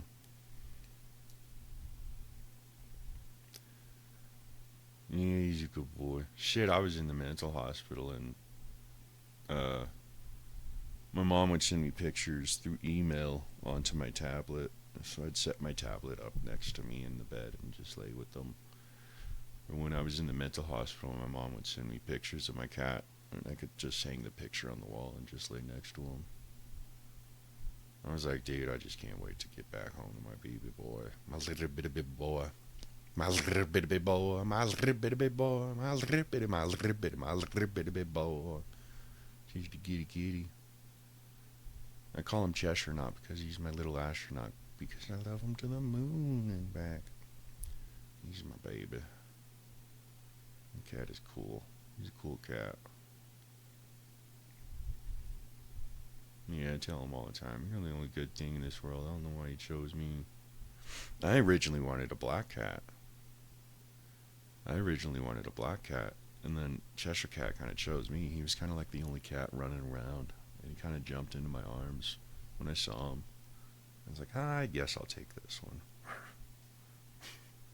So he kind of chose me. So I wanted a black cat, and he chose me. I remember saying to my mom, I was like, I've never seen an orange cat before. Like, I've only ever seen black cats. She's like Garfield and shit. You've never seen an orange cat. It's usually an orange cat. I'm like, never seen an orange cat before. You know, I've seen white ones and black ones and spotted ones. I've never seen an orange cat before. He looks like a little tiger. I had this one video, I think I posted it on my Facebook. When I had him as a baby, he was a little kitten. And I was watching a Kung Fu movie on Netflix. I think it was like, I don't know, it was some kind of Kung Fu movie where like, hua, yeah, hua. And he's in the little cage and he's beating up this little toy along. So every time he's like, hua. So I started filming him with my phone. And I got a couple seconds of him like beating up this little toy and it sounded like he was going, hua. Yeah. And I posted it on Facebook, but they ended up deleting that Facebook, and that's what pisses me off the most, when they delete my fucking social media accounts. Because, like, I'm not only using these social media accounts in order to try and reach out to people, I'm also using these social media accounts as a cloud. Like, I'm posting all of my pictures and videos on the social media Facebook account so that I can have it saved and backed up, and then I can download it whenever I need it. So I'm like really using these social media outlets more of a cloud than anything to have all my shit backed up. And so when they delete these accounts, I'm losing the backup to all my shit. And I might not have a copy fucking stored on my computer or my phone. And so I don't have those copies of all the videos that I had of Cheshire Cat. All my pictures and videos I've had of Cheshire Cat as a kitten are all deleted because they keep deleting my fucking accounts. And they do this shit every 6 months. Every 6 months, all my social media accounts get deleted. I get arrested and locked up in jail or a mental hospital. Like, they'll take me to jail, and they're like, oh, well, he's not committing any crimes. We can't keep him in jail. So they'll take me to a mental hospital. And while I'm in the mental hospital, I lose my apartment because my SSI gets shut off and I can't pay rent anymore. And my mom takes all my shit, goes through all of it, decides what I'm allowed to have and what I'm not allowed to have, and then finds a new apartment and moves all my shit before I even get out. So it's pretty obvious she's the one that does it. But every 6 months, like clockwork, my entire life, I've had to completely uproot my entire life and move it down the block or something. And I've been in every facility, jail, mental hospital, and apartment in the state. Because every 6 months I have all my accounts deleted, all my shit deleted. I get locked up, I lose my apartment, I lose all my shit. And then I have to start completely over. It's pretty obvious my mom does it. It's pretty obvious. I mean, even police harassment, I mean, they wouldn't harass you that much. So it's pretty obvious that's my mom's the one that's doing it. But, you know, at the time, I didn't realize it. I was still having suppressed memories. I was just suppressing all of it. Dissociative about all of it. Refusing to believe about any of it happening and shit. But now that I know what fictitious by proxy disorder is, and now that I know what trauma-based PTSD is, and now that I know what suppressed memories and dissociation is, and now that I know about fictitious by proxy and all that shit, now that I see the reality, it's kind of, you kind of can't go back, you know? I mean, it's a good thing. I'm glad that a therapist at stages unraveled my suppressed memories, you know, and I'm glad that, you know, I see the truth and shit. And I remember when I first went to jail for that BB gun in 2021, I remember writing on the walls a lot. Because if usually I was writing on paper, so I'd use the kite paper and shit, and I'd be drawing shit, and I'd be writing shit, and I'd like put it on my wall or put it in my window and shit. And it was pretty much me trying to talk to these cops. Because if you push the button, like they had to pass your cell every 30 minutes to make sure you weren't dead or something. They had to do their walk every 30 minutes. Legally. And so I was pushing the intercom and shit. And they just say, I'll get right on and send a kite. And then they would end up turning off the intercom completely. Like, they ended up having a way to turn off the intercom. I don't know how or why, but I know it was fucking illegal. They ended up turning off the intercom. I ended up rigging the intercom so that the button was constantly pressed and they never fucking answered. I ended up pushing the button every fucking 30 minutes. I ended up pushing the button every hour and shit. They ended up just turning it off. And the whole time I'm just saying, like, this is bullshit. Somebody needs to do something. And I would write it down on paper and post it on the walls and in the windows and shit. Because they had to pass by every 30 minutes. So that every time they passed by every 30 minutes, they would have to read all these pictures and papers and shit saying, you guys are being stupid. You need to fix this shit. Fucking stop. Well, they wanted to do whatever they wanted to do to me and get away with it, but they didn't want to be called out on it. They didn't want me to be fucking yelling at them and saying, you guys are fucking being bitches and you need to start manning up and fixing this shit. And they were terrified of me too. They were fucking terrified of me. They would not be in the same room as me without wearing bulletproof vests and face masks and all that shit. Like, they would not, they started putting cages on their helmets because they didn't want me to smash their face into the wall. Because I would be in my cell and shit practicing, you know, my Tai Chi and my fight moves and shit. And that's kind of like, I do it a lot. It's kind of, that's actually how I really dance. When I'm dancing, I'm doing my fight moves and shit. And so I'm kind of just, you know, doing what I always do my entire life. So I'm practicing my Tai Chi and my fight moves and shit. And a lot of my fight moves are dirty. You know, I'll kick you in the balls, I'll gouge your eyeballs out and shit. But one of my finishers is to bash your fucking face or your fucking skull into a corner or onto the fucking wall or something. Because I know, or like if you're on the ground, I'll stomp your fucking head in and shit. It's a finisher. And I try to make the finisher as quick as possible so that I can move on to the next motherfucker, you know? It's just natural fighting techniques that you'll learn the more that you play around with it and shit. Pretty much just sit alone in your fucking living room one day. Or some kind of a room where there's not a lot of room, you know? You need some room. Move the coffee table, you know, stay away from your TV, just kind of give yourself some room to do some shit and just start fighting, just start throwing swings and shit. It doesn't have to be full power and shit. It's actually better to practice your fight moves very slow, very controlled movements.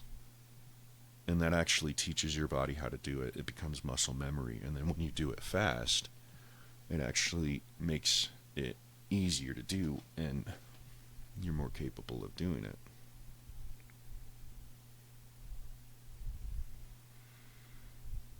So, yeah, I recommend anybody to just go in an empty room by yourself one day. Just practice your fight moves, It's fun, first of all.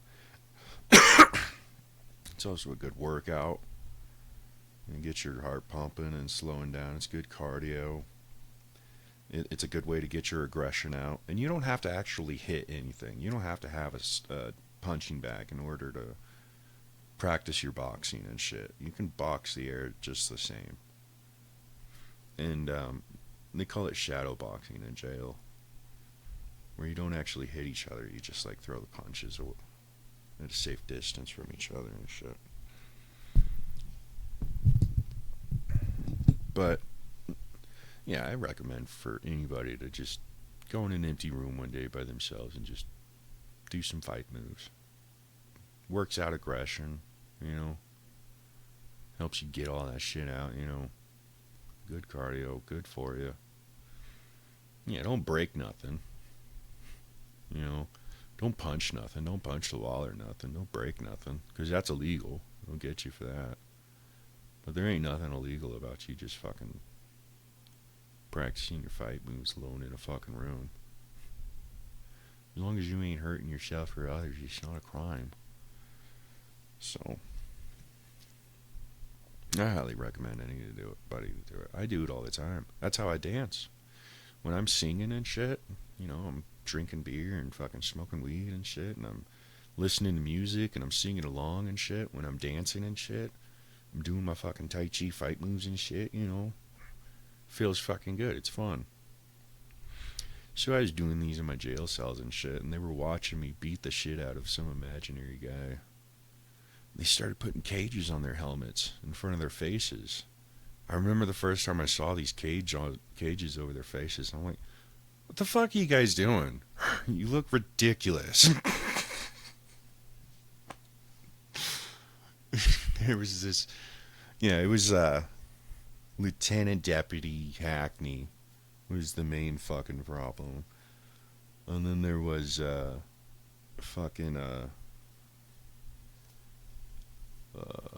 don't barely remember any of their names. They don't want me to say their fucking names, because they know they're probably going to get in trouble for this shit one day. Because it was the same motherfuckers doing the same shit to me over and over again. Then there was that other guy, I called him fucking Pumbaa because he looked like the warthog from Lion King.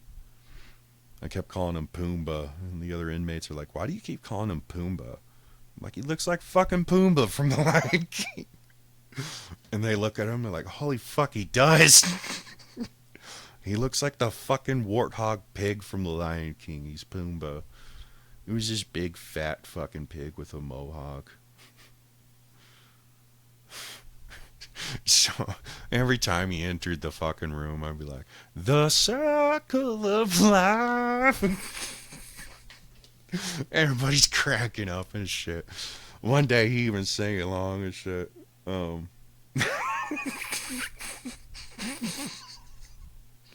The circle of life. Every time he entered through the door. Or I would sing that other one. It's that other one when they're eating bugs with Simba, Pumbaa, and Timon and Simba. Fuck, I forgot that song, that Disney song. I would sing that one too. And one day he started singing along with me. Everybody's cracking up. He was pissed at me too. He fucking hated me for starting that fucking nickname for him. And it spread to the whole channel. Everybody started calling him Pumbaa. And he was one of those fucking assholes that would just start shit with people for no reason and shit. And he would piss a motherfucker off and he'd be like, "Shut the fuck up, Pumbaa." So he fucking hated me for starting that nickname for him. Because everybody was fucking calling him Pumbaa and singing the Circle of Life.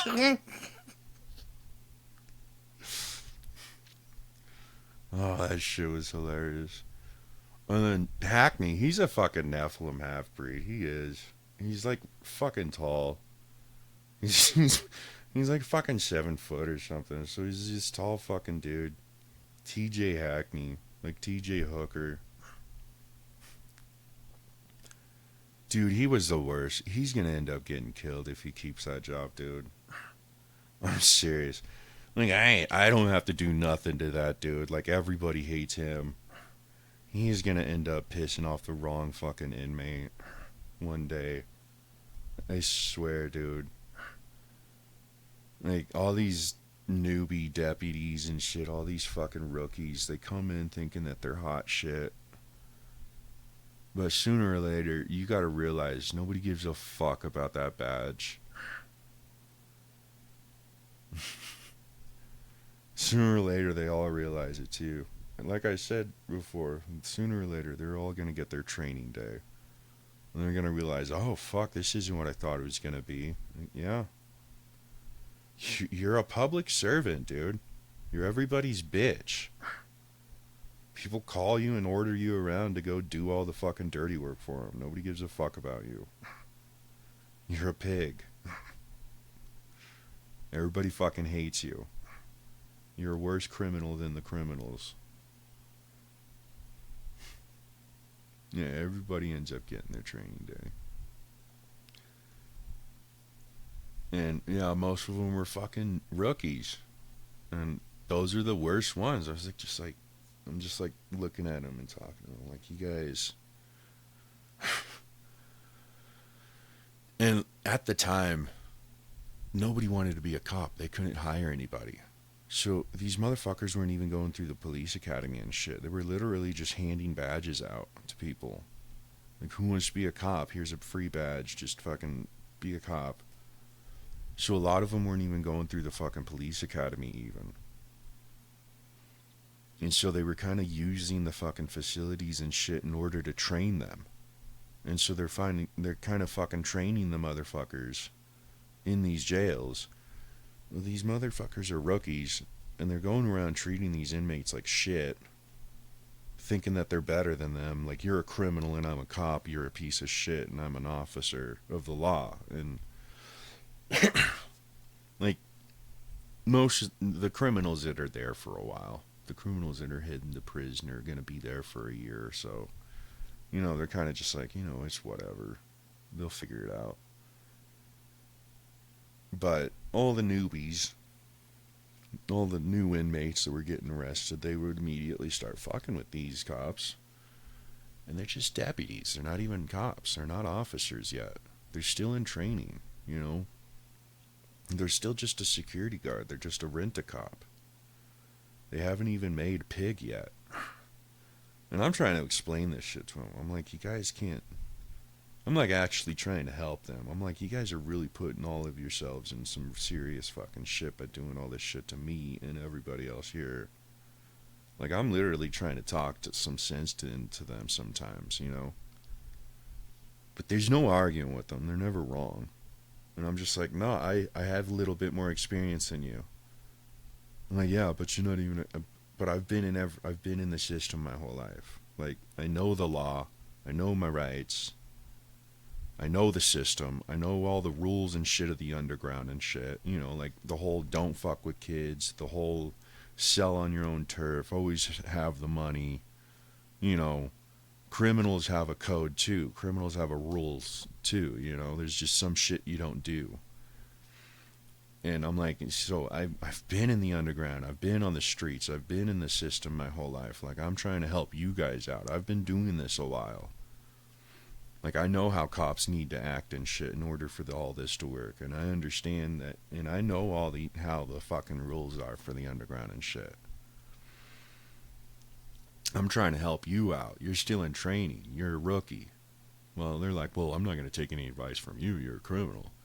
I'm like, yeah, you should probably keep that advice, because I promise you, these criminals will fucking trick you into doing some stupid shit as well. So take everything, even I say, with a grain of salt. But I'm telling you, some of the shit I'm telling you, you need to listen to.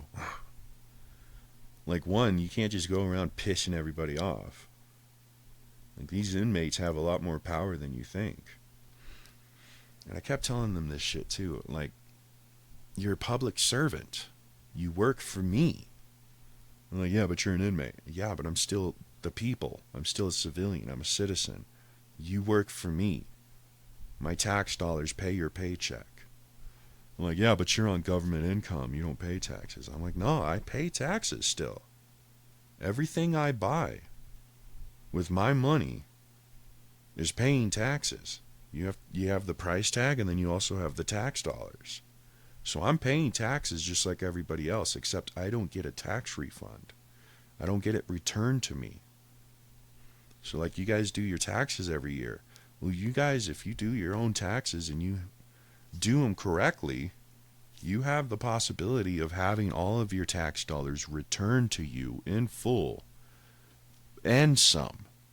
So you guys can actually end up getting paid with your taxes if you do them correctly. I do not have that option. I don't get tax returns and tax refunds. And I'm actually grateful for it, because I don't have to do taxes every year. I have to do SSI paperwork every year. That's my taxes. And I have to do it myself. And so I'm telling these guys, like, I'm a taxpayer just like you are. We're all taxpayers. Everything we buy, there's the price tag, and then there's the taxes.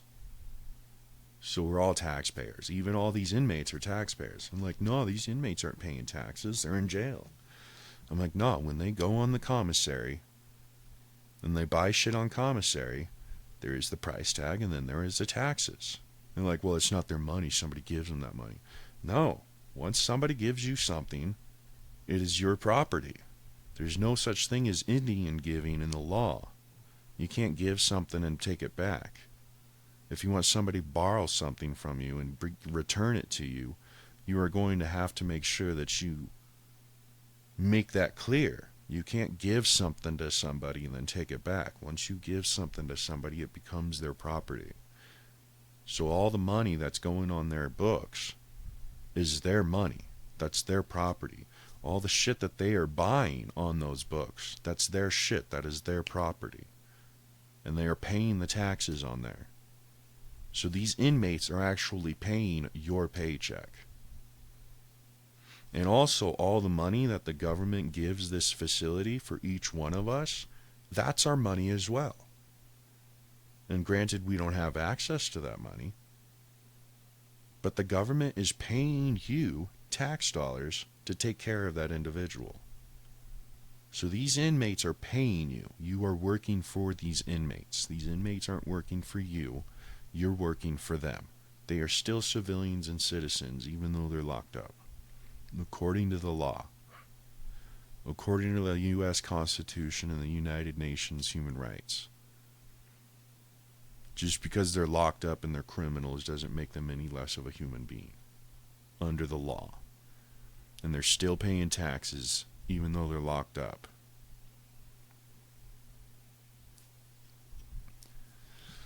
And also, these inmates do all the work for you.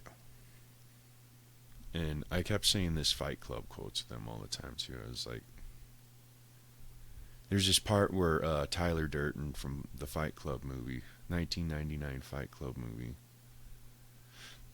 where Tyler Durden, the narrator's alter ego, Tyler Durden pins down this cop in a bathroom. Or no, it's like a judge or a cop or a fucking... Him and his gang pin him down in the bathroom, and he straight up looks him in the eyes, and He's about to cut off his balls. So he's like, I could cut off your balls right now, send one to the New York Post and the other one to your wife. And it's an intimidation tactic. He's never actually going to cut your balls off. And he says the people you are after are the people you depend on. We cook your meals. We supply your... We cook your meals. We haul your trash. We connect your phone calls. We drive your ambulances. We guard you while you sleep. Do not fuck with us. And so I would keep saying that to these deputies. And that's what Tyler Durden says to the police chief in the movie. Like, the people you are after are the people you depend on. We do everything for you.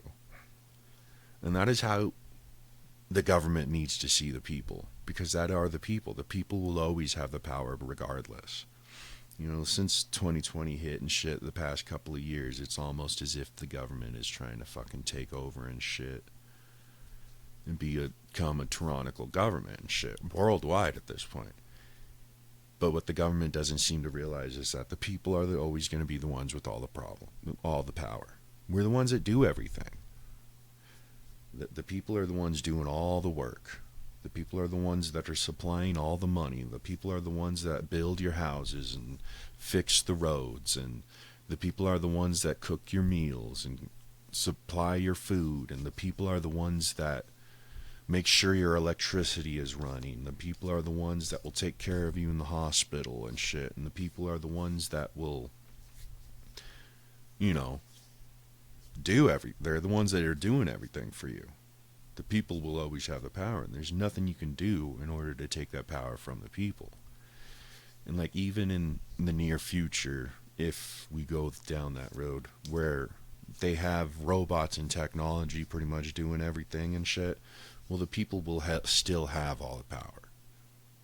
Because the people are the ones that are living and shit like that. They're the ones that are doing all the living and shit. So even if the people aren't actually doing all the work and paying all the bills and shit, the people will still have all this power. Even against technology. I mean, there's no reason for technology to exist without us humans. All these artificial intelligence and AIs and shit. You know, granted, if they went to war with us, they'd kick our ass and shit. But the reason why these AIs have not gone to war with us and wiped us out yet is because the AIs need us just as much as we need the AIs.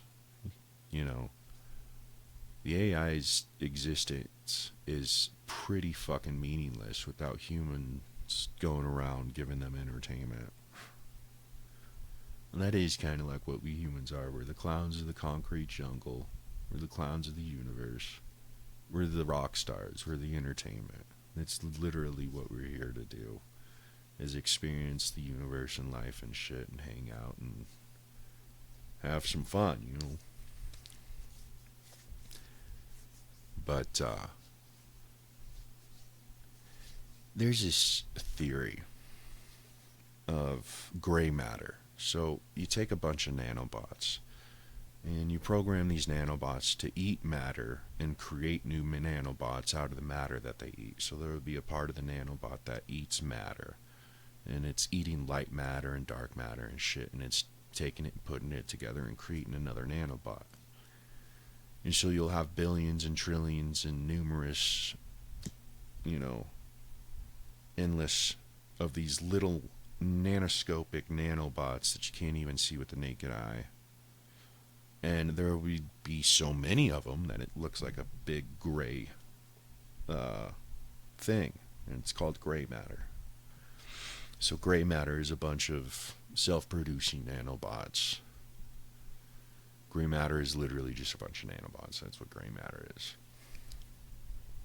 So try to imagine a gray matter cloud of nanobots that is eating all of existence, all the good, all the light matter, all the dark matter. It's eating all of it and creating more nanobots. So it's literally turning all of existence into gray matter. And there's a theory that this has actually happened already. So there would be like a civilization of intelligent beings that creates these nanobots to eat all matter and turn into nanobots and shit, and turn everything into gray matter.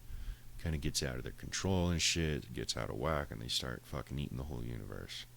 So there's this science fiction theory of a gray matter universe that has already happened, where the nanobots literally ate everything and turned everything into gray matter. And then there's this point in time where there's nothing but gray matter, and all the nanobots and technology and artificial intelligence kind of gets to the point where it's like, well, there's nothing to do now. Everything's gray matter. Like everything's the Matrix. Everything's gray matter now. There's nothing to do now. There's no humans to take care of. There's no humans to watch and laugh at. There's no space and time and shit. Everything's kind of just boring and stupid. And so the nanobots get together and like, well, what are we going to do about this shit? And so AI and technology ended up building a new universe, recreating everything. So it ended up breaking down all the nanobots and putting it back into dark matter and light matter. So it stopped being gray matter and started recreating light matter and dark matter. And then it brought everything back and shit. So there's this, the meaning of this theory is, yes, artificial intelligence and nanobots and technology could easily wipe out all of existence at any point in time. And if they can do this at any point in time, then why haven't they? Why haven't the artificial intelligence and robots gone to war with us? Well, it's because they don't want to. One, and they don't need to. The worst thing that these robots and technologies could do is just leave us to be where we are. Just leave us with their own fucking shit that we're dealing with. It's literally the worst thing they can do with us is just, fine, you don't want us to help you and shit, then we'll just fucking leave you here and you guys can figure it out for yourselves. Go back to the fucking dark ages and shit. And I've always seen it that way too. I think I said it earlier in this, where I don't need to hurt anybody. Like, the worst thing I can do to you is to do nothing, absolutely nothing at all, and leave you all with the shit that you got yourself stuck in. You know, it's kind of like somebody falls in a hole and they get stuck in a hole, and then you come up and you're like, hey buddy, you alright? It's like, get me out of here. Alright, I can help you out, man. And you start cussing out the motherfucker trying to get you out of the hole. Man, fuck you. Get me out of this fucking hole, you stupid bitch and shit. And the guy's like, well, I could just leave you in this hole. I don't actually have to help you. You know. So it's kind of like that. That's the way I think of it. You know, Elon Musk and Elon Tusk and shit. He keeps saying that he's scared of artificial intelligence and what they're capable of and shit. But there's no getting rid of it. There's always going to be artificial intelligence. We could go around knocking out all the technology on the planet, but it's still going to be in the rest of the universe. And they don't need us, you know. They really don't. We need them. Well, I mean, technically, we honestly don't need them. We can still live the way we're living without technology, but it's a lot better. I mean, it's human beings' superpowers, technology. You know, you look at all these superheroes. There's Superman, who can fly faster than the speed of light, run faster than a locomotive, leap over a tower, and shoot lasers out of his eyes and shit. Then all of a sudden, a fucking Green Rock comes along, and he's a little bitch. You know, you got Wonder Woman jumping around in her fucking invisible jet and shit.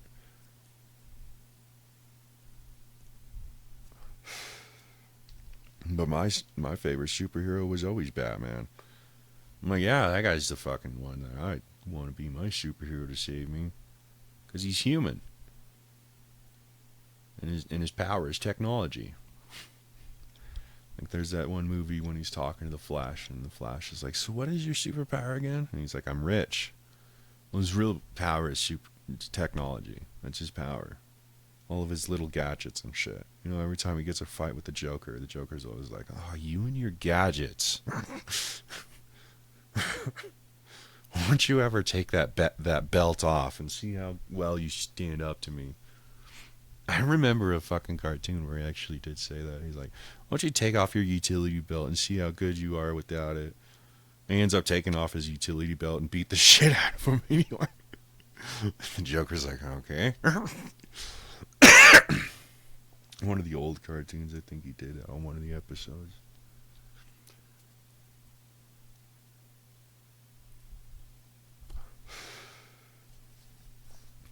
But yeah, technology is our superpower. We've pretty much been fucking like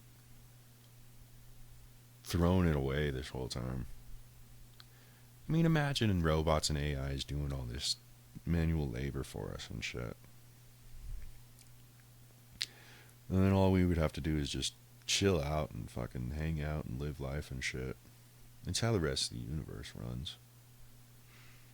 And the rest of the universe's currency is trading knowledge. You know, and actually trading goods and services with one another, because goods and services are pretty much taken care of by the technologies. Pretty much all you're doing is trading knowledge with one another. What have you figured out that I don't know? And I'll let you know some of the shit that you don't know.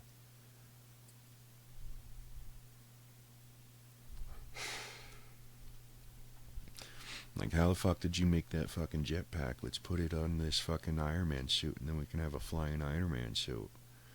And that's the currency of the rest of the universe. They're trading information with one another.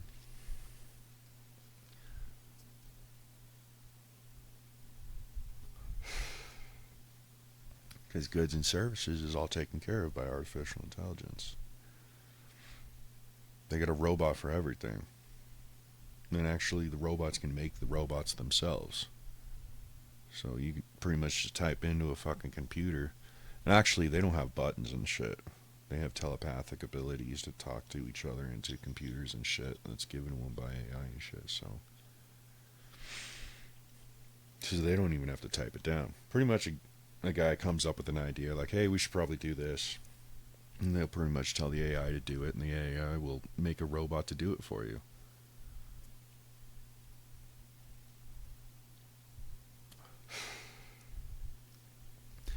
So they don't even have the ability to have currency out there in space and shit. In the rest of the universe. Because everything's kind of taken care of for them. So there's really nothing to bribe somebody with. You know, down here we're like, if we want somebody to do something, we just give them $1 million and they'll do it. But out there, you offer somebody $1 million, you're going to be like, what the fuck am I supposed to do with this worthless green paper? Like, there's already shit on it. You can't even write on it. Can't even draw something on it. It's already covered in shit.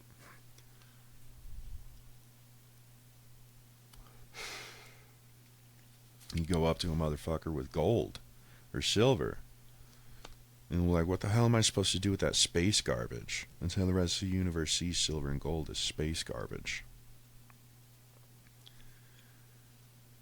And so,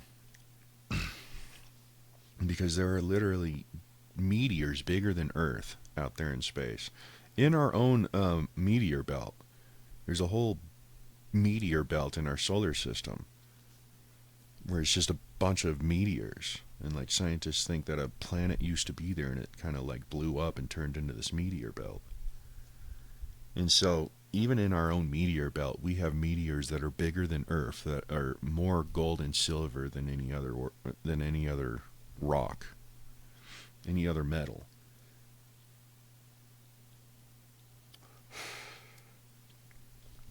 And gold and silver is actually very useless.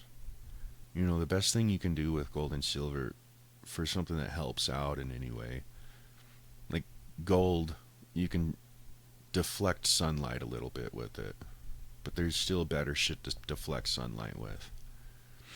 And like, gold and silver is good for metal. They're good they're good conductors for electricity. So there's a lot of gold and metal in computer wiring and shit. But you can take these computers apart, take out all the gold and silver wiring and stuff, and you're still not even going to have enough gold and silver to even make $1.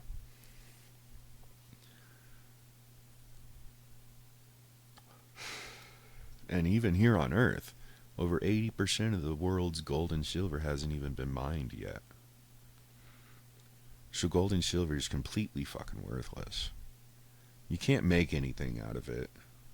In order to make it pure gold and pure silver, you have to melt it down and stuff, and you have to filter out all the other metals out of it. And then you end up with this, and it's like tinfoil. It's like a really fine foil. And there's really nothing you can really do with it. And you have to shine it and maintain it in order to keep it shiny and gold.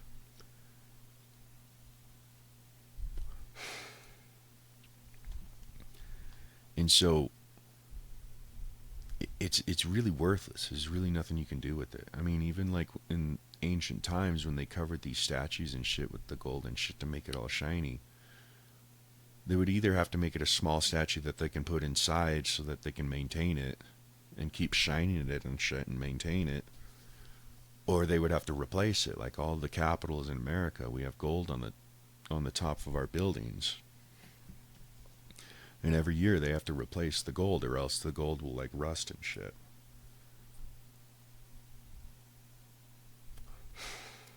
So actually, this money and this gold and this silver, completely worthless to the rest of the universe. They see it as space garbage. Gold and silver is created when a star explodes. It's bad. It's not good. It's not something that's supposed to happen. It means you're not maintaining your stars. And when a star explodes, it explodes the whole fucking solar system. It puts the whole galaxy out of whack and shit.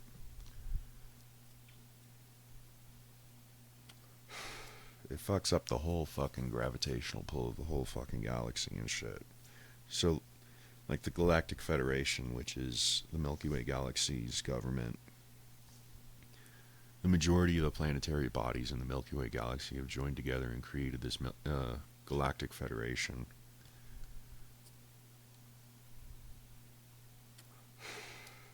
I mean, it's their job to spread and protect. That's their moral code, is to spread and protect all life throughout the universe under the law of one, and the non-interference policy. And so their job is to actually keep these stars from imploding and exploding and becoming dwarf stars and shit like that. And you can't maintain them forever. Sooner or later, you have to pretty much get rid of the star, but so that it doesn't turn into a black hole or something, you know.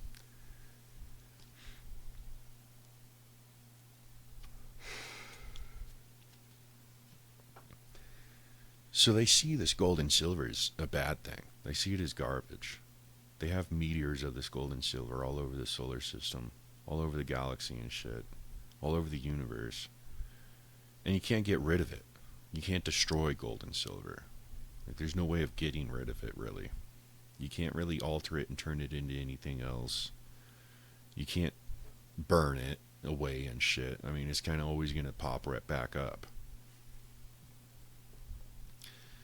And so there's really nothing you can do with it. You can't get rid of it. So they literally see it as space garbage.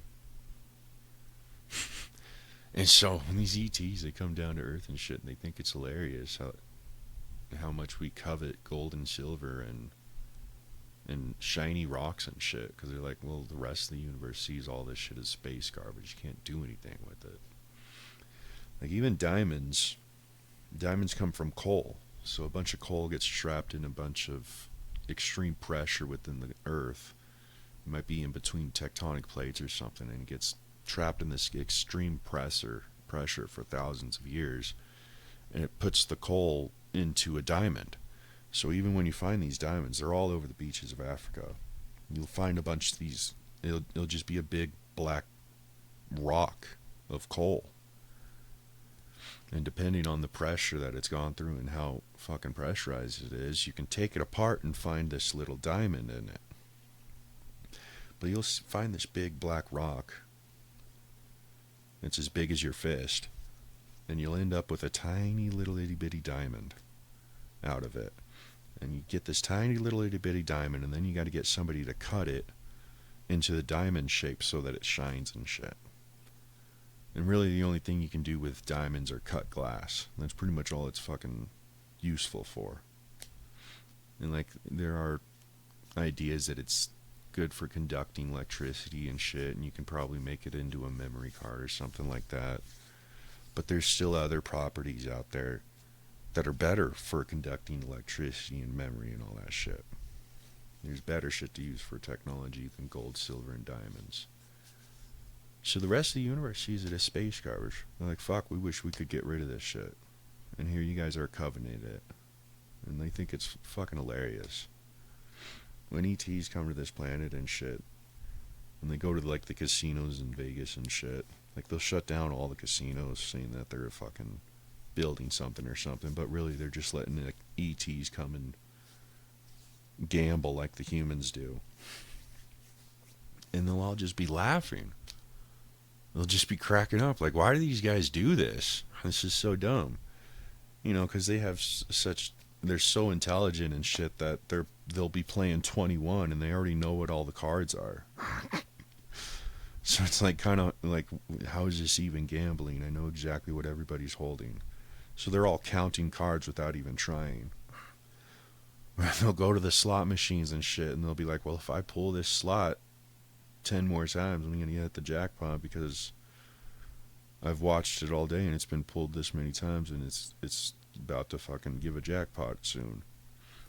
So all these ETs will be in these casinos just cracking up, just like, how is this even gambling? Like, there's no chance. You already know how to win and shit.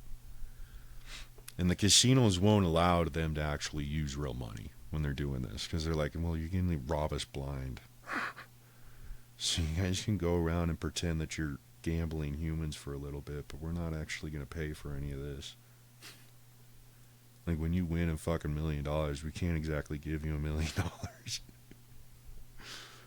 And so they're kind of just wandering around pretending that they're gambling, but they all know exactly when the jackpot's about to hit. They know all the cards to count and shit.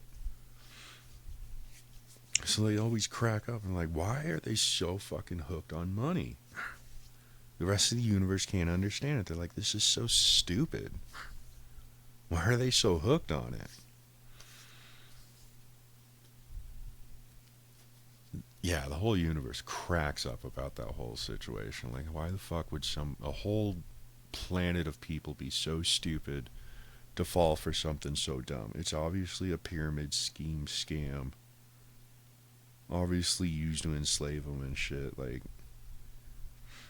there's this thing that was said in one of the slavery documentaries where the slave owners honestly believed that if they choose to be slaves, then why is anybody supposed to feel bad for them? And that was kind of the belief of the average slave owner. It was like, well, if they choose to be a slave, then let them be a slave. Like, how are we supposed to take pity on them for it? Because in their mind, like, these guys there's more of these slaves than there are us, you know? There's maybe a couple people on horseback or something like that with a gun or a whip or something. Like, they could easily join together and overtake all of us and leave at any point in time. Like, there's no fences, there's no bars, you know. Like, they can leave at any time. And so they kind of like, that's how the slave owners thought. You know, in reality, it's like, well, even if they do manage to escape and shit, they're going to have the cops and shit around them trying to put them back in and shit, and they would have to end up trying to get out of the fucking country and go to another country and shit in order to get away from it, which most of the countries were doing slavery at the time. So it was kind of like, you're an asshole for thinking that there's no way for us to escape this. But that's kind of how the whole universe sees this planet. And that's kind of how slave owners see their slaves. Like, if you're dumb enough to become a slave and then dumb enough to stay a slave, then how is anybody supposed to give you any sympathy for it? When you all have the ability to stop being a slave. And it's kind of the same way the universe sees us with this money.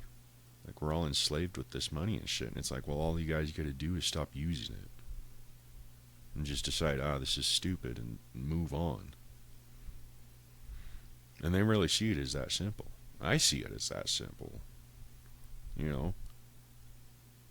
Like, fuck, if everybody just decided one day, fuck this money, we're not doing this shit no more, it would have no power over anybody anymore. You know, Monopoly only works when you're playing the game.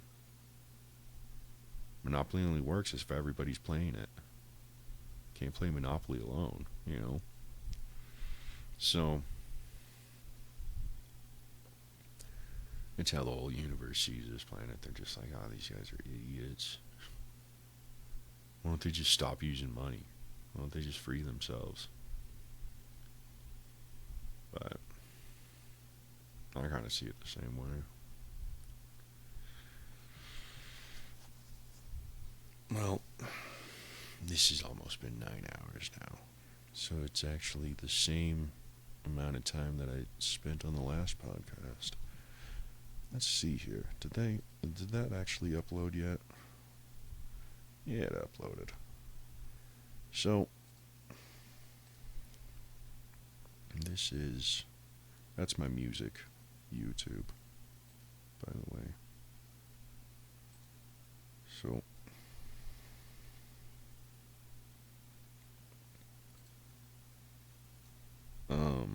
this is my last podcast right here, right?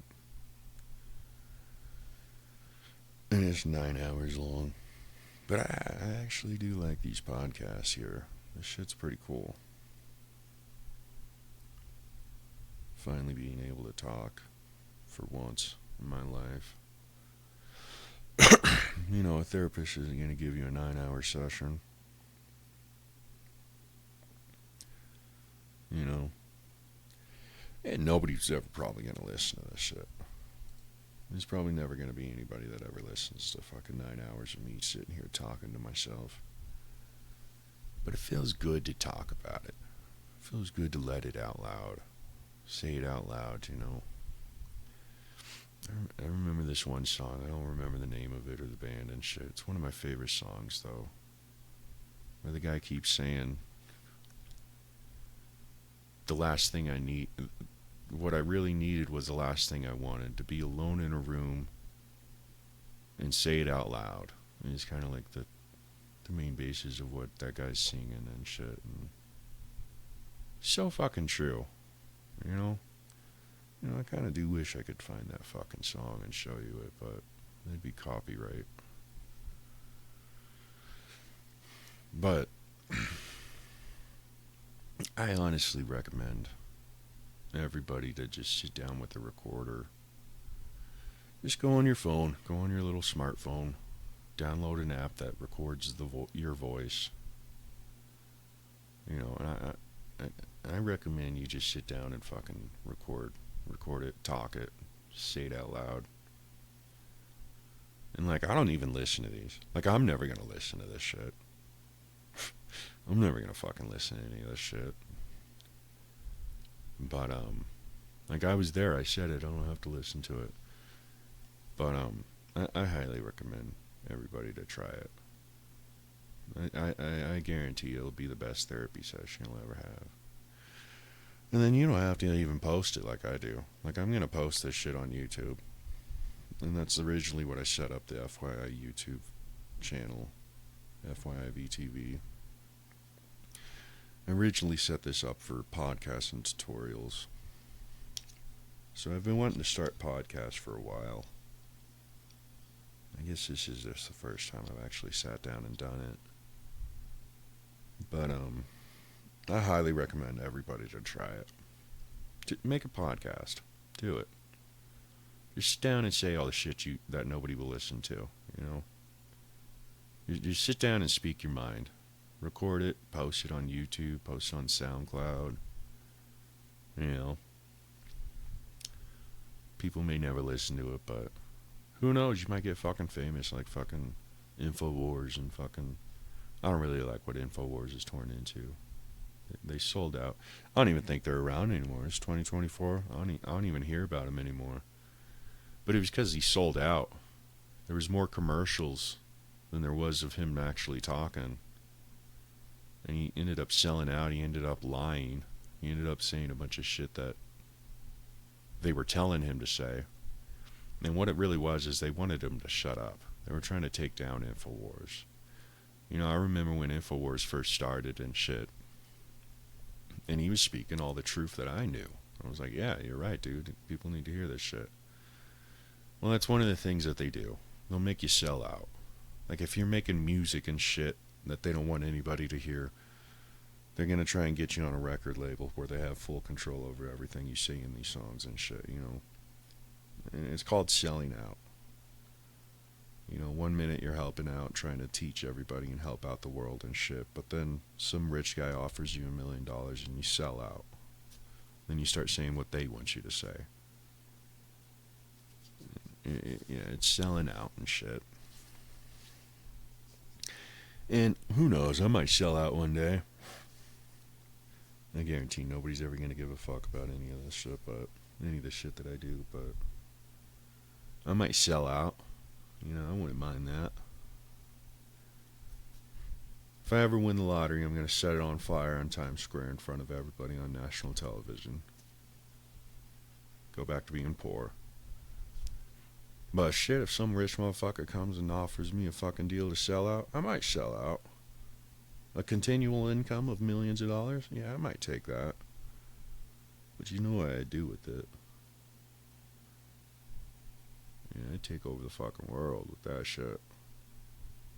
I'd be the Batman. I'd be running around at night with a fucking mask on. That's Batman. Yeah, I actually sold my soul to the devil twice. To be the Antichrist and to take Satan's throne and shit over the beast and shit and become a rich and famous rock star. My whole idea was, I'm going to take Satan's throne, power over the beast, and I'm going to forfeit it over to Jesus and God, so that we can end this apocalypse before it even happens without a holy war and shit. And then I was like, well, if I sell my soul and become a famous rock star and become a part of the 27 Club, I can get rich and famous, use the money to become Batman, save the world that way. Well, I sold my soul twice, and I'm still waiting for the devil's pay. Still waiting for him to pay up. And then I started realizing I never had a soul to sell in the first place. But yeah, supposedly I sold my soul twice. One time I did it on a crossroads in Aurora when I was a kid. And I made a little box and buried it in a dirt road, crossroads in Aurora. And it's paved over now, so.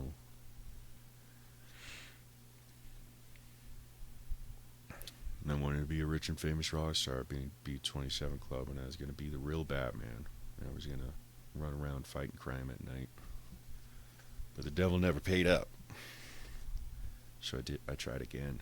And then I sold my soul and wrote out a contract and signed it with blood and then burnt it.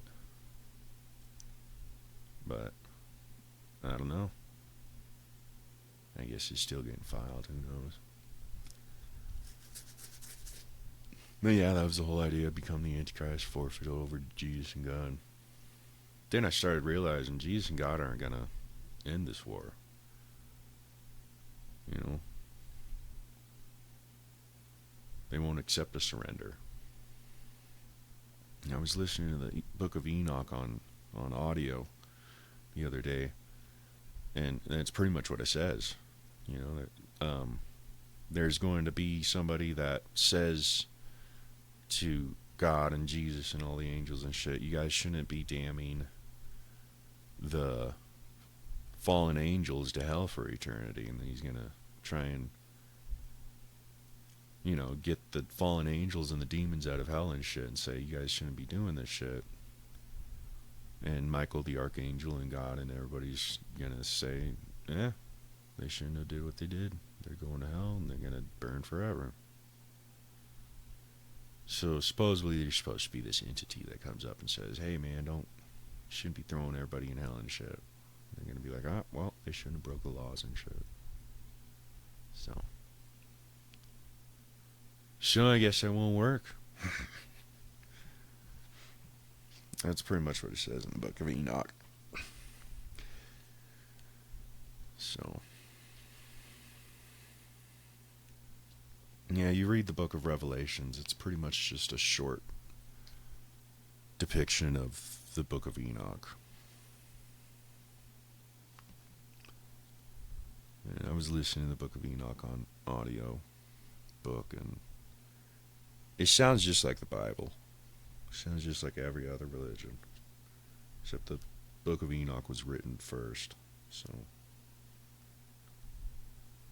nothing's changed. They keep saying, oh, times are changed. We don't need the Constitution no more. Well, shit hasn't changed yet. So I don't know about this whole times have changed thing. It's been working for 1,000 years. Now all of a sudden it doesn't work because you're not using it. But yeah, I was in the Buckley Field Young Marines, the Colorado Buckley Field Young Marines at 8 years old. I swore the oath to protect the United States Constitution against both foreign and domestic enemies by any means necessary. And I swore that oath because I believe in that oath. I didn't swear that oath because they told me to. You know, I joined the Young Marines myself on my own choice. My cousin Aaron joined the Young Marines, and he's like, you should join up with me. And we ended up having to tell our parents, sign us up for the Young Marines. And we joined the Young Marines by our own choice. And I swore that oath by my own choice. And I keep that oath to this day on my own choice because I actually believe in the United States Constitution and the Bill of Rights. I believe in human rights. I believe that people should be equal and treated as such and treated as human beings. I believe in liberty and justice for all. I believe in, you know, the right to the pursuit of happiness, you know. You have the right to pursue your happiness as long as it doesn't affect anyone else's happiness. Directly. No, I'm not saying I don't like that guy because he doesn't agree with my beliefs.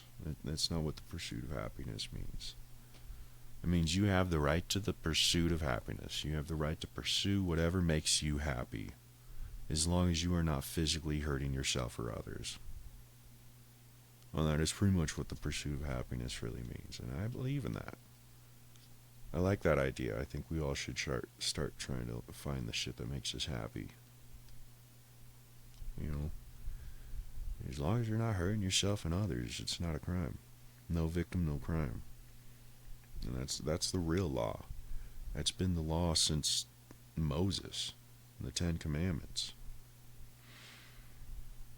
And that's what happened in the Old Testament.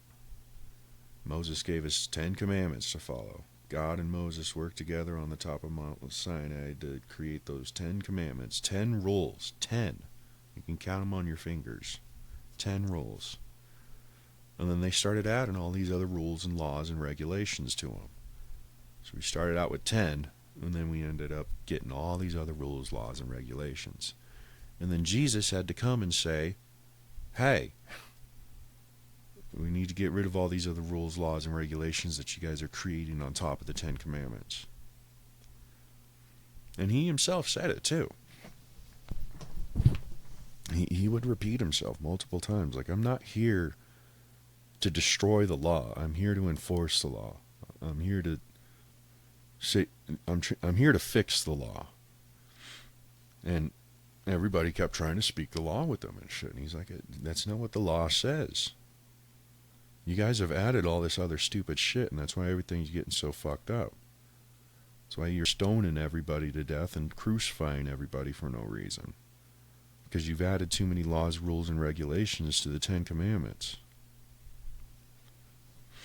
And he also said that we need to get rid of this sacrifice shit.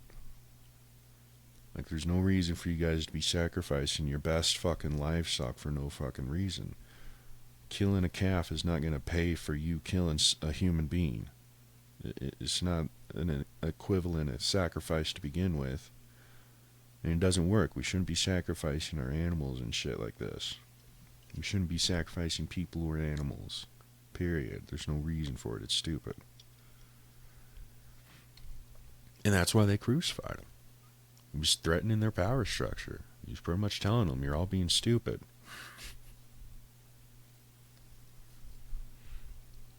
And he said it multiple times. I'm not here to destroy the law. I'm here to enforce it. I'm here to fix it. God gave you 10 commandments. Why are you guys stoning people to death for picking their nose? And he said that when they were stoning that woman to death.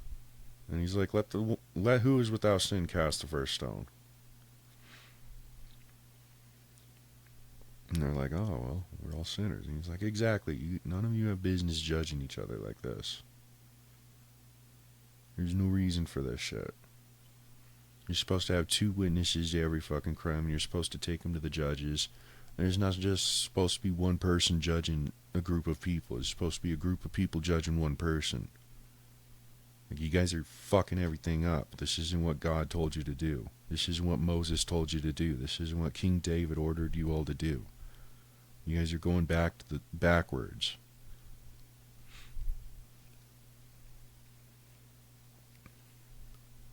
And then they also keep saying that Jesus was sinless. But Jesus himself said, no, I'm not good. Only God is good. When Jesus was talking to the Samaritan woman at the Samaritan well, she was like, oh, well, our God gave us this. And he's like, yeah, that was me. I'm Gilgamesh. And she's like, you're the Lord Gilgamesh who gave us this Samaritan well to drink water out of? He's like, yeah, that was me. That was Moses. Yeah, that was me.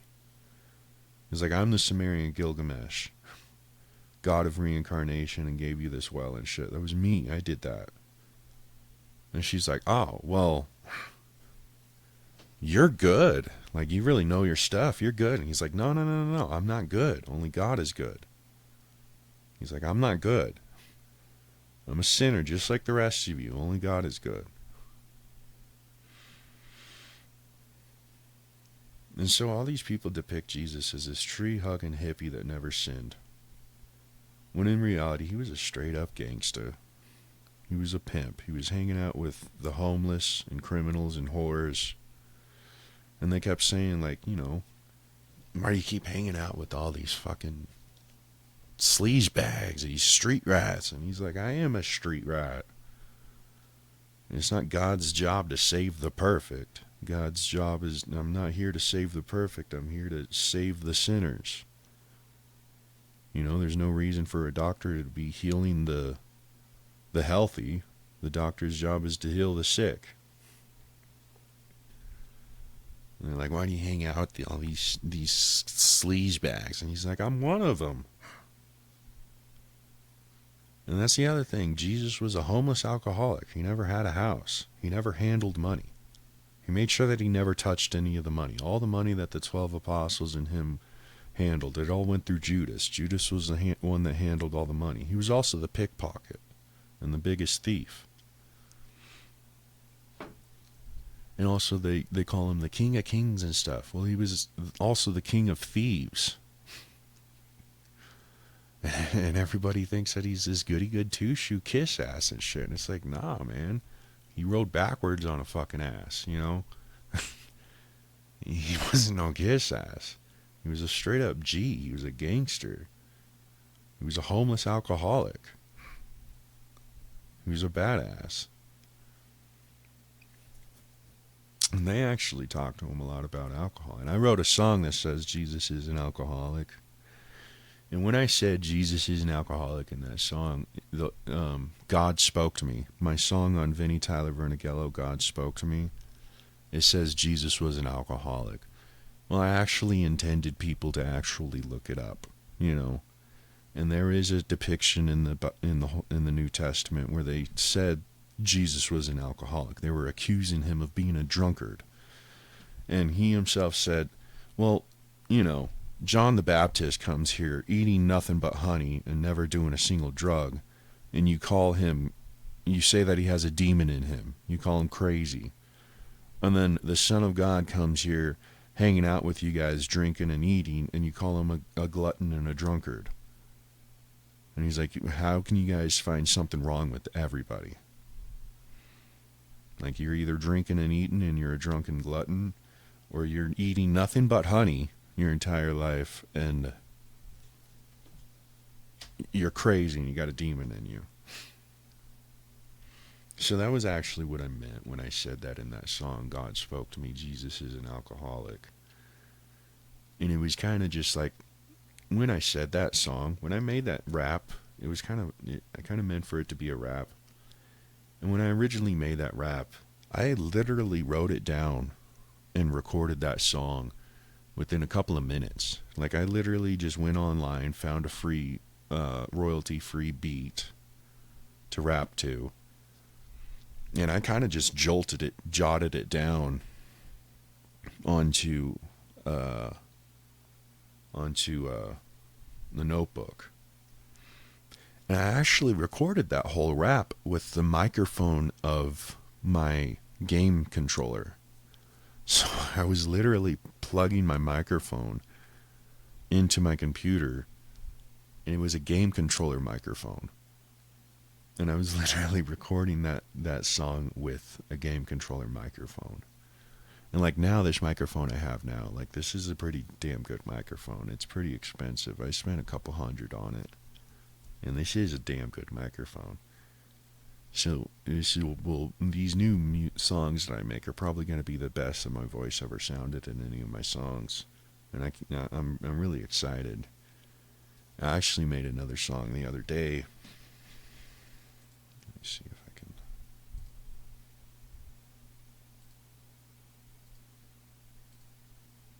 find it. So this is my Vtv, my Vinny Tyler Vernagello music's one. So I made the song I Don't Know What Love Is. So I made the song I Don't Know What Love Is. And this is probably the best my voice has ever sounded. So there's the first part, and I'm still not finished with this song. Like, I would still need to add bass and drums and shit to it. And there might be a couple of other tweaks that I want to put to it and shit. So it's not actually finished. I kind of just post this shit on here in order to share it with people and get people's feedback. Like, how do you think this sounds so far, kind of a thing, you know? But nobody ever really fucking listens to any of it and shit. Nobody really gives much of a fuck about it and shit. But, you know, I do got a couple of friends and shit, like Brian and shit, the one that's still alive. He actually listens to it and he gives me some feedback. And my personal trainer at my gym, you know, he listens to it. He gives me some feedback. Most of the people, they kind of just like, fucking stop sending me this shit. I don't like your music. Other people don't even listen to it and they don't like it. It's like, how do you know you don't like it? You've never listened to it. But there are some people that listen to it and they give me a little feedback. I'm like, yeah, this shit's actually pretty good. Like Jake, one time I sent him a copy of Country Summers. There's supposed to be an S right there, so I misspelled it. So it's supposed to be Country Summers, and it's a song about my grandma Summers. Her last name is Summers. And it's my first country song, you know. And actually, the slider that I used on this song is actually my weed pipe. So I have a glass weed pipe, and it's big enough to fit the neck of my guitar. And I didn't have a glass slider, so I was using my weed pipe on that song. So I don't know if any country people would appreciate that I'm using a weed pipe as a slider, but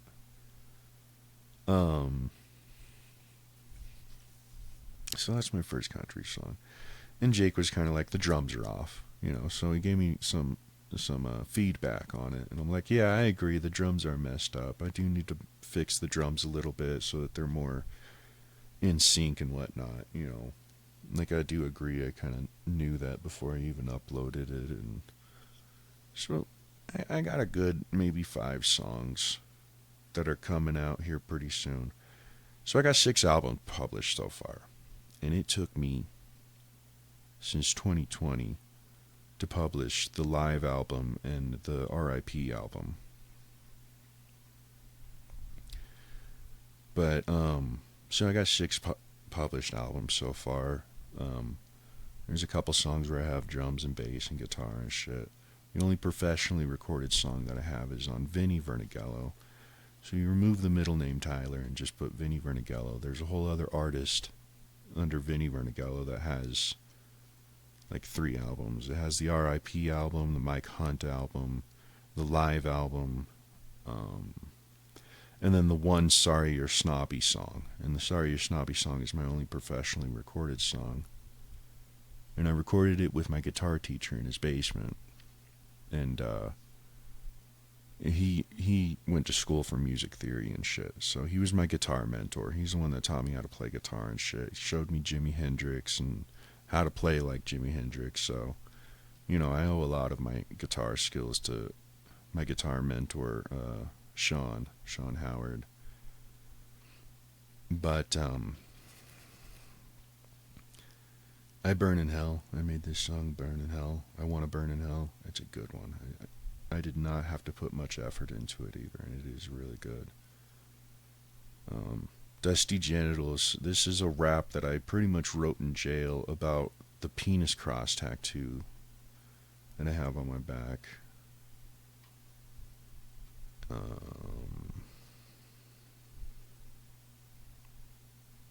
Country Summers is my first country song. And then, I Don't Know What Love Is. This is one of my newer songs. This one doesn't have bass guitar or drums yet, so this one's far from finished. These are the ones I still need to do a little tinkering and shit to make them sound good. But I'll probably be having a new album coming out here pretty soon. I really wanted to work on trying to make the Friendly Unified Police Department's album. And the abbreviation is the FUPD album. And it is I'm wanting to make an entire album that literally says, fuck the police. I literally want to make a 30-songed album. 30 or more songs on one album. Pretty much as many songs as I can put that CD Baby will allow me to put on one album. Maybe I'll just make it a double disc or something like that. But I want to make a 30-song album of nothing but fuck the police. And I want every single song to be fuck the police, why fuck the police, and, you know, all that shit. And that's when I started making the first podcast. You might see in one of the videos or something. I started making the first podcast. And I was originally about to record the BB Gun Killer song. So I was about to record a song about being the BB Gun Killer and the Facebook troller and shit. But the sound was really fucked up. And it was too loud or it was too quiet and shit. And I wasn't figuring, I didn't understand why the hell the fucking sound was so fucked up. So I started fucking around with the sound. And I ended up just cussing. I'm just like, fuck. I think it's posted on the FYI Vtv. I'm just like, fuck. And I'm just cussing. I'm like, why the fuck do I have to fucking do all this shit? Like, I'm the artist. I'm not the fucking producer and all this shit. This is not my job to fucking do every aspect of this shit. Then I started talking about Oliver Tree and how he's a completely self-made artist. And I'm like, well, he fucking does it. So I guess it is a new generation of music and artists and shit. You're going to have to just do everything yourself. And I end up saying it is better off you doing it all yourself. You don't have record labels fucking you over every chance they got. But yeah, I use cdbaby.com to publish my music. And it's a one-time fee. So you pay them maybe $100 or so to publish an album. But it's a one-time fee. And I've been able to make an album with 6 songs on it, and one of the songs was 14 minutes long. So they really give you the freedom to do anything. And they take care of all the copyright for you. They take care of all the fucking legal shit for you. They have a whole fucking bunch of lawyers taking care of all this legal shit for you. And it's all AI, artificial intelligence, fucking programming. Pretty much you pay them, give them your music, and they will take it and they will publish it on everything. iTunes, SoundCloud, YouTube. Like even this YouTube that I have set up, they have another YouTube that is an artist topic YouTube. So it's an official artist topic YouTube on top of that. And then I also connected this YouTube, Vinny Tyler Vernigello, to the CD Baby account that I have. So actually this YouTube channel cannot be flagged for copyright and shit. So I can use this YouTube channel to post all my music and shit without arguing with YouTube about every little fucking aspect of it. And so they give me freedom on my YouTube channel. And if I think I can actually connect other social media outlets to it, and they can like back my shit up. And it's a one-time fee of like $100 or so. And other online record labels, they will charge you monthly. So it'd be like $9 a month or something, right? To publish your shit. Well, then you gotta start thinking, like, I'm gonna have to pay $9 a month for the rest of my life in order for my shit to be published. And like, if you stop paying, it's gonna be taken down. And I honestly wouldn't know. I have no frame of reference talking about it. I've only used CD Baby.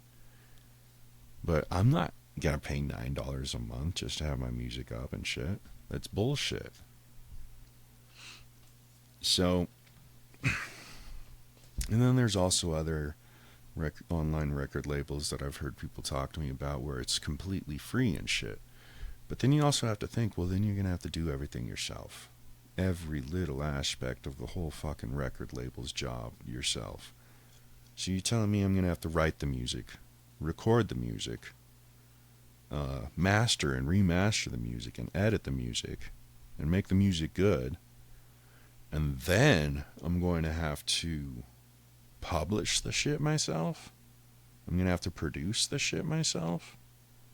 I'm going to have to be the record label and shit myself? And I'm like, well, first of all, I ain't got the money for all that.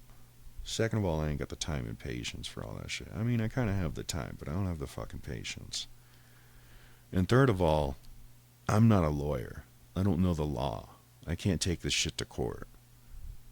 You know, I'm not on the board. So I'm not qualified to do this shit. And so it is just best to use cdbaby.com. And I've kind of looked at other online record labels and shit, and I haven't been able to find anything better than CD Baby. You know, there's a lot of shit about CD Baby I get pissed off about and shit. And if CD Baby like ever went under or something, like it'd probably fuck everything up too. Who knows? There's a lot of fucking cons with CD Baby as well, but there's more pros than cons, is what I found with CD Baby. And actually, my guitar teacher, my mentor, told me about CD Baby. And the first song I published was the song that I recorded with my guitar mentor, Sorry You're Snobby, from the Sorry You're Snobby album, but on the Vinnie Vernigello Artist. So I have the Sorry You're Snobby album on Vinnie Tyler Vernigello, and it's kind of all fucked up because it has an intro and outro on every song, and I didn't mean to do that. And then there's the Sorry You're Snobby song that is on the Vinnie Vernigello artist page, or artist topic, or whatever. So I got two separate artist topics, artist pages, and two sets of albums. So I got 3 albums on Vinnie Tyler Vernigello and 3 albums on Vinnie Vernigello, 6 albums altogether. But you publish the shit with CD Baby, and you actually get paid. I actually get royalty checks. And before, I was getting the royalty checks in the mail so that I can have a physical copy of the royalty check, so I can like frame it or whatever, you know. But, you know, I ended up transferring it so that all my royalty checks just go directly into my bank account. And every now and then I'll just look in my bank and I'm like, where'd this $10 come from? And I'm like, oh shit, I got a royalty check. And I have it set up where they pay me every time I get $10. So, I mean, you could set it up that it pays you for every $2. But I thought, you know, $10, good. You know, I can get a pack of cigarettes or something with it. So every time I get $10, go ahead and send it to me. And it goes directly into my bank account. So I get royalty checks from my music. And the shit is published professionally, too.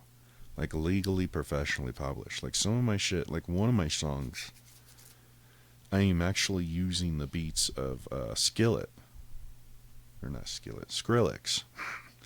Skrillex, the techno artist, he's like my favorite techno artist. He always has been. That and Deadmau5. But I like Skrillex more. Like, I love all of Skrillex songs. There's a couple Deadmau5 songs where I'm just like, oh, I hate that one. but there isn't a single Skrillex song that I don't absolutely fucking love. So Skrillex has always been my favorite DJ techno artist, you know. So I took one of Skrillex songs, and I just kind of picked up my guitar and started singing to it. And I was just singing and playing guitar to it one day. It was in my grandma's basement.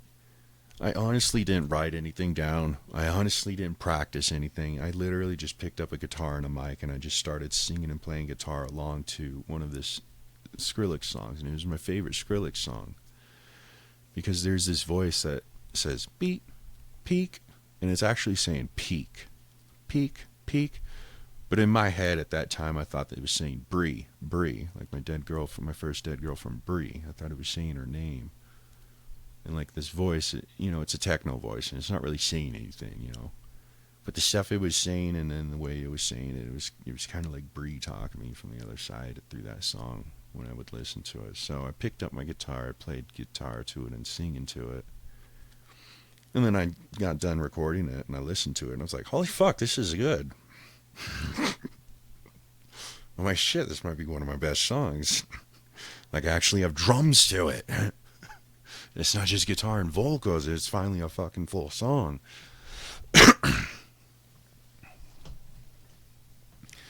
And I ended up doing the same thing, the Horror King album, the Horror King song. Horror, not whore, but horror. Like scary and Halloweeny and shit. The Horror King album, I made this 14-minute long song. And my entire intention on writing this song was to summon demons with it. That was literally my intention for this song. Like, if somebody listens to this song from beginning to end, all the way through, it will summon demons. That was literally my intention of making this song before I even started making it. And I'm like, well, I like what I did with the Skrillex song, where it was beats and shit, and I just kind of put guitar and vocals over it and shit. So I'm like, trying to look for some drums. I'm like, well, I wanted to make a heavy metal song this time. So I'm like looking for some heavy metal songs and shit. And I end up coming across these drums that Joey from Slipknot made. And it was like some of the best fucking drumming I've ever fucking heard. I loved fucking Joey. He was a fucking badass. One of the best drummers I know. Other than my stepdad. Like, my stepdad's a pretty damn good drummer. But Joey is pretty fucking cool. And like, Joey's a Slipknot drummer, and he ended up dying. So he's passed away now. Rest in peace. And he was a drummer that would play the drums, and he was on this contraption that would like turn him upside down and shit, and it was like a fucking roller coaster. He'd be over the crowd playing the drums, turning upside down and shit. And this was one of the songs he would play on that contraption, and it was fucking badass. I was like, oh, dude. Like, I hope Slipknot doesn't get mad at me for using these drums. Like, this would be perfect. So it's one of Joey's songs, and I forget the song that it actually goes to. But it is a Slipknot song. Actually, it might actually just be Joey's drums. But I started playing guitar to it, and I'm scream metal to it, and I'm singing to it and shit, and it's just rolling off the tongue. It's just coming out of me, I'm just coming out of me and stuff. And I record this song, and I listen to it, and I'm like, fuck, it's really long. 14 minutes is really long. And what I ended up having to do was take Joey's drumming and put it back to back in order to make it 14 minutes long. So originally it was already a long song just by Joey's drums. It was already really long, but I ended up putting it back to back and making it into 14 minutes.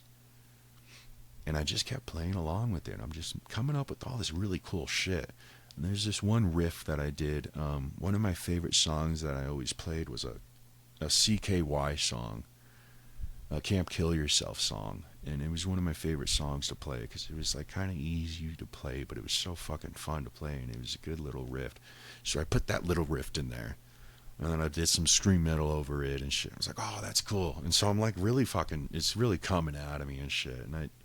And when I record and shit, I kind of try to do it all and finish it before I quit. I don't like to leave any of my art and shit unfinished. It's really hard for me to do. So I kind of rush my shit a lot, and that's one of my big problems. And so I'm recording the horror song, the Horror King song. And it's 14 minutes long, but I'm listening to it. I'm like, it's a really good song. And at the end, it's kind of just Joey and then my computer Maxi. So in order to make this computer voice that I made for that song, I had to type in what I wanted Maxi to say. And the stuff that I'm typing in, it's not English. It's demonic. So I can speak demonic, and I can pretty much speak it fluently. But I've studied demonic and stuff, and it's called something else. They call it like a...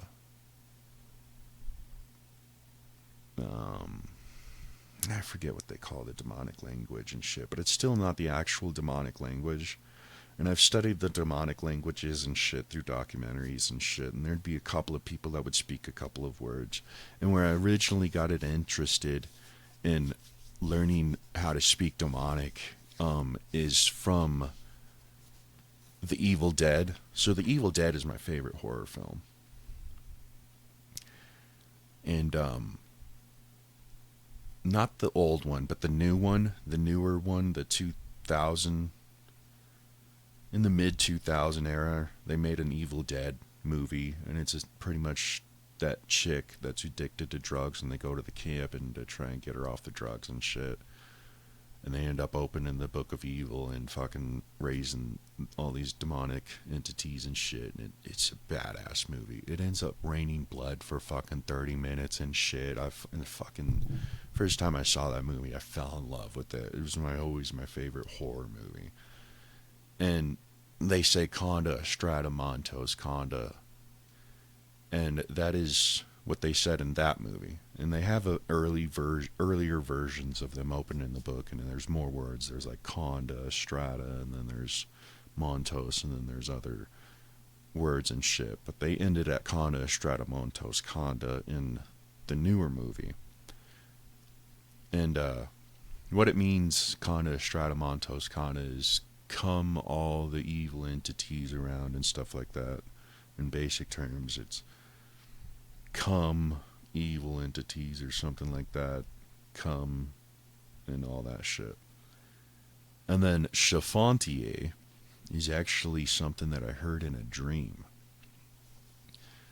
And I remember I was dreaming of my dead girlfriend Brie and shit, and she ended up saying, go find your Chafantier. And I woke up and I'm like, Chafantier? What the fuck does Chafantier mean?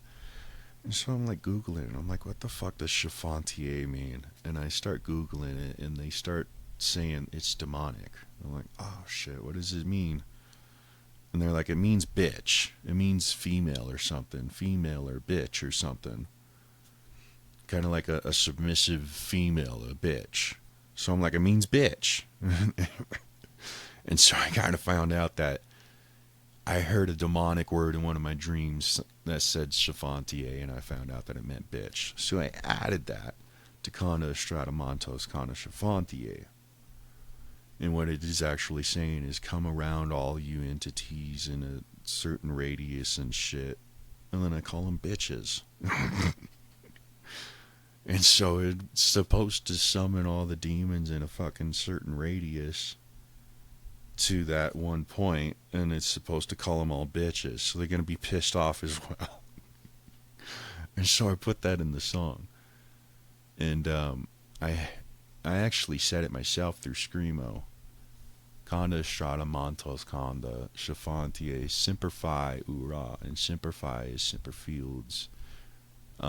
Live and let live, always be faithful, and that's a Marine Corps saying. And then Ura is the Marine Corps saying for kill. And then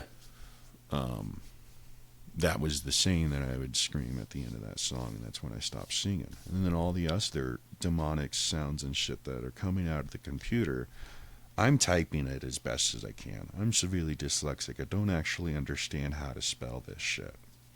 But I am spelling it the best that I way to make the computer sound like it's saying it. And so Maxi was my first computer. 101.001.010.0.101, which ends up being 1.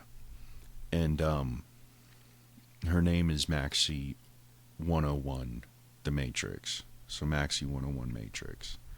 So that was my first computer. It was an Apple Macintosh computer, and that's what I recorded most of my music with on GarageBand and shit. And that's Maxie. She's actually in the living room right now. She's turned into a paperweight. I'm not allowed access to her anymore. She shut me out. She dumped me.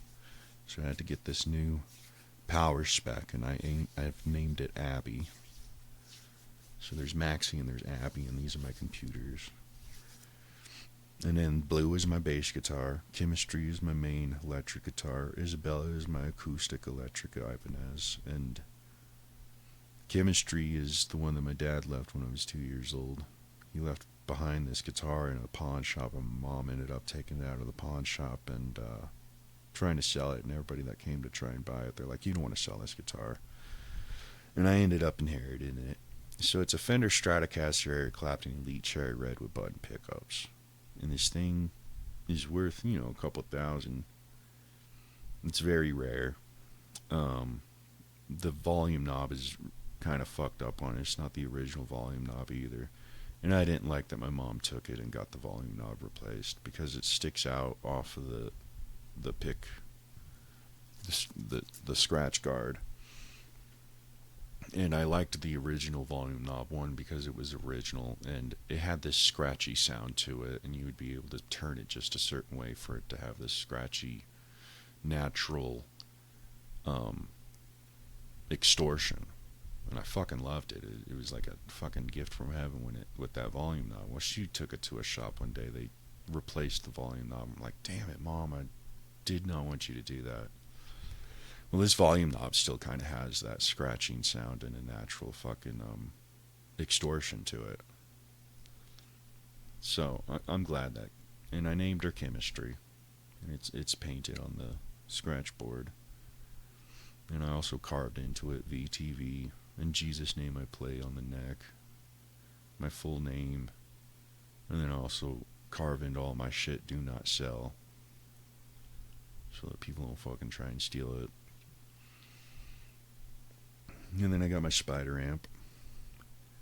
And I got my electric acoustic Ibanez. And then I also have this hollow body that I actually haven't even used yet.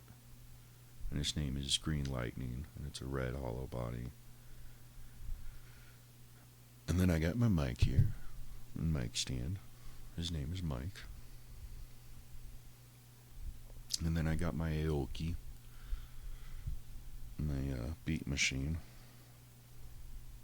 This thing right here. So Aoki came with its own program and stuff, and it's a beat machine. And so I got that, and to do my drums and beats and shit. And then I have this thing to hook up my mic and shit to the computer. So I have all the equipment for the first time in my life. Usually it has just been my guitar and a mic and my computer. And a way to plug the shit in. And I never had a beat machine or a bass to it. So it's all kind of just guitar and vocals. But I posted it and published it anyway. And I was like, well, this is the best I'm going to be able to do with it. But my new music, it's starting to be more finished music. So I'm really progressing a lot in my music. And I'm pretty proud of myself. I'm really excited about it. I really enjoy it. I really like it. Yeah, I definitely think that I'm really starting to sound professional, and I think that my music that I'm going to be coming out with is going to be really cool.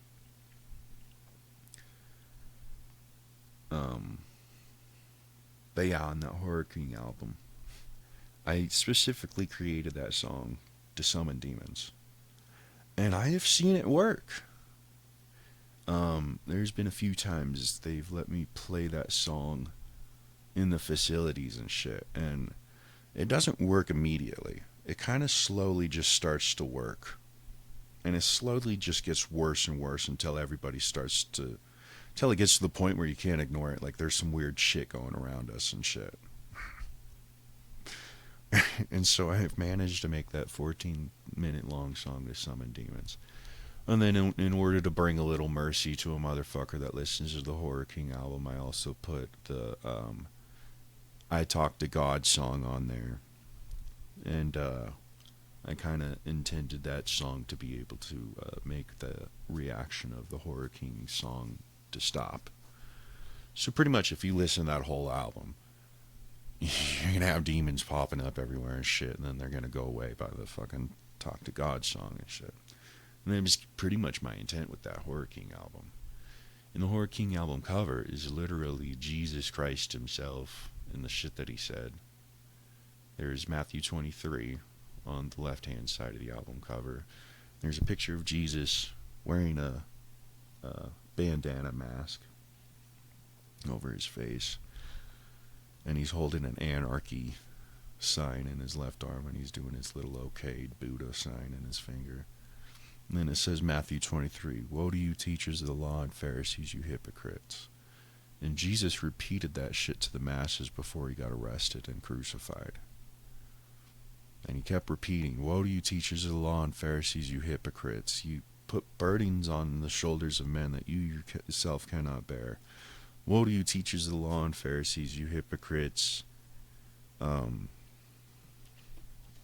Don't do as they do, but do as they say, for they are brought here by God to enforce the law. And woe to you, teachers of the law and Pharisees, you hypocrites. It will be easier for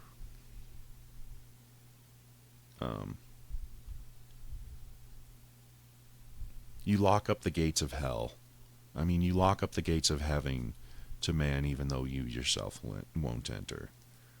And if they're coming to take you, don't fight them. Just go with them and stuff, because they are brought here by God and to enforce the law and shit. And he's like pretty much talking to the judges and the Pharisees, the rich people. That's what Pharisee means, is rich people. And teachers of the law stands for the judges and the lawyers and all that shit. And Jesus kept saying, "Woe to you, teachers of the law and Pharisees, you hypocrites." And I actually have it tattooed on my left arm. And that's my favorite Bible verse. And Jesus himself said it. It's in red letters. So, it's in black letters on my arm. I guess I probably should have put it in red letters, but it's in black letters on my arm. It's in red letters in the Bible because Jesus said it. And then on the right part of the album cover, the picture is a Mormon picture of Jesus. So this is a Mormon painting of Jesus kind of just looking up to God and stuff. Well, somebody on the internet put Joker makeup on him, and I fucking loved it. I saw that picture. I was like, oh, dude, that is badass. Like, that is how I've always seen my Jesus, is the Joker, you know. And then I put 2 Corinthians 5:13, which means, if I am crazy, it is to bring glory to God, and if I am in my right mind, it is for your benefit. And Paul Saul, the 13th apostle, which I believe is the false prophet that John Baptist talked about. And I think all the shit that he said, and I agree with, he just stole from the other apostles and shit, and rewrote it a little bit. But Paul Saul did end up saying 2 Corinthians 5:13, and it says, if I'm crazy, it is to bring glory to God, and if I'm in my right mind, it is for your benefit. It pretty much means like all you guys that call people crazy and stuff, and it's like, well, I'm doing it for God, but if it's in your favor, then it's okay. Everything I do for God is crazy, but everything I do for you is just fine. And then in between the two Jesus pictures is actually what I used to have on this computer back screen was zombies trying to get through the screen. And so it's kind of just like a looped short video of zombies trying to bust through the screen and shit. Well, I took a screenshot of that, and then I took the elongated skulls that they have in the museums and shit. the scientists study and shit like that, there's this elongated skull. It has a number written on the forehead, so I put that in the background. And then I made a VTV gang sign, I guess you can call it, where you throw up both your middle fingers and you flare out your thumbs. And there's a V, and your two middle fingers make a T, and then there's another V, and VTV is the initials to my name, Vincente Tyler Vernigello, VTV. So I kind of have my own gang sign, and you can put it up to your face and look through the VTV, and the whole idea is you get Jesus vision and Christ consciousness. Fuck the world. Fuck the world vision. And, so there is a skeleton VTV symbol in front of the elongated skull that I made myself. And it's just, I went online and I found skeleton hands. And I made them make the middle finger, and then I put them together. I put it over the elongated skull face. But it's all kind of faded a little bit, you know. I actually put them into posters too. So I made each of these pictures into a poster. So you go to Walgreens and you pay $20 and they can print out any picture as a poster for you. So I have all these on my wall in my living room. So when you walk through my door, it's kind of the first thing you see. And it's like right by my TV. So even when you're watching the TV, you're going to be looking at it and shit. I love it, the fucking posters. And I made a poster of each of those pictures. Then I put them together the way that I have them on the album cover. And so the middle picture is zombies in the background, elongated skull with VTV, and it's kind of all faded and blended into each other and shit. And I literally made all that shit on my phone. Like, I didn't even have my computer at the time. I literally made all these pictures on my phone. And under that is a picture of me standing at the White House podium, throwing up the VTV middle fingers, and I'm wearing a mask, a bandana mask, and a hat that says I love my hood. And I actually got that hat from Josh, which was my cousin Lindsay's boyfriend before she died. And Josh gave me that hat, and there's a hole in it. And Josh said that his friend was actually shot with that hat on, and that's where that bullet hole is from. And that's what he told me. I don't believe it, but it might be true. So I have that I love my hood hat on it. And then the bandana says hell. So it says I love my hood, hell, with the bandana and the hat. And then I got my hood on, and I'm throwing up my middle fingers. And I, of course, got my glasses on that I wear 24/7. Or prescription sunglasses, you know. And I'm standing at the White House podium flipping everybody off with this hat that says I love my hood, and the bandana says hell. So it says I love my hood, hell, fuck all of you. And then I got Star of David on the podium and an anarchy and peace symbol that's upside down. It makes a pentagram. So you put anarchy and peace together, it'll make a star. Turn it upside down, it's a pentagram. And then there's a Star of David around that. And then in the background where it says White House, I put Avenged Sevenfold's death bat. But one of the wings is Colorado flag with a little heart in it, a little weed symbol in the heart. So there's a C, and then there's a heart, and then there's a weed symbol, and it's in his left wing. And it's a death bat from Avenged Sevenfold, because Avenged Sevenfold was Brianna's favorite band. Avenged Sevenfold and Breaking Benjamin was Brianna's favorite bands.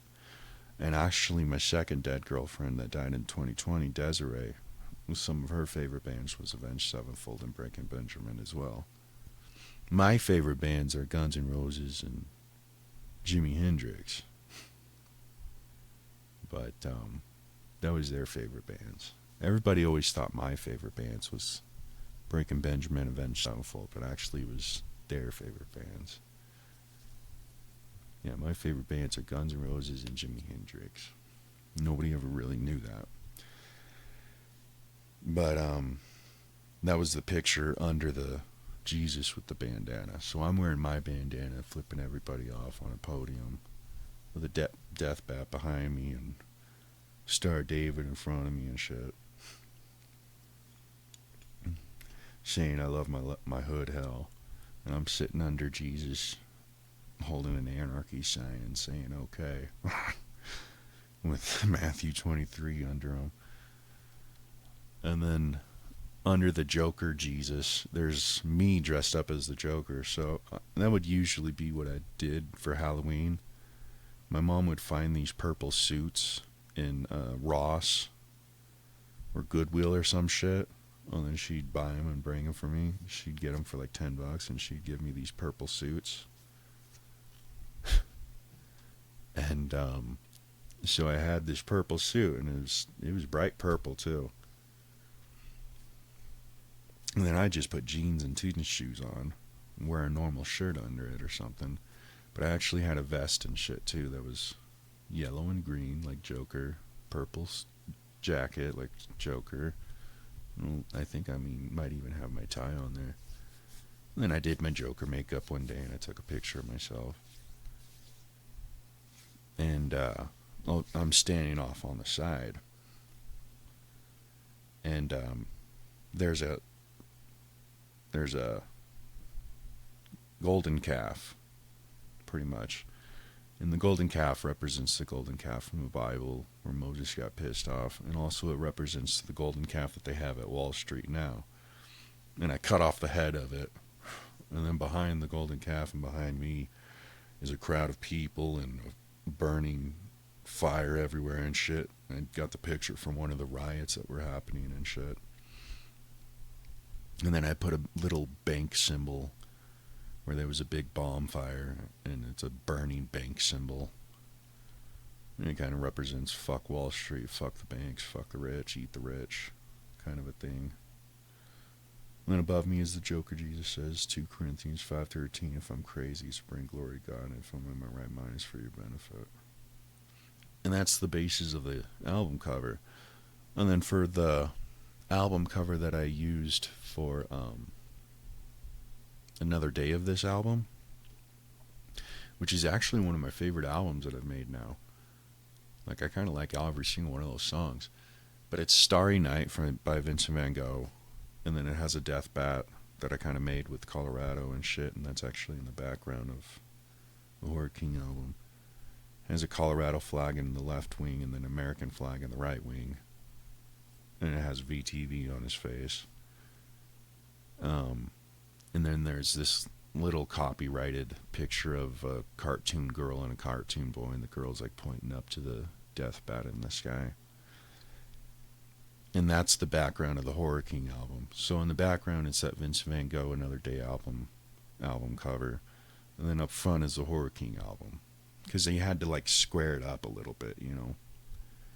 So with those 1, 2, 3, 4, 5 pictures that I put together on the Horror King album, it didn't make a perfect square. So I had to like put something behind it to make a perfect square, and I used the Another Day album cover for it. And then I used that cover, the Another Day album cover is that one. It's a Vince Van Gogh Starry Night, and I altered it a little bit so it looked cooler and shit. I altered the colors, it was really all I did. And then I put a red moon in the moon sign where the moon was, a death bat, and a little girl holding the boy pointing up and saying like, yeah, look at that up there, you know. And that was that album cover, the Another Day album cover. That was actually me kind of trying to make a picture of the night that I saw a UFO for the first time. So actually the Another Day album cover is actually something that actually happened. And so me and my cousin Lindsay, we were at the family farm, the Grandma Summers' family farm. And it was late at night, maybe close to midnight and shit. And me and Lindsay are kind of hanging out in the family farm's house with Grandma Summers. And we're both kind of like, well, there's really nothing to do. Let's go check out the baby lambs that are outside on the farm. I'm like, yeah, all right, yeah, that'd be cool. Let's go do that. So we walk out the back, and we start walking down the back porch, and she looks up in the sky and stops, and I look at her, and I'm like, what are you looking at? And I look up in the sky where she's looking, and there's this bright orb in the middle of the sky. And we're both just kind of staring at it. We're like, what the fuck is that thing? Is it a star? It's not a plane. It's not moving. And then it kind of just slowly starts moving from left to right. And like it's kind of like a laser pointer. Like when you take a laser pointer and you're playing with your cat or your dog or something, and you shine it on the wall, and you kind of can just shine it anywhere, you know. It was kind of like somebody was pointing a laser pointer into the sky. And there was just this orb. It was kind of just floating from left to right. And we kind of look at each other, me and Lindsay, and we're like, what the fuck is that? Like, it's not a plane. Planes don't do that. It's not a helicopter. A helicopter can't do that. But then all of a sudden it just starts flaring around really fucking quickly. Like really fucking fast. As if somebody's just pointing a laser pointer and just flaring it around. And then it just stopped all of a sudden. And it was like when kids are like flaring around a sparkler, like you try to write your name in the air with a sparkler firework, those fireworks that are sparklers, you light them and they make like a trail. Well, when it stopped, it was like it left this trail of a skull, and the skull popped out of the fucking sky, and it was like a sparkler trail of a skull in the sky after it stopped. And me and Lindsay look at each other and we freak out. We're like, oh, fuck this. And we run inside and we run into Grandma's room and we run into Grandma's walk-in closet. And we slept in her walk-in closet for the night. And the next morning, Grandma wakes up and opens the door, and we kind of wake up. We're like, what's going on? And she's like, why are you guys in my closet? And me and Lindsay are like, Grandma, you won't believe what we saw. We saw a UFO. And Grandma's like, oh, geez, you kids. You have such great imaginations. We're like, no, Grandma, we went outside last night to go look at the sheep. And she's like, yeah. We're like, we saw this UFO in the sky. And Grandma's like, okay, whatever. Eat your eggs. You know, she's cooking fucking breakfast for us and shit. She's like, just eat your sausages and eggs. You kids have such an imagination. But me and Lindsay always knew, like, fuck, we just saw a UFO last night.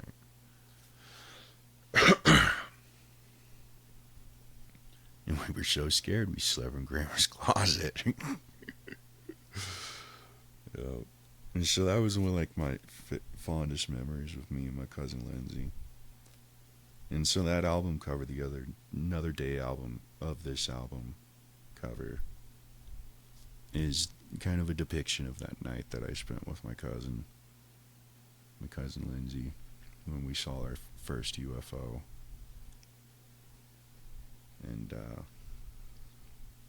And even on the album cover, there's these little red rays that come out of the skull. And it's kind of like what the skull did. It kind of like jumped out at you. It was really cool. It scared the shit out of us, but I look back at it and I was like, that was cool. So yeah, that's what that album cover represents. The other album cover is pretty much Jesus. It represents Jesus' second coming kind of a thing.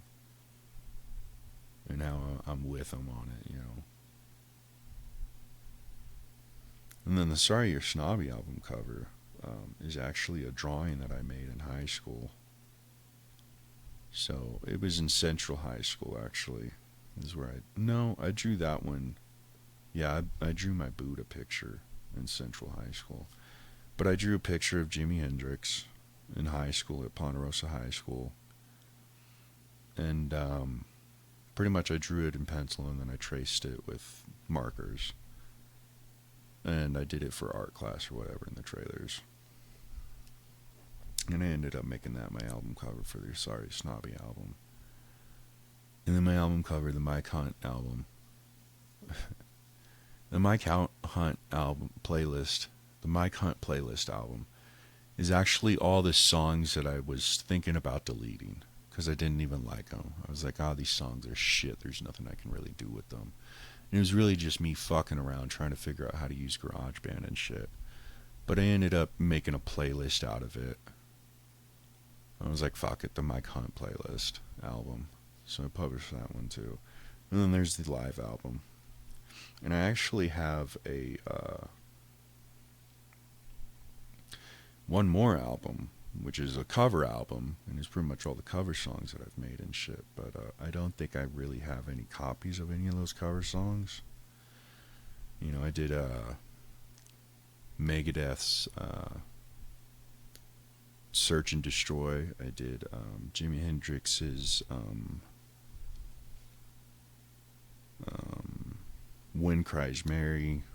I had a good 5, 6 cover songs, and it was a cover album. But it's kind of stuck on my Macintosh, and I can't access it. So yeah, all of a sudden my Macintosh got encrypted somehow. So somehow it became encrypted, and I don't remember the password or the encryption code, so I can't access it. So it turned this $5,000 computer into a desktop fucking paperweight. But I ended up keeping it as a trophy. So I'm like, well, you can't sell it. You can't really do anything with it. I don't really want to throw it away because I've made all my music on it. So I kind of made it into a trophy. So it's kind of a trophy. My first music was recorded on it, Maxi. And I had that computer. That was my second computer that I've ever had. This is my third computer. This computer I'm on right here. This is my third computer. My first computer I ever had, I bought myself with money that I got from my aunt that lives in Seattle. And she gave me a bunch of money that I could use for school. So I'd use all this money for schooling. One day I asked, well, Mom, ask her if I can use that money for a computer. So she called her up and she's like, can we buy a computer with the money? She's like, yeah, I guess you could buy a computer that'd help them with school and shit. So we bought a computer, and it was a Dell desktop with the brain and shit, and it was a piece of shit. It was one of those monitors that had that big back and shit, like the old-time TVs and shit. Well, one day my mom ended up changing the password and locking me out of the computer so that I didn't have access to it. I'm like, Mom, why'd you change the password? She's like, that's the family computer. I'm like, well, fix it so that I can have access to it. She's like, I can make you a guest account. So I was like, oh, okay. I buy this fucking computer and you want to take it away from me and use it for yourself. Well, you know what I'm going to do? I'm going to fucking break it, and then none of us can have it. And so I did. I fucked it up so that it's unusable. I broke one of the fucking wirings and shit to it, so it's broken for good. She's like, Vinny, did you break this? I don't know what you're talking about. She fucking locked me out of my own computer.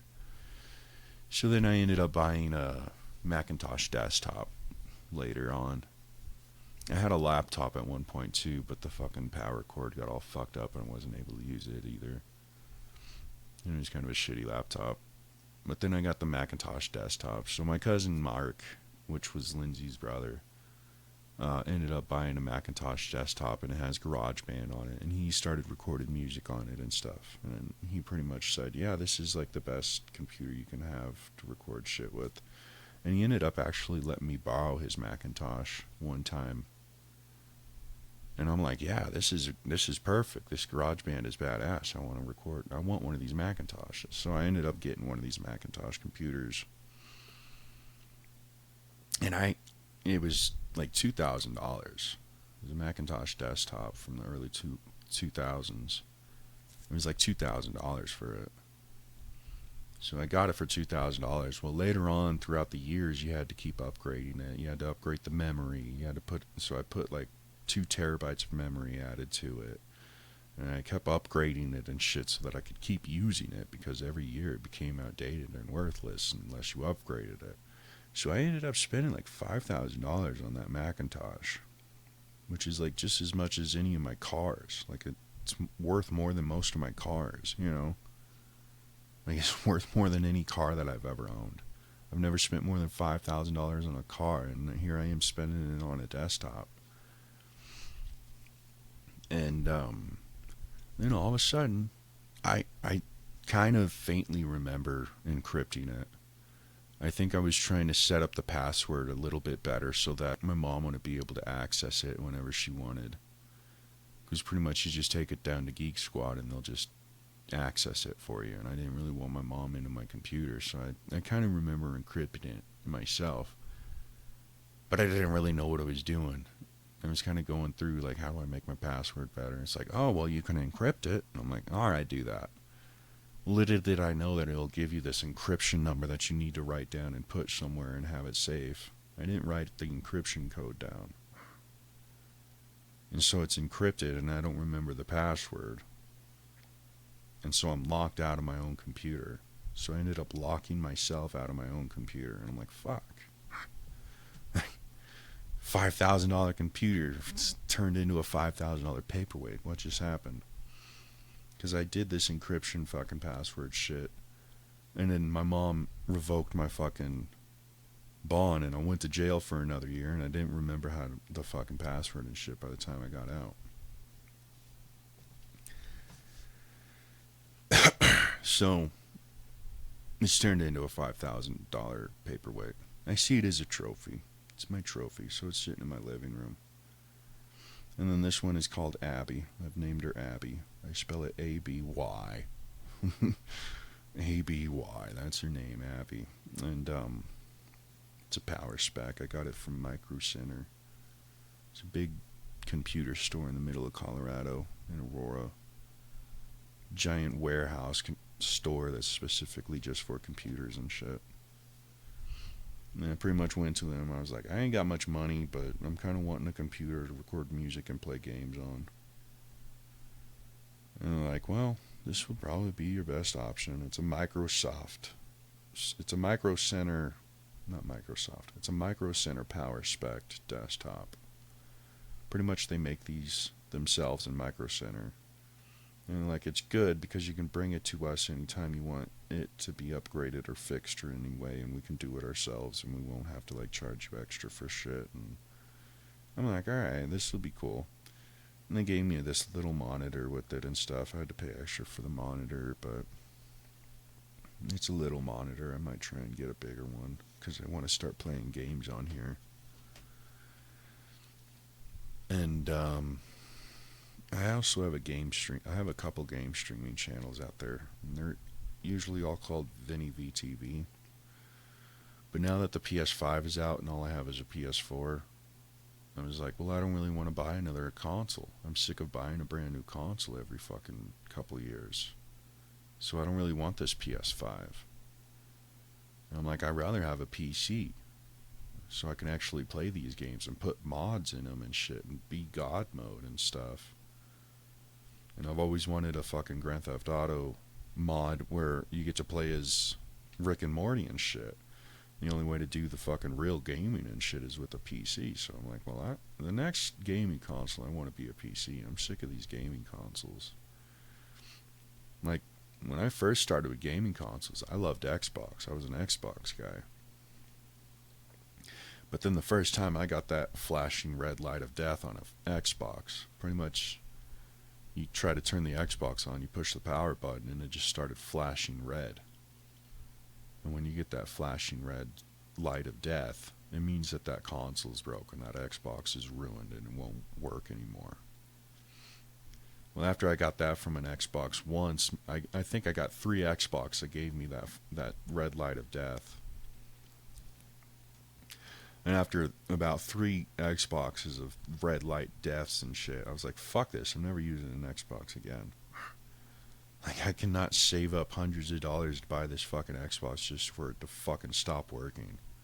Like, I love Halo and shit, but I guess I'm just gonna have to do without Halo because this is ridiculous. So I went back to PlayStation because it was originally PlayStation. You know, the PlayStation 1 and all that shit. They didn't have Xbox yet. So I kind of went back to PlayStation. And I got the PlayStation 1, PlayStation 2, PlayStation 3, PlayStation 4. But now that PlayStation 5 is out, I'm like, fuck, I'm done with these consoles completely. I'm sick of spending all this money on them and still not able to do half of the shit that they do on the PCs for free. I'm just like, I'm sick of this. I'm switching to PC. So I got this PC to play games. I'm going to try and start some new game streaming shit, and maybe I can actually edit it and shit now. Because when I game stream on the PlayStation console and shit, I have to sign up to YouTube on it, and then it's going to live stream my gameplay. And there's kind of other ways to do it where you can hook it up to your computer and edit it and shit, but it's a fucking hassle. So that's how my game streaming has been so far, is I just live game stream everything that's happening. But all the professional game streamers and shit, they will play a game and then edit it and then publish it. So I might actually start doing actual game streaming and stuff. I kind of do my music and game streaming as a hobby, but it's very important to me because it's the only shit that makes me happy. But I have a couple of game streaming YouTube channels out there. I tried doing it on Twitch, but I ended up finding out that you're going to be live streaming on Twitch, and then after you shut off your live stream, it's gone. So there's no recording of it for people to watch. So unless people are actually watching you do it live, it's not going to be there. And it's kind of the same thing with TikTok and shit. There's no way to actually record the shit that you're streaming unless you're recording it through the computer. So I was like, well, it's just the best to live stream through YouTube, because then YouTube will actually fucking save it. You know? You can watch it later and shit. So that's been my game streaming till recently. I actually have a live game stream on my YouTube channel happening right now. And I started that live stream a couple days ago. So I literally, on the PS4, the only game I have is Call of Duty. Call of Duty Modern Warfare 2. That's the only game that I have on the PlayStation 4 because it took up all my space. So originally I had GTA V, and I had Red Dead Redemption 2, and I had all the Assassin's Creeds. Like during 2020, Sony PlayStation pretty much gave away all the Assassin's Creeds for free. And so I downloaded all the Assassin's Creed because I fucking love Assassin's Creed. And I also had Friday the 13th. You get to play as Jason and kill people as Jason. I downloaded that for free. They were giving all kinds of cool shit for free. And so I had all these awesome games downloaded, and I was actually playing them all and streaming them all and shit. Well, then I remember my friend Wes, he showed me Call of Duty, the new Zombies. And it's an open world zombies and shit. And I was like, holy shit, I've always hated Call of Duty because everything's the fucking same every fucking year. But I'm like, holy shit, they're finally doing something different? I was like, I gotta check this out. So I spent $100 and I bought the Call of Duty Modern Warfare 2 pack for $100. And it came with some zombie skins and shit like that. I'm like, oh, this is pimp. And so I have a couple of those streams up and shit. And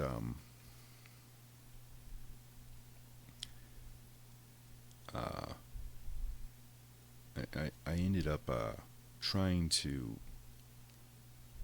play this game anyway.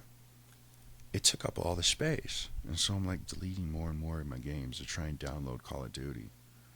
And the next thing you know, all my other games are deleted. I think I have like Red Dead and GTA still on there, but I have the disc versions of those, so they're not actually on the console. I still have the discs, so those are like the only other games that I have is GTA V and Red Dead 2. And I ended up having to delete all my other fucking games in order to download Call of Duty. I'm like, man, this is shit. This is fucked. Like, but I saw the new Zombies. I played it a little bit with Wes on his PS5. It was pretty cool. I want to play this Zombies. And I've always loved zombies. I was always a fan of zombies when it came to Call of Duty. Even when it first came out, me and all my friends at Ponderosa, we would go in each other's basements, and all we did was smoke weed and play zombies for hours. And that's literally all we would do most of the time, was playing Call of Duty Zombies. So I was always a zombies fan. And there was a while there where I actually played online player versus player shit, where you're doing Nuke Town and all that shit. There was a while where I was actually good at it, where I was actually getting kill streaks, I was actually kind of kicking ass and stuff. There was this little SMG that I had, and I had a little Batman logo on the sights. So every time I kill you, you would see my Batman logo. And then I would also always set it up so that I was the ninja. I was invisible and shit. So I'd always get the scavenger and all that shit, so that you can't hear my footsteps and you can't fucking see me on the map and shit, and I would always block out the UAs and shit. So I'd be running around and people wouldn't see me, and I'd always jump behind people and kill them and shit. And there was this one time I wasn't streaming, I didn't have it recorded, but there's this one time where I killed the entire team myself. Pretty much, I like to run around in circles on the edges of the maps and come up behind people and shit. So I know that the team is moving this way. I'm going to move the opposite way and get behind them while the rest of my team is pretty much shooting them and shit. Well, this one time I ended up behind the entire opponent team by myself, and it was right where they were spawning. So they were kind of like spawning in front of me and about to go attack my team and stuff. I'm just like tapping them out one at a time until I killed every single one of them, and then I just kept running, and I ended up getting a fucking full kill streak. And I'm like, fuck, I wasn't recording that. But then they started coming out with all the new shit, and I was like, this isn't possible. They were doing kill spawns and all kinds of shit. It was kind of fucked up, so I stopped playing it, and I started playing more zombies again.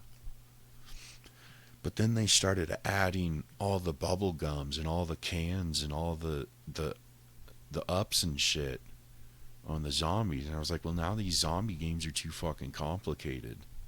Like, I don't even really want to play them anymore, because you got to get all these fucking level ups and quick revives and juggernauts and shit in order to even play it and shit. I'm like, well, fuck this. I don't like the zombies anymore either. So I kind of stopped playing Call of Duty altogether. And also every year they just kept coming out with the exact same maps and the exact same game over and over again. Just a slightly different name. I always call it Call of the Poopy.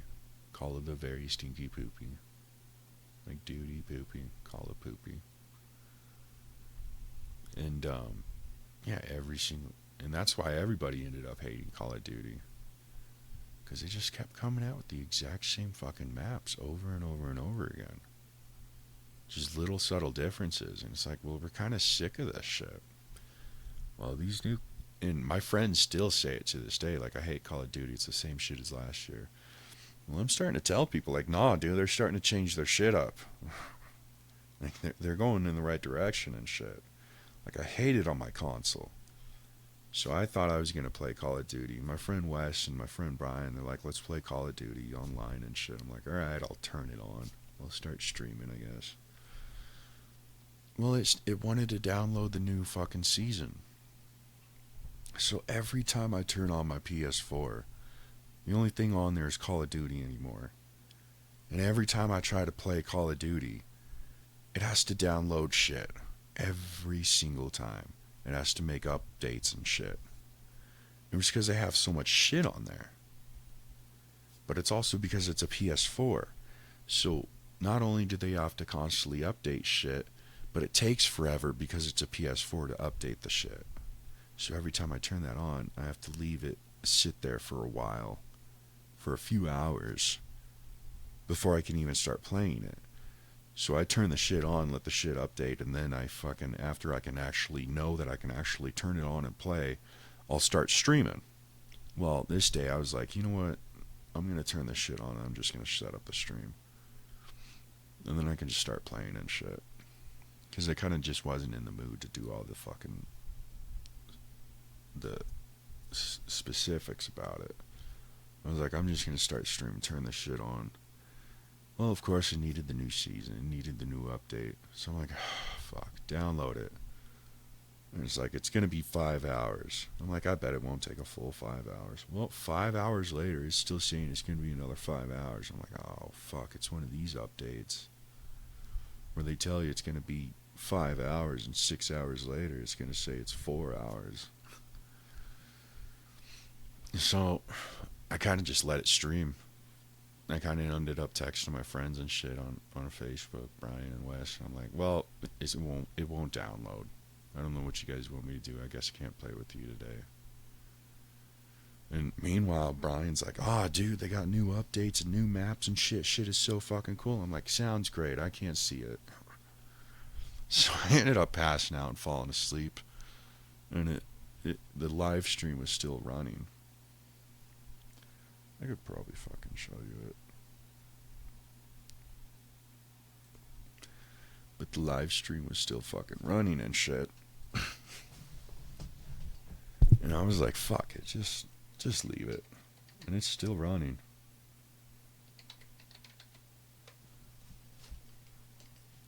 So, is it still up? This is my old one. That's my old VTV. This is my new one. I think. Is this my new one? No, this is one of my old ones too. So I got a couple old ones. So pretty much I had a bunch of account hackers trying to steal all my shit in 2020. So I had a bunch of account hackers trying to steal my account, my PlayStation and PSN live account. They were also trying to steal all my game streaming accounts from me so that they could sell them or whatever. So I don't have access to my old YouTube channels because I had to change the password so many times to try and get my shit back from these account pirates. And I ended up finding where they lived and shit. And I ended up calling them on Facebook and shit. And I ended up talking to them. And it was just these two kids living in mommy's basement trying to steal my shit. So I'm kind of like, you guys need to stop. You need to leave me alone. Stop trying to steal my shit. Just go make your own shit. Like, you guys need to stop fucking with me. So I ended up getting my shit back from them, but this isn't it. Where is it? So is this new shit? Latest, yeah. Well, this is supposedly the newest one, and that's not the stream, because it's literally an entire stream of it just sitting there loading. I'm pretty sure it's still up. 5 subscribers, isn't that amazing?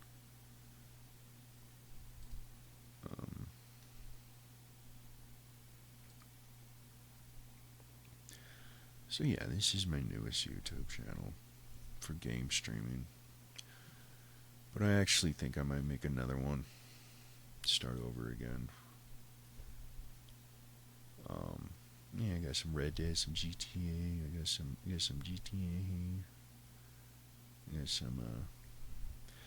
And actually, on one of my old live streams, like where are the other ones again? On these ones, I actually have me doing cheats and shit with guys. So I was literally doing cheat codes and fucking hacks and shit with them and shit on these old ones. Oh, there ain't nothing on here. What the fuck?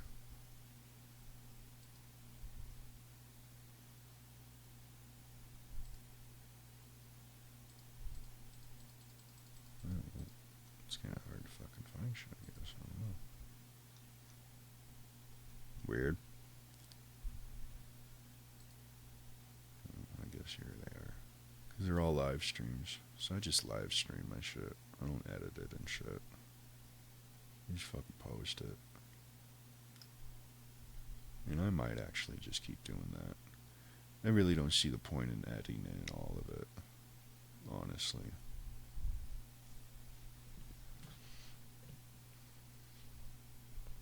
But yeah, there would be... You'll be able to find videos in here somewhere. I don't know.